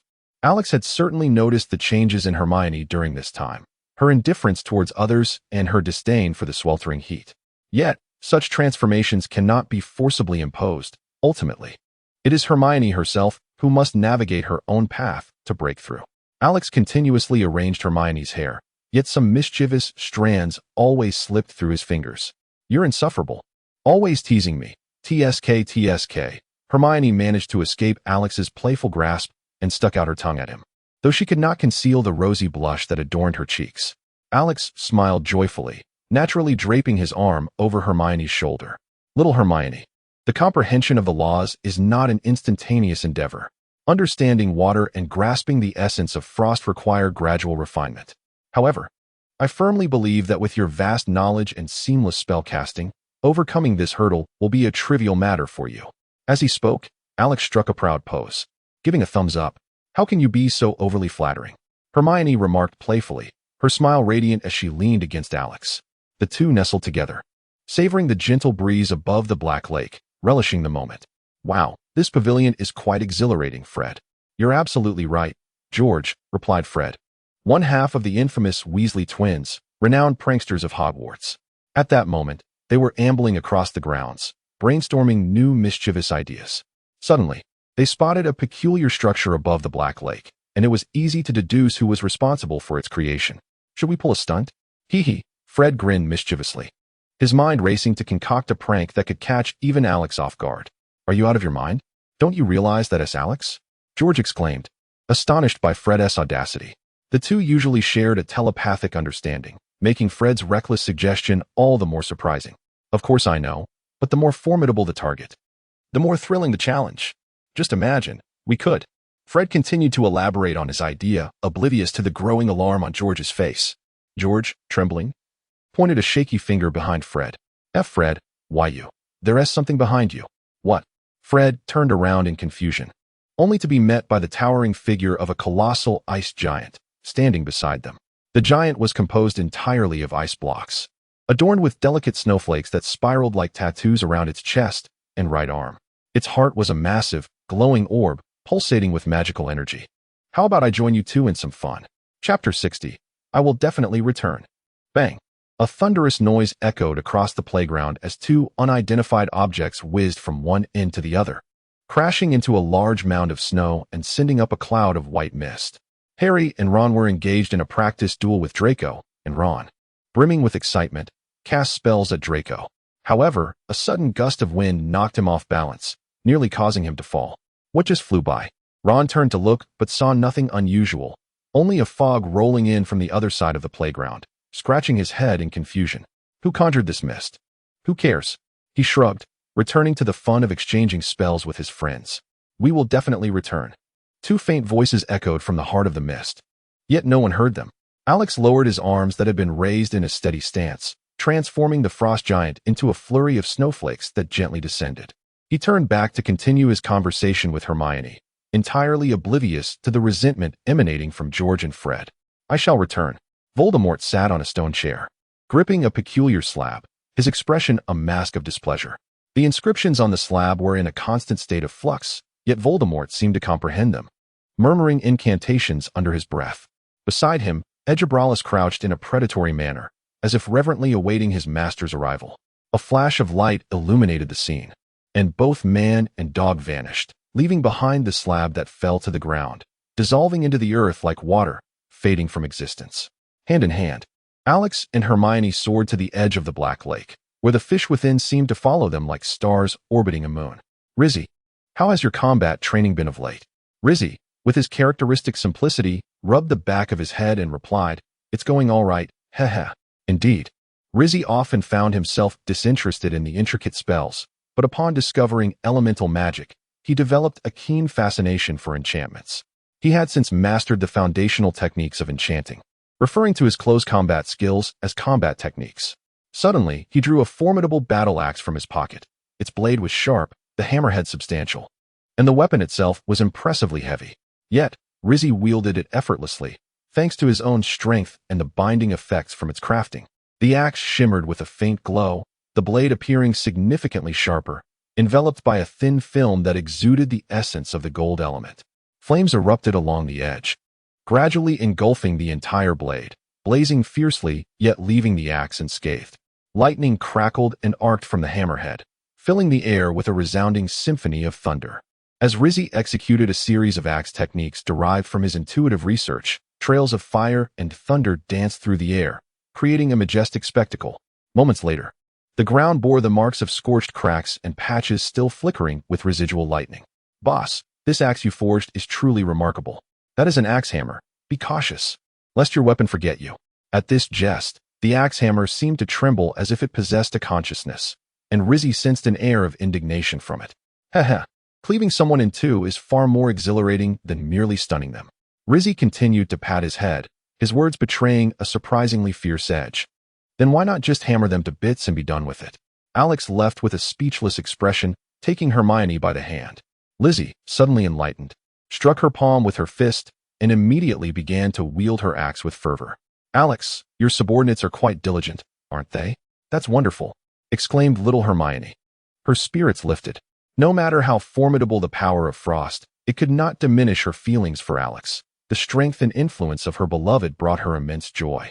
Alex smiled gently as he tousled Hermione's hair, while snowflakes gracefully descended upon her head, remaining untouched and pristine.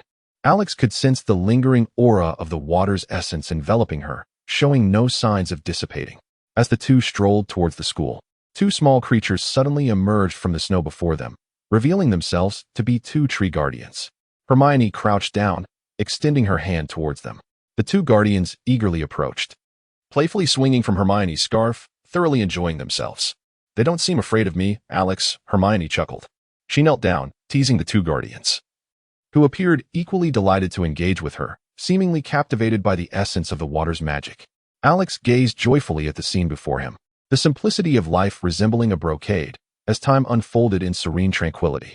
The elderly oh no, the old principal, stood by the window of his office, cradling a cup of thick, steaming beverage, savoring it sip by sip. "Youth is truly wonderful," he exclaimed, prompting a disapproving glance from Grindelwald, who was engrossed in a book nearby. "Adding all that sugar to your tea. Aren't you afraid of diabetes? Just watch, you'll lose all your teeth," he remarked. Recently, Grindelwald had amassed a significant collection of Muggle literature, thereby gaining a considerable understanding of their advancements. A diligent learner, he had taken it upon himself to supplement his knowledge during his leisure time. Indeed, he was now well versed in the subject of diabetes. Dumbledore disregarded the scornful look and turned with a playful smile. "Heh, what on earth are you heh-heh-ng about?" Grindelwald retorted, his temper flaring as he raised his fist to strike. Dumbledore's agile figure belied his age, deftly evading several blows. "Can't touch me, can you? Come on, come on." Grindelwald's eyes glistened with indignation, flames of blue and white flickering around his clenched fist. "Old B, today I shall make you understand what it means to hold the family throne." As Alex and Hermione ascended to the second floor of the school, they fortuitously encountered Snape. His expression remained as impassive as ever, yet he cast a lingering glance at Hermione, as if lamenting that one monster was sufficient and questioning why another had emerged, particularly one from the same household. He then produced a small jade vial and handed it to Alex before turning away.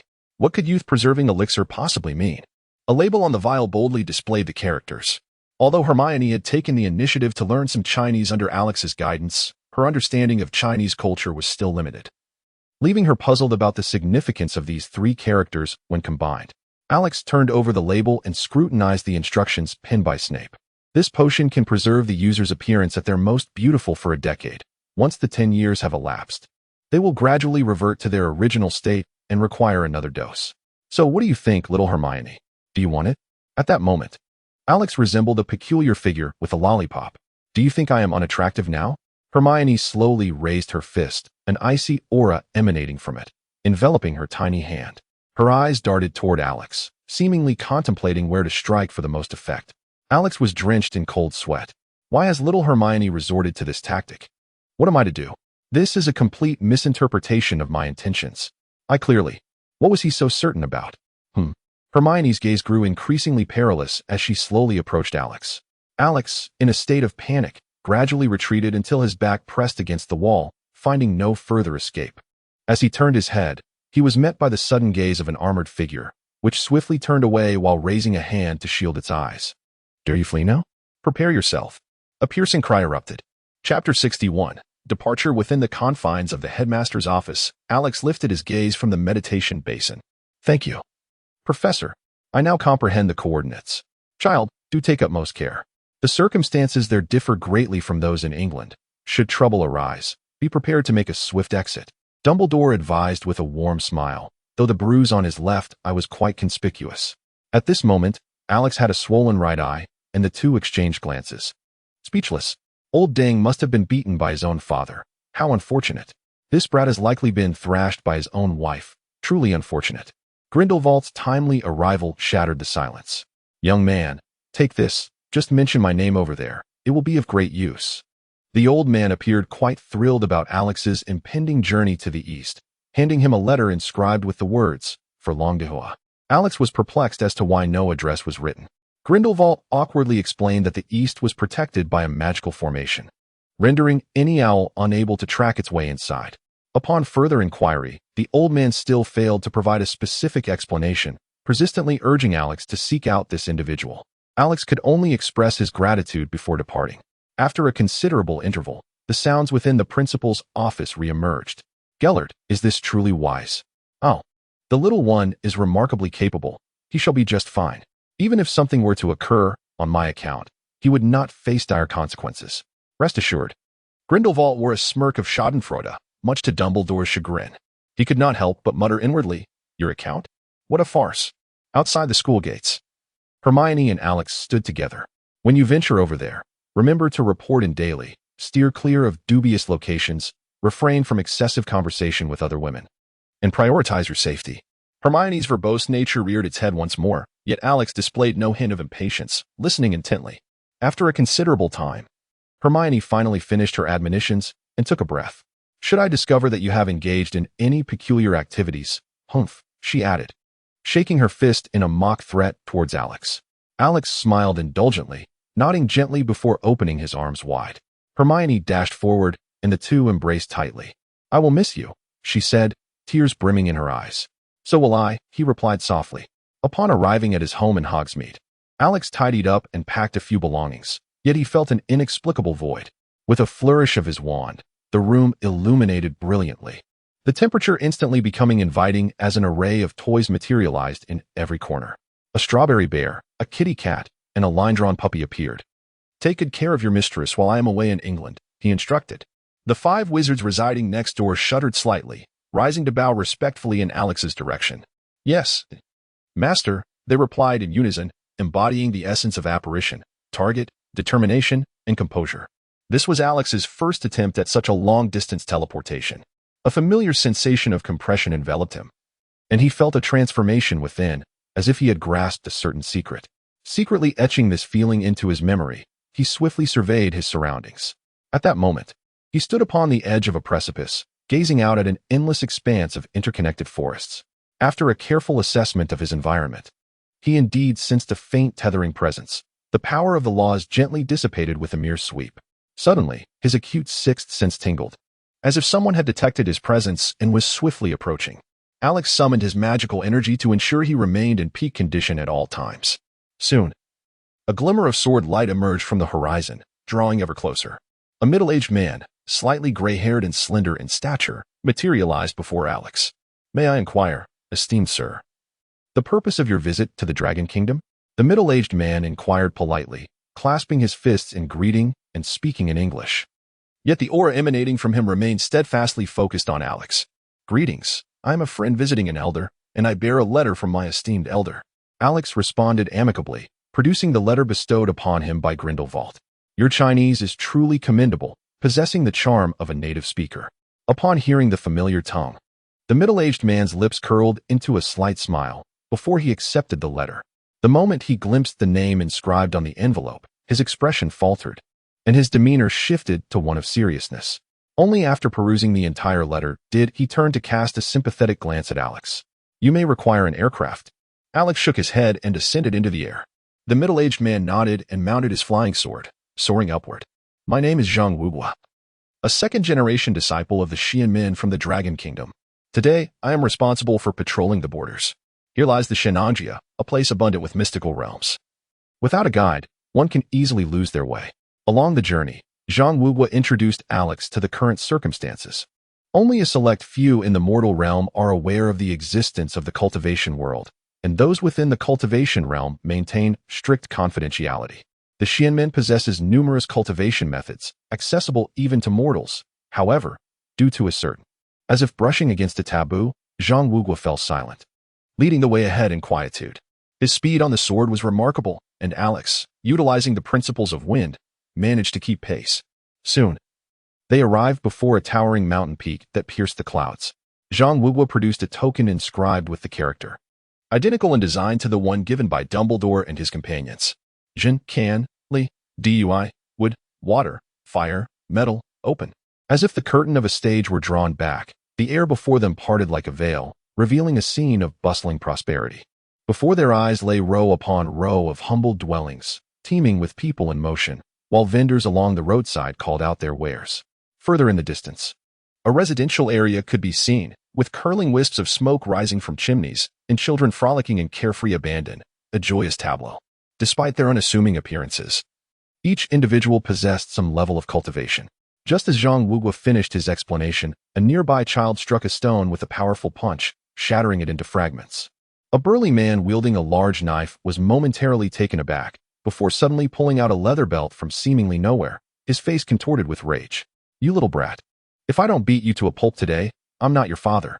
The child gleefully dashed away, even turning back to make a face. Unfortunately, His smile was abruptly cut short as the burly man leaped several meters and swiftly caught up with him. Ah, you're cheating. We agreed not to use spiritual power. Who agreed with you? Smack. You little rascal, smack. You destroyed my precious stone, smack. What will I use to sharpen my blade now, smack? And what about this beast meat you owe me? The burly man pinned the child to his leg, scolding him with each strike, leaving the child wailing in tears. Alex cast a glance at Zhang Wuguo, who, with a resigned gesture, indicated his familiarity with the situation. Li Laosan, come back here at once.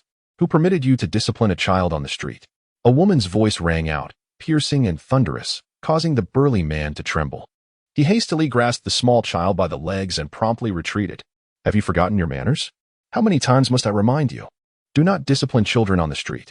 Another round of crackling sounds echoed, causing the corners of Alex's mouth to twitch. Indeed, the customs here are remarkably unpretentious. Chapter 62. Sold. Alex followed Zhang Wuguo up several flights of stairs, feeling as if he had traversed some kind of barrier. Suddenly, a magnificent structure appeared before him. The grand hall, imposing and spectacular, was constructed from red bricks, its exterior adorned with exquisite reliefs. The roof, covered in tiles, exuded an air of antiquity and elegance. Beneath the eaves, colorful wooden carvings hung, adding an element of splendor and mystique. Nearby, a cluster of similar buildings stood, with small houses arranged in grand scale amidst tranquil surroundings. Zhang Wuguo produced a letter, forming a hand gesture that caused the letter to transform into a paper crane, which gracefully soared into the hall. As the crane passed through the open door, Alex peered inside, only to be met with a haze, a chaotic and disordered scene. Huh, that fellow dares not come himself, thinking he can secure a favorable outcome by sending a disciple. A voice, ancient and authoritative, resonated. An elderly man, clad in a tattered robe, with gray hair cascading over his shoulders and a ruddy complexion, appeared before them. Is this the young man recommended by that person? The elder inquired of Zhang Wuguo, his tone devoid of emotion, markedly cold. Indeed, elder, Zhang Wuguo replied, seemingly anxious, his gaze lowered, unwilling to look around. Very well. In that case, young man, follow me. The elder turned and strode down a narrow path, with Alex obediently trailing behind. At that moment, a wave of confusion washed over him. What secrets did Grindelwald impart in that letter? Surely, it couldn't be a betrayal. I am Long Xinghe. From your appearance, it seems you are not fully aware of what your master has sent you here for, Long Xinghe remarked, his earlier coldness dissipating, revealing a tone tinged with schadenfreude. Yes. Elder, may I ask what we are to do? Ah, young man, your Mandarin is commendable. Come, your master has arranged a contest for you. Ha ha ha ha. As he spoke, Long Xinghe appeared to recall some amusing memory, bursting into hearty laughter.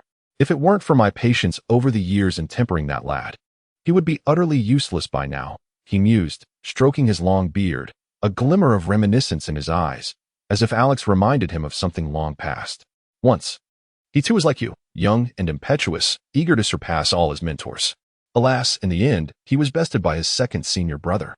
TSK. It is not the defeat that one fears, but the inability to hold one's head high after being defeated. He has languished under the shadow of his second senior brother for years, neglecting his cultivation significantly. A question mark hovered above Alex's head. Youthful exuberance? A betrayal of mentorship? Indeed, that old Grindelwald has truly led him astray. Before he could voice his inquiries, the two arrived at a vast training ground, where a group of disciples was engaged in rigorous practice. Steady your hands. If you cannot even wield a sword with stability, what confidence do you possess to attempt advanced swordsmanship? You are undoubtedly the worst cohort I have ever instructed. A strikingly youthful woman, clad in a tank top and jeans, with fiery red hair cropped short, stood before the disciples, her voice resonating with authority. The disciples quivered at her booming command, unsure whether it was the volume of her voice or something else that unnerved them. Fourth, go summon the eldest and second. The rest of you may disperse. It is time to leave. Oh, Grandfather Long, you have arrived. I will fetch brother and second brother immediately. The fiery woman seemed to shrink in stature like a mouse before a cat upon seeing Long Xinghe, hastily departing to summon the others. The remaining disciples exhaled in relief, collectively bowing to Long Xinghe before departing, not a single one glancing back. In the distance, 3 beams of sword light ignited, red, white, and yellow, colliding upon the training ground like shooting stars. As the brilliance faded, the red-haired woman emerged, accompanied by 2 individuals who approached Long Xinghe and Alex. Behind her stood a man clad in white, with sharp eyebrows and piercing eyes, a true paragon of male beauty. The last figure, however, was a formidable presence. His physique bulging with muscle, exuding an aura of fierce intimidation, his gaze fixated on Alex. The two men bowed to Long Xinghe before standing in silence. Fourth, you shall first engage in a spar with our friend from Hogwarts. Certainly, Grandfather Long. This is regarding our previous wager, is it not? Long Xinghe nodded. And the fiery woman, instantly invigorated, turned toward Alex with enthusiasm. Come, young man. Let me see what prowess you Brits possess, so audaciously boasting. With that, she leaped to one end of the training ground, ready for the challenge. Seeing the situation, Alex had no choice but to comply and swiftly flew to the other end. The fiery woman clasped her fists towards Alex and courteously spoke. I am Ren Yashin, the fourth disciple of the Shinmen sect, and I seek your guidance. She then assumed a combat stance, her fingers converging into a fist, her expression serious as she fixed her gaze upon Alex. I am Alex, hailing from Hogwarts. And I welcome your instruction, he replied. With a light shout, Ren Yashin ignited flames in her hands and forcefully unleashed a straight punch forward, the air crackling in response. A fist forged from fire hurtled towards Alex at an astonishing speed, its intense heat enveloping the entire training ground. A glimmer of excitement sparkled in Alex's eyes as he summoned the principles of fire, watching as the enormous flaming fist before him gradually dissolved, transforming into swirling flames that enveloped him. Humph, another one of those moves, Ren Yashin remarked with a hint of boredom. With a powerful push of her legs, she appeared instantaneously at Alex's side, her fist, infused with fierce gusts of wind, breaking through the flames surrounding Alex and striking towards his face. The long-unused principles of wind were activated, propelling Alex out of the attack's reach. In an instant, another gust of fist wind surged forward, crashing against the nearby walls with a resounding thud. At the moment Alex evaded, Ren Yashin's figure vanished, yet she perfectly blocked the direction in which he sought refuge. A whip-like kick surged towards him, leaving Alex with no means of escape. He hastily summoned multiple fire shields for protection. When did Grindelwald's signature spell, the fire shield, become so feeble? Ren Yashin's fist, like a battering ram, shattered the defenses with ease. A palpable aura of lethal intent emanated from her, causing Ren Yashin to momentarily pause, granting Alex a fleeting opportunity to escape. Suddenly, the sky darkened, transforming into a churning mass of ominous clouds, accompanied by flashes of lightning and the rumble of thunder. Alex summoned his wand and struck it forcefully, unleashing an endless torrent of water that swiftly enveloped Ren Yashin. It was precisely the technique employed by Hermione at that time. As lightning descended and struck directly into the sphere of water surrounding Ren Yashin, Alex was still contemplating whether to hold back when a brilliant crimson light suddenly ignited within the water sphere. Dense mist billowed forth, accompanied by the ethereal appearance of a flame lotus. At that moment, Ren Yashin seemed to transform. Her attire morphed into a flowing white robe. Her fiery red hair shifted to a shimmering silver, cascading down to her waist. MD, second stage. Chapter 63. Did you grow up on protein powder? Without any superfluous words, Ren Yashin abruptly retreated, creating a considerable distance between herself and Alex. With a swift gesture, a great portal burst open before Alex. Out surged a myriad of silver-white creatures, brown bears, gray wolves, tigers, lions, all ablaze with fervent flames, pouncing directly toward Alex, whose mastery over the flames proved ineffective against them. However, Alex was not caught off guard. The power of the Thunder Law, meticulously prepared in advance, surged forth, obliterating the surrounding beasts into mere sparks. The sky trembled with thunderous roars as numerous beams of light descended like lasers, sweeping across the battlefield. The portal was shattered by Alex's might, and 8 beams of light ensnared Ren Yashin, who responded with a cold smirk, sitting cross-legged in midair, as if preparing to unleash a formidable spell. Alex quickly assumed a defensive posture, the power of the laws gathering in anticipation. Suddenly, a loud shout pierced the air. Grandfather Dragon! He is bullying me! Alex was momentarily stunned, while Long Xinghe on the observation deck side, rubbing his forehead. All right, fourth, you may come down now. Sure thing. In a flash of fire, Ren Yashin transformed back into her alluring red-haired self and flashed a smile at Alex. Hey there, you're quite impressive. I'll let my second brother have a word with you. Haha. She then swiftly darted behind Long Xinghe and began conversing with him. The burly man, witnessing the scene, crouched down and leapt, crashing down with a thunderous sound that stirred up clouds of dust. I am Zhi Gang. I humbly seek your guidance. Zhi Gang stretched his body, and as he did so, he appeared to grow larger, his tank top straining under the pressure, emitting a sorrowful groan before relinquishing its duty. Though his beach shorts seemed to be of decent quality, Alex greeted with a fist salute and then summoned a surge of thunderous power, causing golden spears to materialize around him. As the staff struck the ground, countless spears shot forth, aiming directly at Zhai Gang. With a fierce roar, Zhai Gang seemed to be enveloped in a crimson glow, his form expanding significantly before he charged heavily towards Alex. Alex gazed at the imposing figure before him, which was more than 3 times his size, and his lips twitched slightly. How much protein powder does one need to consume to grow into such a form? Numerous spears pierced into Zhai Gang's body, yet they failed to breach even the surface, compressing instead into a solid mass. As Zhai Gang drew nearer, the aura of menace surrounding him intensified significantly. As Alex invoked the law of slaughter, he discovered that the malevolent energy significantly enhanced its potency. Cloaked in the law of wind, Alex's form became remarkably agile, drifting gracefully through the surroundings. Strands of green light surged forth, and under the augmentation of the law of slaughter, these beams were as thick as a thigh.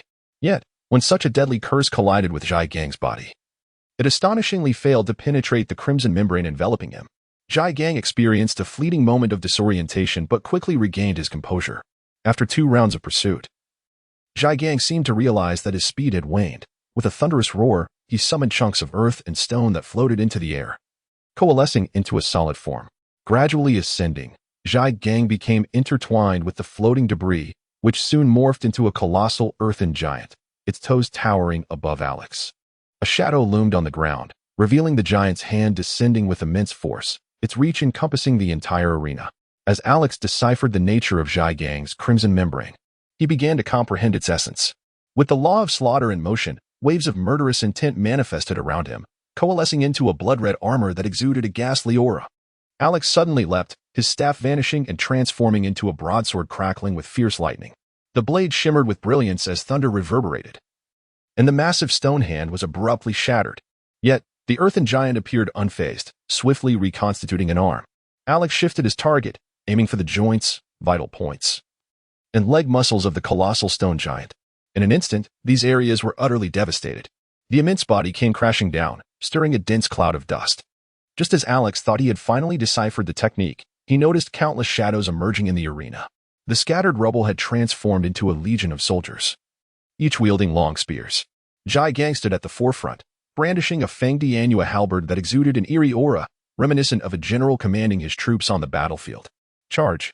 A suffocating aura of malevolence enveloped Alex, making him feel as though he were amidst a fierce battlefield, facing an army of thousands. A purple inferno materialized, coalescing into a radiant beam that ascended into the heavens. In the blink of an eye, a massive meteor began its slow descent, engulfed in the flames of Alex's wrath. The wind fanned the flames. A subtle smile graced Alex's lips as he waved his staff, conjuring a multitude of colossal tornadoes that spiraled around the arena, lifting soldier after soldier into the air. The meteorite soon descended, crashing with thunderous roars, shattering and igniting, leaving the battlefield desolate save for 2 figures. One was the unremarkable Alex, and the other was Zhai Gang, clad in rugged attire, his armor marred by singe marks. A fierce glint flickered in Zhai Gang's eyes, as if he were poised to take further action. However, this was a sparring match, not a fight to the death. Zhai Gang's momentum was abruptly interrupted by the sudden appearance of Long Xinghe, who swiftly carried him away. Go, reclaim the honor for your junior disciples, the young man, adorned in a white robe with sharp brows, suddenly vanished from the observation deck, only to reappear in the training arena in the blink of an eye. Alex's expression darkened slightly as he sensed a disturbance in the fabric of space. I am nameless, born to wield the sword. Yuan Bong, you insolent brat. Dare to show off again, and I shall not hesitate to strike you down. The menacing words of Long Xinghe reverberated, causing Yuan Bong's previously indifferent demeanor to crumble instantly. Old man, I have struggled for so long, and my junior brothers and sisters have cooperated so well. Yuan Bong cried out in despair, directing his lament towards Long Xinghe. So my senior brother was merely posturing? I hadn't noticed at all. He has such a lack of presence. Ren Yashin stifled a laugh, offering no mercy to her elder brother. Zhai Gang too abandoned his fierce countenance, a smile creeping onto his lips as he scratched his head. I had no idea you were here, senior brother. You two are excessive. Yuan Bong bellowed towards the observation deck, only to be met with 3 pairs of rolling eyes. Well, my friend, please take care. I shall not grieve.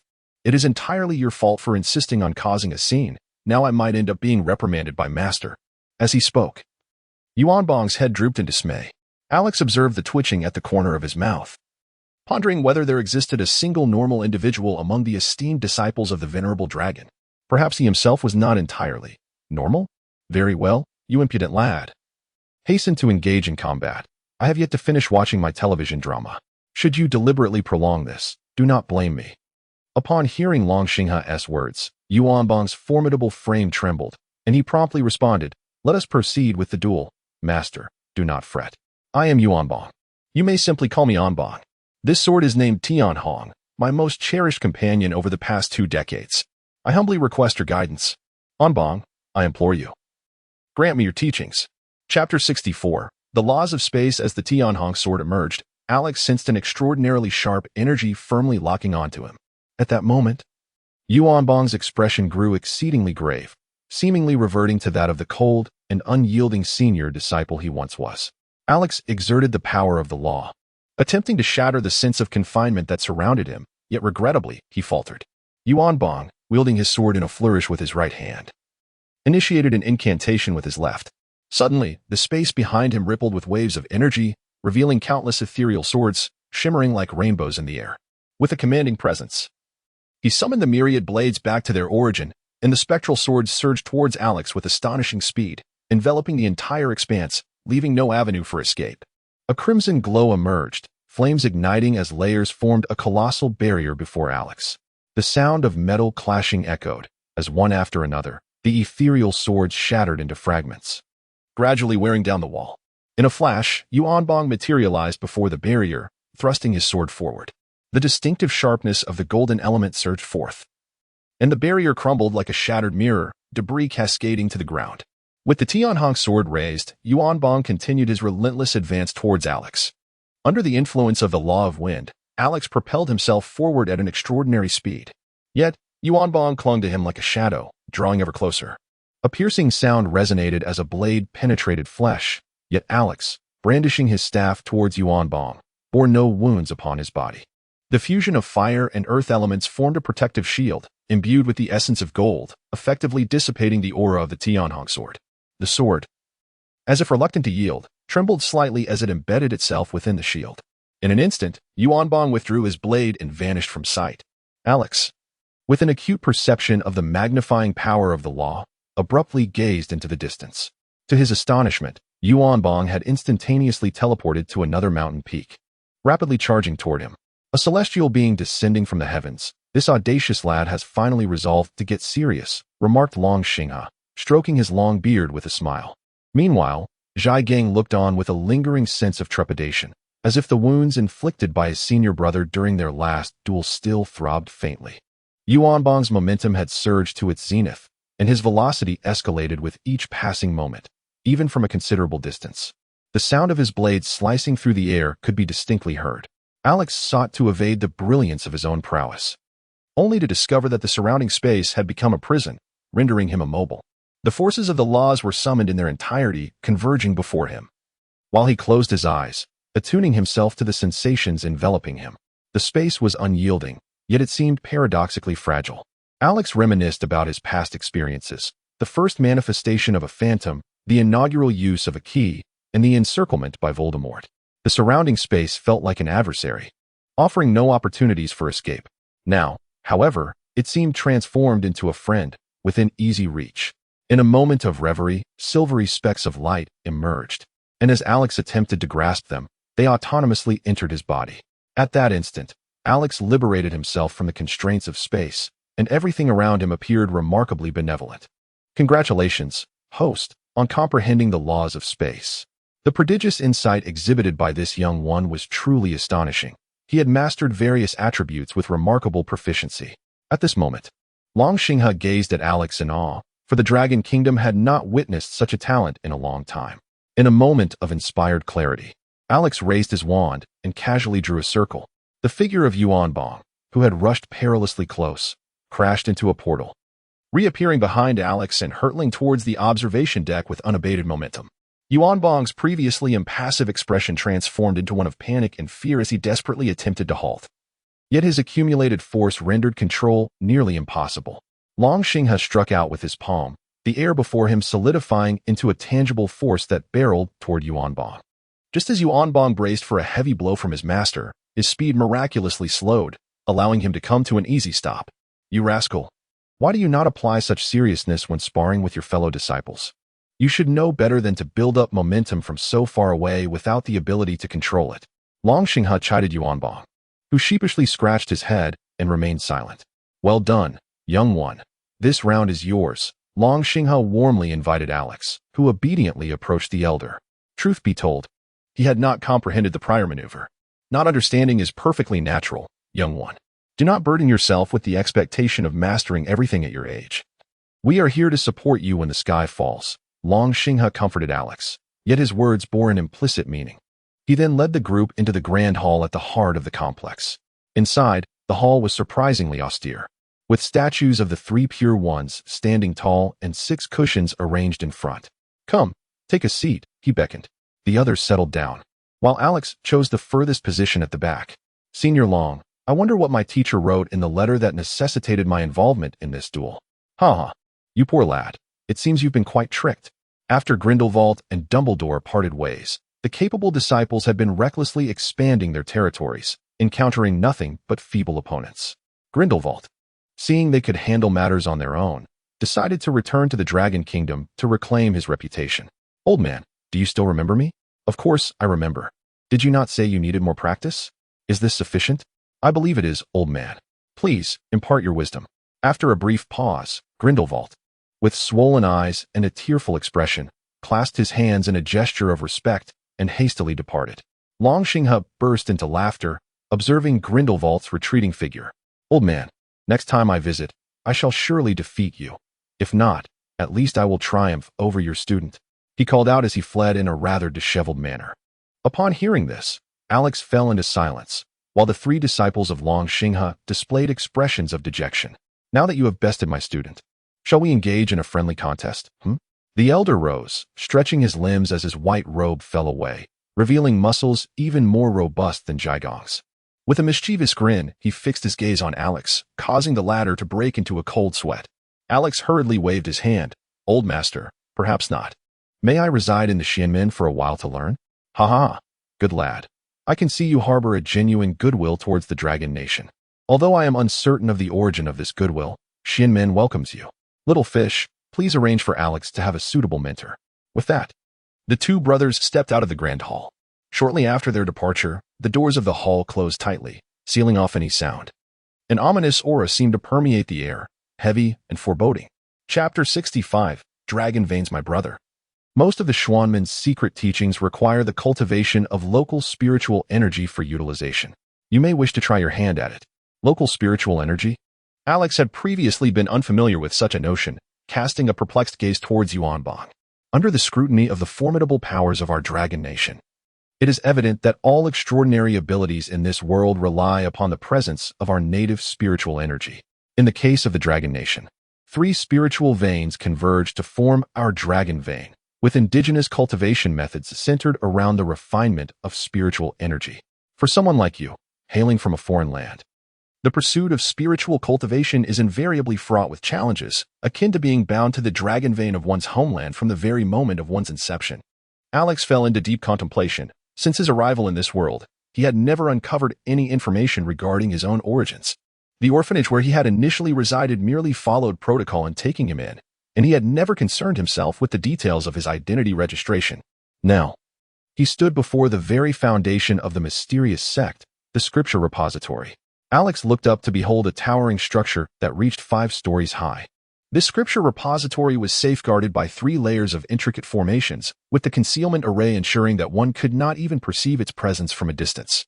Yuanbong guided Alex into the repository, where to his surprise, there were no elderly gentlemen lounging in chairs.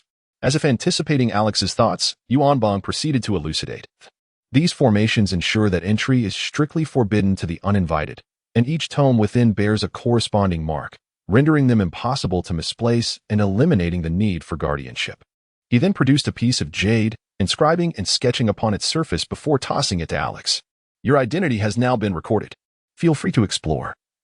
But you must first gain recognition from the techniques on the first level to ascend to the second, and the same applies thereafter. Alex grasped the jade stone, examining it thoroughly yet finding nothing extraordinary, except for a faint essence of the laws of the soul emanating from it. Very well, I shall keep this jade safe. I must take my leave now. Farewell. With that, Yuan Bong's figure gradually became ethereal, and moments later, he vanished from sight. As Alex gazed at the rows of bookshelves before him, a surge of enthusiasm ignited within him, prompting him to pick up a book. Great Foundation Technique, Essence Source Technique. 5 Energies Converging Technique. The Spirit Nurturing Method. This is it, the perfect choice for a novice disciple. Significantly enhancing the success rate of drawing energy into the body. It is indeed the most fundamental of techniques. Alex sat down on the nearby cushion. The design of this sutra pavilion was quite considerate, as each bookshelf was accompanied by a cushion for the disciple's cultivation. Alex had just entered a state of deep contemplation according to the principles of the spirit cultivation technique when he sensed a presence surrounding him. Distinctly different from the elemental sensations he was accustomed to, it felt remarkably pure. As he activated the spirit cultivation technique, wisps of energy naturally infiltrated through the pores of his skin. The spiritual essence began to circulate autonomously within his body, flowing seamlessly through his meridians without encountering any obstructions. Under the influence of potions and the laws of life, Alex's physique had already reached the extraordinary level of unimpeded meridians and exceptional talent in cultivation. This trace of spiritual energy, as the spirit-nourishing technique operated, continuously absorbed the surrounding spiritual essence, growing ever more robust. After completing 49 cycles, it settled comfortably in the dantian, having amassed a considerable amount of energy. With the spirit-nourishing technique mastered, Alex rose to peruse other ancient texts. The techniques for cultivating qi were all assimilated, becoming integral to his own methods, although the pathways of practice varied. The spiritual energy within Alex seemed to possess a consciousness of its own, instinctively adjusting to form a suitable route. After thoroughly reviewing all the qi cultivation texts at the first level, Alex found himself operating a technique whose name he could no longer recall. Relying solely on the instinct of the spiritual energy, yet the effects surpassed those of the finest texts available in that realm. Alex subsequently began to peruse other manuals. Most of the texts on martial arts and weaponry contained references to elemental forces. According to their teachings, the practitioner's inner energy would automatically transform into the corresponding element. Alex could not help but make an attempt, testing whether his elemental principles could exert control over them.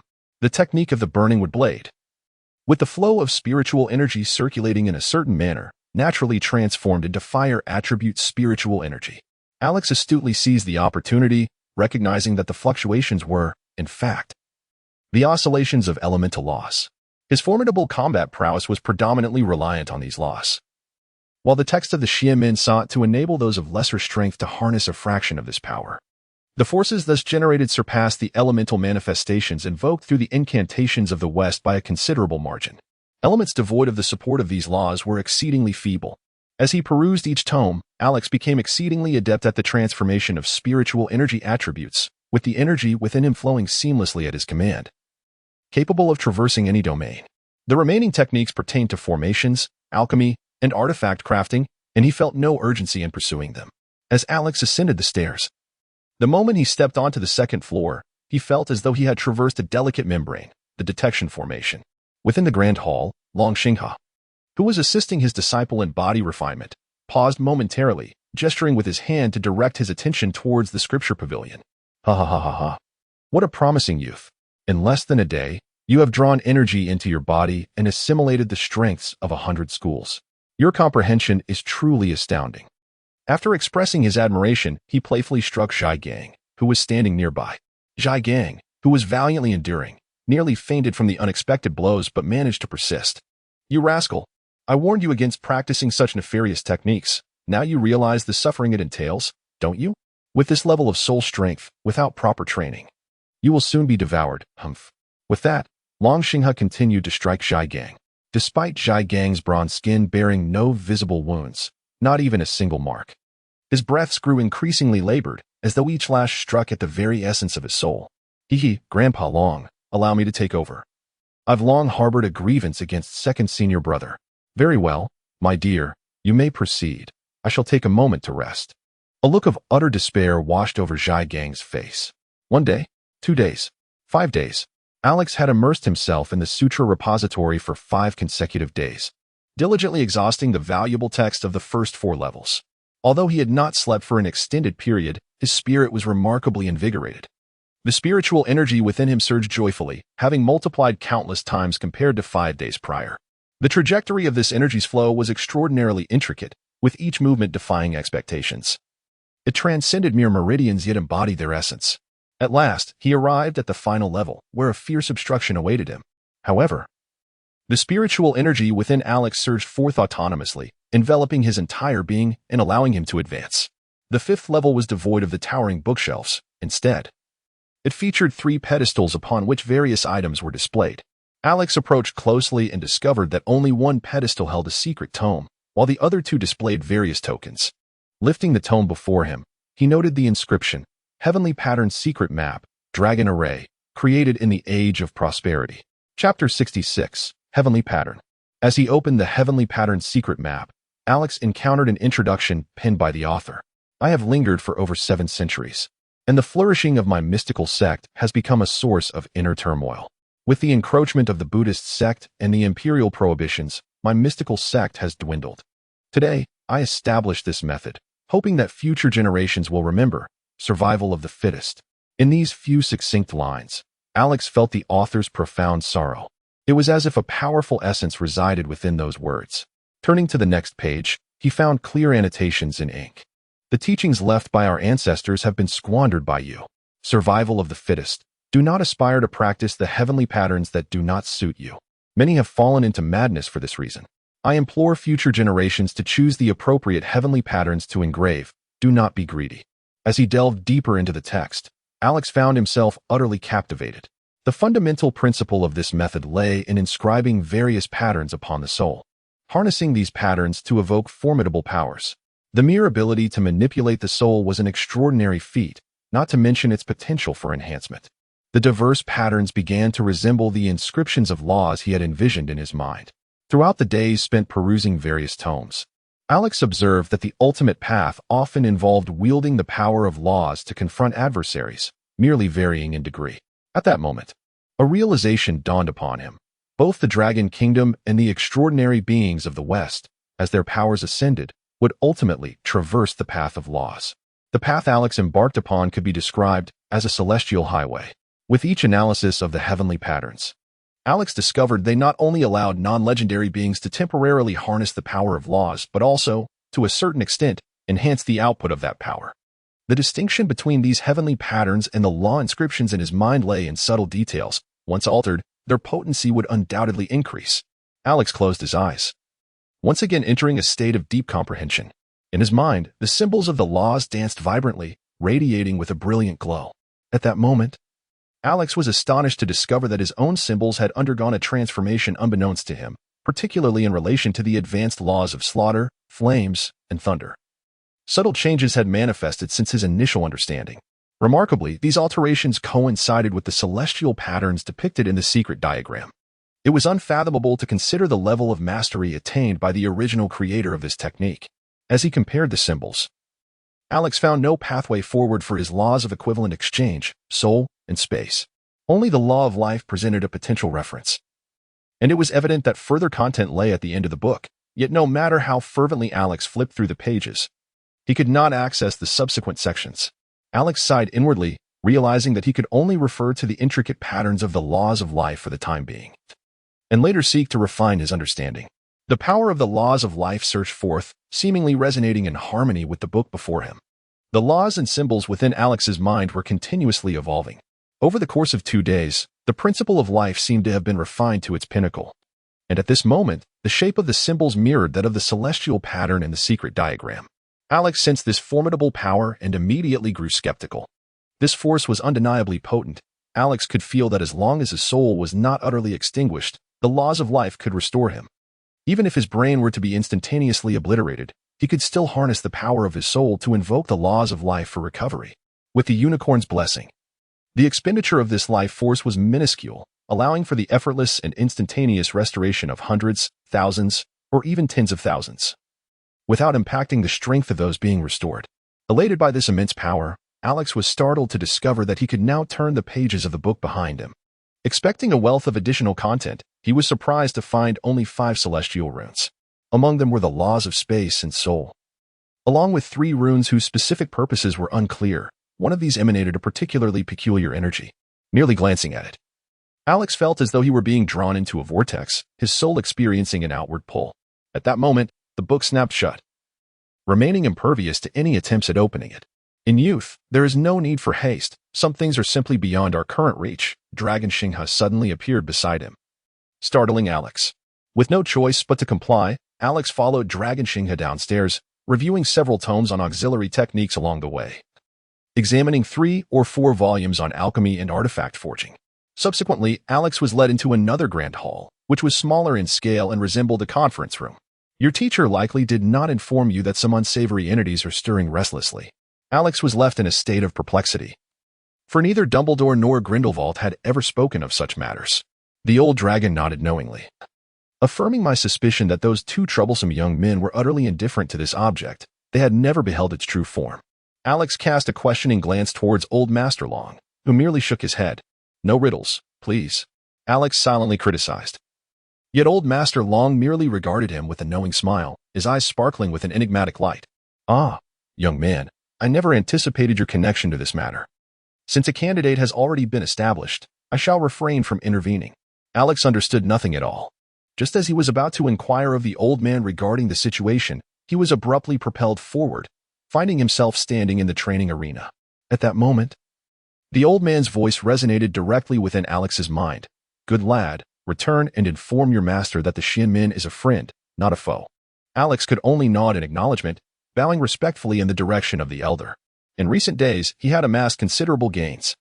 The elderly gentleman seated in the grand hall smiled at Alex, casually retrieving an object and tossing it towards him. Alex felt a weight in his hand and, upon inspection, discovered it to be a gourd. As the gourd trembled, a profound technique suddenly manifested in his mind, enabling him to manipulate the gourd to expand and contract, and to soar through the air. This steed was far superior to a mere broom. Alex activated the magical device and promptly seated himself upon it. The gourd, quite astute, soared in a singular direction without requiring any adjustments from Alex. Glancing back, he beheld the territory of the Xianmin gradually diminishing. As he traversed the formation, the entire mountain gate became translucent, soon fading from view. Master, why must we extend such courtesies to this Westerner? Zhang Wugua, standing before Long Xinghe, inquired respectfully. Wugua, do you comprehend the significance of his bloodline? Bloodline? Could it be that he is a compatriot of our dragon kingdom? Long Xinghe suddenly erupted into hearty laughter. Ha ha ha, not at all. It pertains to that individual. Ah, that clarifies matters. It is indeed a testament to your keen insight, master. You rascal. All you do is flatter. Go, engage in a duel with your senior brother. What? Another bout? You know I am not adept in combat. The old man decrees that if there is to be a fight, then there shall be one. Now, be off. With a swift kick, Zhang Wugua was sent flying, while the old master chuckled softly and closed his eyes. Wyndham, ha. Chapter 67. Legendary Wizard. Hermione seated upon the gourd, Alex found tranquility, closing his eyes to reflect upon his recent acquisitions. Host, Alex Physique. 13 Magical Power, 22 Intelligence, 31 Magic Level, Basic Magic, Master, Ancient Magic, Apprentice, Specialization in Elemental Principles. Specialization in the Principles of Slaughter Laws, Law of Slaughter, Advanced, Law of the 5 Elements, Beginner, Law of Thunder, Advanced, Law of Equivalent Exchange, Beginner, Law of Life, Advanced. Law of the Soul, Partial Comprehension, Law of Space, Beginner, Blessing, Protection of the Unicorn Comprehensive Strength Assessment. Your fortune is rather favorable. You have swiftly approached the threshold of the Supreme. Alex observed that his attributes had ceased to grow, perhaps having reached their current limits. The evaluation mentioned the Supreme, the Law of the Soul, and the Law of Space, which were precisely the subjects encountered during the initial opportunity to comprehend the laws. Thus far, Alex had engaged with several individuals who had grasped portions of these 2 laws. Is the concept of the Supreme becoming somewhat overabundant? In his mind, Alex contemplated several symbols of the laws of power, discovering a seemingly imperceptible attraction among them. This force differed from the harmonious essence of the 5 elements, presenting a dissonance that was rather conflicting. During Alex's moment of observation, the gourd had already soared to the skies above Hogwarts. Upon arriving at his destination, Alex tucked away his gourd and suddenly a fissure tore open before him. Lowering his head, he slipped inside. He emerged on the playground, where the night sky was adorned with twinkling stars. A sudden whim seized him, and Alex decided to head to the observatory. Upon reaching the tower's summit, he indeed found a little witch seated quietly, gazing at the heavens. Her thick, chestnut curls cascaded down, and a warm scarf enveloped her. The small hands tucked into her pockets peeked out. Little Hermione seemed to sense his presence, rising to turn around where Alex stood. A fragrant breeze of blooming flowers wafted through the air, and Hermione leaped into Alex's embrace. "I missed you," she exclaimed. "I missed you too," he replied. And the two held each other tightly. The fierce winds that had been howling atop the tower ceased, and an extraordinary stillness enveloped them. They could almost hear each other's heartbeats, and the sweetness of the moment made it hard for them to part. "Ah, I must tell you, Alex has returned." Hermione chuckled. "I was sleeping soundly, and now he is back. I need to lay low for a while." Alas, Dumbledore had ultimately failed to persuade Grindelwald, who had fled without a backward glance, following the path of the flying powder. Dumbledore sighed, shaking his head with a wry smile. After all, he would only face a beating and a scolding. What was there to fear? As the darkness of night receded, sunlight gradually emerged, casting its rays upon Alex, igniting him with a sprinkle of starlight. Hermione leaned against his shoulder, relishing the sunrise, a picturesque scene unfolding before them. "Boss, there has been a discovery regarding Voldemort." "All right, I'm on my way." Little Hermione reluctantly rose, her gaze toward Abner growing increasingly frosty, causing Abner to flinch under her stare. The three of them proceeded to the Starry Assembly's headquarters, where they found the other members had already gathered, awaiting their arrival. Alex and Hermione took their seats, and everyone exchanged greetings. "Speak up. What have you discovered?" Vita stood up and performed an elegant bow. "Yesterday, the Saints heard rumors of Voldemort's presence on the southern continent.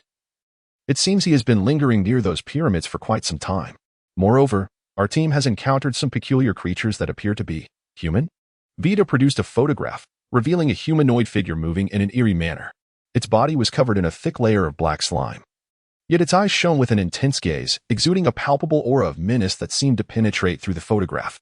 "This creature is truly hideous," Hermione remarked coldly from the side, feeling an urge to obliterate the abomination with a single strike of lightning. Alex gazed at the photograph, lost in contemplation. The tomes he had perused, even the ancient texts, had never alluded to such creatures. He cast a glance at Hermione, who shook her head in a silent expression of ignorance. "In that case, I shall investigate how these entities are connected to Voldemort. That wretched fellow, ever since reclaiming fragments of his soul, had unabashedly broadcast his soul's essence. Our pursuit was meticulous and professional. Alas, the trail vanished upon reaching the Great Pyramid of Khufu. As if the entire being had evaporated from existence, the soul's resonance abruptly ceasing."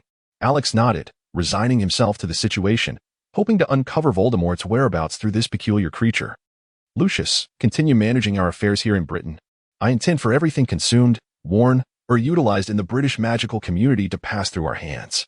"Understood, boss."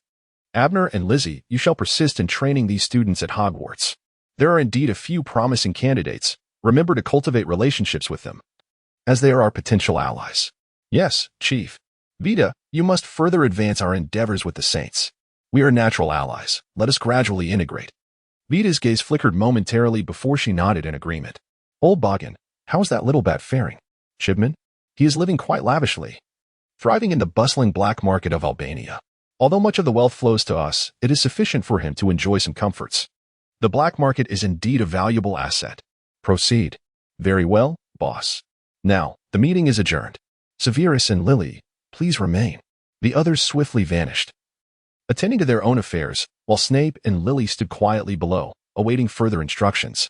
Alex produced a book, the very one detailing the alchemical methods of the mystical gate he had memorized. Although some concepts eluded his understanding, he had committed every word to memory.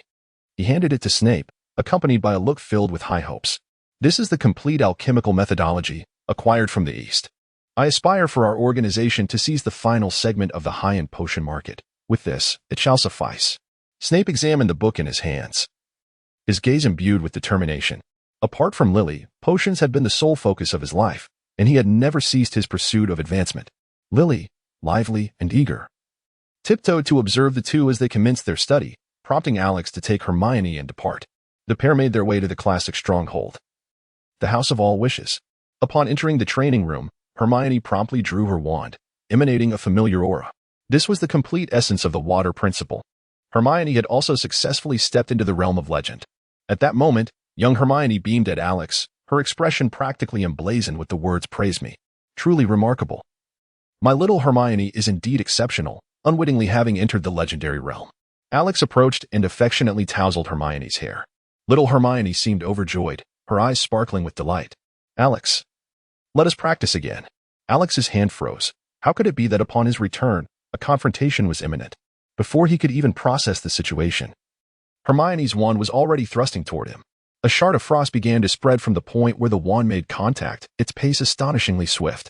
Before Alex's mouth was frozen, he managed to utter only a few words. Murdered kin. Chapter 68. Grindelwald takes action personally. Alex wielded the Law of Gold, unleashing a sharp blade of energy that shattered the layer of frost enveloping him. As he surveyed the room, it became a shimmering spectacle, with everything but the two of them encased in a crystalline frost. Alex smirked slightly, acknowledging Hermione's remarkable progress in frost magic. Not far across from him, Hermione smiled, a wisp of white mist escaping her lips as she waved her hand, conjuring a series of ice walls that encircled Alex. Each wall reflected his image in a crystalline display. Alex gazed at the multitude of reflections of himself, an overwhelming sense of discomfort washing over him. To his astonishment, the version of himself trapped within the icy wall smiled and then stepped through the mirror. A chilling breeze wafted through the air as the doppelganger lunged toward Alex. Engaging in a fierce melee, Alex was eager to test the strength of the puppet, unleashing a fiery blast towards it. Boom! The sound of the explosion reverberated as the puppet was left with only half of its form. Alex's expression grew grave. The recent burst of flames had drawn upon 70% of the elemental laws of fire, rendering the constructs formidable enough to exhaust even a low-tier legend in a relentless battle. Although he still possessed a considerable reservoir of magical energy within, the multitude of ice walls surrounding him posed a significant challenge. As if in response to his thoughts, figures resembling Alex emerged from the icy barriers, grinning mischievously before charging at him. To thwart Alex's potential use of large-scale spells, these constructs coordinated their assault in groups of 2 or 3. In response, Alex began to take the matter seriously, channeling his internal magical energy and the power of the loss. A powerful vortex of flames swirled around him, creating a barrier between himself and the approaching constructs. Within this frost-laden realm, Alex sensed that his fire magic was inexplicably diminished, appearing feeble and unable to extend its reach significantly. Alex, with swift hands and keen eyes, unleashed a barrage of fierce flames upon the surrounding ice walls. Most of the assault was thwarted by the puppet's desperate defensive maneuvers. Nevertheless, the fiery strikes against the ice walls proved effective, causing them to melt into puddles that pooled upon the ground. The puppets grew increasingly frenzied, and the accumulation of water on the ground intensified. Just as Alex prepared to shatter the last 2 puppets, he suddenly sensed an unusual sensation beneath his feet. Looking down, he discovered 2 columns of water tightly encasing his ankles. Alex felt as though his feet had melded with the water, rendering him unable to extricate himself. He summoned a portion of the power of the laws to contend with the water's essence within the column. However, Hermione did not afford him the opportunity. She observed the water swiftly coalescing in the distance. Soon, a towering wave surged forth, reaching the ceiling, interspersed with countless icicles and arcs of electricity. Well, Hermione, you are certainly putting in a vigorous effort, he remarked. Of course, it's not every day I get to land a hit on you, a little playful jab. She replied. The two exchanged a few casual remarks before the colossal wave reached Alex. To his astonishment, he became translucent, the vicinity seemingly distorted, as the wave passed directly through him. At that moment, Hermione materialized before him, emerging from a puddle on the ground. Had I known your spatial magic had advanced to this extent, I would have refrained from sparring with you, he quipped, feigning annoyance. No worries, Alex. This sequence of attacks would overwhelm even me. I could only evade. Had it been anyone else, they would have been done for. Consider yourself fortunate. I shall abstain from further combat and focus on training the younger students, Hermione exclaimed, gleefully tugging Alex out of the request chamber. It appeared that during my absence, Hermione had ascended to a position of leadership. Indeed, those troublesome boys are as unruly as ever, lacking diligence in their training and plagued by misguided thoughts. I tell you, if they do not practice diligently, they shall face my wrath, she continued, her words flowing animatedly. As they descended the stairs, Hermione detailed several of her disciplinary methods for dealing with the students, methods such as suspending them for punishment, freezing them in public as ice sculptures, or subjecting them to 100 strikes of lightning. Being frozen was the least of their worries, if they were encased in ice with only their heads exposed. It was particularly uncomfortable, as others would seize the opportunity to play pranks, especially the Weasley twins and Peeves. And the humiliation only escalated from there. One Gryffindor student had to endure the sight of himself being transformed into a snowman for the amusement of the house elves.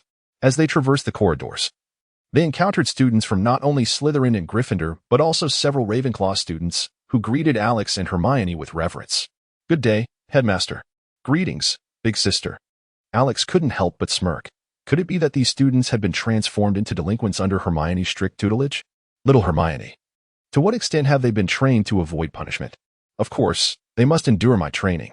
Generally speaking, aside from attending classes, I devote all my time to their instruction. Alex was rendered speechless, praying for his classmates, wishing them relief from their suffering. Amen. That evening, Alex received a message from Dumbledore, summoning him to the headmaster's office for a chat.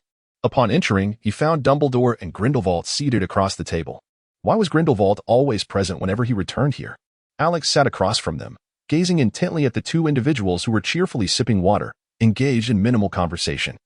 During this time, a house elf came by several times to refill their cups, yet the pair remained disinclined to speak, merely observing Alex with an intensity that made him uneasy.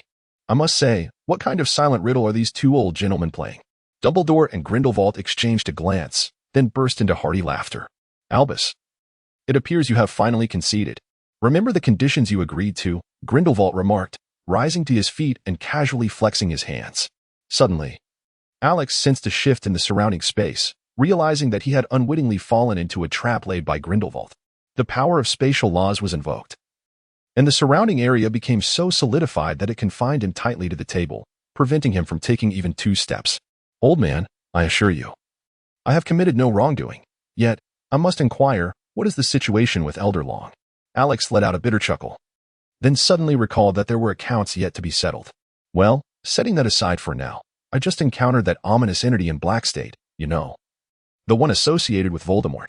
This thing is quite sinister. I shall provide you with a detailed report upon Vita's return. However, I have resolved to personally capture Voldemort. For keeping him around is nothing but a menace. As Alex was about to speak, he was interrupted by Grindelwald. I am aware of what you wish to convey. Yet your understanding of the laws of space pales in comparison to mine, and is scarcely on par with Voldemort's. With that, he decided it would be best for him to investigate first, for there was no way he could be detained. As the old man spoke, a smirk played at the corners of his mouth, and his heterochromatic eyes shimmered with confidence. Very well, old man, you may proceed. Should any issues arise, do inform us promptly. We still have Fox. Grindelwald nodded, grasped a phoenix feather, and swiftly traversed the network of flying paths. Alex pondered for a moment, feeling as though he had forgotten something, but dismissed the thought, prioritizing the more pressing matters at hand. He needed to ensure that everyone remained vigilant in the coming days to prevent any unforeseen complications. Chapter 69. The mysterious curse. The unadorned routine of academic life passed day by day, apart from his alchemical studies with Snape. Alex spent his time training with Hermione and taking leisurely walks. Meanwhile, the members of the Starry Alliance who were venturing beyond their borders had yet to return. Occasionally, a message would arrive, stating, "Boss, we have secured this location," or "Leader, we have successfully infiltrated the magical ministry of this country with several operatives." Alex felt as though he were immersed in a game of idle expansion, where everything functioned with automated efficiency. Members grew stronger without his intervention. The number of students participating in the training sessions at school was steadily increasing, and the proportion of students from other colleges was also on the rise. Nearly every student at Hogwarts greeted Alex with respect. Hermione's reputation spread far and wide, wielding immense influence.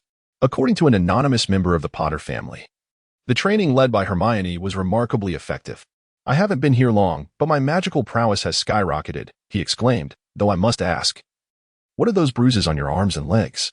To which he replied, Injuries are part and parcel of training. These are merely the badges of my growth." As he spoke, he brushed his hair back, releasing a few flakes of frost. With more and more students joining the ranks, fueled by a shared sentiment that no one should suffer alone, the movement continued to expand in a rather uncanny manner. "Alex, what do you plan to do during the holiday?" Hermione inquired, unabashedly seated beside him at the school banquet, while the surrounding Slytherin students bowed their heads like quails, clearly intimidated. "I suppose there is little to be done this holiday. Lucius and the others are all exceptionally talented and have yet to seek my assistance despite their long endeavors. Alex marveled at the efficiency of his subordinates. And upon hearing his father's name, Malfoy emerged from his quail-like state, perking up his ears to listen. Suddenly, an ice cube materialized out of thin air and struck him on the head.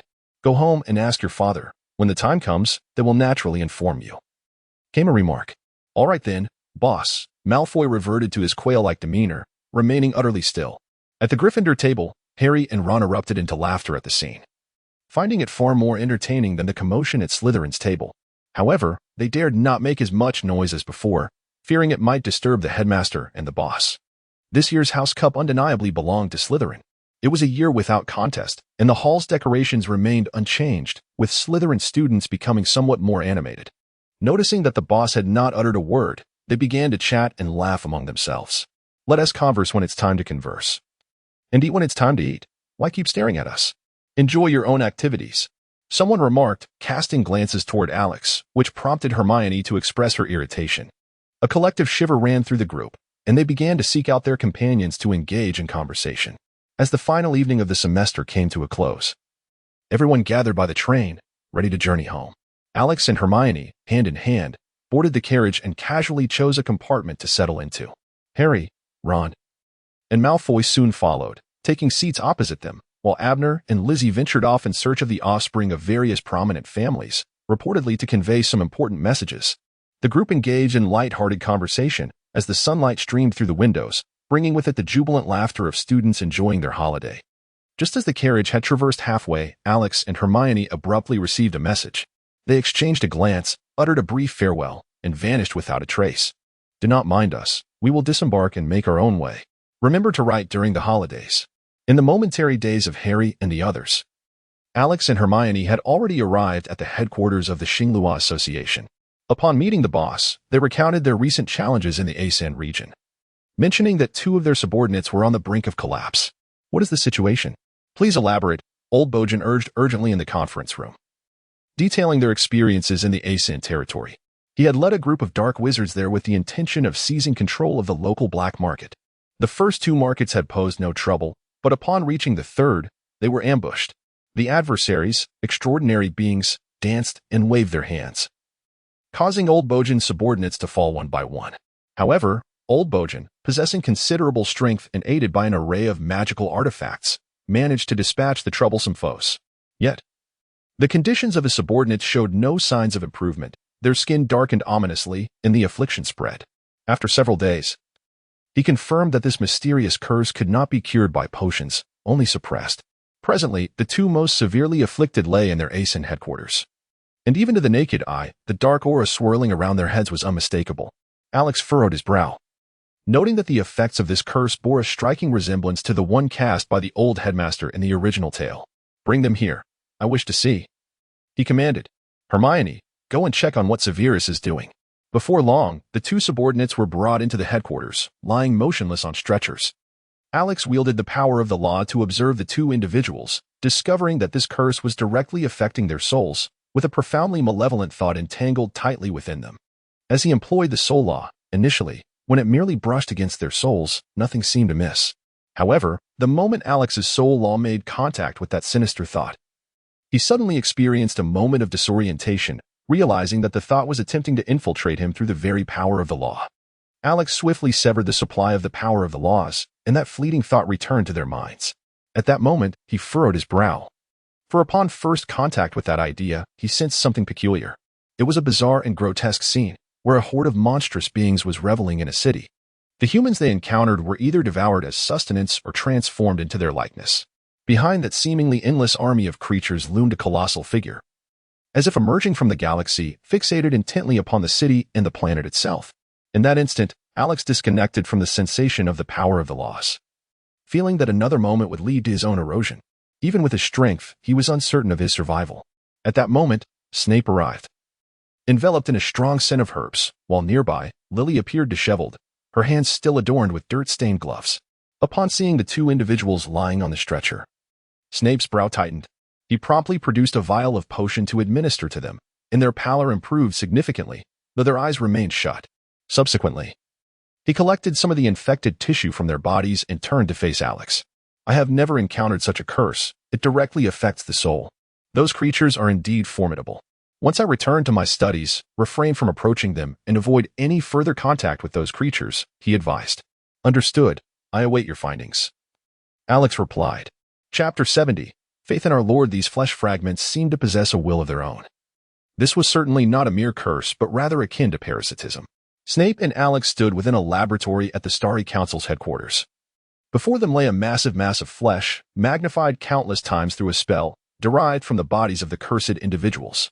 The mass writhed incessantly, occasionally splitting and merging, expanding and contracting as if it were breathing. I can attempt to eliminate the curse from their physical forms. However, I currently lack the means to address the soul. Snape remarked to Alex. Upon hearing this, Alex sighed and permitted Snape to proceed with the treatment.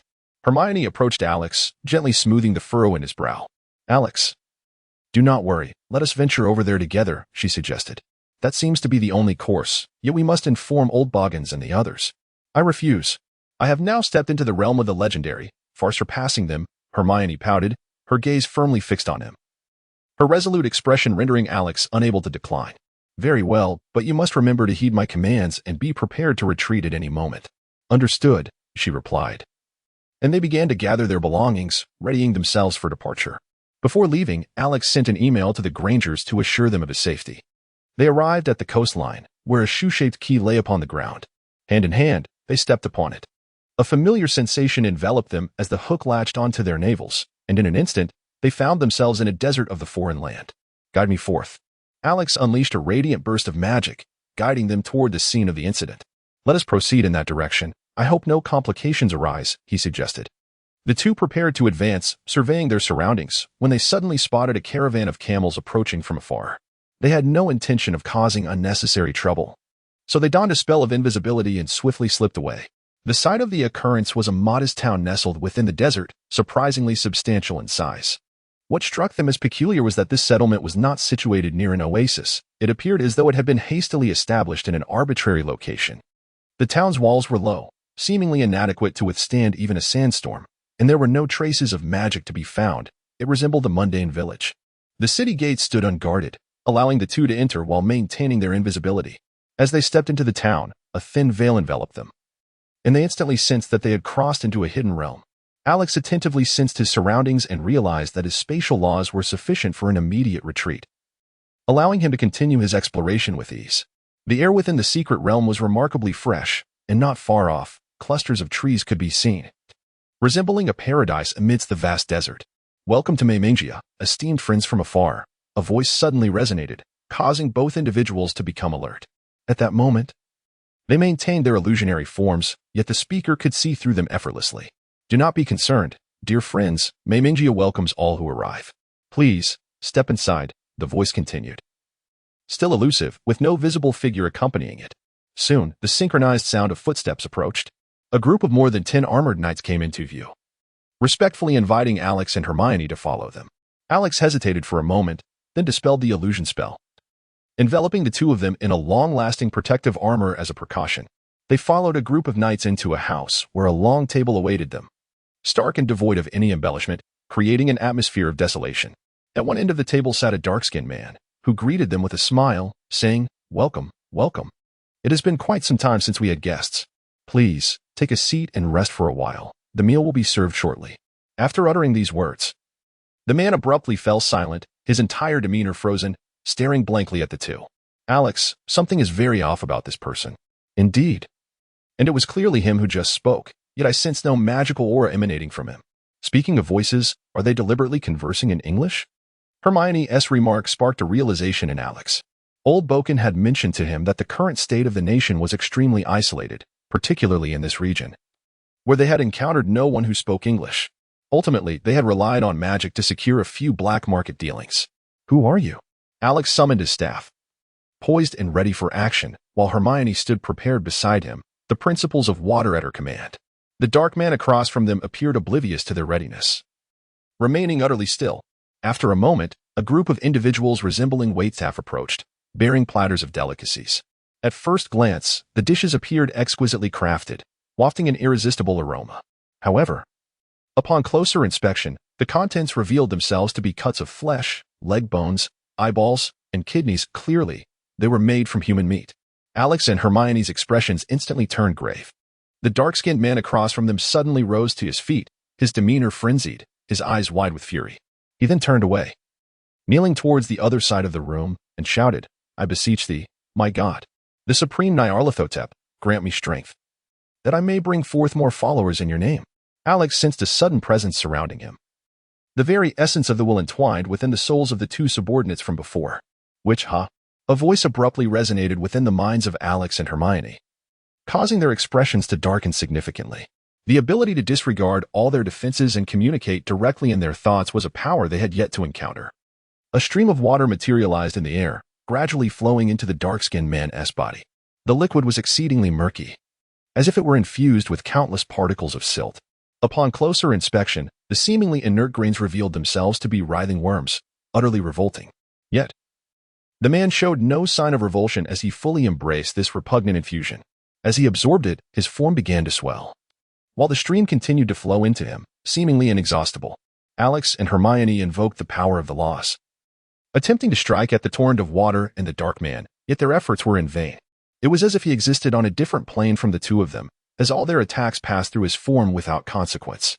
Alex invoked the laws of space, attempting to sever the very fabric of the realm before him. Suddenly, the man erupted into a frenzied scream. "Oh my God! The Supreme! Allow me to embrace you. Let me kiss you. Permit me to follow you." In an instant, the man detonated, a myriad of crimson and alabaster fragments raining down in chaotic splendor. With remarkable swiftness, Alex conjured a shield to protect himself from the vile remnants. The room fell into an eerie silence, leaving only Alex and the other individual, with no other soul in sight. Chapter 71. The blasphemer. Alex led Hermione out of the room, where the air was thick with a sinister blend of blood and darkness. Hermione's expression was one of distress, her anger simmering as she yearned to uncover the mastermind behind it all. "Alex, once I find him, I will surely skin him alive and strip him of his very sinews. Perhaps we need not search any longer." Alex let out a wry smile as he gestured toward the distance, addressing Hermione. It was only then that she managed to regain her composure, her senses, previously shrouded by anger, becoming acutely attuned once more. The chilling atmosphere enveloped them both, a pervasive presence that lingered in the air. Gazing upward, they beheld a colossal figure, its head adorned with immense antennae, approaching from the horizon. A palpable pressure descended upon them, rendering them momentarily breathless. The sheer intensity of the aura, even at such a distance, raised unsettling questions about the true extent of this being's formidable power. Alex gritted his teeth, leaning on his staff as a blade of space sliced through the air in an instant. The colossal figure appeared to sustain a wound, yet from the gash emanated a thick, swirling black mist that continuously dispersed outward. Blades of space flew forth in rapid succession. The giant was situated too far away for any other means to suffice, as only the knives forged by the laws of space possessed both the swiftness and the might required. The wounds upon the giant multiplied, with one even penetrating deep into its head. Nevertheless, it seemed utterly unfazed, inexorably advancing towards the two. The pressure intensified, causing Hermione's small face to flush crimson, while the power of the water element surged within her. The black mist emanating from the giant had become sufficiently abundant, sweeping toward them with alarming proximity. As Alex was about to experiment with the wind principle, he was suddenly captivated by a peculiar cry. A flamboyant group of individuals, clad in eccentric attire, emerged, chanting bizarre slogans as they rushed towards the ominous black mist. One by one, they plunged into its depths, causing the black mist to retreat rapidly as if confronted by a formidable foe, with the giant's wounds miraculously healing in their wake. The remaining individuals seated themselves upon the ground, unfazed by the presence of strangers, and began inscribing a mystical array with their own blood. One who appeared to be their leader cast a glance at Alex, nodding calmly in acknowledgement. A feather was tossed into the center of the array, igniting a radiant, pure light. One by one, the group stepped into the luminous column, which ascended higher and higher, piercing through the clouds above. The last individual paused before entering the light, seemingly poised to utter something, yet no words escaped his lips as he dove into the brilliance, as if a quantitative change had precipitated a qualitative transformation. The column of light gradually morphed into a halo that surged towards the giant. It was at this moment that Alex and Hermione finally heard the giant's voice, oscillating between deep and piercing tones, fluctuating in volume, embodying an essence of contradiction. The halo enveloped the giant entirely, and soon both entities vanished from sight, leaving the eccentric group shrouded in mystery, with only a notebook carelessly abandoned on the ground as a remnant of their presence. Alex and Hermione exchanged a glance. Today's experiences were undeniably extraordinary. Something unforeseen must have transpired in the land of A3. The capabilities of this giant were certainly beyond anything that Voldemort could possibly conjure. Alex, channeling his magical essence, gently lifted the book and began to leaf through its pages, discovering that the language within was English. On the first page, our deities have fallen. The forest has swiftly transformed into a desert, the waters no longer crystal clear, and sustenance has become scarce. The villagers have turned to a new god, hoping for an improvement in our plight. On the second page, everything appeared satisfactory. The new deity bestowed peace upon us, an abundance of food, and the children were joyful, all singing praises to the new god. On the 27th page, he is no god. The villagers have gone mad. Only we remain protected by the relics of the old gods. On the 28th page, the violence in the village has escalated, yet the population remains unchanged. Those who perished yesterday return to life today. This is no divine blessing. They are consuming their own flesh. On the 29th page, I have been discovered. I may vanish tonight. I hope that future souls may come to our aid. On the 37th page, the handwriting had changed. False gods, or perhaps outer deities, are eroding us. They covet our flesh, our faith, and our souls. We must resist. We must fight for our existence. On the 42nd page, the script had transformed once more. Our predecessors' rebellion failed, yet we have uncovered their weakness. They cannot truly enter our realm. It seems something is aiding us. By relying on the knowledge of the old gods, we can offer ourselves as sacrifices to gain enough strength to banish their manifestations. On the 43rd page, we succeeded in our expulsion, but we lost over 10 brothers, the remaining ones united. We are the defilers. On the 44th page, today, we saved another village. Those 7 brothers perished. However, we gained over 20 new companions. The defilers shall not fade. We will safeguard our world. On the 52nd page, the handwriting shifted again. Our predecessors have passed, but their wisdom endures. The gods are but mere illusions. We can easily banish them.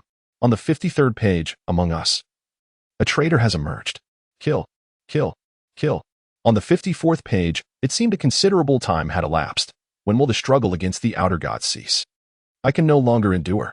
I am the longest living defiler thus far, a full 2 weeks. Recently, my body seems to have undergone a transformation. I know not why. On the 55th page, the writing became exceedingly hasty. Contamination. It is contamination. We can wait no longer. The defilers constantly require fresh blood. Any being that confronts the outer gods, even a mere specter, must be wary of contamination. On the 73rd page, the final page of this tome, the ranks of the defilers dwindle. They refuse to believe in the existence of outer gods. Yet, I shall not surrender. I carry forth the will of my predecessors, and new blood shall inevitably arrive. This notebook bore numerous signs of tearing, with several pages missing. However, it is evident from the handwriting that the defilers have existed for quite a considerable time, and the most recent ink only graces that final page. Alex and Hermione fell into silence, astonished to discover such peril beyond their world.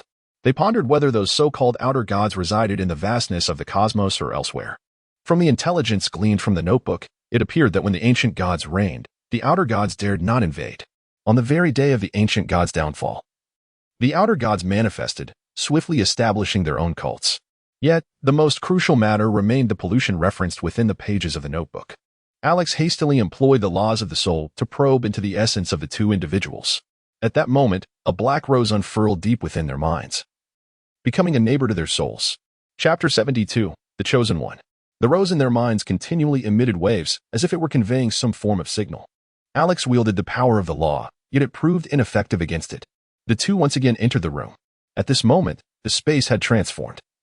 The table had vanished into thin air, replaced by a statue at the far end, surrounded by a collection of offerings. Blood and dismembered limbs were haphazardly arranged, creating a gruesome scene. The roses within their minds seemed to resonate with the statue, transmitting increasingly potent waves of energy. Suddenly, footsteps echoed from outside, and a tattered middle-aged man entered the room. He did not glance at Alex and his companion, but fixated intently on the statue. With a wave of his hand, a white light materialized, causing the roses in their minds to fall silent, as if encountering a formidable adversary, even showing signs of wilting. Greetings. May I inquire who you are? Alex positioned himself protectively in front of Hermione and addressed the middle-aged man. The man smiled at the pair before speaking. You may call me number 3, the profane one. You have gazed upon this outer god, and though contamination is inevitable, it can be healed and even harnessed. If you wish to avoid becoming a profane one yourselves, you may find this necessary. Number 3 tossed a book their way. its cover boldly inscribed, "The Unnameable, the Unspeakable." Alex expressed his gratitude to number 3 and departed the room, leaving the secret realm behind. What they did not hear was number 3's solitary murmurs in that desolate chamber. "The outer gods shall ultimately become the sustenance for my deity." Upon their return to Hogwarts, the esteemed headmaster soon appeared by their side, his countenance grave.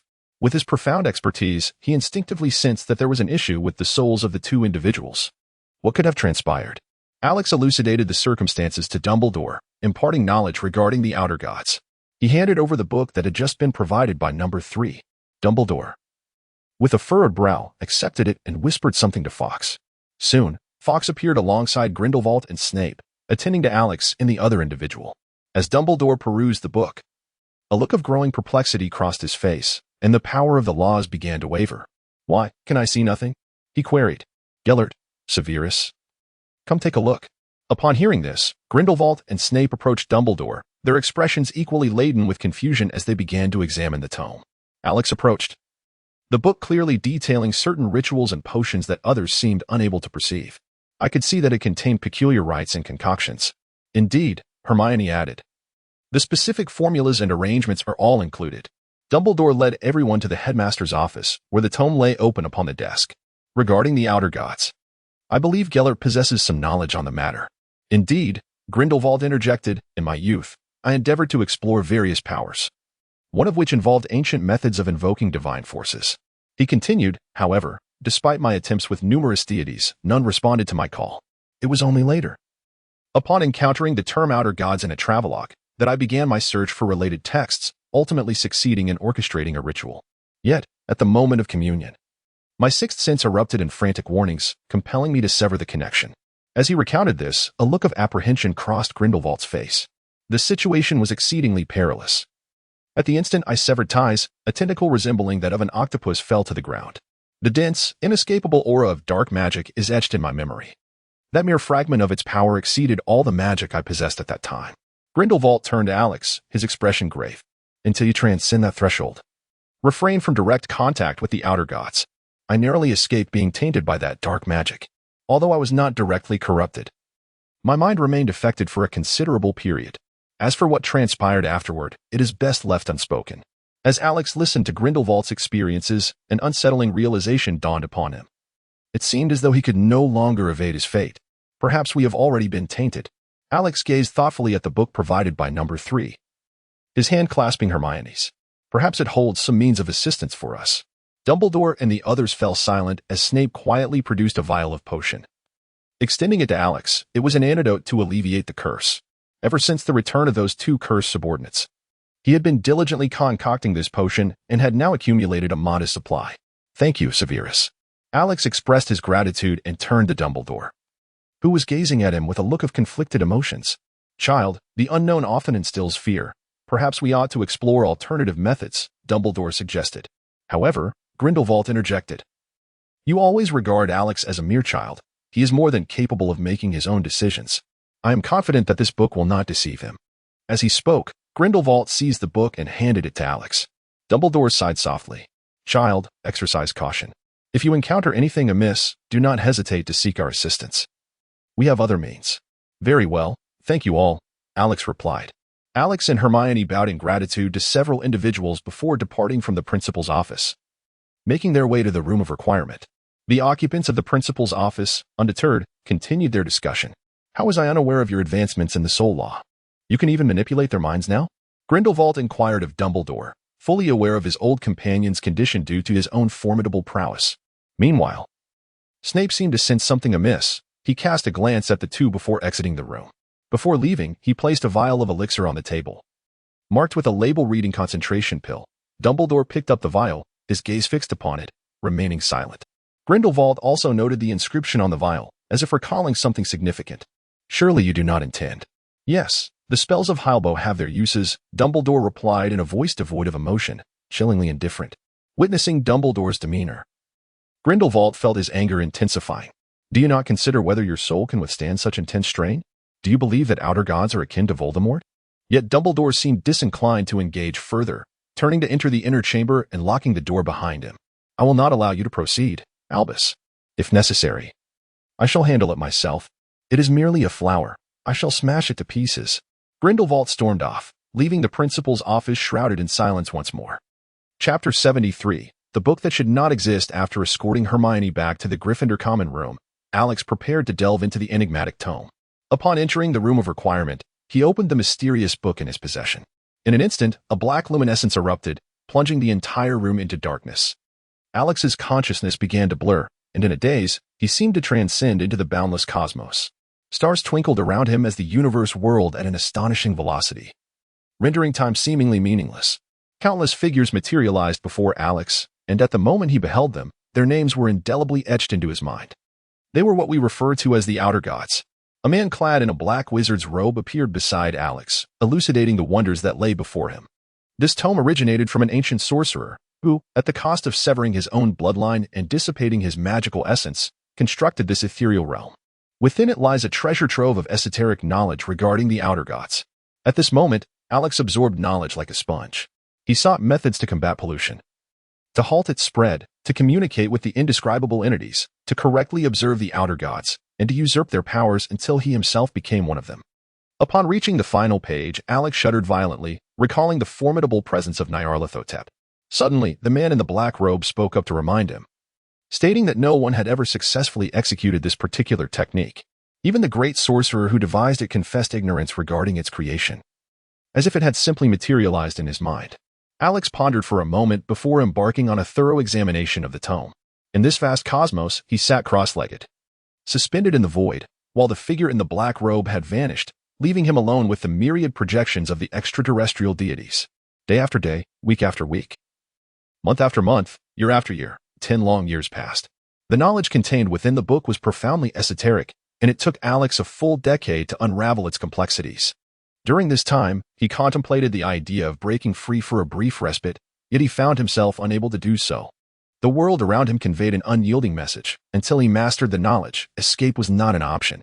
Alex raised his gaze towards the myriad of figures before him. A faint smile gracing his lips, yet the weariness in his eyes was unmistakable. It was reminiscent of the moment when he was bestowed with the opportunity to comprehend the laws by the system. Alex could perceive the essence emanating from each outer god, manifesting as distinct forces of law. Although this time he lacked the system's assistance, his profound understanding of the outer gods enabled him to effortlessly draw each one into himself. Among the numerous methods described in the tome for acquiring the powers of the outer gods, this approach was the most effective, the most potent, yet also the most perilous. The gathered grievances of the outer gods swirled within Alex's mind, threatening to upheave the very fabric of reality around him. Suddenly, the flow of blood within Alex accelerated significantly, as waves of extraordinary power emerged, effortlessly quelling the resentful thoughts of the outer gods. As he absorbed the myriad of shadows, the pressure emanating from Alex grew increasingly formidable, and the indifference in his gaze intensified. It was as if he had reached a threshold. The aura surrounding Alex abruptly stilled, vanishing without a trace. In that moment, Alex bore no semblance of might, appearing instead as an ordinary individual. Alex closed his eyes, feeling as though everything in this world was now under his control. Gradually, his form faded, and he materialized within the chamber of omnipotence. Pushing the door open to step outside, the force of the laws reverberated. Nothing in this world had changed, and the 10 years of learning had merely elapsed as a single second in reality. Alex returned to the principal's office, where Dumbledore and Grindelwald were engaged in a heated argument. Upon noticing Alex's entrance, Grindelwald immediately beckoned him over. "Young man, look at your principal. What on earth have you done to make him so?" Alex smiled at them, while the expressions on Dumbledore's and the other man's faces were ones of astonishment. It was time to prepare for a counterattack. 1 month later, Alex sat at the head of the Star Alliance conference room, with Hermione by his side. Surrounding the table were representatives from the British magical community, including Dumbledore. Fudge. The incompetent Minister of Magic had been reduced to ashes by a spell cast by Alex, leaving the Ministry of Magic entirely under the control of the Star Alliance. Grindelwald, the de facto ruler of the magical realms of France and Germany, had seamlessly integrated the Saints organization into the Star Alliance, resulting in a harmonious amalgamation. The steward of the Star Alliance, Old Boggins, held the reins of financial power, expressing that his life had been worth it. Snape and Lily, the president and vice president of the Potion Ministerial Council, respectively, had complete authority over all matters concerning potions within the magical world. Long Xingha, the representative of the Dragon Nation, rushed to Alex's side upon hearing news of an impending full-scale war, quickly joining the ranks. The heads of the magical departments from various countries had also taken their places, and even representatives from major magical races and dark wizards sat at the long table. Regarding the information about the Outer Gods, I believe everyone is already well informed. The time has come for us to engage in full-scale combat. I implore everyone to refrain from infighting. Any conflicts should be set aside until we have addressed the invasion of the Outer Gods. As soon as Alex finished speaking, a representative from a small nation rose to his feet. "Who do you think you are? Why should we heed your words?" he exclaimed. Casting a look of admiration towards their esteemed leader, the representative from the beautiful nation. At that moment, the representative from the beautiful nation was drenched in cold sweat. Trembling incessantly, Alex remained expressionless, gazing ahead as if he had not heard the words spoken to him. Beside him, Hermione cast a frosty glare at the representative of the beautiful nation. The representative sighed inwardly, hastily rising to express his innocence. "My lord, this individual is not associated with us. You may deal with him as you wish." "I deeply apologize," he said, bowing deeply without daring to lift his head. Heaven knows what trials the beautiful nation has endured. Just days prior, a curly-haired young girl had arrived at the Ministry of Magic, demanding to meet the representative. Such a request could not be granted lightly, and after a few impatient remarks from the staff, the little tyrant retaliated with escalating force, leaving behind a trail of icy sculptures in her wake. Alex imparted to Hermione the method to seize the powers of the Outer Gods. Under the influence of Alex's aura, Hermione successfully captured the essence of the rose within her mind, her strength surging to unprecedented heights, making her nearly invincible against most, including Dumbledore. "Then let it be done," Hermione declared, pronouncing the death sentence upon that small nation. The leader of the Dark Wizards bowed slightly in acquiescence and produced a mirror to relay the order. Soon, the task was accomplished. The magical realm of that small nation was left devoid of dissenters, with only those willingly opposing the Outer Gods remaining. A heavy silence fell upon all present, none daring to utter a word. Thus, in 3 days, we shall officially commence battle. With that, the meeting adjourned. And Alex departed with Hermione, soaring directly into the atmosphere, intent on capturing a few Outer Gods to bolster Hermione's strength. Chapter 74, Sustenance. Days later, in the boundless cosmos, a colossal entity loomed, shrouded in an aura of darkness, emanating a terrifying presence. Yet, at this moment, it trembled as if confronted by a mouse before a cat. Before this formidable being stood a diminutive assembly of humans. Kindred? Merely sustenance. Alex smiled disdainfully. Since merging various powers, his mastery over the forces of the laws had reached its zenith. The pursuit of these Outer Gods alongside Hermione had only augmented their strength, and Alex sensed a bottleneck within his mind, poised to shatter at any moment. Hermione's expression was icy. She remained silent, extending her hand toward the monstrous entity. Countless shards of ice manifested in the void, freezing the entire space, rendering the nearby celestial bodies utterly motionless. Having devoured numerous Outer Gods, Hermione's power had grown immensely, her comprehension of various laws now rivaling that of Alex. Despite her acquisition of many esoteric techniques, she still preferred employing her frost-based abilities, her demeanor increasingly aloof. As walls of ice shattered, countless spatial rifts emerged in the cosmos, and the monstrous being was fragmented into myriad pieces, drifting through the air. With a mere wave of her hand, the grotesque remnants coalesced into tendrils of dark energy that seeped into her being. "Child, this must be the last one," remarked Dumbledore through the shared mental link among the group. The leaders from various nations were equally engrossed, having witnessed an abundance of miracles during this time. Countless Outer Gods had been vanquished, torn apart, and consumed by Alex and Hermione. Indeed, such exquisite sustenance is a pity to waste, Hermione concurred. A look of disappointment shared between them. The others shivered in response, for beings they perceived as immensely powerful were merely regarded as food by Alex and Hermione. "All right. It's all over. Let us return. The ground feels much more comfortable," Alex declared, and with that, a wave of dizziness washed over them before they were instantaneously transported back to Hogwarts. This technique was not new to Alex. Each time he invoked it, they felt an invigorating sense of euphoria. The battlefield, though light years away, was traversed in the blink of an eye. "Congratulations, host." Alex disregarded the voice of the system and accompanied Hermione to the Room of Requirement, though he possessed the ability to conjure a small dwelling at will. The Room of Requirement held the memories of his past endeavors, leading him to choose this place to complete his final step. The two exchanged a silent understanding through a glance. Hermione stepped aside, unleashing the full force of the laws, attuning herself to everything around her. As this power resonated, the very walls of Hogwarts Castle trembled in response. As Alex closed his eyes, a multitude of arcane runes shimmered in his mind, one pulling at another. The elements of the 5 phases, the forces of destruction, life, the essence of souls, the realms of space and time, all surged within him, only to vanish abruptly. A series of obscure glimmers ignited, heralding a cataclysmic transformation within Alex's consciousness. The runes whirled like a train, each one following the next in a mesmerizing dance. At the moment when the first and last runes collided, a fantastical power erupted forth. One by one, the runes shattered, and that potent force expanded exponentially, flooding Alex's being. Having undergone the sustenance of numerous otherworldly entities, Alex's body had reached an unimaginable pinnacle. Under the influence of this newfound power, it seemed as though his form underwent a wondrous metamorphosis. He could sense that force, concealed within his mind, deeply embedded in his essence, and drifting through nature itself. In this fleeting moment, Alex felt as if he were capable of anything.